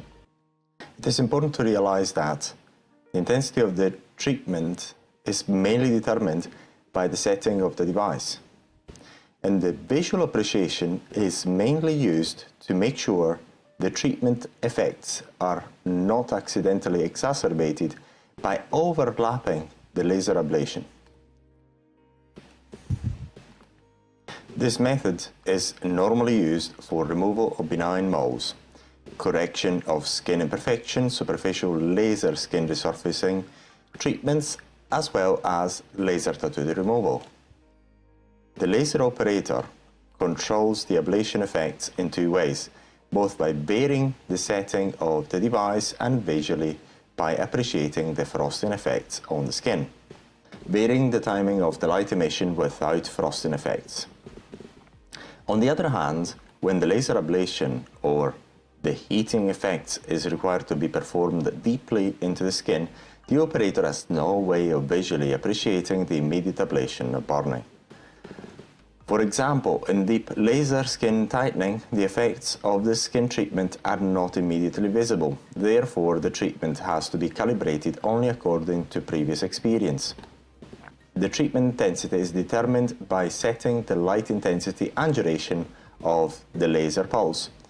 The longer the duration of the laser pulse, the higher the intensity of the treatment. Conversely, the shorter the pulse, the lower the treatment intensity.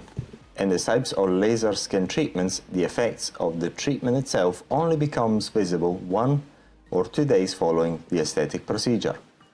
In these cases, the treatment intensity is only predetermined by calibrating certain settings of the laser device itself. The physics of laser tattoo removal. Laser tattoo removal, or more appropriately, laser tattoo fading, work by causing a controlled skin burn in order to fade the tattoo pigments. As we know, the tattoo pigments are located inside the dermis. Therefore, in order to fade aesthetic tattoos using lasers or any other methods, a degree of dermal ablation will be inevitably required. If you're familiar with superficial laser skin resurfacing and the basic principle of laser skin tightening, you will notice the similarities with laser tattoo removal procedures. Like in laser skin resurfacing and laser skin tightening, the laser causes an internal dermal burn. The main difference in tattoo fading is that the laser device is calibrated in a slightly different way, and generally the intensity of the treatment is higher than normal laser skin resurfacing. In laser skin resurfacing or laser skin tightening, the laser has to heat up the dermis. The same principle applies to laser tattoo fading. It is the heat or burn caused by the laser light that triggers the skin resurfacing and skin tightening.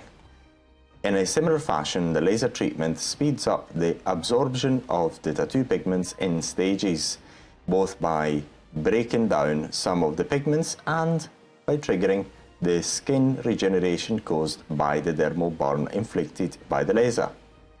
Illustration 151. As seen previously, the tattoo pigments are located inside the dermis. Hence, in order to reach the tattoo pigments and fade the tattoo, a degree of dermal ablation will be necessary, regardless of the method used to fade the tattoo, including laser treatments. Similarly to laser skin tightening, during the tattoo fading treatment, the laser causes a dermal ablation which triggers the dermal skin regeneration process, also partly scattering the tattoo pigments. After each treatment, part of the pigments tend to be reabsorbed by the immune system. Some manufacturers advertise selective ablation targeting of the tattoo pigments. However, in any case, the laser energy is absorbed by the skin as a whole and not only by the tattoo pigments. This is demonstrated by the fact that the skin burn is generated anywhere the laser light is applied and not only on the tattooed area. In case of laser tattoo fading, the skin burn is generalized across the treated area as demonstrated by the blistering which forms 1 or 2 days after the laser ablation. Unfortunately, there is no currently known tattoo removal laser or tattoo fading treatment which can selectively target the tattoo pigments during the laser treatment. In other words, there is no aesthetic treatment capable of selectively destroying the tattoo pigments alone without also affecting the dermis in one way or another. Illustration 152. The physics that apply to laser skin resurfacing also apply to laser tattoo fading. As seen in this simplified representation of laser skin resurfacing, the laser light penetrates into the dermis. It is the heat or burn caused by the laser light that triggers the skin regeneration and skin tightening. Illustration 153. This figure illustrates the basic principle of laser tattoo fading. This is an oversimplified model to illustrate the basic working principle of laser tattoo fading. Part of the light is absorbed by the tattoo pigments and they are partly broken down. The scattered ink is absorbed by the immune system. Not all tattoo ink can be broken down by the laser during the treatment. Only a part of the tattoo is absorbed after each session. The right-hand side figure is another oversimplified representation of the laser tattoo fading process, because not all wavelengths are absorbed by the dermis at the same depth and in the same way. Lasers can only emit a discrete number of wavelengths, and each wavelength gets absorbed differently by the skin. The deeper the tattoo pigments, the harder it will be to break them down without causing some degree of thermal dermal permanent damage. This is because in case of very deep pigmentation, most of the laser energy is absorbed by the epidermis and the upper part of the dermis, and only a smaller proportion of light is absorbed by the tattoo pigments. Only red and infrared wavelengths can reach the lower part of the dermis. However, even their energy will be partially absorbed by the upper dermis, and only a fraction of it will reach the deeper dermis and hence the deep pigments. Normally, these wavelengths, red and infrared, are used for deep laser skin resurfacing, laser skin tightening and permanent hair removal. Illustration 154. This is another representation of laser tattoo fading or laser skin resurfacing. We also refer to this process as laser skin resurfacing, and this is also a representation of the way the laser light penetrates into the skin for laser skin resurfacing and laser skin tightening. On the left, we can see the tattoo pigments. In the middle, an oversimplified representation of the laser tattoo fading treatment. On the right, we can see a representation of the scattered pigments. This is an oversimplified representation because, as we know, lasers can only very seldom scatter all the tattoo pigments within one session, especially if the pigments are located particularly deeply inside the dermis. Below, we have yet another representation of laser tattoo pigments fragmentation. Once again, this is another oversimplified representation of the complete fragmentation of all tattoo, which is usually unrealistic within one session. As we already know, only part of the tattoo is fragmented and absorbed slightly. Hence, not all tattoo pigments are reabsorbed after one tattoo fading session. Moreover, not all wavelengths are absorbed by the tattoo pigments, and the tattoo fading mostly relies on the skin resurfacing effects to speed up the natural absorption process. Additionally, some tattoo pigment colors do not easily absorb a particular laser wavelength, therefore being difficult to fade using laser treatments. In illustration 155, the tattoo pigments are represented as being evenly located in the upper part of the dermis. This is an oversimplified representation of the tattoo pigments distribution. The tattoo pigments are seldom evenly distributed inside the dermis at the same depth. In reality, They are often found and distributed at different depth inside the dermis. Some part of the tattoo may have deeper or shallower pigments distribution depending on how the tattoo was drawn at the time and the type of pigments used. Illustration 155. Oversimplified representation of laser pigmentation scattering. Rarely, all pigments are scattered all at once. Although this is a rare occurrence, it can happen in case of fading dark colors and in high-quality tattoos like permanent makeup.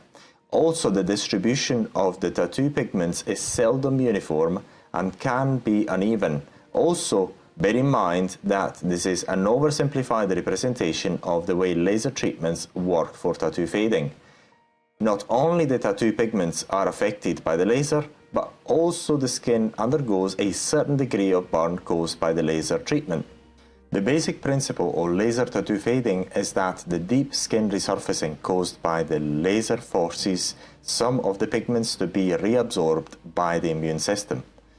This pigmentation absorption is a natural effect which occurs regardless over time. The deep intense burn caused by the laser speeds up the natural tattoo pigmentation fading. However, as seen previously, this process is speeded up by the tattoo fading procedures in general and in particular laser tattoo fading.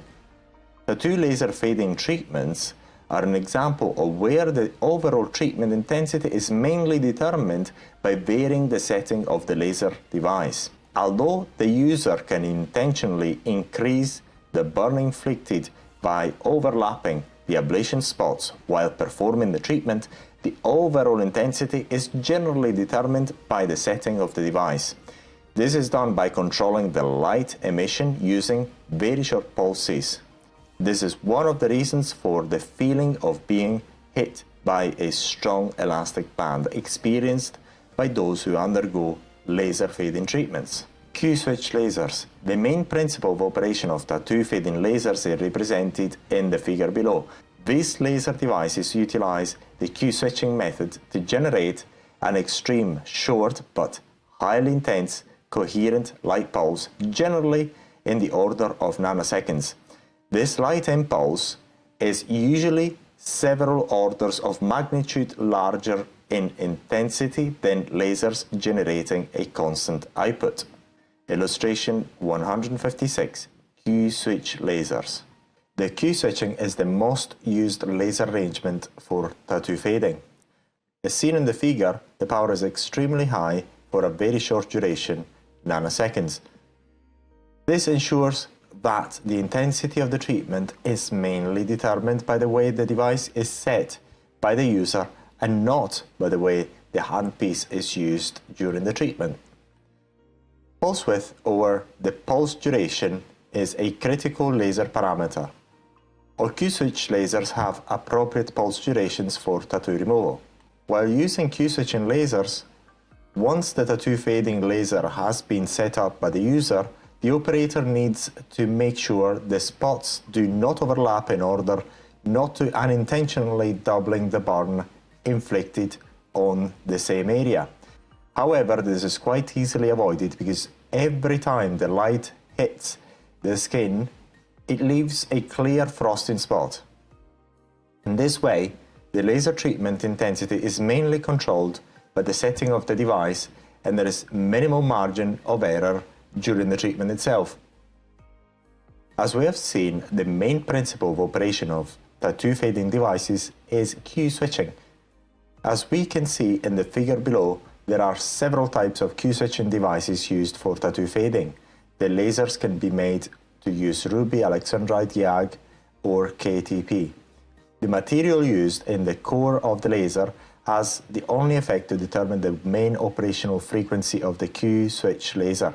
As we will see, one of the main downsides to laser tattoo fading is the fact that lasers cannot fade all colors in the same way. Some colors are almost impractical to be faded by lasers, especially certain green tones and very bright pigments. Illustration 157. In this table, we can see the main four frequencies used in laser tattoo fading devices. All tattoo fading devices use the Q switching method. Some frequencies can target some tattoo colors only. On the right, we can see the types of colors targeted by each frequency. Some tattoo fading lasers are advertised as being capable of removing all colors and in one treatment only. These are lasers which combine more than one wavelength. The most common all-in-one tattoo removal lasers combine the 4 frequencies seen in the table above. However, despite the claims made by manufacturers, unfortunately, laser tattoo fading treatment is fundamentally color selective. This means that some colors are faded more than others. Most other tattoo fading treatments are color blind. This means that they fade all colors indiscriminately. Some latest lasers are advertised to produce a high-intensity pulse lasting a few picoseconds. However, no independent investigation on the actual way they operate, their true efficacy, has been done. Laser color sensitivity. As we've seen, most tattoo fading treatments other than laser tattoo fading devices are colorblind. Colorblind means that these treatments tend to fade all tattoo color pigments indiscriminately. Unfortunately, in case of laser tattoo fading, different tattoo colors fade at different rates. Some colors are not easily absorbed and do not fade significantly after laser treatments, especially certain tones like green and bright colors. The graph below shows an estimation of the degree of relative light absorption of the tattoo pigments at each wavelength. This is not to be confused with the amount of pigmentation fading after each tattoo removal session. This is because although the light radiation may be absorbed by the particular pigments, this does not necessarily translate into a proportional fading of the specific color pigments. Illustration 158. Tattoo ink absorption. The relative light absorption of each tattoo color is dependent on the specific wavelength of the light that hits the pigment. The graph shows the relative absorption of each fundamental color versus the wavelength. The below graph serves to show the fact that the inherent physics of light absorption of the tattoo pigments renders the laser treatment outcome inherently dependent on both the wavelength used and the tattoo colors. Illustration 159. The figure is an oversimplification of the real effectiveness of tattoo color fading due to the laser treatment. The darkest colors are the easiest to fade using lasers. Illustration 159 is meant to provide a rough idea of the challenging faced in fading certain colors versus other using tattoo fading lasers. As we can see, the color green is not even mentioned in this representative chart.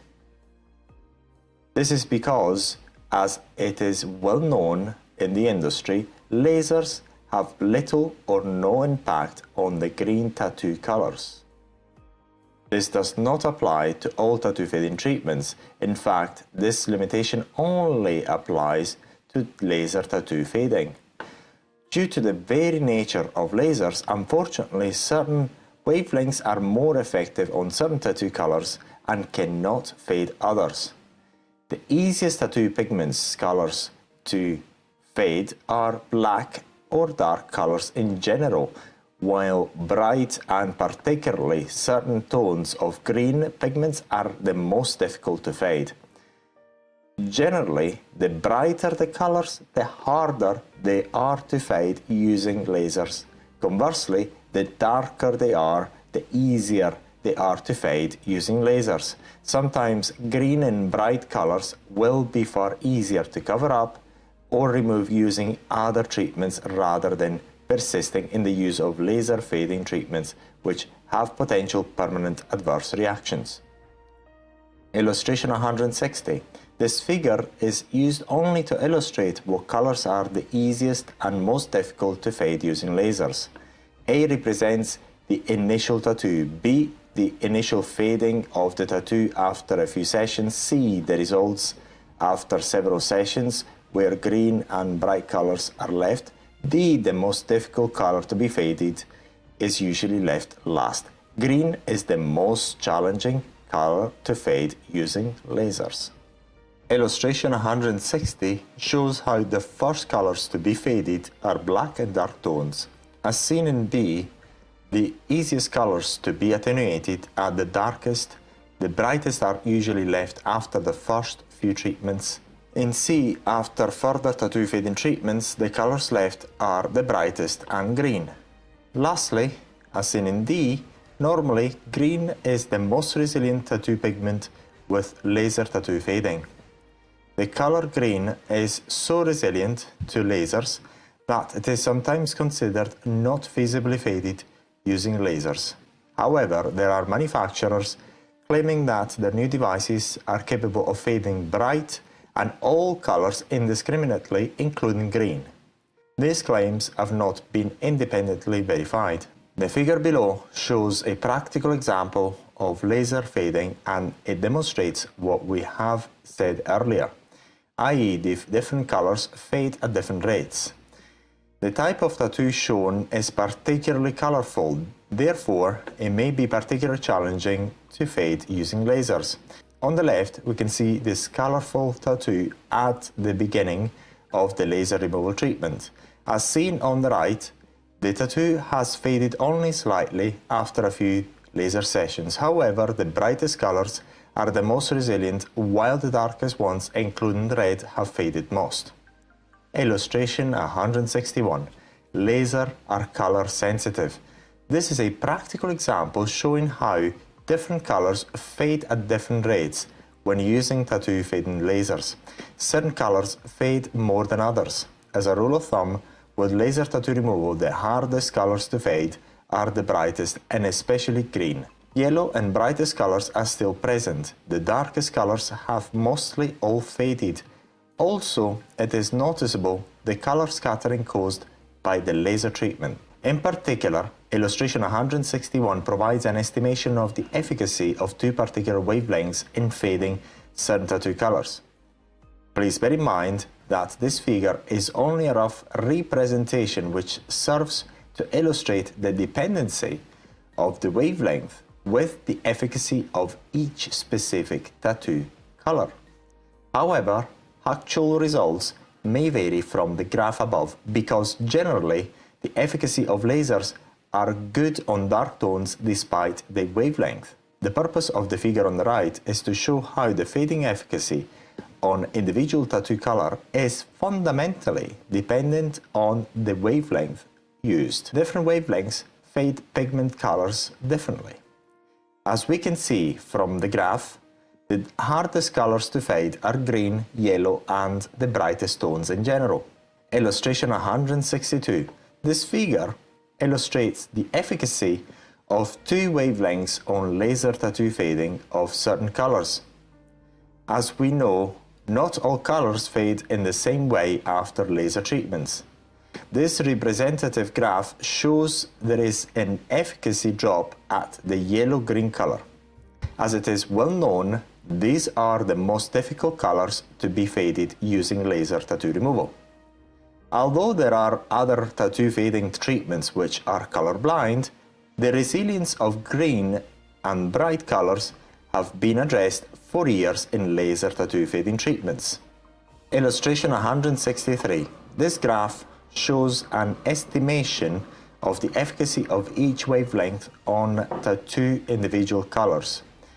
In order to increase the efficacy of lasers on particularly bright colors and green, other wavelengths have been introduced.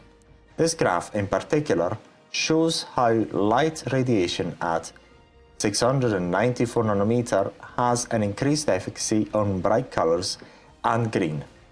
Please note that despite the research and the numerous trials to increase the efficacy of fading green and bright pigments, they are still challenging using lasers.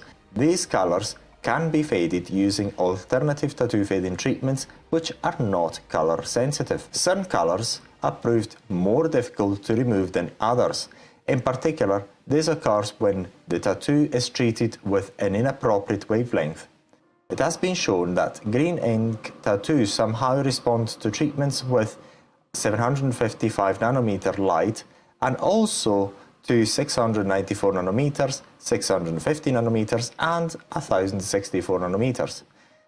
Some manufacturers have come up with multi-frequency lasers, and their treatment intensity levels are particularly high compared to monofrequency Q-switch lasers. The result is that often, due to the high intensity of the multi-wavelength laser treatment, most of the pigments fade dramatically. However, due to the deeper skin burn caused by the laser, there is actually an increased likelihood of undesired permanent adverse reactions like hyperpigmentation, permanent change in skin texture and permanent scars. Illustration 164. Wavelengths versus absorption coefficient. This logarithmic graph provides further evidence of the color sensitivity of lasers.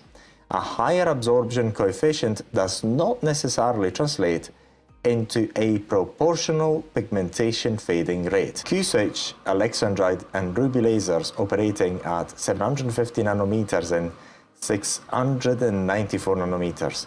The weakest of all Q-switch laser devices, they generate an orange-red light which is highly absorbed by green and dark tattoo pigments.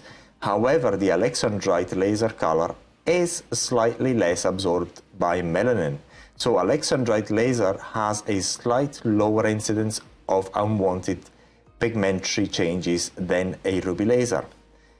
This laser, alexandrite, was reported to have some moderate effects on green tattoos, but because of its weaker peak power, it works only moderately well on black and blue ink. It does not work at all or very minimally on red, orange, yellow, brown, etc.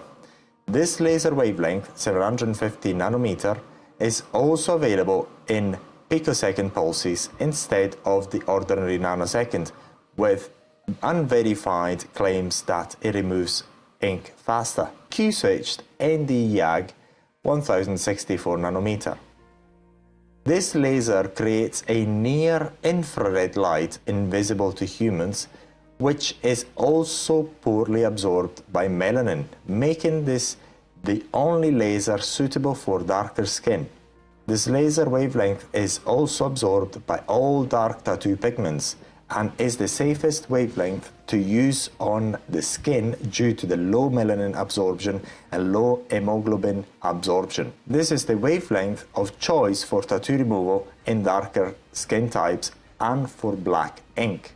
Dye modules are available for some lasers to convert 532 nanometers to 650 nanometers or 585 nanometers light, which allows one laser system to treat multicolored tattoo inks. The role of dye lasers in tattoo removal is discussed in detail in other literature. Introduction to tattoo fading treatments, transient adverse reactions. As we know, tattoo fading lasers are color sensitive, while other tattoo fading treatments are color blind. There has been several claims of outstanding effectiveness on all tattoo colors made by certain tattoo fading lasers manufacturers. However, the inherent physics of lasers has its own limitations, which appear hard to be overcome. Temporary adverse reactions typical to lasers tattoo fading treatments are several. However, these are only transient. The temporary adverse reactions are pain caused by the treatment, bleeding, which can occur during the treatment itself. This is only minor and it subsides almost immediately on its own accord. Frosting. This is typical of tattoo laser treatments only.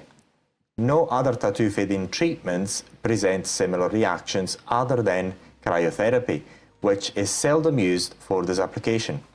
In case of cryotherapy, the frosting is caused by the induced freezing of the skin. Blistering. Blistering is inevitable after tattoo fading laser treatments. It can only be somewhat minimized performing low-intensity treatments and with the use of potent topical soothing products immediately after the procedure. Associated to the blistering is the discomfort during healing. The level of discomfort depends on the intensity of the treatment, the sensitivity of the individual, and whether or not an appropriate soothing product was used. It is indeed the level of discomfort experienced during the treatment and during the days following the treatment associated with the relatively low rate of tattoo fading, which sometimes discourage people from undergoing further treatments. Transient textural changes are occasionally noted, but often resolve within a few months on their own accord. However, permanent textural changes and scarring can also occur. If a client is prone to pigmentary or textural changes, longer treatment intervals are recommended. Occasionally, paradoxical darkening of tattoos may occur when a treated tattoo becomes darker instead of lighter. This occurs most often with white ink, flesh tones, pink, and some cosmetic makeup tattoos. A local infection is always possible. The likelihood of this occurrence can be minimized by following the appropriate aftercare, especially avoiding puncturing or bursting the blisters. Photoallergic reactions. Local allergic reactions to tattoo pigments have been reported. Allergic reaction to tattoo pigment scattering after Q-switch laser treatment are also possible because lasers, by mobilizing the ink, may trigger a systematic allergic response. Rarely, when yellow cadmium sulfite is used to brighten the red or yellow portion of a tattoo, a photoallergic reaction may occur. The reaction is also common with red ink, which contain cinnabar, mercuric sulfide. Erythema, itching sensation, and even inflamed nodules or granulomas may occur. The reaction is usually confined to the site of the red-yellow ink.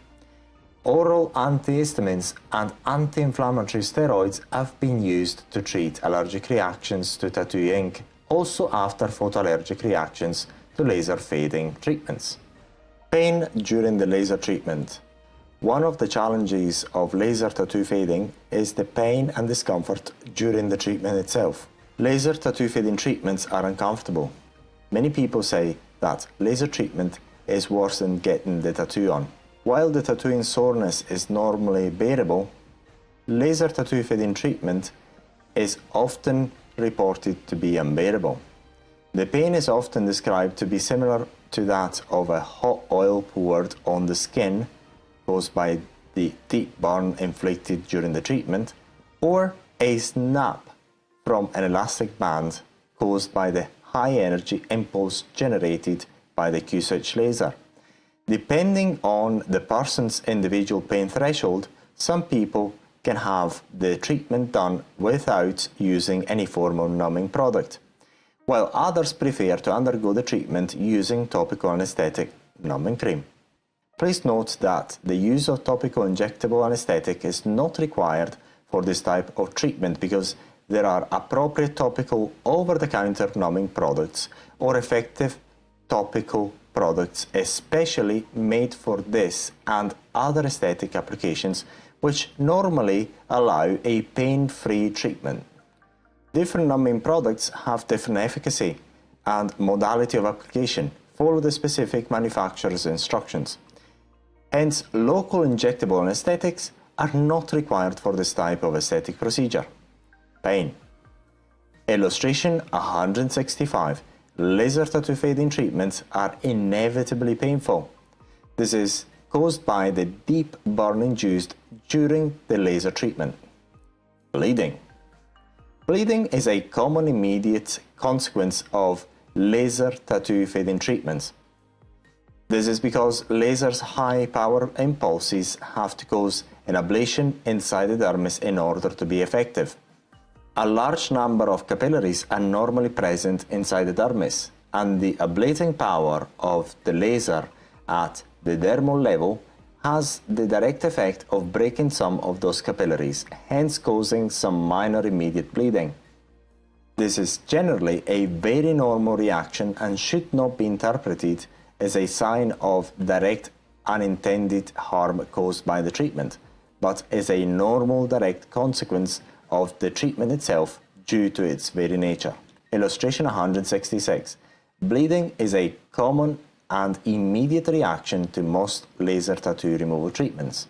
The degree of bleeding depends on the wavelengths used, the power level used by the impulse of the Q-switching laser, and the individual's level of vascularization of the treated area.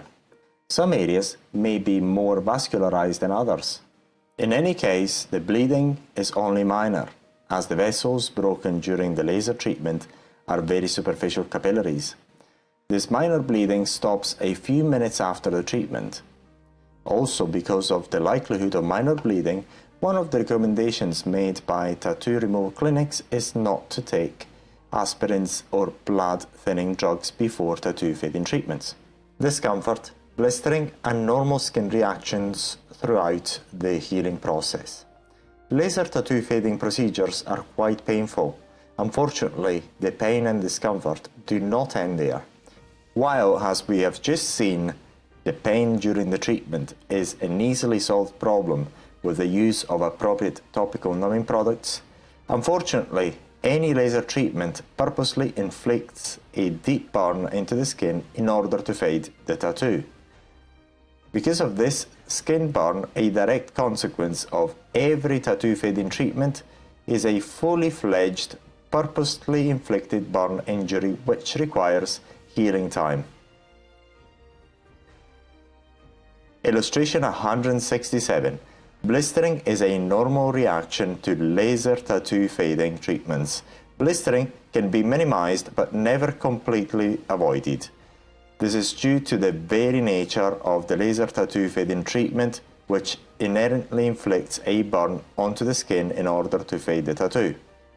This burn is merely caused by the physics of the laser itself. Although it can be somewhat attenuated, it cannot be avoided by varying the laser functioning parameters by altering the laser design or modifying the treatment modality. Depending on the area covered by the treatment and the intensity of the treatment, the extent of the skin burn caused by the laser can be significant at times. Having a relatively large and deep skin burn can be a very unpleasant and uncomfortable experience during the healing process. Like most skin burns, the direct effect of the laser tattoo fading treatment is blistering. The discomfort usually peaks when the blistering has fully formed. Illustration 168. Example of moderate blistering after a mild tattoo laser treatment. The skin reacts to the tattoo fading treatment as it would after any other skin burn. Blistering is one of the ways the skin reacts to deep and intense laser skin burns. Like any other skin burn, the discomfort lasts as long as the burn is still healing. The discomfort usually starts to subside on its own accord as the blisters heal. However, some degree of discomfort can persist even after the blisters have subsided and the treated tattoo has healed completely. In certain cases, the part may feel tender to the touch and oversensitive for several weeks, even after the blisters have subsided and the part has healed completely. Illustration 169. The blisters increase in size proportionately with the laser treatment intensity. The higher the intensity, the larger the blisters and the more the discomfort levels experienced during the healing process. One of the reasons for not treating white tattoos all at once is to make the client return for further treatments. The wider the area treated using lasers, or the higher the intensity of the treatment, the larger the area subject to the skin burn, the higher the discomfort and pain experienced during the healing process. Additionally, causing a skin burn over a relatively large area may have side effects like lethargy and other feverish-like symptoms which physiologically occur after large skin burns. Illustration 170. Relatively large blisters caused by a laser high-intensity treatment. The higher the intensity treatment, the larger the blisters and the more uncomfortable the healing process. Very often, The overall unpleasant experience sometimes deters the client from undergoing all the treatments required in order to completely remove or close to completely removing the tattoos. Sometimes, due to the discomfort levels, most people prefer to undergo the minimum number of laser tattoo fading treatments required and then opting for tattoo cover-up as soon as the tattoo pigmentation has faded enough to make it a feasible option. Blistering after laser treatments can be minimized but never completely avoided due to the inherent physics of the laser tattoo fading treatment. The amount and size of blistering developed during the healing process depends on the intensity of the laser treatment. The higher the treatment intensity, the larger the blisters and the longer it will take for the area to recover. Conversely, the milder the treatment, the smaller the blistering and the faster the recovery process.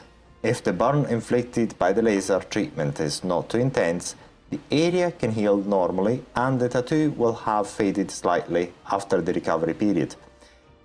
In case of very high intensity treatments, the burn inflicted by the laser may as well remove most of the tattoo pigments. However, the blistering will be very large and the likelihood of permanent adverse reactions due to the treatment increases dramatically. Illustration 171. A typical example of before picture during the blistering and after the area has recovered from the burn caused by the laser.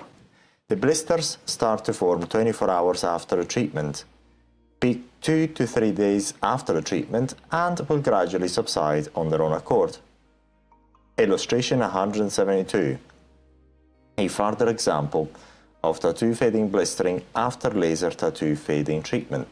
It is important not to interfere with the healing process of the blisters.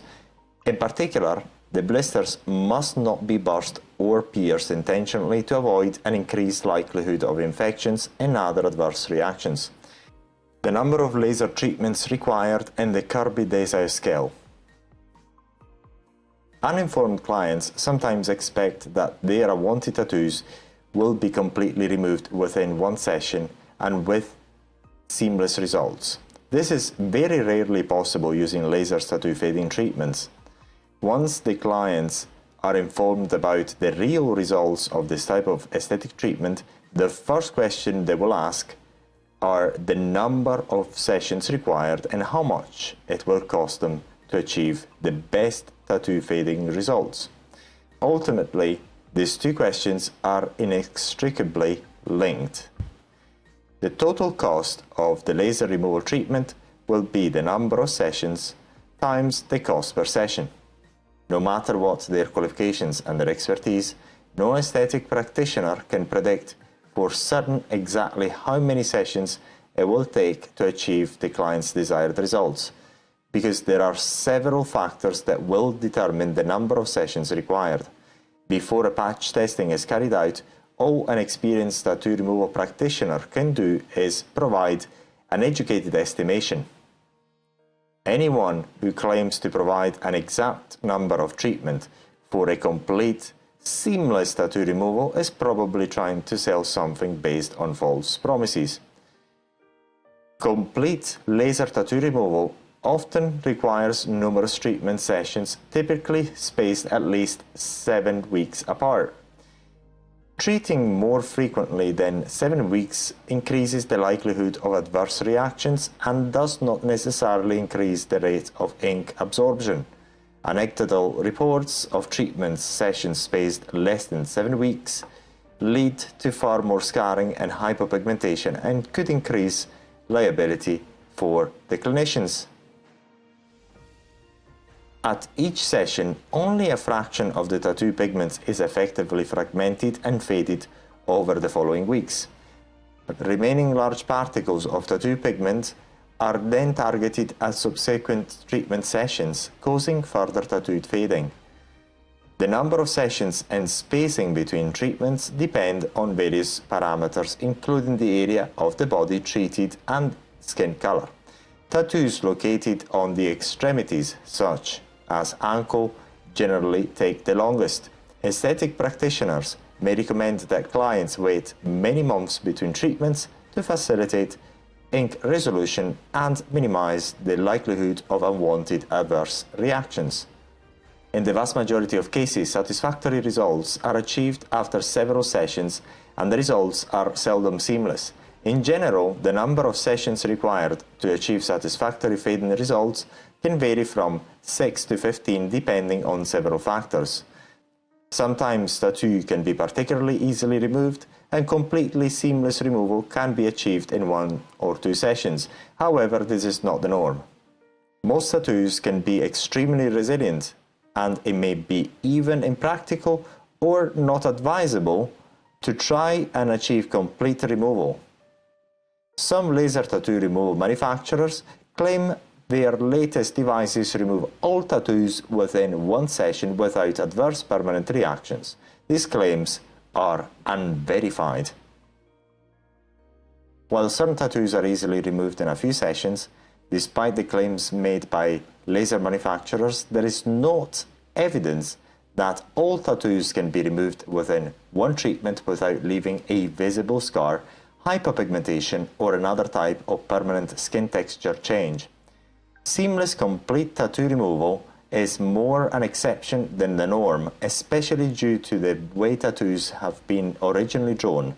In case of particularly resilient tattoos pigments, a certain degree of tattoo fading will be regarded as a good result because complete removal without leaving any scar or permanent skin texture change may be unlikely.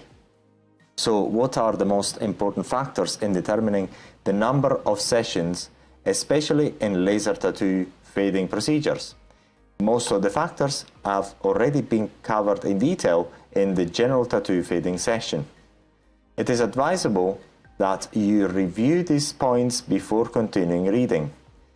Some of the points below are particularly typical to laser tattoo fading treatments only. The intensity of the treatment. Like any other type of tattoo fading procedure, the higher the intensity of the treatment, the more the degree of tattoo fading after each session, and therefore the fewer sessions required to achieve satisfactory fading. On the other hand, the higher the intensity of the treatment, the higher the likelihood of permanent undesired adverse reactions like hypopigmentation, permanent change in skin texture, and scarring. Conversely, the milder the treatment intensity, the less the tattoo fades after each treatment, and therefore more sessions will be required. The number of wavelengths used by the device. This is peculiar to laser fading treatments only. As we know, lasers are devices that can emit a discrete number of wavelengths at a time, either 1, 2, 3, etc. Some manufacturers have devised multi-frequency lasers which can emit a number of different frequencies all at once. This is in an effort to eliminate all or most tattoo colors as quickly as possible. Multi-wavelength tattoo fading lasers have a generally natural tendency to fade the tattoos more than monofrequency lasers. This is because the more the wavelengths used by the laser, the higher the treatment intensity and the more the tattoo will fade after each session. As the intensity of the treatment increases, so the inherent likelihood of permanent adverse reactions increases. Conversely, mono wavelengths or monofrequency lasers will fade the tattoo to a lesser extent after each treatment. Tattoo colors, as it is well known, unlike other tattoo fading treatments, lasers fade colors at different rates, and some colors can be particularly challenging to be faded. Therefore, more colorful and bright tattoos are more challenging to fade, whereas darker tattoos may require fewer treatments to achieve a satisfactory fading. Skin tone. The darker skin tones are more prone to develop hypopigmentation after laser treatments. For this reason, the darker the skin tone, the milder the laser treatment is required to be in order to try and avoid hypopigmentation. Hypopigmentation is the only reason to tune down the intensity of the laser treatment, Other types of fading treatments do not usually display this type of adverse reaction. For this reason, darker skin tones may benefit from other types of tattoo fading treatments which do not lead to hypopigmentation. Sometimes estimations based only on previous experience can be completely unreliable. The best way to estimate the number of sessions required in order to achieve the desired results is an extrapolation after appreciating the results of a patch test or an extrapolation after appreciating the first session's results. This is because every tattoo is different and there is seldom little background information about the tattoo itself and the way it was originally made. There are several factors which determine the number of sessions required in order to achieve the desired results. The factors influencing this include skin type, location, color, amount of ink, scarring or tissue change, tattoo layering, etc. Since the number of laser tattoo sessions required to achieve the desired results is a frequently asked question, a predictive scale, the Kirby-Desai scale, was developed by Dr. Will Kirby and Dr. Alpesh Desai. They were dermatologists specializing in tattoo removal techniques. This scale assesses the number of treatments necessary for laser tattoo removal, provided that the practitioner is using Q-switched ND-YAG laser with 6 weeks intervals between treatments. The Kirby-Desai scale assigns numerical values to 6 parameters: skin type, location, color, amount of ink, scarring or tissue change, and layering. Parameter scores are then added to yield a combined score that will show the estimated number of treatments needed for satisfactory tattoo fading. Some recommend that the Kirby-Desai scale is used by all laser practitioners prior to starting tattoo removal treatments to help estimate the number of treatments required for tattoo removal and as a predictor of the success of the laser tattoo removal treatments. Prior to 2009, clinicians had no specific basis other than patch testing by which to estimate the number of treatments needed to remove a tattoo, and the use of the scale is now standard practice in laser tattoo removal. Realistic results of laser tattoo fading. At first sight, most laser tattoo advertisements seem to promise seamless total tattoo fading results. Marketers should not be blamed for this initial misconception about laser tattoo removal procedures, because this is what attracts people in the first place. Marketing the real results and the real expectations from the laser treatments would not be very effective and could deter people from inquiring about the treatment to start with. Unfortunately, marketing campaigns focusing on the real results are not very effective in the commercial world, especially when at first sight all the major clinics suggest seamless removal results. Therefore, the common initial expectations of the uninformed client is the complete and seamless removal of the tattoos within one easy session.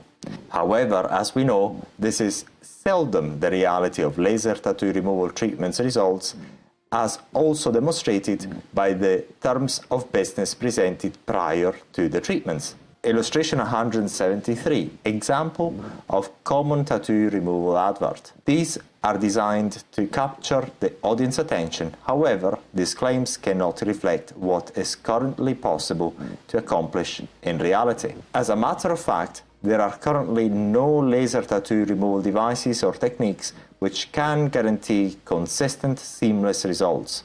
It is sometimes possible to remove certain types of tattoos using lasers within one or very few sessions. However, this is the exception and not the norm.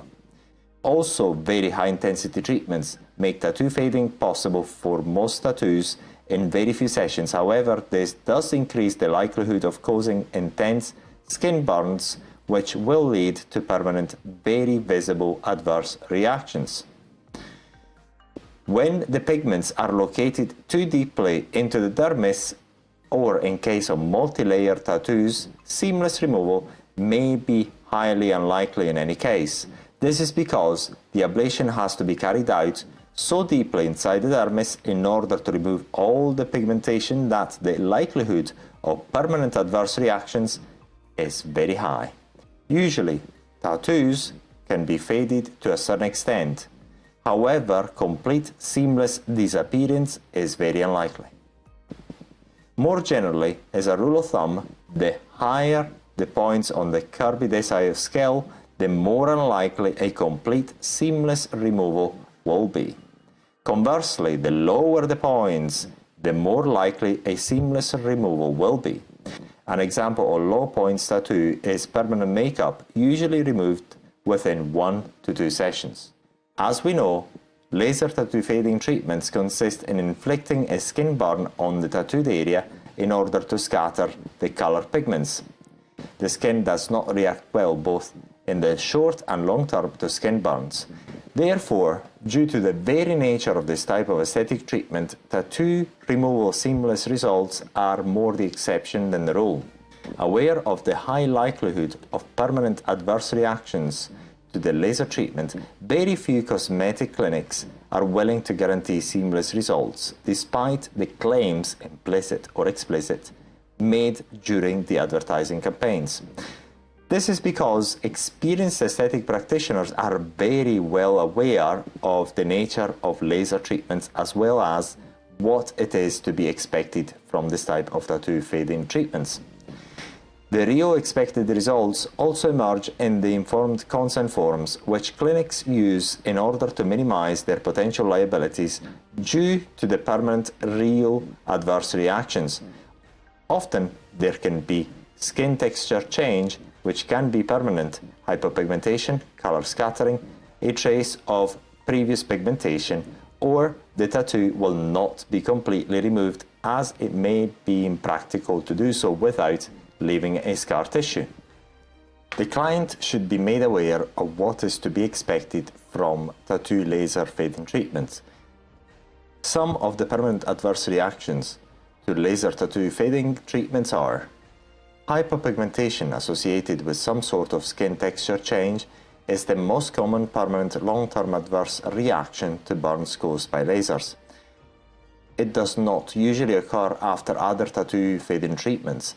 Hypopigmentation associated with some sort of skin texture change is the most common permanent long-term adverse reaction to burns caused by lasers. The likelihood of hyperpigmentation is exacerbated in dark skin types, and this is the reason for many mild treatments to be used on dark skin tones. Some clinics even prefer to avoid laser treatments on skin type 4, 5 and 6. Aesthetic cosmetic laser treatment is sometimes avoided on skin types 4, 5 and 6 altogether due to the likelihood of developing hypopigmentation. Those clinics which would perform laser treatments on these darker skin tones perform very mild treatments in order to minimize the likelihood of hypopigmentation. Especially in darker skin tones, the likelihood of hypopigmentation is so high that some cosmetic clinics do not suggest laser treatments at all. In case of dark skin, the aesthetic practitioner may still inform the clients of the inherent potential adverse reactions, especially hypopigmentation. And if the clients agree, they perform the least invasive laser treatment to minimize the risks of hypopigmentation, even if the number of treatments required to achieve the desired results increase dramatically. Hypopigmentation is very likely to occur, especially after intense multi-wavelength or very high-intensity treatments. It can sometimes be temporary, however, it is mostly permanent. Many people prefer to have hypopigmentation rather than keeping their unwanted tattoos. Hypopigmentation is sometimes resolved with permanent camouflage makeup. Illustration 174. Hypopigmentation left after tattoo fading treatment. Some blue pigments are still present. Most hypopigmentation are permanent, however, this type of hypopigmentation will fade slightly over time. On the other hand, the skin texture will unlikely completely blend with the rest of the skin. Hyperpigmentation. This can occur because the tattoo fading treatment also triggers skin regeneration. As it is well known, exposure to sunlight without sonic protection can cause hyperpigmentation. In certain cases, some light tattoo colors such yellow or white can become dark. This paradoxical darkening can lead to an aesthetic change. These colors can be removed with further laser sessions. Permanent skin texture change. This occurs especially after intense laser treatments. This is a common adverse reaction to laser tattoo fading treatments and can also occur after other types of tattoo fading treatments. Can cause scars, especially hypertrophic. The likelihood of hypertrophic scars development is exacerbated by high-intensity treatments using multi-wavelength lasers. However, the main cause of permanent scarring is poor aftercare or predisposition to scarring. This type of adverse reactions can occur after any type of tattoo fading treatments. Keloid formation. This also can occur after any type of tattoo fading treatment.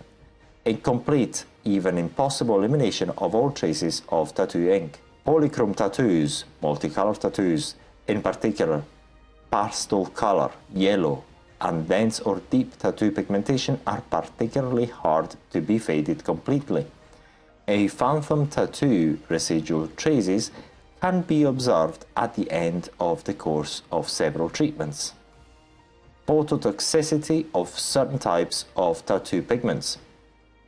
Some tattoo pigments contain metals that could theoretically break down into toxic chemicals inside the body when exposed to light. This has not yet been reported in vivo, but has been shown in laboratory tests. The higher the intensity of the treatment, the more the tattoo pigmentation is scattered by the treatment. However, the more likelihood of developing adverse permanent reactions due to the deep burn caused by the high-intensity laser treatment. Conversely, the milder the treatment, the milder the burn inflicted, the less the pigmentation scattered and the lower the likelihood of developing permanent adverse reactions after each individual treatment. For this reason, most cosmetic clinics prefer to split the removal treatment into several low-intensity treatments. Not only does this minimize the inherent likelihood of developing adverse reactions, but it also increases the overall price of the tattoo faded treatment due to the increased cumulative cost of several sessions.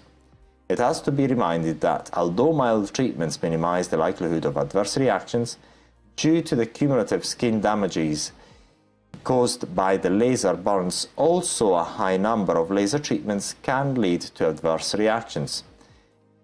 In other words, the cumulative damage of several relatively mild laser burns can cause similar adverse permanent reactions to one or few intense laser treatments.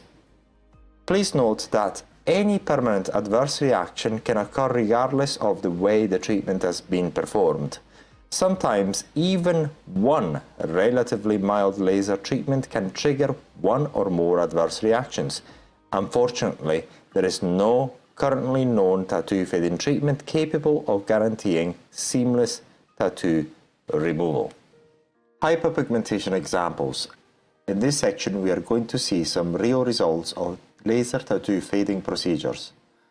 Of course, in some cases where the tattoo has a low score in the Kirby day size scale, the results can be seamless. However, this is not the reality of most tattoo fading treatments, especially those who have a high Kirby day size score.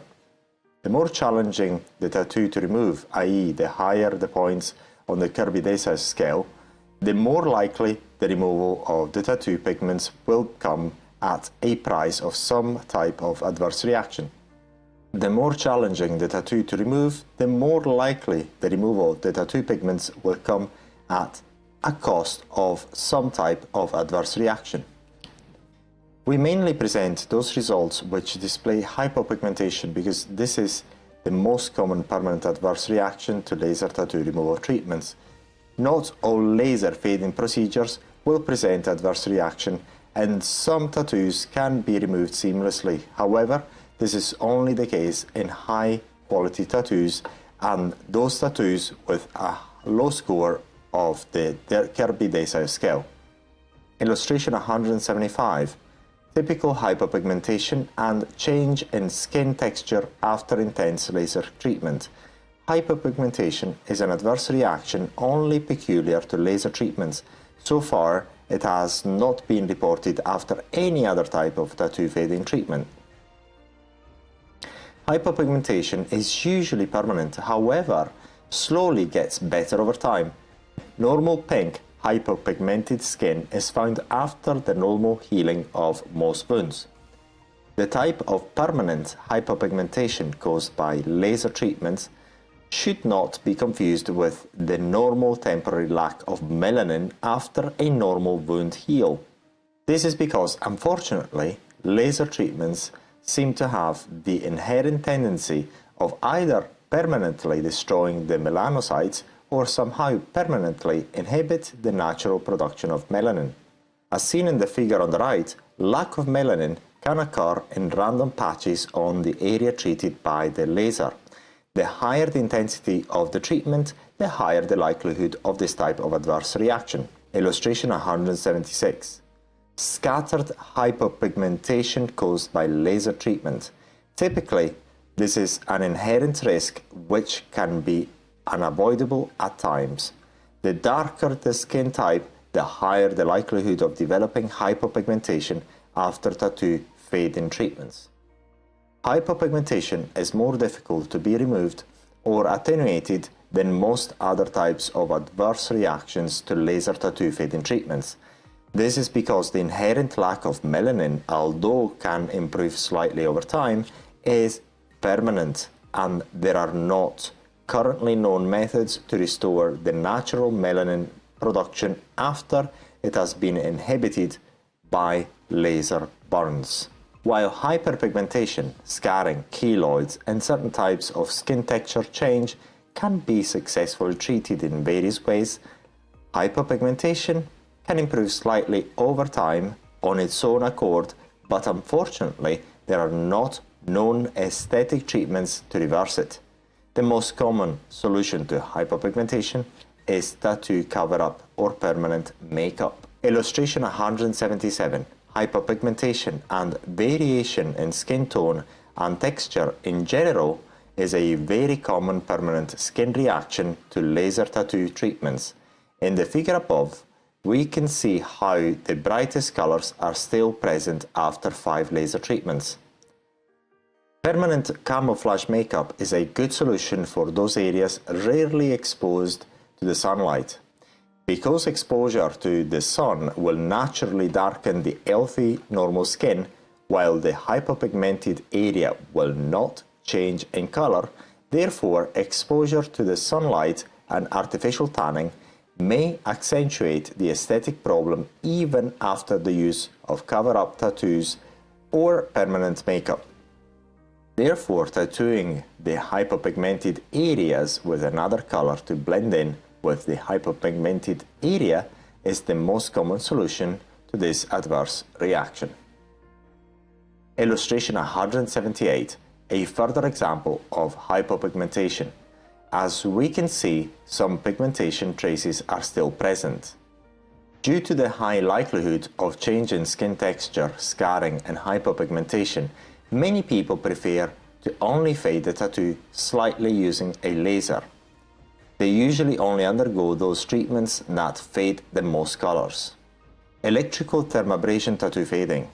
More and more aesthetic practitioners aware of the damaging effects caused by the repeated exposures to lasers for tattoo removal prefer thermal abrasion with and without osmosis to lasers. This has long been done with devices operating in either electrofulguration or electrodesiccation mode. Electrofulguration is the technique we are going to be focusing on this section, which is also recently referred to as fibroblast or plasma tattoo removal. Tattoo removal with electrical thermabrasion fibroblast without osmosis. The first stage to learn when it comes to tattoo removal using electrical arcing is thermabrasion without the use of osmosis. We will look at how osmosis is applied later on in this section. Electrical arcing tattoo removal without osmosis is applied in those cases where the risks of scarring are increased by the use of osmosis. Illustration 179. Watch our video on this topic. Those areas of the body are those parts of the skin subject to continuous stretching and creasing, like knees, wrists, elbows, etc. This is because the continuous creasing and stretching of the skin makes it difficult for the area to heal speedily and therefore more prone to infections and delayed healing. In these cases, the use of electrical arcing or electrical thermabrasion on its own may be the best course of action. However, when we use electrical thermabrasion on its own, the degree of tattoo fading is rather low after each session. In other words, the degree of tattoo fading after each electrical arcing session without osmosis is comparable to that of most Q-switch lasers for tattoo removal procedures. Plasma or fibroblast for tattoo removal with osmosis. If performed correctly, electrofulguration or electrical arcing provides an effective way to remove tattoos while minimizing the number of sessions required to achieve the desired results, also minimizing the risks of collateral damages or scarring. The risks to the skin are minimized drastically because thermal abrasion with osmosis allows attenuating tattoos, in most cases halving the number of sessions required with laser treatments. Although different tattoos present different levels of difficulty in their effective attenuation, depending on the type of ink and instrumentation used to draw it, experience has shown that thermal abrasion with osmosis can remove tattoos within 2 to 4 sessions. If thermal abrasion is applied without osmosis, the number of sessions required for tattoo removal increased dramatically and the number of treatments and the results can be comparable to those of lasers. Illustration 180. Watch our video on this topic. Therefore, it has to be noticed that there are clinical advantages to using electrical thermal abrasion with osmosis over laser treatment for tattoo removal. Electrical thermal abrasion with osmosis is far more effective and efficient than lasers, and it has the following advantages. Less potential harm to the client because less sessions are required. No collateral damage associated to the repeated use of lasers on the skin. The cost of the instruments required for tattoo removal are a fraction of specialized tattoo removal lasers. Additionally, from a clinical standpoint, it is important to try and find any possible way to minimize the number of exposures to burns or to any similar skin reabrasions. The more the skin is exposed to laser treatments or any other thermal abrasion techniques, the more damage can be caused to the skin. Since fibroblast with osmosis drastically reduces the number of sessions required to achieve the desired tattoo fading results, it is usually one of the best options. The importance of salation or osmosis when using fibroblasting for tattoo removal. Celebration or salation is one of the first known effective techniques to remove tattoos, and it has been around for several hundreds of years. Originally, celebration was used by literally rubbing the tattoo using salt until the upper part of the dermis became exposed to the sodium chloride. Modern technology has not made this technique obsolete because it is still more effective than most Q-switch lasers and inexpensive on top of it. Thermal skin resurfacing before applying salt is key for effectively applying the osmotic effect induced by the sodium chloride. Illustration 181. Watch our video on this topic. When it comes to tattoo removal or tattoo fading, the most important part of electrical thermabrasion with osmosis is the osmosis itself. This is the most important ingredient in the recipe of tattoo fading using electrical arcing or fibroblast. Without osmosis, the results would be poor comparable to those with Q-switch lasers. However, whenever mentioning the use of salt for tattoo fading or tattoo removal, people firstly raise their eyebrows. What do you mean by salt? Yes, we mean sodium chloride, nothing fancy. Too simple and too down to earth to be taken seriously at first, but once you see the results, you will take it extremely seriously because it outperforms any expensive Q-switch lasers results, not by a little, but by miles. The results of only one tattoo removal session using electrical arcing coupled with osmosis is often as good as 4 to 5 laser sessions.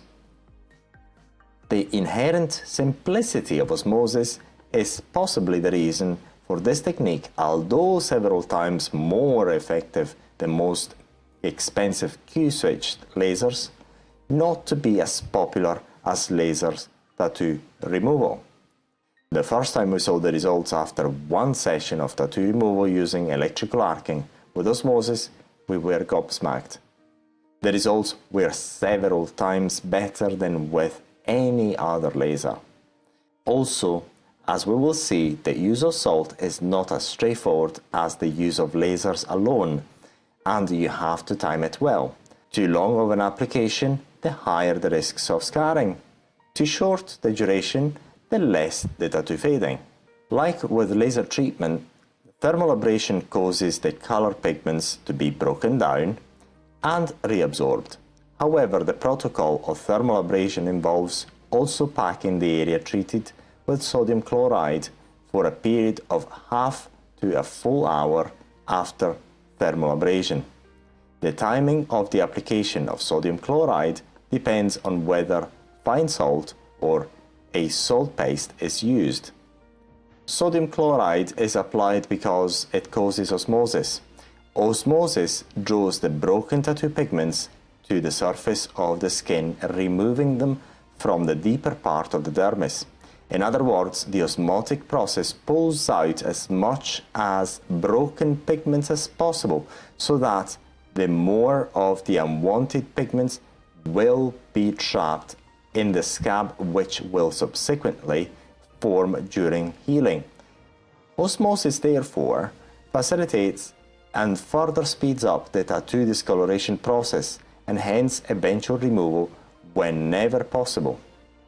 In other words, tattoo salation has the effect of drawing up the color pigments towards the surface of the skin. This is usually why this technique is also referred to as tattoo osmosis. Illustration 182. Watch our video on this topic. Salation or osmosis has also its degree of treatment intensity. The longer the sodium chloride is left on the exposed tattoo, the more the color pigments are drawn towards the surface. Therefore, the more the tattoo will fade after each treatment. The intensity of the treatment using sodium chloride on its own is mainly dependent on the duration of the application of the salt on the tattoo itself. Additionally, osmosis can be carried out in two main ways: by applying a dense paste made of sterile saline solution and sterile fine sodium chloride. This has relatively high intensity results if compared to applying only sterile fine salt. Also, the longer the salt is applied on the tattoo, the higher the intensity of the treatment. By applying sterile fine salt on its own, the salt is usually applied on the tattoo for a predetermined period of time.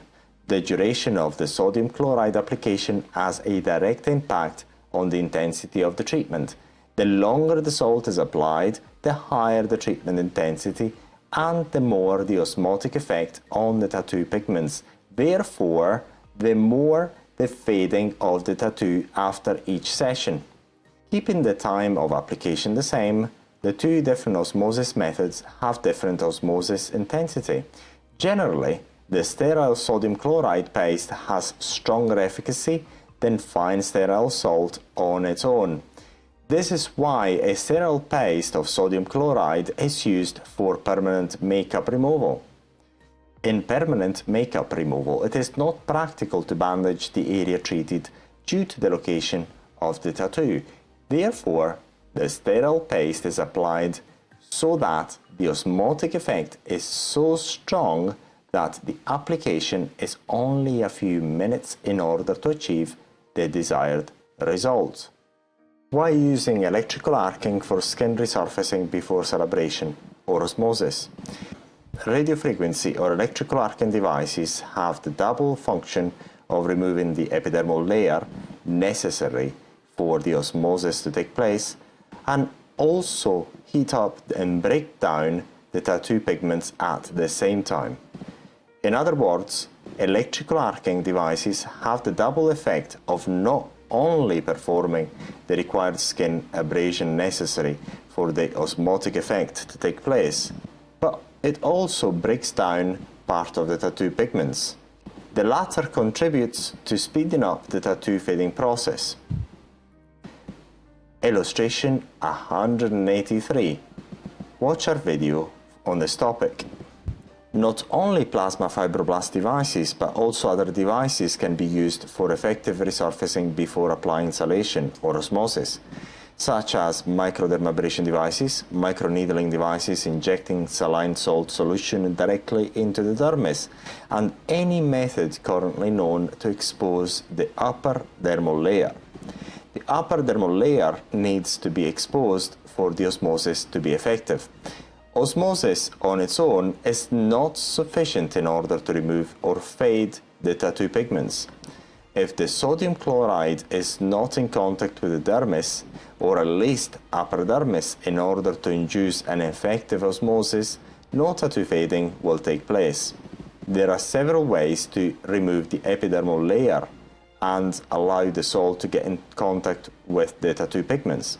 The use of electrical arcing, also referred to as plasma, and the use of radiofrequency devices is one of the best options due to the fact that fibroblasting causes the dermabrasion necessary to expose the dermis, and also it injects heat into the skin at the same time helping break down the tattoo pigments.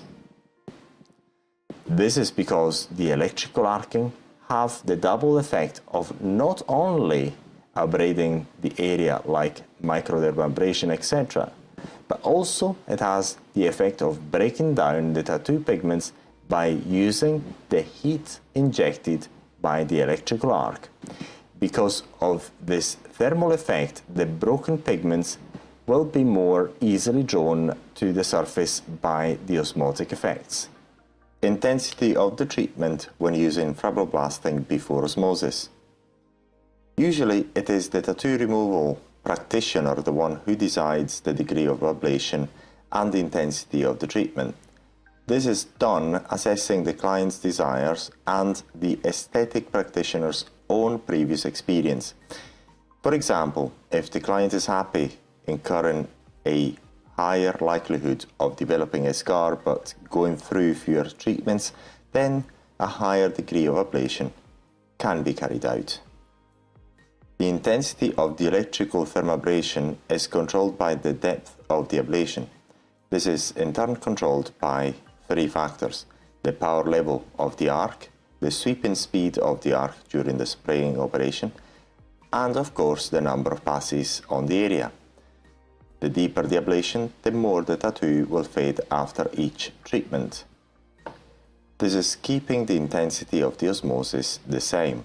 Remember that the intensity of the osmosis is dependent on the salt application duration and whether fine salt is applied or the saline paste. The electrical arcing ablation for tattoo removal or tattoo fading can be carried out at different intensities. The first level of intensity consists in simply removing the epidermis. This is done by setting the specific device at very low power levels to ablate the epidermal layer and then removing the carbon residues with a cotton pad impregnated with non-flammable antiseptic. This is repeated until the carbon residues are removed and the upper dermis is exposed. This alone will suffice to then apply osmosis either by applying the sterile salt or the sterile salt paste. The second level of intensity consists not only in removing the epidermal layer as required by the epidermal abrasion necessary for the osmotic effect to take place, but also break down the tattoo pigments inside the dermal layer where they reside. This can be done in stages by first removing the epidermal layer as described above, and then spraying the voltaic arc fibroblast into the already exposed upper dermal layer. This has the function of breaking down the tattoo pigments inside the dermis. This technique is called double pass. This is because the aesthetic practitioner is required to perform 2 passes on the tattoo in order to apply the osmosis. The first pass is used to remove the epidermis and it exposes the upper dermis. The second pass is used to break down the pigments by spraying the electrical arc directly on the dermal layer, which is now being exposed. 2 passes in total, hence the term double pass. Illustration 184. Watch our video on this topic. Please note that the second intensity level, double pass, can be carried out also by directly increasing the power level of the electrical arcing device to the point where the arc instantly carbonizes the epidermal layer and injects the required heat into the dermal layer to break down the tattoo pigments all at the same time.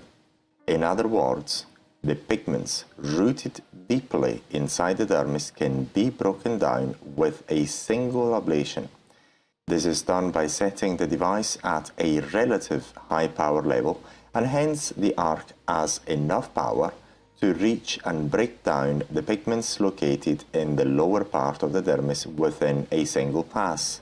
The tattoo pigments can be also distributed relatively deeply inside the dermis, therefore a deeper ablation can be required in order to have an impact on the deeper pigments.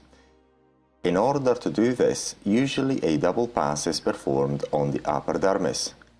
When this is done normally, the area treated starts bleeding. This is normal. Please bear in mind that the deeper the ablation, the higher the likelihood of permanent adverse reactions, including scarring. Adverse reactions to tattoo removal by applying electrical thermabrasion with osmosis. It has been extensively shown that thermal abrasion with osmosis is very effective in removing tattoos without leaving any scars and within only a few sessions, and in doing so, it is more effective than most Q-switched lasers. However, scars could develop when thermal abrasion had been carried out to cause extensive damage to the dermis. The treated area had become infected. The client has a particular predisposition to developing keloids or hypertrophic scars.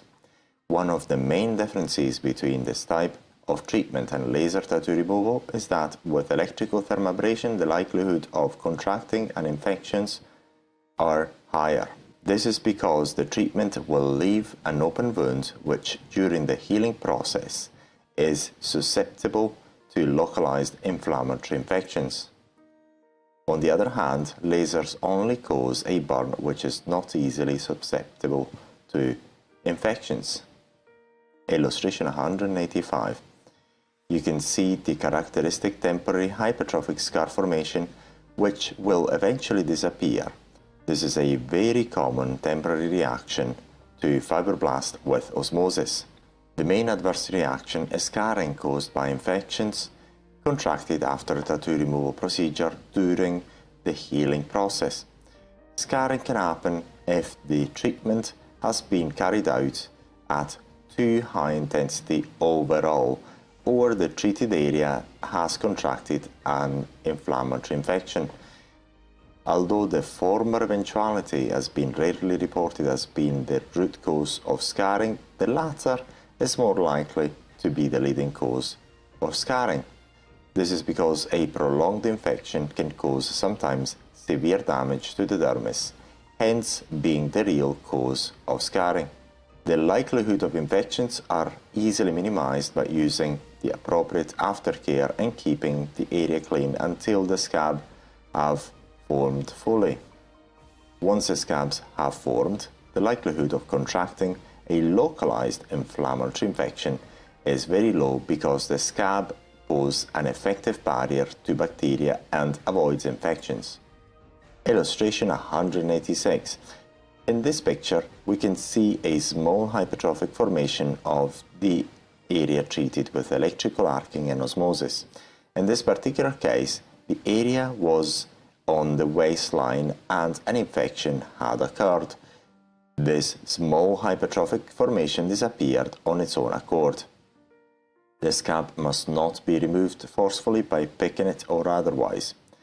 These scabs are usually relatively thick and sometimes contain a relatively large amount of the tattoo color removed by the procedure. A common adverse reaction of osmosis is the formation of a temporary hypertrophic scar. This forms especially if the area has been subject to an infection, but it can also form even if an infection has not occurred. Usually, this hypertrophic formation subsides on its own accord over a few weeks. So far, no cases of hypopigmentation have been reported after fibroblast with osmosis. As we know, hypopigmentation is a common adverse reaction to lasers tattoo removal treatments, and if it occurs after laser treatments, it is permanent. Hyperpigmentation is also possible after the use of electrical arcing with osmosis. This is because this treatment involves skin regeneration and skin resurfacing. All skin resurfacing treatments require total sun protection in order to avoid hyperpigmentation.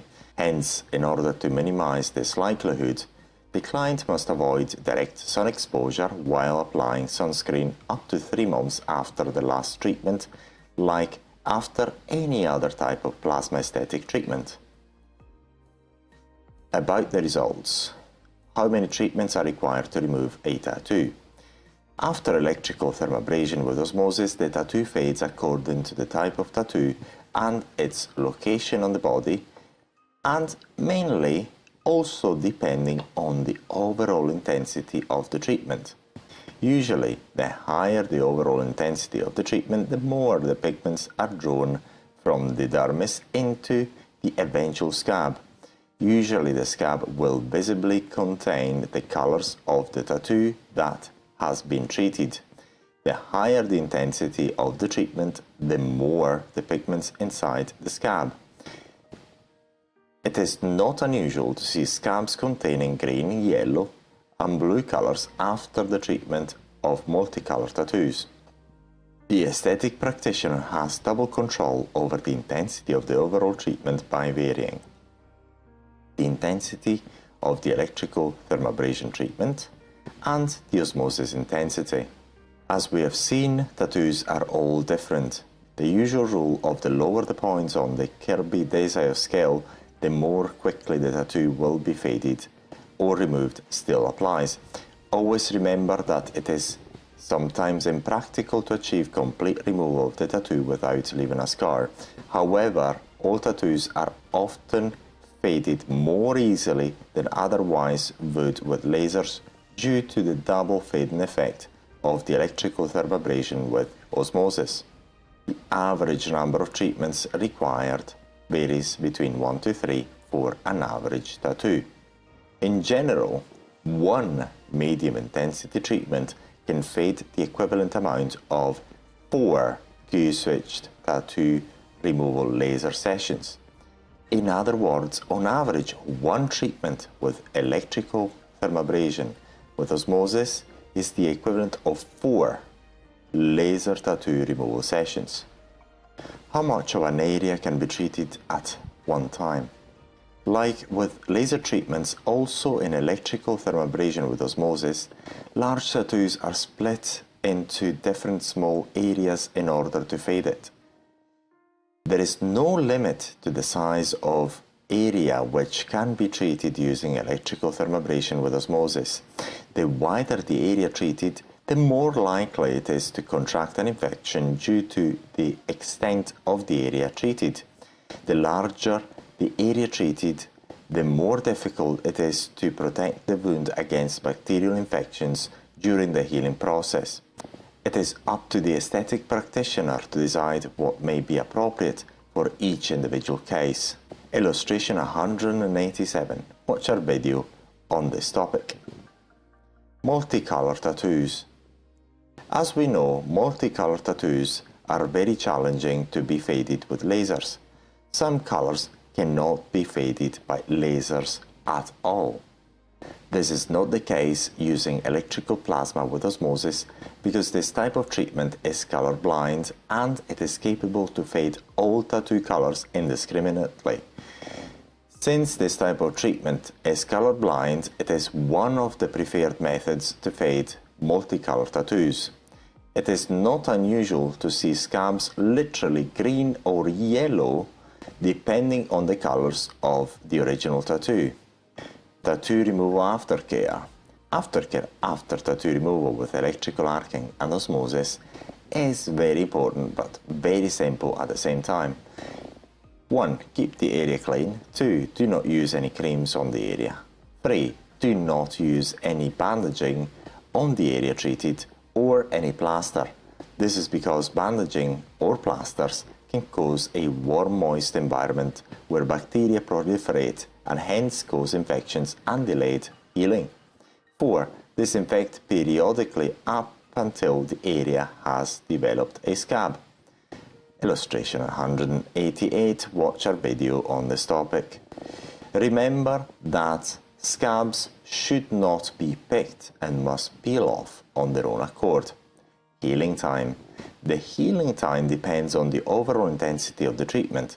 The higher the overall intensity of the treatment, the longer the treated area will take in order to recover fully. Usually the scab forms within 3 to 4 days from the treatment and fall off on its own accord within 10 days. However, the area may still feel tender to the touch, in general up to a few weeks after the scab has fallen off. Generally, the healing time, provided that the area is not infected, occurs within a maximum of 10 days and it is marked by the scabs falling off on their own accord. Tattoo removal with and without osmosis. Electrical thermal abrasion fibroblast with osmosis. The preferred operational method for this procedure is electrofulguration because the ablation requires to be very superficial. If performed correctly, electrofulguration or electrical arcing provides an effective way to remove tattoos while minimizing the number of sessions required to achieve the desired results, also minimizing the risks of collateral damages or scarring. The risks to the skin are minimized drastically because thermal abrasion with osmosis allows removing tattoos, in most cases halving the number of sessions otherwise required with laser treatments. Illustration 189. Watch our video on this topic. Although different tattoos present different levels of difficulty in their removal, depending on the type of ink and instrumentation used to draw it, experience has shown that thermal abrasion with osmosis can remove tattoos within 3 to 6 sessions on average per area treated. If thermal abrasion is applied without osmosis, the number of sessions required for tattoo removal increase dramatically and the number of treatments and results can be comparable to those of lasers. Therefore, it has to be noted that there are clinical advantages of using thermal abrasion with osmosis over laser treatment for tattoo removal. Thermal abrasion with osmosis is more effective and efficient than lasers, and it has the following advantages. Less potential harm to the client because less sessions are required. No collateral damage associated to the repeated use of lasers on the skin. The cost of the instruments required for tattoo removal are a fraction of specialized tattoo removal lasers. Why thermal abrasion with osmosis more than halves the number of sessions required compared with conventional laser removal equipment. Like with laser treatment, thermal abrasion causes the color pigments to be broken down. However, the protocol of thermal abrasion involves also packing the area treated with sodium chloride for a period of half to a full hour after thermal abrasion. Illustration 109. Click here to watch the video. The sodium chloride is applied because it causes osmosis. Osmosis draws the broken tattoo pigments to the surface, removing them from the deeper part of the dermis. It therefore facilitates and further speeds up the tattoo discoloration and hence eventual removal. Additionally, from a clinical standpoint, it is important to try and find any possible way to minimize the number of exposures to burns or to any similar skin abrasions. The more the skin is exposed to laser treatment or any other thermal abrasion techniques, the more damage is caused to the skin. Adverse reactions to tattoo removal by applying electrical thermal abrasion with osmosis. It has been extensively shown that thermal abrasion with osmosis is very effective in removing tattoos without leaving any scars and within only a few sessions. However, scars could develop when thermal abrasion has been carried out to cause extensive damage to the dermis, the treated area had become infected, the client has a particular predisposition to developing keloid and hypertrophic scars. Tattoo removal with electrical thermoabrasion, fibroblast without osmosis. In those areas where the risks of scarring are increased by the use of osmosis, then only thermoabrasion should be used. Permanent makeup removal. This section will only cover eyebrow permanent makeup removal. No tests have been performed on permanent makeup elsewhere on the face. Therefore, it is advisable to limit your permanent makeup removal treatments to tattooed eyebrows. This type of treatment is generally carried out to correct previous work done by permanent makeup artists. Permanent makeup removal is much easier than normal tattoo removal. Normally, both the equipment and the pigmentation used for permanent makeup are of very high quality. Therefore, the removal of permanent makeup is normally much easier than the removal of normal tattoos for a number of reasons. High standards of the equipment and pigmentation used to apply the permanent makeup in the first place. The better the quality of the work already carried out, the easier it becomes to remove the permanent pigmentation. The area covered by the permanent makeup is usually very small compared to most other types of tattoos, making permanent makeup removal even easier due to the very small area to treat. From experience, for example, permanent makeup on the eyebrows is removed within 1 to 2 sessions if using osmosis. Our electrical arcing device removal protocol. Our device setting, minimum power level. Use the spray operation to gently break down the tattoo pigments as shown in the video above. From time to time, remove the carbon residues. Remember that this treatment has to be performed so that the ablation is only superficial. If you notice some bleeding, this may be the sign that you have already ablated enough by going too deep into the dermis. Remember that the ablation has to be very superficial. Once you have finished your ablation using the electrical arcing, apply a purpose-made paste of sterile fine salt and sterile saline solution. There is no need to apply any occlusion by bandaging of plasters. Please remember that the intensity of the treatment is also very much dependent on the duration of the application of the sterile saline paste. The longer you keep the paste on the area, the more the osmosis intensity and consequently the better the removal results. However, please do not exceed the duration of 20 minutes. Once you remove the paste, disinfect the area with a mild antiseptic. Do not use any bandaging or any plasters to cover the area during healing. The treated area will start scabbing 2 to 3 days after the treatment. In the unlikely case the scabbing does not occur within this time frame, this may be a sign that ongoing complications are underway, generally infections. If this is the case, all efforts have to be made to cure the infection in order to avoid scarring. Any scabs must fall off by themselves and must not be picked. Repeat the treatment after 8 weeks if required.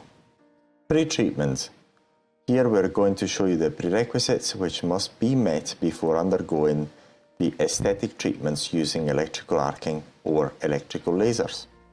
Client's prerequisites to be eligible for the treatment. In order for the client to qualify to undergo the aesthetic treatment using electrical arcing or aesthetic lasers, the following prerequisites must be met first. The client must be in good health at the time of the treatment with no underlying chronic health conditions. If the client displays signs of cold or flu, the treatment must be postponed. Those with problems of keloids, skin burns or diabetes should not undergo these aesthetic procedures. Area to be treated should not have undergone any previous medical treatment or cosmetic laser treatment. The client must not have taken any medicine for at least 7 days before undergoing the aesthetic treatment. The client must not have undergone any depigmentation treatment for at least 3 months. The client should not be waiting for a doctor appointment. The client must not display any tanning at the time of the treatment. This is especially important for tattoo removal or permanent makeup removal. The client must not display herpes simplex or not have had herpes simplex in the past, even if dormant at the time of the treatment.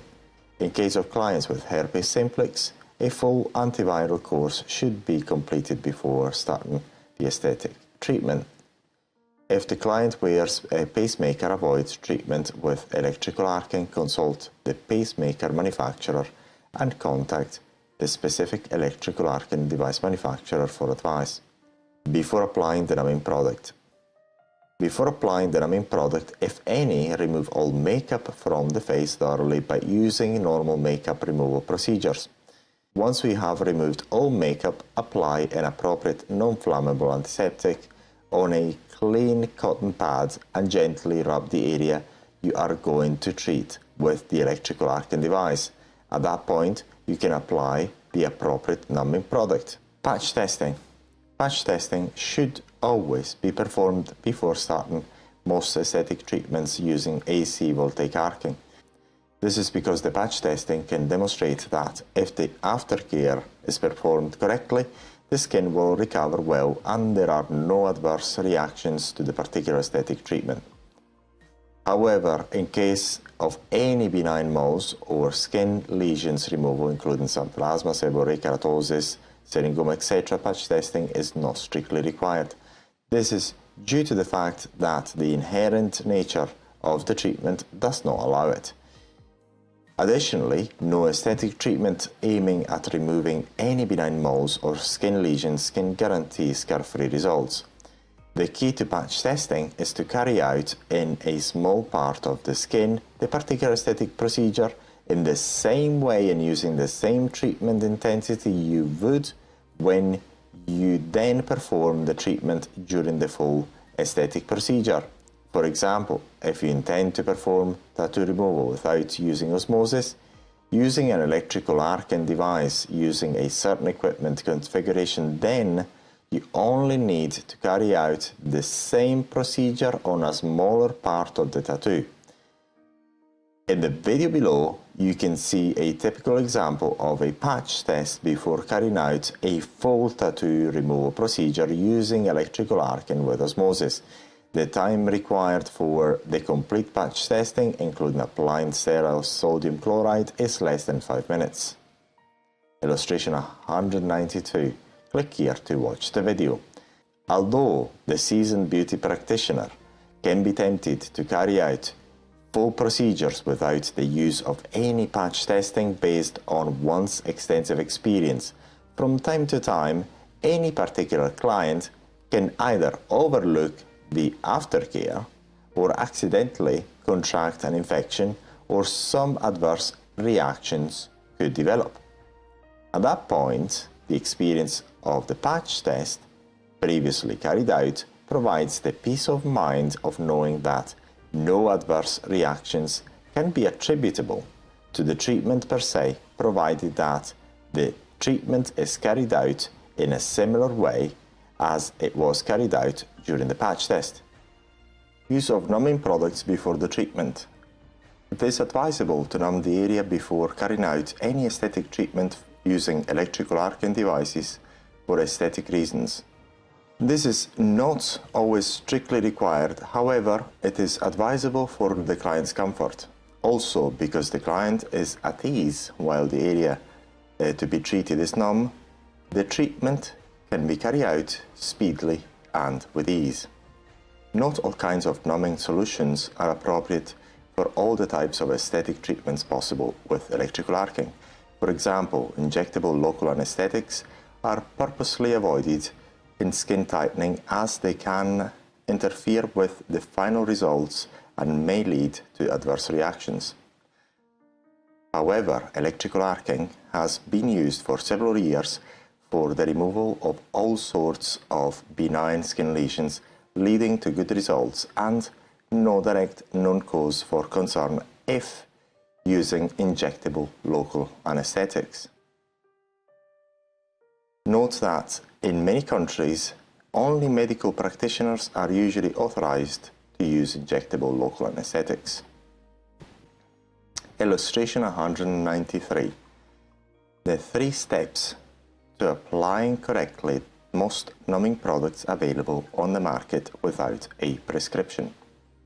The preferred numbing option is the use of topical products. The advantage of using topical numbing products is that they are available for all kinds of treatments with electrical arcing, including moles and benign skin lesions removal. The main type of numbing topical product available on the market depends on the local legislation. Different professionals are allowed to use different products in each country. Consult local legislation for further information. Illustration 194. Occlusion applied to the numbing cream to amplify the numbing effects of the active ingredients in most topical numbing products available without a prescription.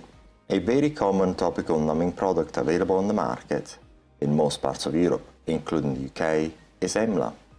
EMLA is available in 5% formulations from most chemists in the UK. This is a product which can be purchased and used without a medical prescription. Because of this, EMLA is also the preferred numbing product used by tattoo artists for tattooing and performing body piercing. EMLA is used by applying the cream on the area you intend to treat and covering the cream with normal cling film. The same cling film which you can purchase from any supermarket. The cling film is applied in order to cause an occlusion effect which will amplify the effects of the numbing active ingredients in EMLA numbing cream. The area is left to rest for approximately 40 to 45 minutes in order to achieve the desired numbing effects. In our eyelid training videos, we can see how, although the aesthetic treatment has started on other parts of the face, the product has not been removed from the orbital region because eyelid tightening would be carried out a few minutes later. Unfortunately, although available without prescription from any chemist in the UK, EMLA requires a relatively long application time in order to become effective, and it is not generally very effective if the cling film is not applied on top of the cream. Occlusion. If you attempt to start the aesthetic treatment before the 40 minutes required for the product to become effective, the area may not be numb enough in order to carry out the aesthetic treatment in ease and comfort. Illustration 195. Occlusion applied using a purpose-made patch available from most chemists. Additionally, the topical effects of the EMLA formulation end within 5 to 10 minutes from the time the cling film is removed and the EMLA residues wiped off. Therefore, the window of time while you can perform the aesthetic treatment in comfort is relatively brief. Medical topical numbing products. Some medical practitioners can be authorized to use other topical numbing products. The formulation that has been extensively and successfully used by medical practitioners who use electrical arcing devices for aesthetic purposes is the following topical custom formulated product. Formulation active ingredients: lidocaine 20%, prilocaine 5%, tetracaine 5%. This topical numbing product is either made in a gel or cream formulation. In European countries like Italy and Spain, this is made by most local chemists who also have an internal licensed laboratory to manufacture these types of products. In Europe, this type of topical formulation can only be sold under medical prescription, therefore under the sole responsibility of the medical practitioner who orders the product. Due to current regulations, this is a product which can be used by medical practitioners only or under their direct supervision. The main advantage of using this type of formulation is that the desired numbing effects are achieved almost immediately and are so good that the client will feel a tingling sensation when the electrical arc is applied. The area where the formulation is applied becomes numb within 5 to 10 minutes after the application. Please note that this type of products are not meant to be completely absorbed. Therefore, all you have to do is applying the cream or gel on the area you intend to treat and leave the product to work. With this formulation, there will be no need to apply a cling film because the product itself will be strong enough to achieve the desired numbing effects in a relatively short time frame. Additionally, the numbing effect lasts longer than those products available over the counter. Illustration 196. Click here to watch this video. In the video above, you can see an example of a professional custom-made topical numbing product applied on the perioral area in order to numb the skin before perioral lines attenuation treatment. As you can see, occlusion is not necessary. The numbing effects start within 5 minutes from the application of the cream. The specific treatment you see in the video is atrophic scar attenuation. In case whenever you start the treatment on a relatively large area on a tattoo, for instance, remember to remove the topical anesthetic in small sections. The common mistake made by beginners is to remove all the numbing product all at once. For example, if the topical anesthetic has been placed on both upper eyelids, the untrained beginner usually removes the cream on both eyelids before starting the treatment. The main problem is that the effect of the topical numbing product does not last long. In case of EMLA, only 5 to 10 minutes at most. Therefore, the effect of the topical anesthetic could start to fade before the end of the treatment, making the procedure very cumbersome. For eyelid tightening and similar skin tightening procedures using electrical arcing, the use of local injectable anesthetic must be avoided, even if the beauty practitioner is authorized to use them. To summarize, the use of appropriate topical numbing products is advisable before any treatment using electrical arcing, while the use of injectable local anesthetic is not strictly needed and sometimes must be avoided, especially for eyelid tightening. Given the fact that topical numbing products are generally easy to use and are sufficient for all types of aesthetic procedures using electrical arcing, the use of injectable local anesthetics, although possible for some treatments, are not generally justifiable while using electrical arcing for aesthetic applications. Aftercare. In general, aftercare is much more important than the way in which the aesthetic treatment is performed. This does not apply only to equipment that generates electrical arcs, but also applies to lasers, cosmetic peels, and other aesthetic treatments. This is simply because if the area is not kept clean, the likelihood of developing an infection increases. In this section, we will learn all about the best possible aftercare, the type of antiseptic, which are recommended, the optimal soothing treatments and warnings. The post-treatment to any of the aesthetic treatments described in this book is very simple. Most importantly, the area you treated must be kept clean in order to avoid infections until the part has recovered completely, i.e. the scabs have formed and fallen off by themselves or the peeling effects have ended. This occurs within 10 days from the aesthetic treatment. This alone will suffice as aftercare. All other aftercare treatments are not strictly required, as the body will naturally take care of the healing process.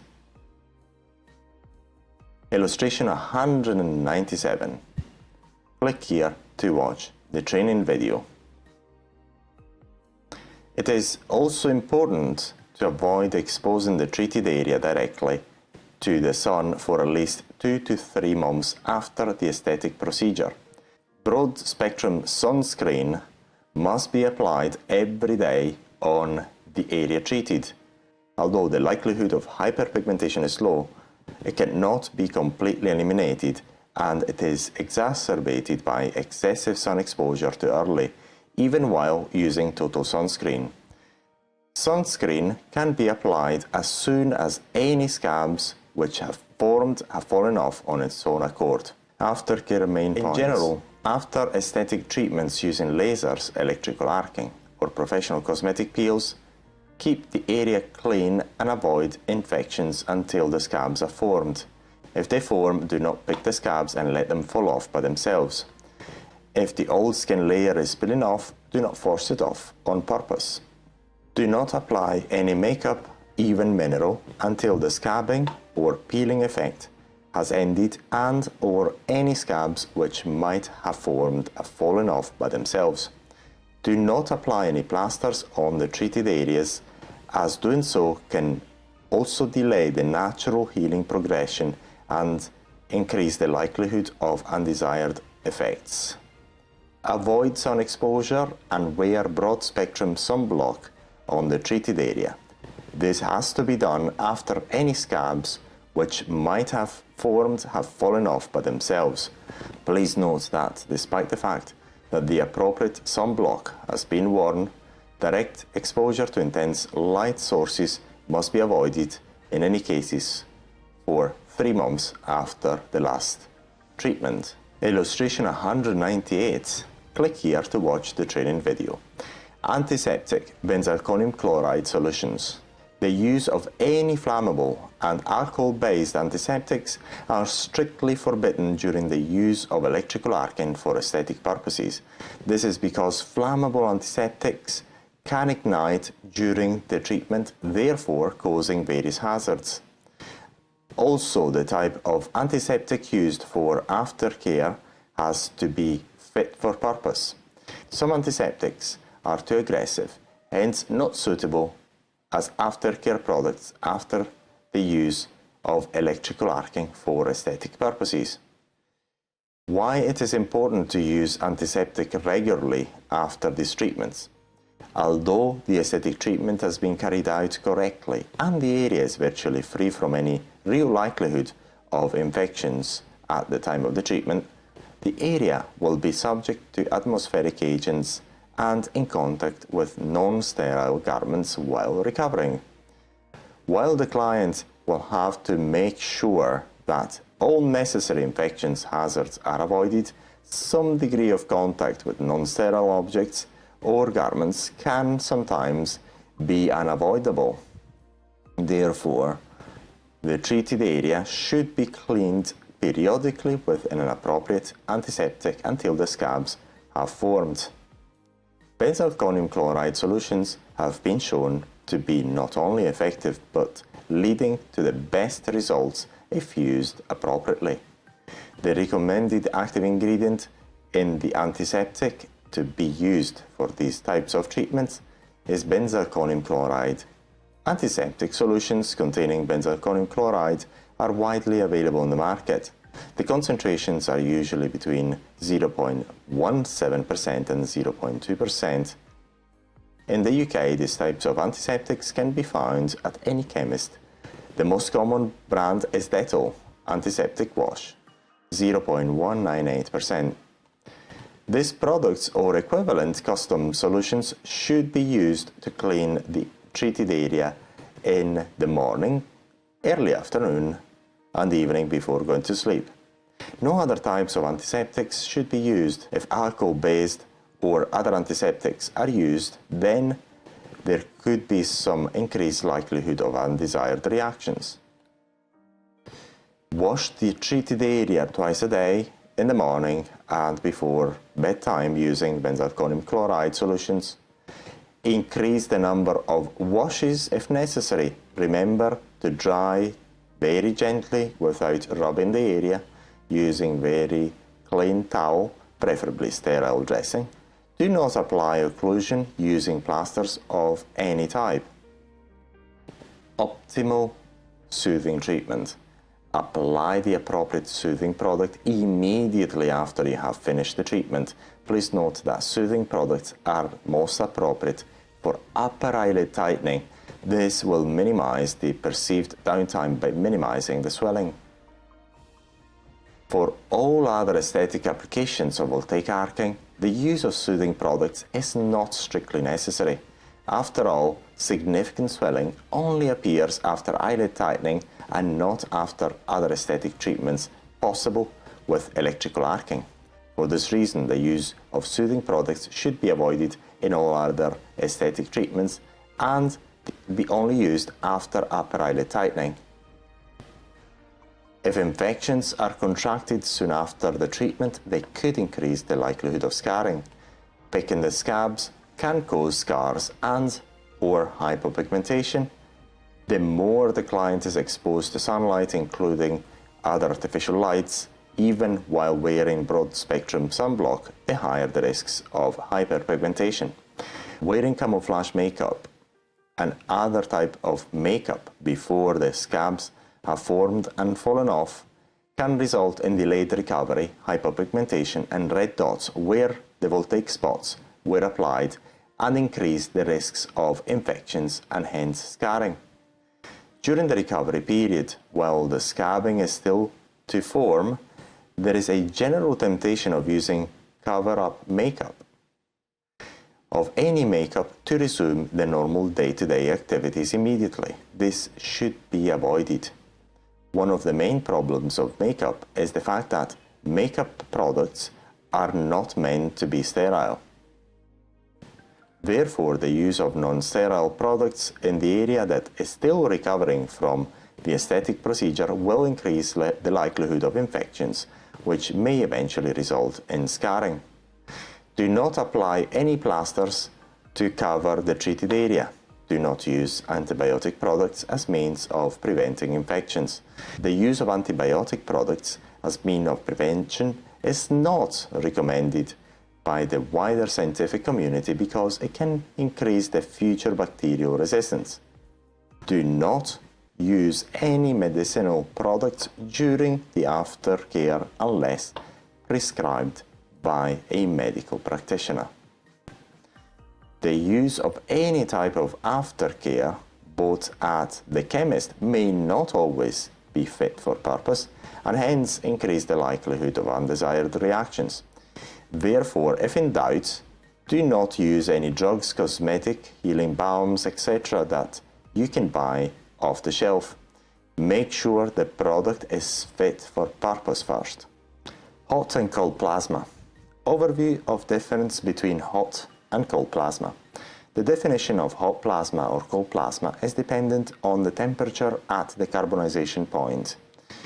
In aesthetic treatments and medicine, the carbonization point is where the electrical arc meets the surface of the skin or the soft tissue, dehydrating it quickly into carbon.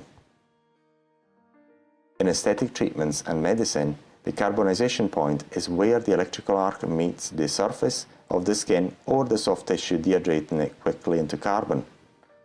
When the electrical arc strikes, the temperature at the carbonization point is proportional to the energy associated with the arc.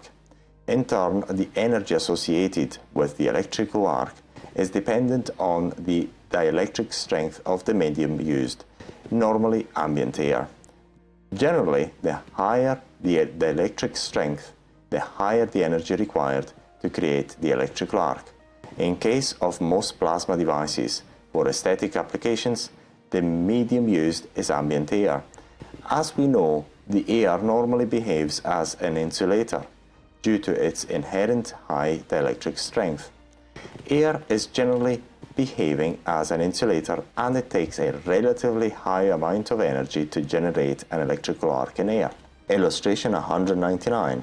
The desiccation or carbonization layer is the layer of the skin which experiences the local highest temperatures. Carbonization also occurs when using cold plasma. This is because the energy required for the arc to take place in high dielectric strength material is relatively high.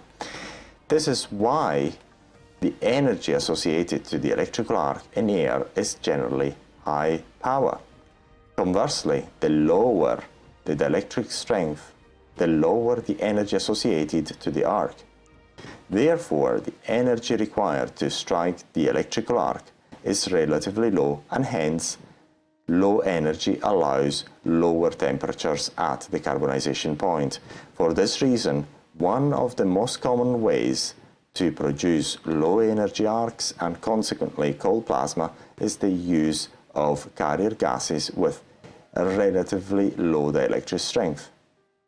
Generally, hot plasma is defined as such when electrical arc takes place in air. This is because the temperature of the electrical arc in air at the carbonization point is relatively high. So what is generated by over 90% of devices in the market is hot plasma, because the arc is in air and the temperature of the arc is relatively high. When the temperature at the carbonization point is reduced to a certain factor, we refer to it as cold plasma. Illustration 200. Cold plasma example, plasma in argon. The arc is far more stable and looks almost like a flame. The temperature at the point of contact of the arc with the skin is not as high as in the case of arcing in air, because the energy associated with the arc is lower. As we will see, the reduction of the temperature at the carbonization point is possible in various ways. What is hot plasma? Hot plasma is that electrical arc generated in atmospheric air. In other words, hot plasma is electrical arcing which takes place in ambient air without the use of any carrier gases. It is the same electrical spark you see generated by most devices in the marketplace. Also, because air is made up mostly by nitrogen, some marketers refer to this type of electrical arc as nitrogen plasma. Illustration 201. Lightning is an example of hot plasma. The energy and temperature at the striking point is so high that it can cause serious damage. The temperature at the carbonization point is very high, over 1000 degrees centigrade. The high temperature is localized at the carbonization point, and this high temperature occurs because the dielectric strength of air is relatively high, hence the air usually behaves as an insulator. In order to generate an electrical arc in air, a relatively high amount of energy is required. In other words, to convert the air from an insulator into a conductor, which is actually the phenomenon of plasma or electrical arcing, a relatively high amount of energy is required. Hence, the electrical plasma in air carries a relatively high amount of energy relative to other types of plasma, like plasma in argon. Therefore, the energy associated to plasma in air is relatively high. High energy, high temperature, high heat transfer. This is the type of plasma we find in most common plasma or electrical arcing devices for medical and aesthetic purposes. The high temperature at the carbonization point makes the arc painful during the aesthetic procedures, therefore the requirement for numbing products for the treatment. Illustration 202. The temperatures of electrical arcing in air are extremely high. In case of lightning, the temperature at the striking point is extremely high. It can set a tree on fire. In hot plasma, the amount of heat transferred into the dermal layer is relatively high compared to cold plasma. To summarize, hot plasma in aesthetic treatments is more painful than cold plasma. This is because the temperature at the carbonization point is relatively high. The heat transfer to the dermal layer is relatively high. The cross-section of the carbonization point is relatively small. What are carrier gases in plasma? Carrier gases are those gases which have a dielectric strength lower than air. A lower dielectric strength means that the arc can take place more easily than in air. These gases require less energy than air to become ionized, become conductor. This means that the energy associated to the arc is lower. The temperature at the point of contact between the arc and the skin is also lower. The type of gases are inert, non-flammable, and non-poisonous. The most common carrier gas used for this type of application is argon. This is because argon is relatively inexpensive, it has a low dielectric strength, it is inert, non-flammable, and non-poisonous. For the above reasons, argon has been used for several years in aesthetics and medicine. The advantage of using a carrier gas is that the plasma generated is much more stable, delivers less energy, and so less painful than normal hot plasma. The arc in argon is easier to sustain and the diameter of the surface contact between the arc and the skin is larger. Illustration 203. Argon has far lower breakdown voltage than air. What is cold plasma? As we know, hot plasma is the electrical arcing in air. Air is normally an insulator, relatively high dielectric strength. Therefore, the energy required to generate the arc is relatively high. This causes high temperatures at the point of contact between the skin and the electric arc. In order to stabilize the arc and facilitate the ionization process, which is another way to refer to as plasma, electrical sparking, etc., argon or other inert gases with lower dielectric strength than air are used. This is because lower dielectric strength means lower breakdown voltage, and in turn this means that the electrical arc can be generated more easily. The term cold is used because when an inert gas with far lower breakdown voltage than air is used, the temperature at the carbonization point is much lower. Additionally, the arc is much more stable and the diameter of the surface of contact between the arc and the skin is much larger than electrical arc in air, hot plasma. This makes the aesthetic treatment less painful and also allows for some effects not possible with hot plasma. Illustration 204. Cold plasma handpiece design. Argon is used as gas carrier. In other words, when we use certain carrier gases with dielectric strength lower than air, we have cold plasma. This is referred to as such because of the lower temperature at the carbonization point.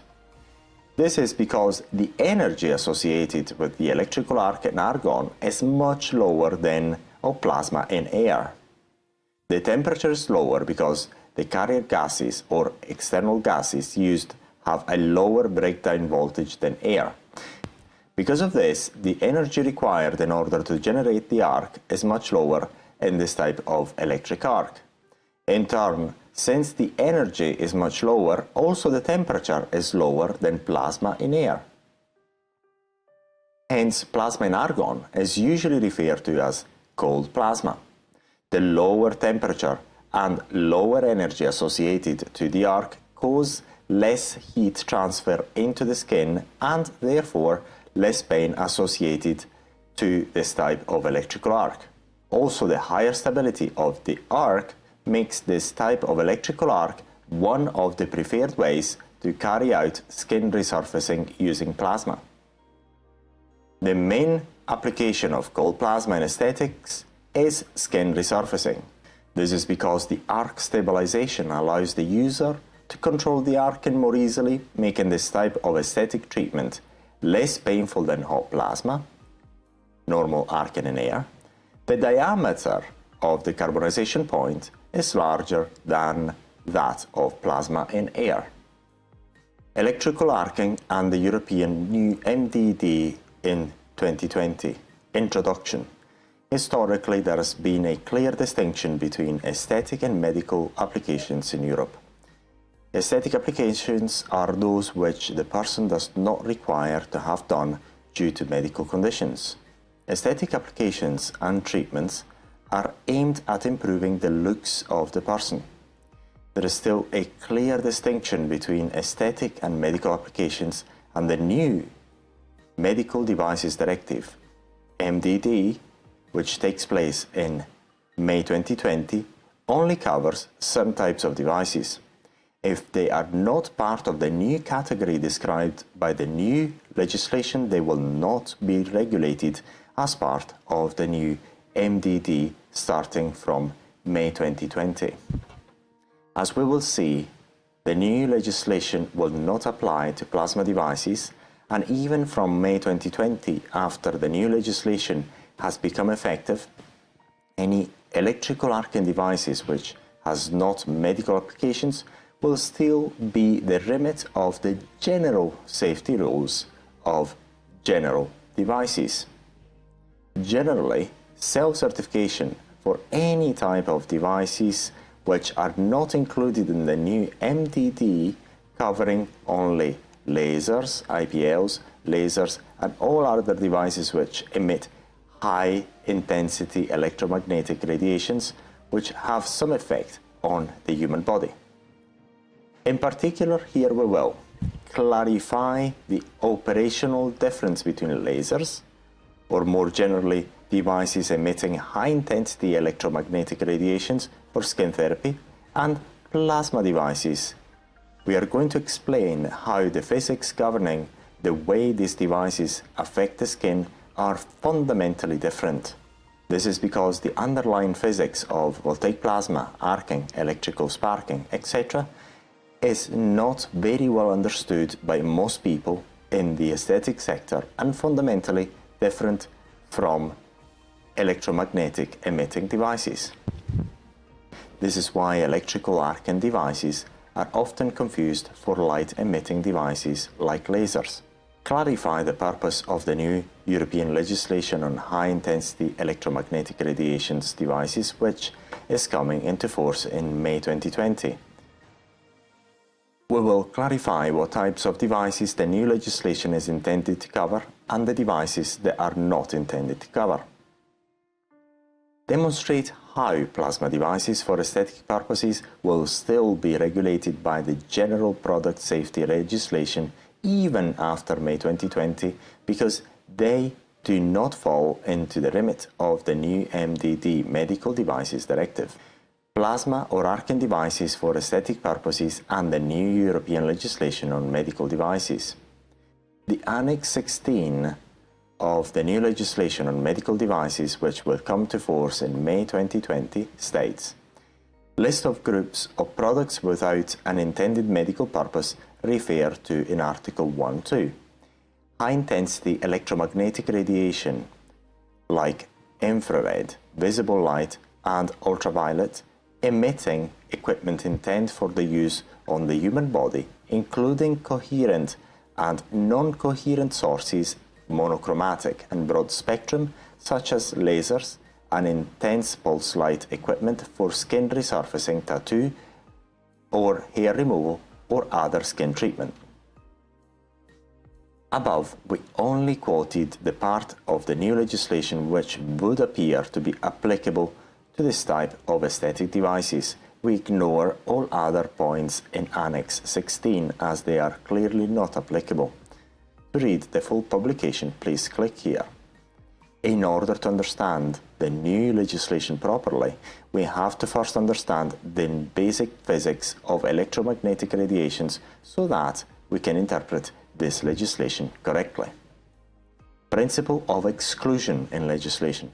The principle of legislative exclusion means that if the specific legislation does not appear to cover explicitly a certain sector or type of product, that sector or product will not be the remit of that legislation. In this case, by default, a more general legislation will apply. Hence, like in this case, if the new legislation does not apply to plasma devices, then the more general product safety legislation will apply instead, as of before May 2020. Why the word high intensity? Because all objects radiate electromagnetic radiations. As we can see, the new text refers to high intensity electromagnetic radiation emitting equipment. The high intensity is a crucial definition. This is because all devices and objects radiate or emit electromagnetic radiations. It is a very well-known fact in physics that any object which has a temperature of above the absolute 0 degrees Kelvin or minus 274 degrees centigrade emits electromagnetic radiations. This is a verifiable fact and common knowledge in science. Additionally, this is how infrared cameras capture the image of objects and also measure their temperature. These devices, thermal cameras, directly capture the electromagnetic radiation emitted by any object, and they do not require any external light of any kind to capture the images, whereas other conventional cameras capture the light reflected by the object and hence require an external light source to enable to see the object. For more information about thermal cameras and how objects always radiate electromagnetic energy, please refer to the following video. Watch video on the relevant page of voltaicplasma.com. All devices, like any other object, emit electromagnetic radiation due to their temperature and more. Any screen or LED light emits electromagnetic radiation, light. These emissions, although visible, do not have any significant effect onto the human body other than the visibility of the light itself.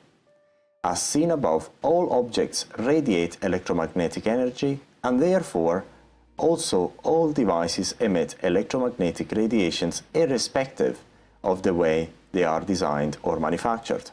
As we will see, besides the electromagnetic emissions related to the temperature of the object itself, different devices emit different intensity and levels of electromagnetic emissions. The total electromagnetic emissions of a device are due to 1.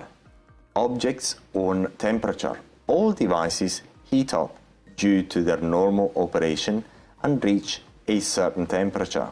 At any given temperature, the object radiates a certain electromagnetic emission at a certain frequency and intensity, which becomes visible only to infrared cameras, thermal cameras, but not the human eye.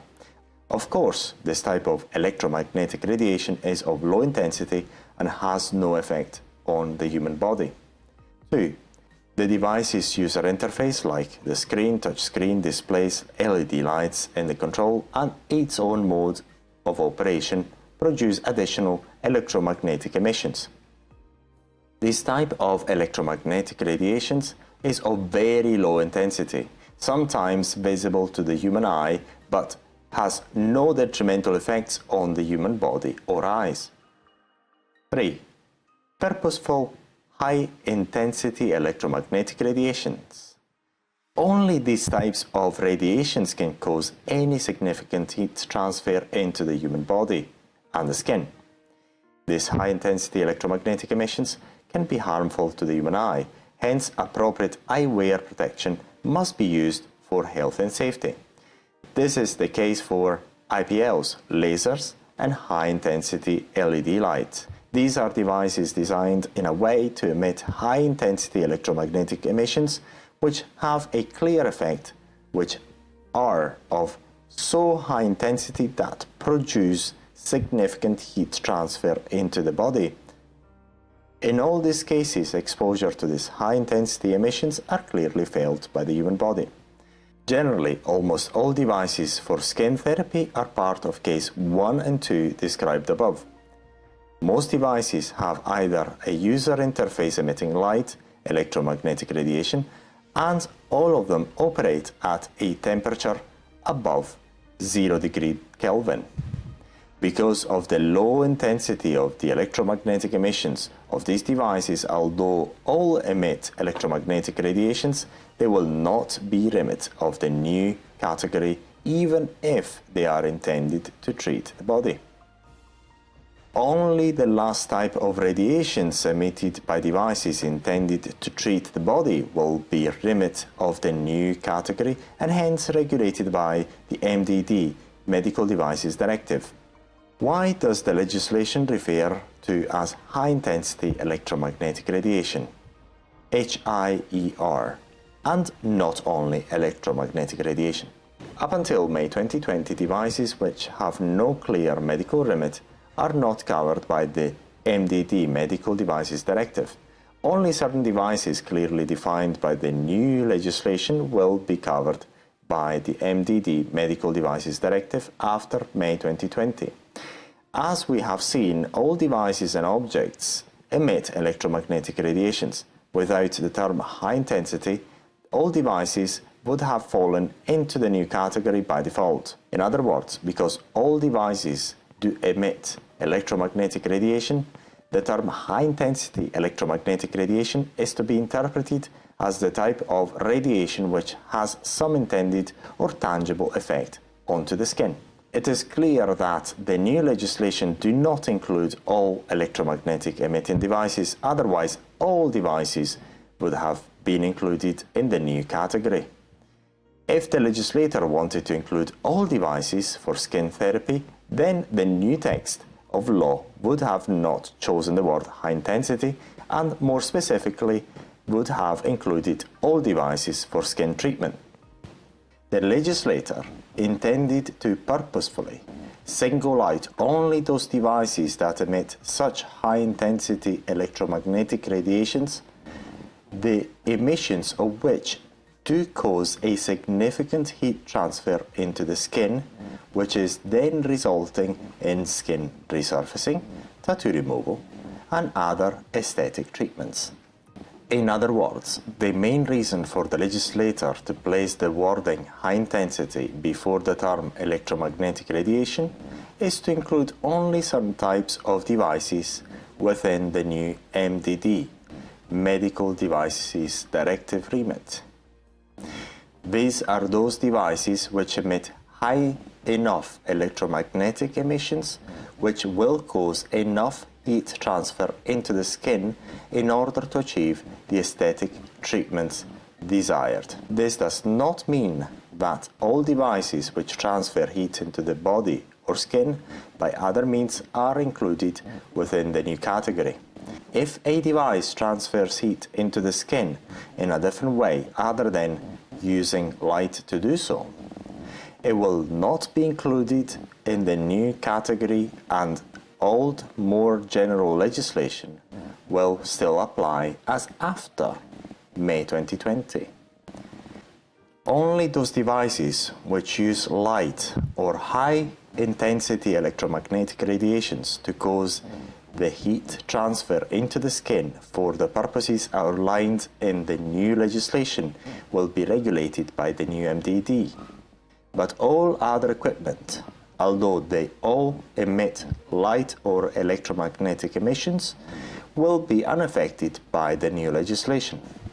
Clearly, devices, although still emitting light, that transfer heat by means other than electromagnetic radiations and are intended for skin treatments, including tattoo removal, etc., will not require MDD regulation.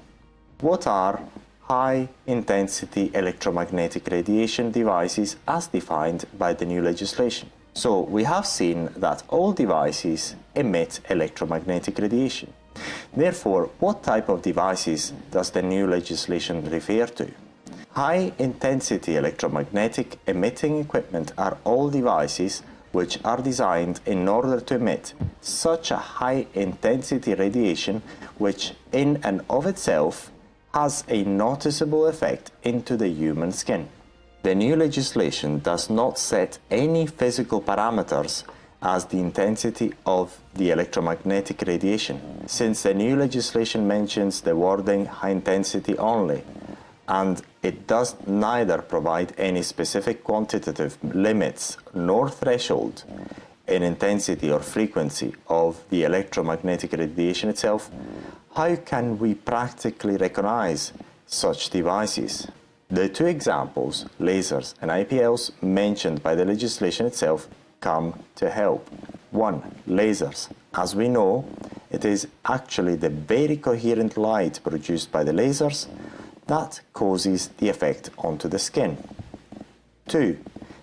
The new legislation also refers to IPL, intense pulse light devices. These devices are an example of the light source generating equipment whose light is of such high intensity and has a tangible effect on the skin and human body. This is because the light emitted is broadband spectrum and incoherent, and the light emitted has such a high intensity that it has an appreciable and significant effect on the skin. All these HIER devices do require protective eyewear for their operation.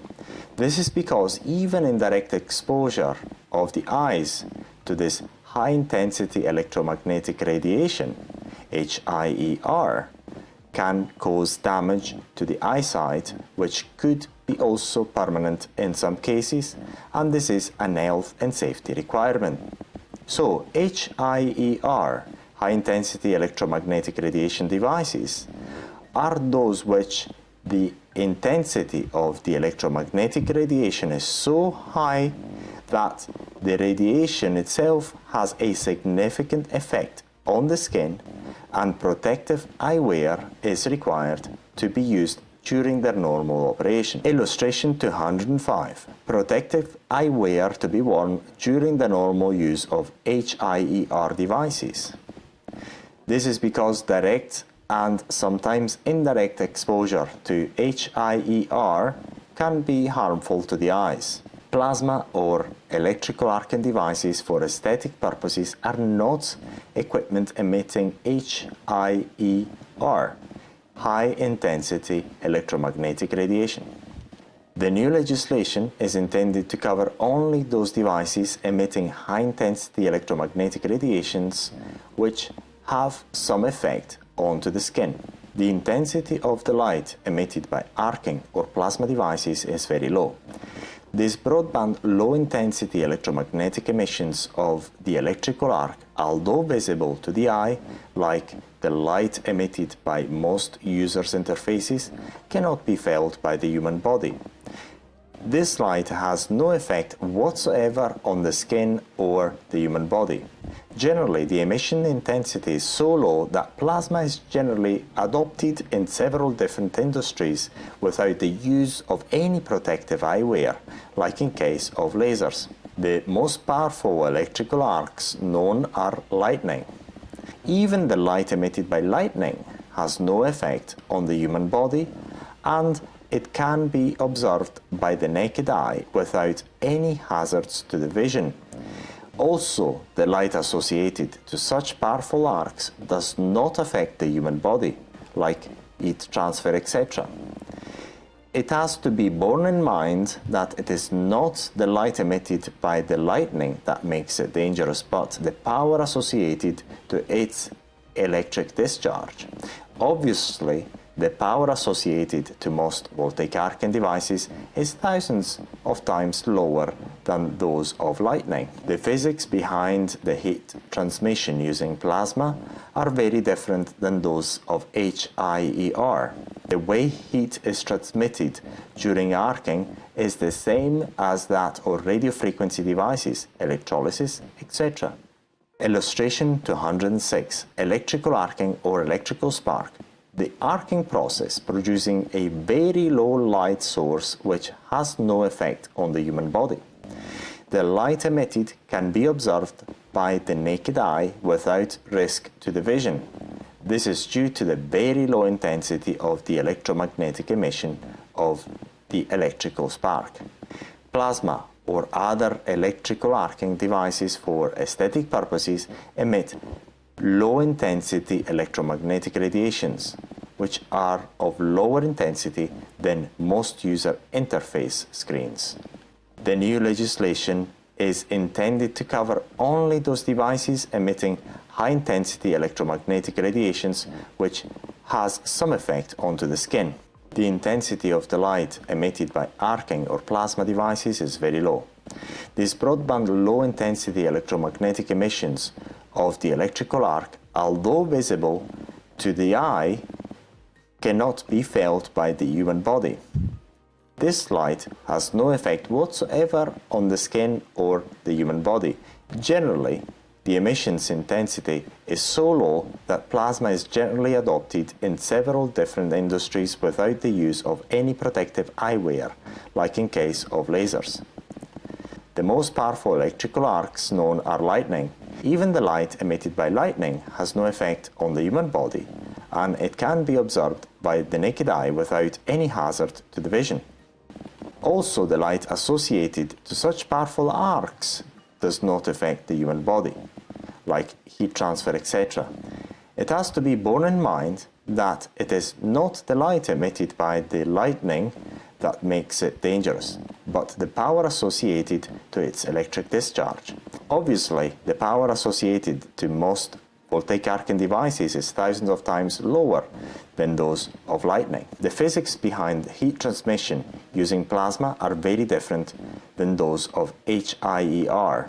The way heat is transmitted during arcing is the same as that of radio frequency devices, electrolysis, etc. Plasma or electrical arcing devices for aesthetic purposes emit low-intensity electromagnetic radiations. Illustration 207. Lightning is the most powerful arc in nature. The light emitted by this high-power phenomenon has no effect on the human body, even when the electrical discharges are this powerful. Plasma is used in all industries, including manufacturing and assembly lines, as well as medicine and aesthetics. In no instances protective eyewear is required. This is because the broad-spectrum electromagnetic energy emitted by the electric spark is of such low intensity that it's not dangerous, and it can be observed directly by the human naked eye without any hazards. Also, as we know, there are more potent sparks in nature than those used in aesthetics by electrical arcing devices. These are lightning. No one has ever been blinded or affected by the light produced in lightning. No one has ever issued a warning to wear protective eyewear during a thunderstorm. This is clearly simply because the light emitted by the potent electrical spark, lightning, is of very low intensity and does not cause any harm to the human body. To be clear, the danger posed by lightning is not due to the light itself, but the power of the electrical discharge itself. Therefore, if the light emitted by a lightning, the highest intensity electrical arc known in nature, can be observed by the naked eye at any distance and has no effect on the human body, then the electromagnetic radiations of those small arcs emitted by devices used in aesthetic applications are extremely low. Also, trying to compare the luminescence of the electrical arcs used in aesthetics and those of a mobile phone screen, it is easily found that the light intensity of a mobile phone device screen is several times higher than that of the electrical arc. Illustration 208. Electrical discharge in air during a routine aesthetic treatment. The light emitted by the electrical arc has very low intensity. No protective eyewear is used by the user and the subject undergoing the treatment. This is because the light emitted by the arc has so low intensity that it can be observed by the naked eye without incurring into any health and safety hazards. To summarize, we've seen that 1. The electrical arcing devices emit very low intensity electromagnetic radiations. These radiations are incoherent and of broad spectrum like those radiated by most other user interfaces like LED screen and touch screens. However, the light emitted by plasma devices is of lower intensity than that of a mobile phone screen and most other user interfaces. 2. The light emitted by the electrical discharge has neither effect on the skin nor the human body. It is the electrical discharge and not the light emitted by the electrical discharge which causes the heat propagation into the skin. This applies to any type of arcing in air and carrier gases. The light emitted by the electrical arcing for aesthetic purposes has very low intensity and it has clearly neither any effect on the human body nor the skin. For all the reasons above, plasma devices for aesthetic purposes are not high-intensity electromagnetic emitting devices and therefore they are not part of the new legislation's remit. As a consequence, the MDD will not apply to plasma devices also after the new legislation will come into force in May 2020. The end of the book.